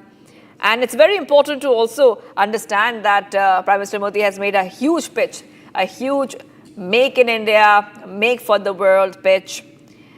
And you can see that Prime Minister Modi is holding these talks, trying to really make a stronger bridge between India and Japan. Remember that these pictures are coming in as PM Modi has said that Japan's excellence and India's scale can create a perfect partnership.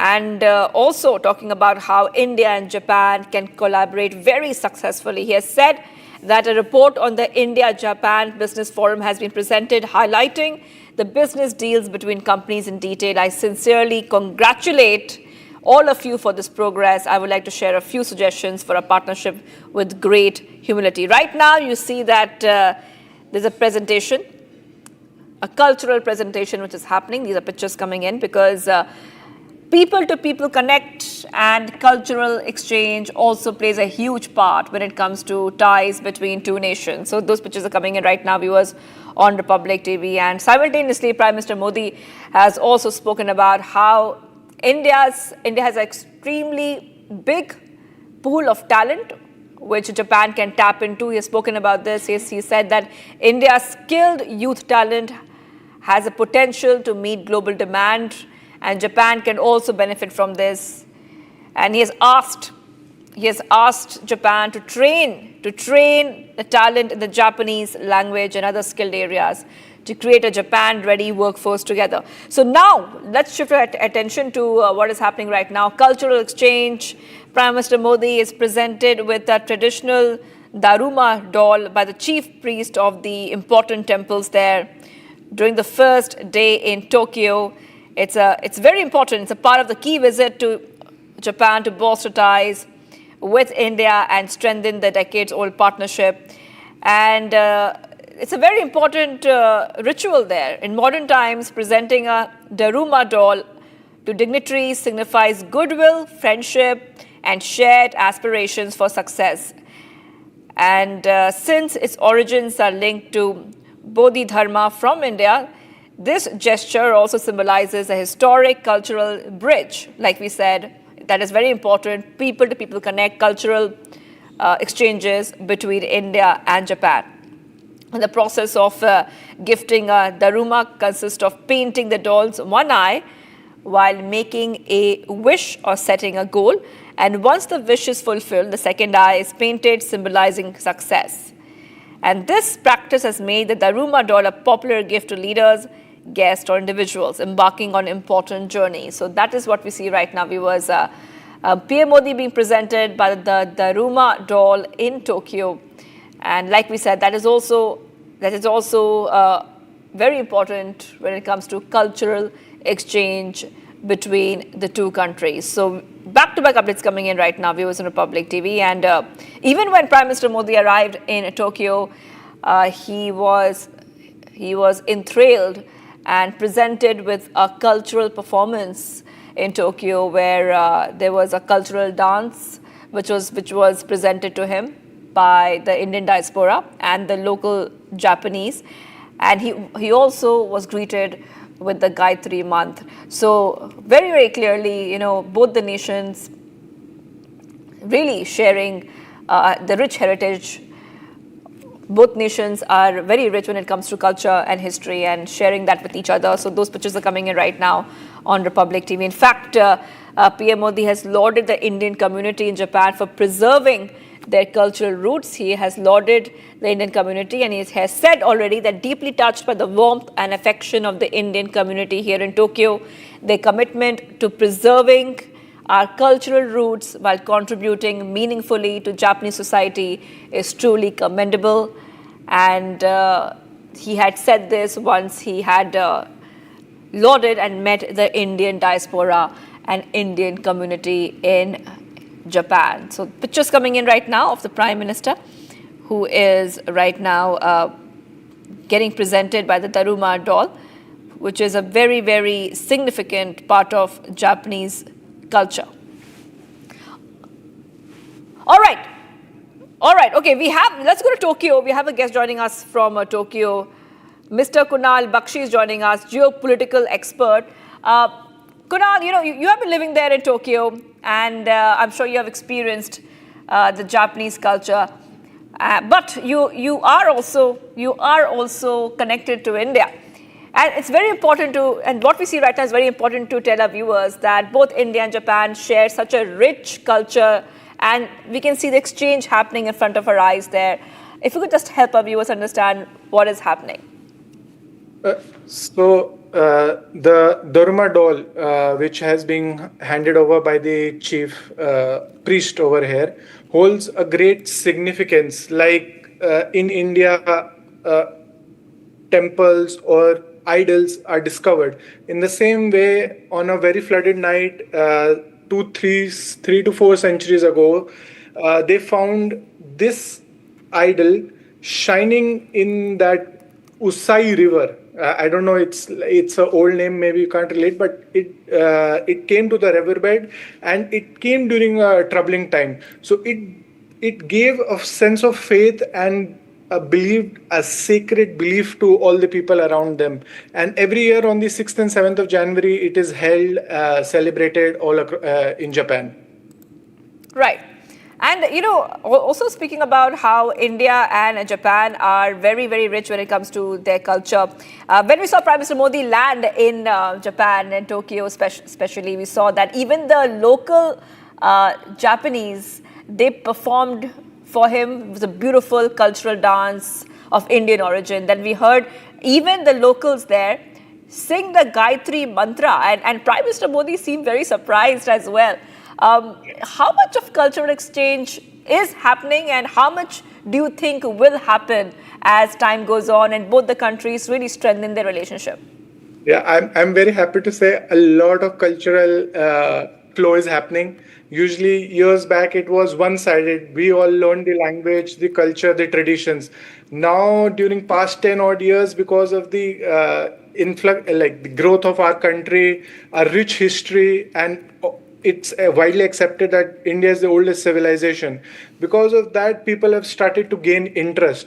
And I think on a daily basis, if I meet anyone, like even my superiors, my boss, over here, like we keep exchanging on the cultural front. I was just explaining 2 months ago to him the same Gayatri mantra. So these are all the nitties and gritties we all share on a daily basis. So I think more and more people, I think there are schools in Osaka who are encouraging people to speak in Hindi and take up good roles in India in the future, hopefully. Right. Also let's talk a little bit more about the culture. The more partnerships, the sister cities, they say Kyoto and Varanasi are sister cities. They have a very, very common route. Yes. Kunal? Yeah. Yes. Indeed, they have a common root, and that can be reflected through the numerous temples created. There might be Shiva temple, like thunder god, land god. There are so many gods. Like the names, I can't say it. Like it'll confuse in the Japanese language. Right. And Kunal, I wanted to hold on. I wanted to hold on because, like it's very obvious that partnerships, Kyoto-Varanasi partnership can support grassroots exchanges, and both the countries are very rich when it comes to culture, and we have a lot to learn from each other. Also being joined by Mr. Anil Raj, Indian IT Association of Japan, joining us. Thank you for joining us here, Mr. Raj. And, let's put a focus on the cultural exchange that we're seeing between Prime Minister Modi and the chief priest there, which really opens up the possibility of more culture, of more heritage, and more common roots that India and Japan already share, and how to really strengthen that further. Thank you for having me. Basically, there's a lot of enthusiasm with PM's visit, and this definitely will further not only our cultural things, business also happens here, and what's happening is when each and every time Modi ji visits, there's a lot of festivities here, right? This happens in this lot of things happen in the media also. A lot of discussions in the media and everything. So basically, people are more interested to visit India from Japan, from a Japanese perspective. So this actually, I've been here 26 years. I've seen the growth of people from 6,000, 7,000 people to 53,000, 54,000 Indians right now, right? And I've seen how people, like I also have a restaurant business. So I have seen how people started liking food, and how people started appreciating diverse food, because before I started restaurant, it was only naan, tandoori chicken, and butter chicken that Japanese knew about, right? So now, of course, food is a big part of culture for us, right? Now people know about those. Mr. Anil Raj, I thank you for joining us there. I really have to move ahead right now, but we are going to continue showing our viewers these pictures of Prime Minister Modi in Japan, because it's a first day, a lot more for PM Modi as he strengthens ties between India and Japan. Let's go ahead to what Amit Shah is saying.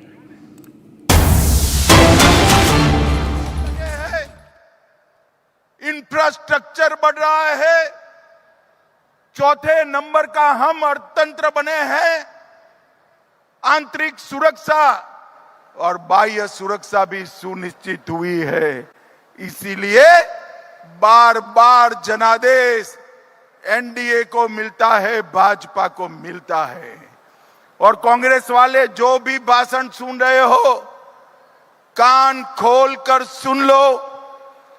अगले विधानसभा चुनाव में तीसरी बार Bharatiya Janata party NDA की सरकार बनने वाली है। मेरे सामने 15,000 जनप्रतिनिधि बैठे हैं, वो ही बताने वाले हैं कि आपका समय पूरा हो गया है।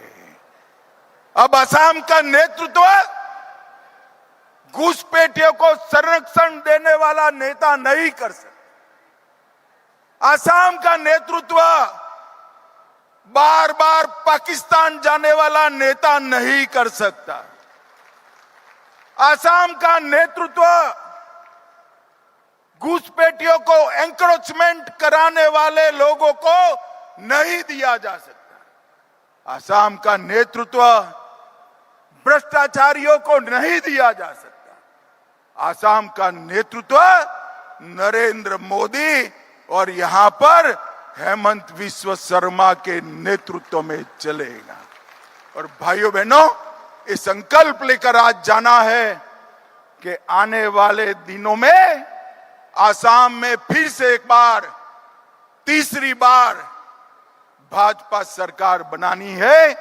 आसाम गण परिषद भाजपा सरकार बनानी है। मुझे बताओ, आप सब इसके लिए तैयार हो? अरे जोर से बोलो, तैयार हो? तो तीसरी बार नहीं, बार बार भाजपा सरकार बनानी है। तो मैं यहां से बोलूंगा, बार बार आप कहोगे भाजपा सरकार।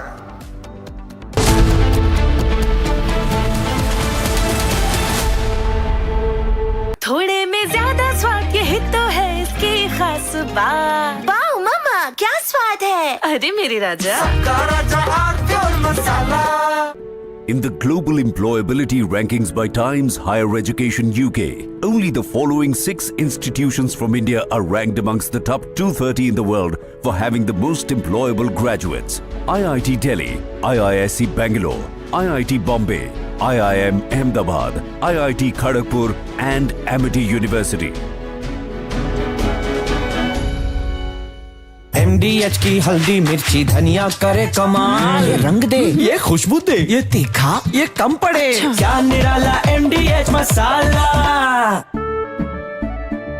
केसरिया से मन जोगी हुआ रे, दिल झूमे देखो मतवारा हुआ रे, केसरिया से मन जोगी हुआ। हर पल मनाओ केसरी त्योहार।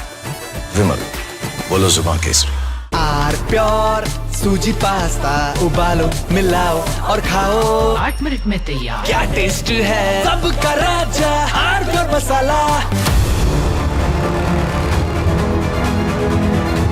I'm headed to the northern port city of Tianjin in China to cover the largest ever SCO summit in history. This would be the Prime Minister's first visit in 7 years since the border clashes began. Will the global South solidarity reset the equation with the West? Will there be a trilateral between India, Russia and China? Answers to all these questions and much more only on Republic TV as I get you minute-to-minute update from China.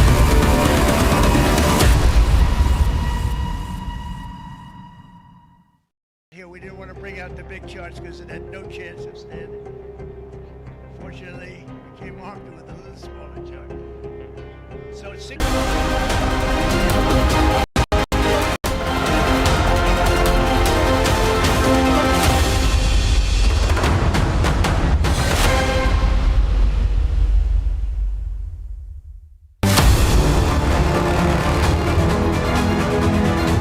I'm headed to the northern port city of Tianjin in China to cover the largest ever SCO summit in history. This would be the Prime Minister's first visit in 7 years since the border clashes began. Will the global South solidarity reset the equation with the West? Will there be a trilateral between India, Russia and China? Answers to all these questions and much more only on Republic TV as I get you minute-to-minute update from China.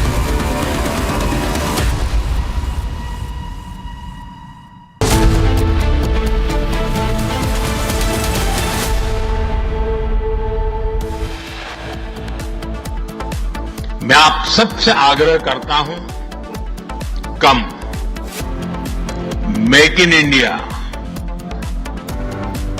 Make for the world. Viewers, top headlines. PM Modi's big statement in Japan proposes Make in India, Make for the World pitch.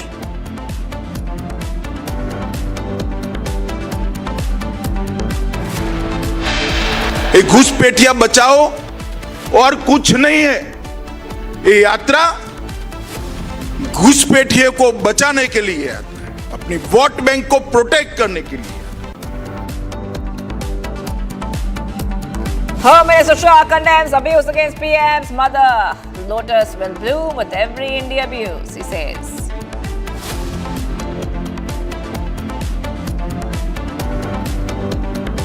Congress shifts blame on BJP and PM abuse. Rao claims accused is a BJP agent.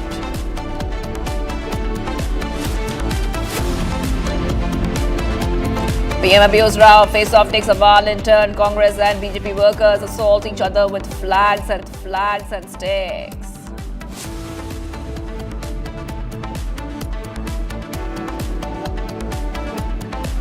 American investment giant exposes intent behind draconian tariffs, blames Trump's ego.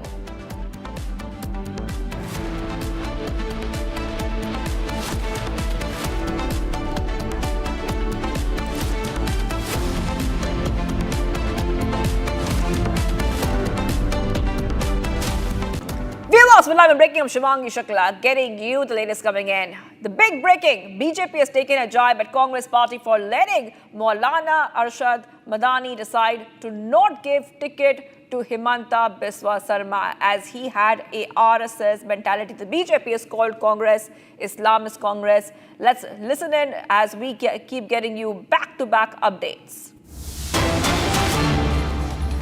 All right, the BJP is taking a jibe by the Congress party. That is right. We'll play out the statements in a short while from now, and we also have the BJP reaction to this. But this is a huge update coming in. BJP's big attack at the Congress for letting Maulana Arshad Madani decide to not give ticket to Himanta Biswa Sarma, as he had a RSS mentality. Let's go and play out the reactions. आज मसला है मिसाल के तरीके पर आसाम में मुसलमान की बर्बादी का। आसाम का चीफ मिनिस्टर, उसने ये चाहा कि सारे हिंदुस्तान से अलग, चाहे वो दिल्ली की गवर्नमेंट हो, चाहे आसाम की सूबाई गवर्नमेंट हो, सबने मिलकर ये तय किया है कि बांग्लादेश की जंग के बाद, मशरकी पाकिस्तान की जंग के बाद, जब इधर और उधर ठहराव आ गया और इंदिरा जी की पॉलिसी के मुताबिक कांग्रेस पाकिस्तान के टुकड़े हो गए, तो बैठ करके तय किया कि सारे हिंदुस्तान में हिंदुस्तानी होने की बुनियाद सबसे पहली मर्दमशुमारी सन 51 की होगी।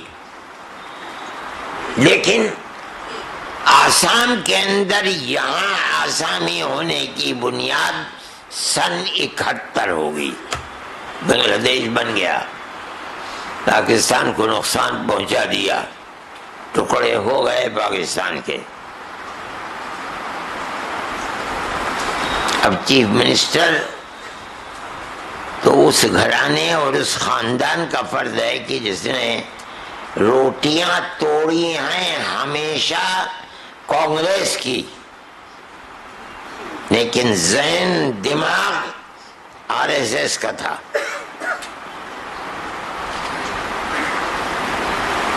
हमने कहा सोनिया जी से कि आप इसको टिकट मत दीजिए।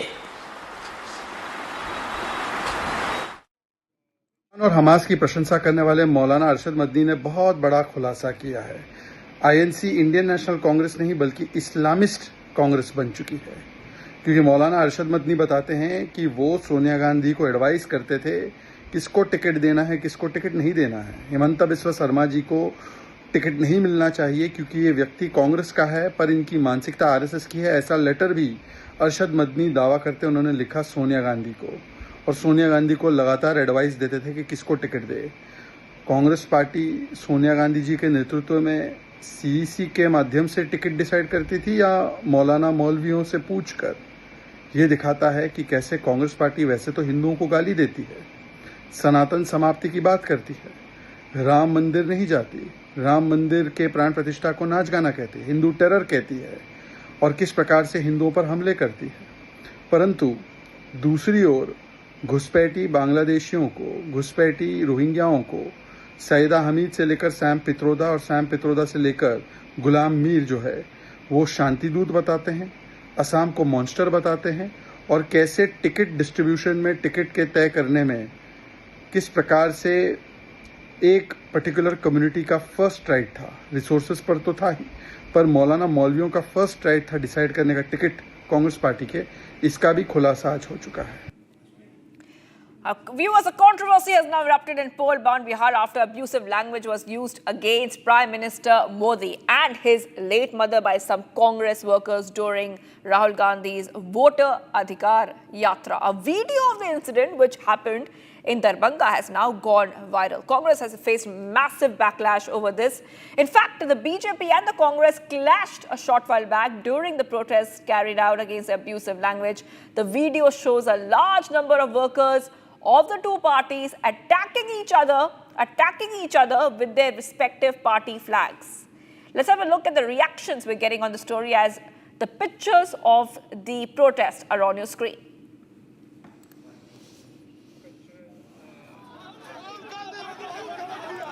मंत्री जिनको पूरी दुनिया सम्मानित करती हो,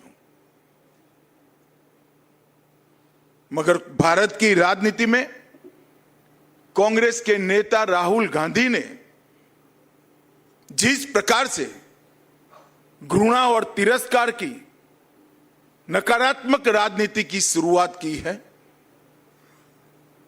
उसका निम्न स्तर का एक प्रदर्शन उनकी घुसपैठिया बचाओ यात्रा में देखने को मिला। एक घुसपैठिया बचाओ यात्रा जो उन्होंने बिहार में निकाली है, उसमें राहुल गांधी के स्वागत के मंच पर से नरेंद्र मोदी जी की स्वर्गीय माता जी के लिए अपशब्द बोलकर सबसे घृणित काम कांग्रेस के नेताओं ने किया है। मैं आज इस मंच से राहुल जी ने जिस प्रकार से घृणा की स्तर बगैर की राजनीति की शुरुआत की है, उसकी और प्रधानमंत्री नरेंद्र मोदी जी की स्वर्गीय माता जी के लिए जो अपशब्द कहे गए, उसकी मैं हृदय से निंदा करता हूं और मैं पूरे देश की जनता को भी कहना चाहता हूं कि जिस प्रकार की राजनीति, मुद्दा विहीन विरोध की राजनीति, नकारात्मक राजनीति, घृणा की राजनीति श्री राहुल गांधी ने शुरू की है, वो हमारे सार्वजनिक जीवन को ऊंचाई नहीं देगी, गर्त में ले जाएगी। और ये आज से नहीं है। मोदी जी जब से मुख्यमंत्री बने तब से सोनिया जी, राहुल जी, मणिशंकर अय्यर, दिग्विजय सिंह, जयराम रमेश, रेणुका चौधरी, हर कांग्रेस नेता ने मोदी जी के लिए अपशब्द कहे। कोई मौत का सौदागर कहता है। And we were a short while back in the morning and afternoon, we saw protests and clashes between the BJP and the Congress. So we put that picture out for you. This is what happened. Both Congress and BJP really facing off against each other, stone pelting. Some of the protesters even got injured, we understand. Oh, the protest. And some of them were even detained. So these pictures are coming in. The BJP workers clash with cops, but now it's turned into a war zone. Okay, we have with us Prakash, who's joining us. Prakash, you know, you have been at the site where the clashes between the BJP and the Congress took place. Some of them, you said, got injured. Some were detained. There were allegations of stone pelting. Now that things are looking more calm, what exactly happened? And if you could just give us a quick update as to what the police have said.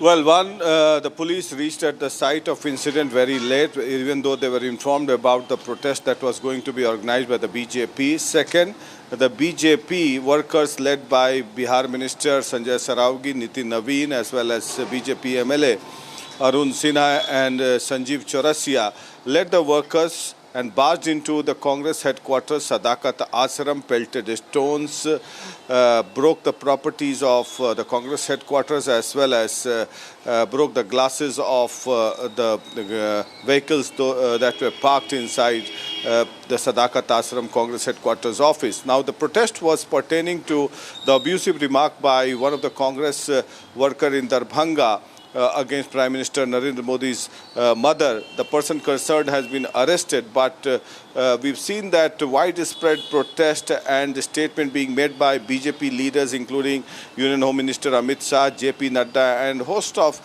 central BJP leadership against the Congress party. It looks like a self-goal by the Congress party, despite the fact that Rahul Gandhi relentlessly worked hard for the Vote Adhikar Yatra along with Rahul Gandhi and host of other opposition leaders.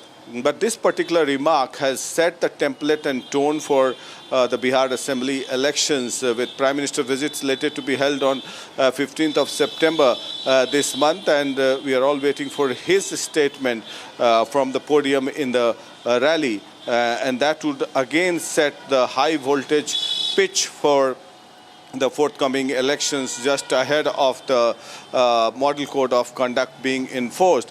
Now that even the model code of conduct has not yet been enforced, but the template has been set, the talking point has been set, and this is the kind of narrative and issue that the BJP looks for to set the tone as well as the tenor of the elections, as well as the talking point in the elections, in order to polarize the society and divide the society.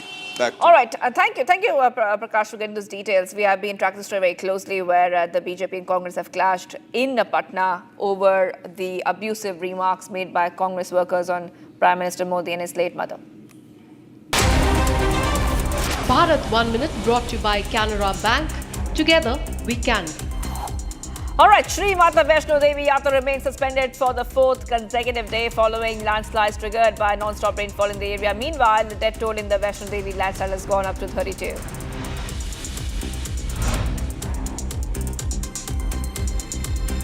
Uttarakhand CM Pushkar Singh Dhami gave necessary instructions to senior officials, disaster secretary and district magistrates at his official residence for relief and rescue operations on the heavy rains in Rudraprayag, Sambul and other districts. CM Yogi Adityanath has attended the National Sports Day program in Lucknow. During the event, he also met several hockey players.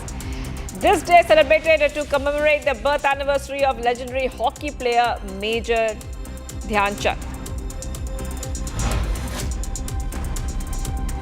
Odisha CM Mohan Charan Maji, Union Minister Dharmendra Pradhan and Lok Sabha Speaker Om Birla attend two-day National Conference of Chairpersons of SC and ST Welfare Committees in Bhubaneswar.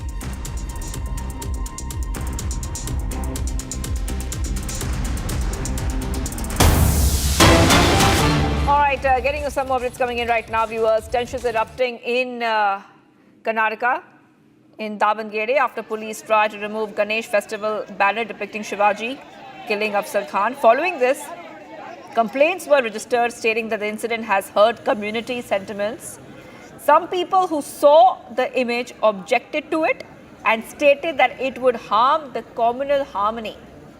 Okay, so pictures coming in right now, viewers. What really happened in Karnataka, tensions gripping Karnataka, and these tensions are over objectionable banner. We'll try to, of course, connect to our reporters as well. We have Abhishek with us. Abhishek, let's take our viewers through what happened. The police tried to remove a Ganesh festival banner, and after this, we saw that there was some kind of a tension which had erupted. If you could just tell us what the current situation is looking like. Well, the banner depicted a picture where Shivaji killed one of the Muslim leader, and this was the issue as to why a fight broke out in Davangere, and at the same point of time, the police had to intervene and make sure that the situation gets under control, because this was about a communal issue, is what some of the localites who were present there informed the police at the right point of time. And we have also started seeing that the situation has come under control as of now. On the other hand, there was also the picture of Veer Savarkar. We have also seen that the Muslim leaders had claimed that it is a derogatory visual or a photo which had been created with false intention or mal-intention to create disharmony among various other religions, and this is the reason as to why they demanded that the police intervene, and a fight broke out at this point of time. However, the situation has come under control as of now, and a temporary case has been booked, a petty case has been booked against the persons who put out the banner in Davangere. All right, thank you, Abhishek, for getting those details. I will be coming back to you as tensions grip Karnataka over objectionable banner. Let's go ahead to what's happening in Japan now. Okay, pictures coming in from Japan once more, viewers. Prime Minister Modi there with top leaders. Prime Minister Modi, remember, is on a two-day trip to Japan, and he can be seen. He can be seen there after he just had a cultural exchange with a chief priest, and now we see that Prime Minister Modi is going down to move ahead and conduct some serious talks with the Japanese leadership. Prime Minister Modi, remember, landed in Tokyo, beginning a very important diplomatic journey where he is right now in Japan. India-Japan annual summit has now begun. Okay, this is the India-Japan annual summit which has begun right now. PM Modi and Ishiba are beginning the summit dialogue. Very important because this is the 15th India-Japan annual summit. Leaders are expected to review cooperation in defense, security, trade and economy, technology and innovation, and people-to-people exchanges as well.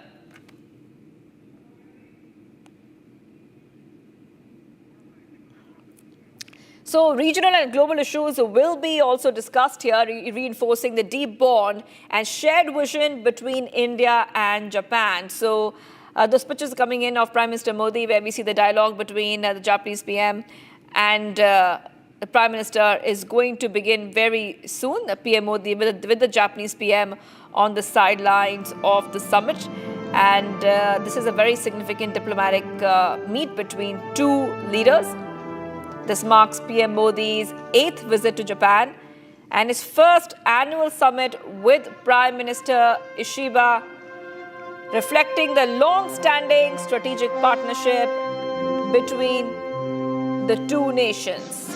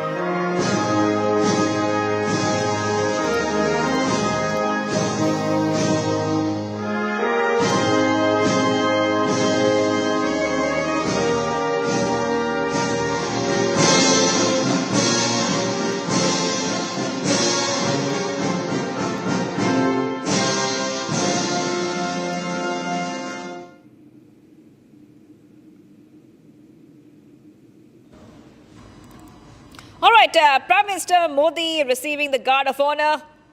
Those pictures coming in where he's meeting the top leaders as well in Tokyo. Prime Minister Modi, remember, so already addressed the India-Japan Economic Forum a short while back.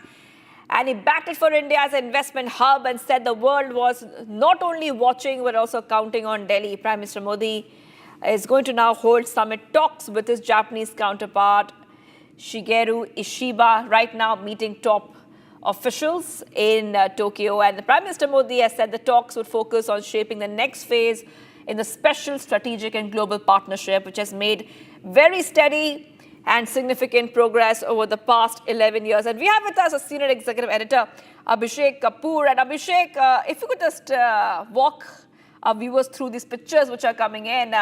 It's a very, very big meet and the summit has begun. Yes, so both the sides are being introduced to each other essentially ahead of the delegation level talks. I mean, these are pictures from earlier, I must add, because my sources tell us that the talks have already begun. So these are pictures coming in with a lag of about 10 or 15 minutes. This is when Prime Minister was given a ceremonial welcome, and then the respective sides introduced the two leaders to each other. So in the present pictures that are on air, we are seeing Prime Minister Modi being introduced to the Japanese cabinet and other members of the team. And then you have Prime Minister Ishiba now being introduced to the Indian delegation. And you can see in the pictures, and these are pictures from even earlier when Prime Minister was received at the summit venue, which is Prime Minister's office. where these delegation level talks are happening. A significant annual summit panning out between the two sides. Prime Minister earlier addressed a joint India-Japan Economic Forum meeting, and where Prime Minister underscored the resilience and the strength of India-Japan economic cooperation, including a very significant component of development support that comes in from Japan. And the industrial ecosystem, Japanese industrial ecosystem, has strong roots in India going back decades, and in fact, over the last decade or so, has become even stronger. And Prime Minister really gave numbers to it. So, for example, Japanese companies have invested over $40 billion in India, and in the last 2 years alone, about $13 billion have come directly from Japan. And in fact, Japan is among the top 5 FDI investors in India, and the Japanese find India a very stable place to do business with long-term prospects. And in fact, we have had Japanese investment organization calling India the most promising investment destination recently. And Prime Minister really underscored those aspects. Also, when I was mentioning about projects, the fact that the bullet train project, which is shaping up between Mumbai and Ahmedabad, almost 80% complete, is something which Prime Minister had envisioned during his visit to Japan. Back in 2007, he was Chief Minister of Gujarat, and he was taken around the Shinkansen bullet train system. And at that time, he had thought that something like this should be there in India also, and now it's nearing completion, and of course other metros would also subsequently be connected. But what is important is that a significant component of the Ahmedabad-Mumbai bullet train system, as it is shaping up, has come both in terms of technology and finance from the Japanese. So that's one aspect, but increasingly we are seeing a lot of turbulence in global affairs, and the two sides are going to do an appraisal of, already doing an appraisal of that situation, how to respond, how to coordinate. Remember, Japan is a member of G7, and India has been a special invitee for almost all of the last decade summits.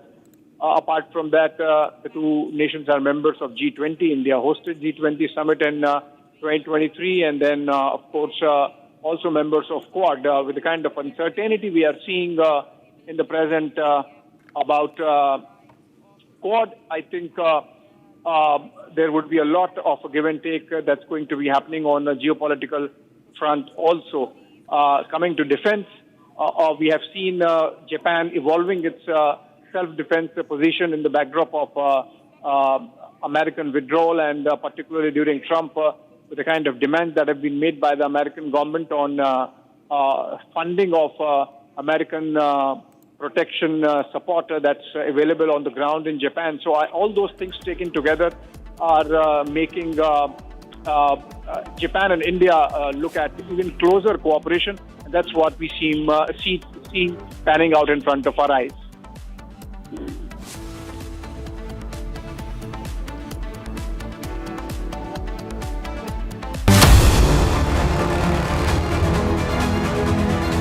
I'm headed to the northern port city of Tianjin in China to cover the largest ever SCO summit in history. This would be the Prime Minister's first visit in 7 years since the border clashes began. Will the global South solidarity reset the equation with the West? Will there be a trilateral between India, Russia and China? Answers to all these questions and much more only on Republic TV as I get you minute-to-minute updates.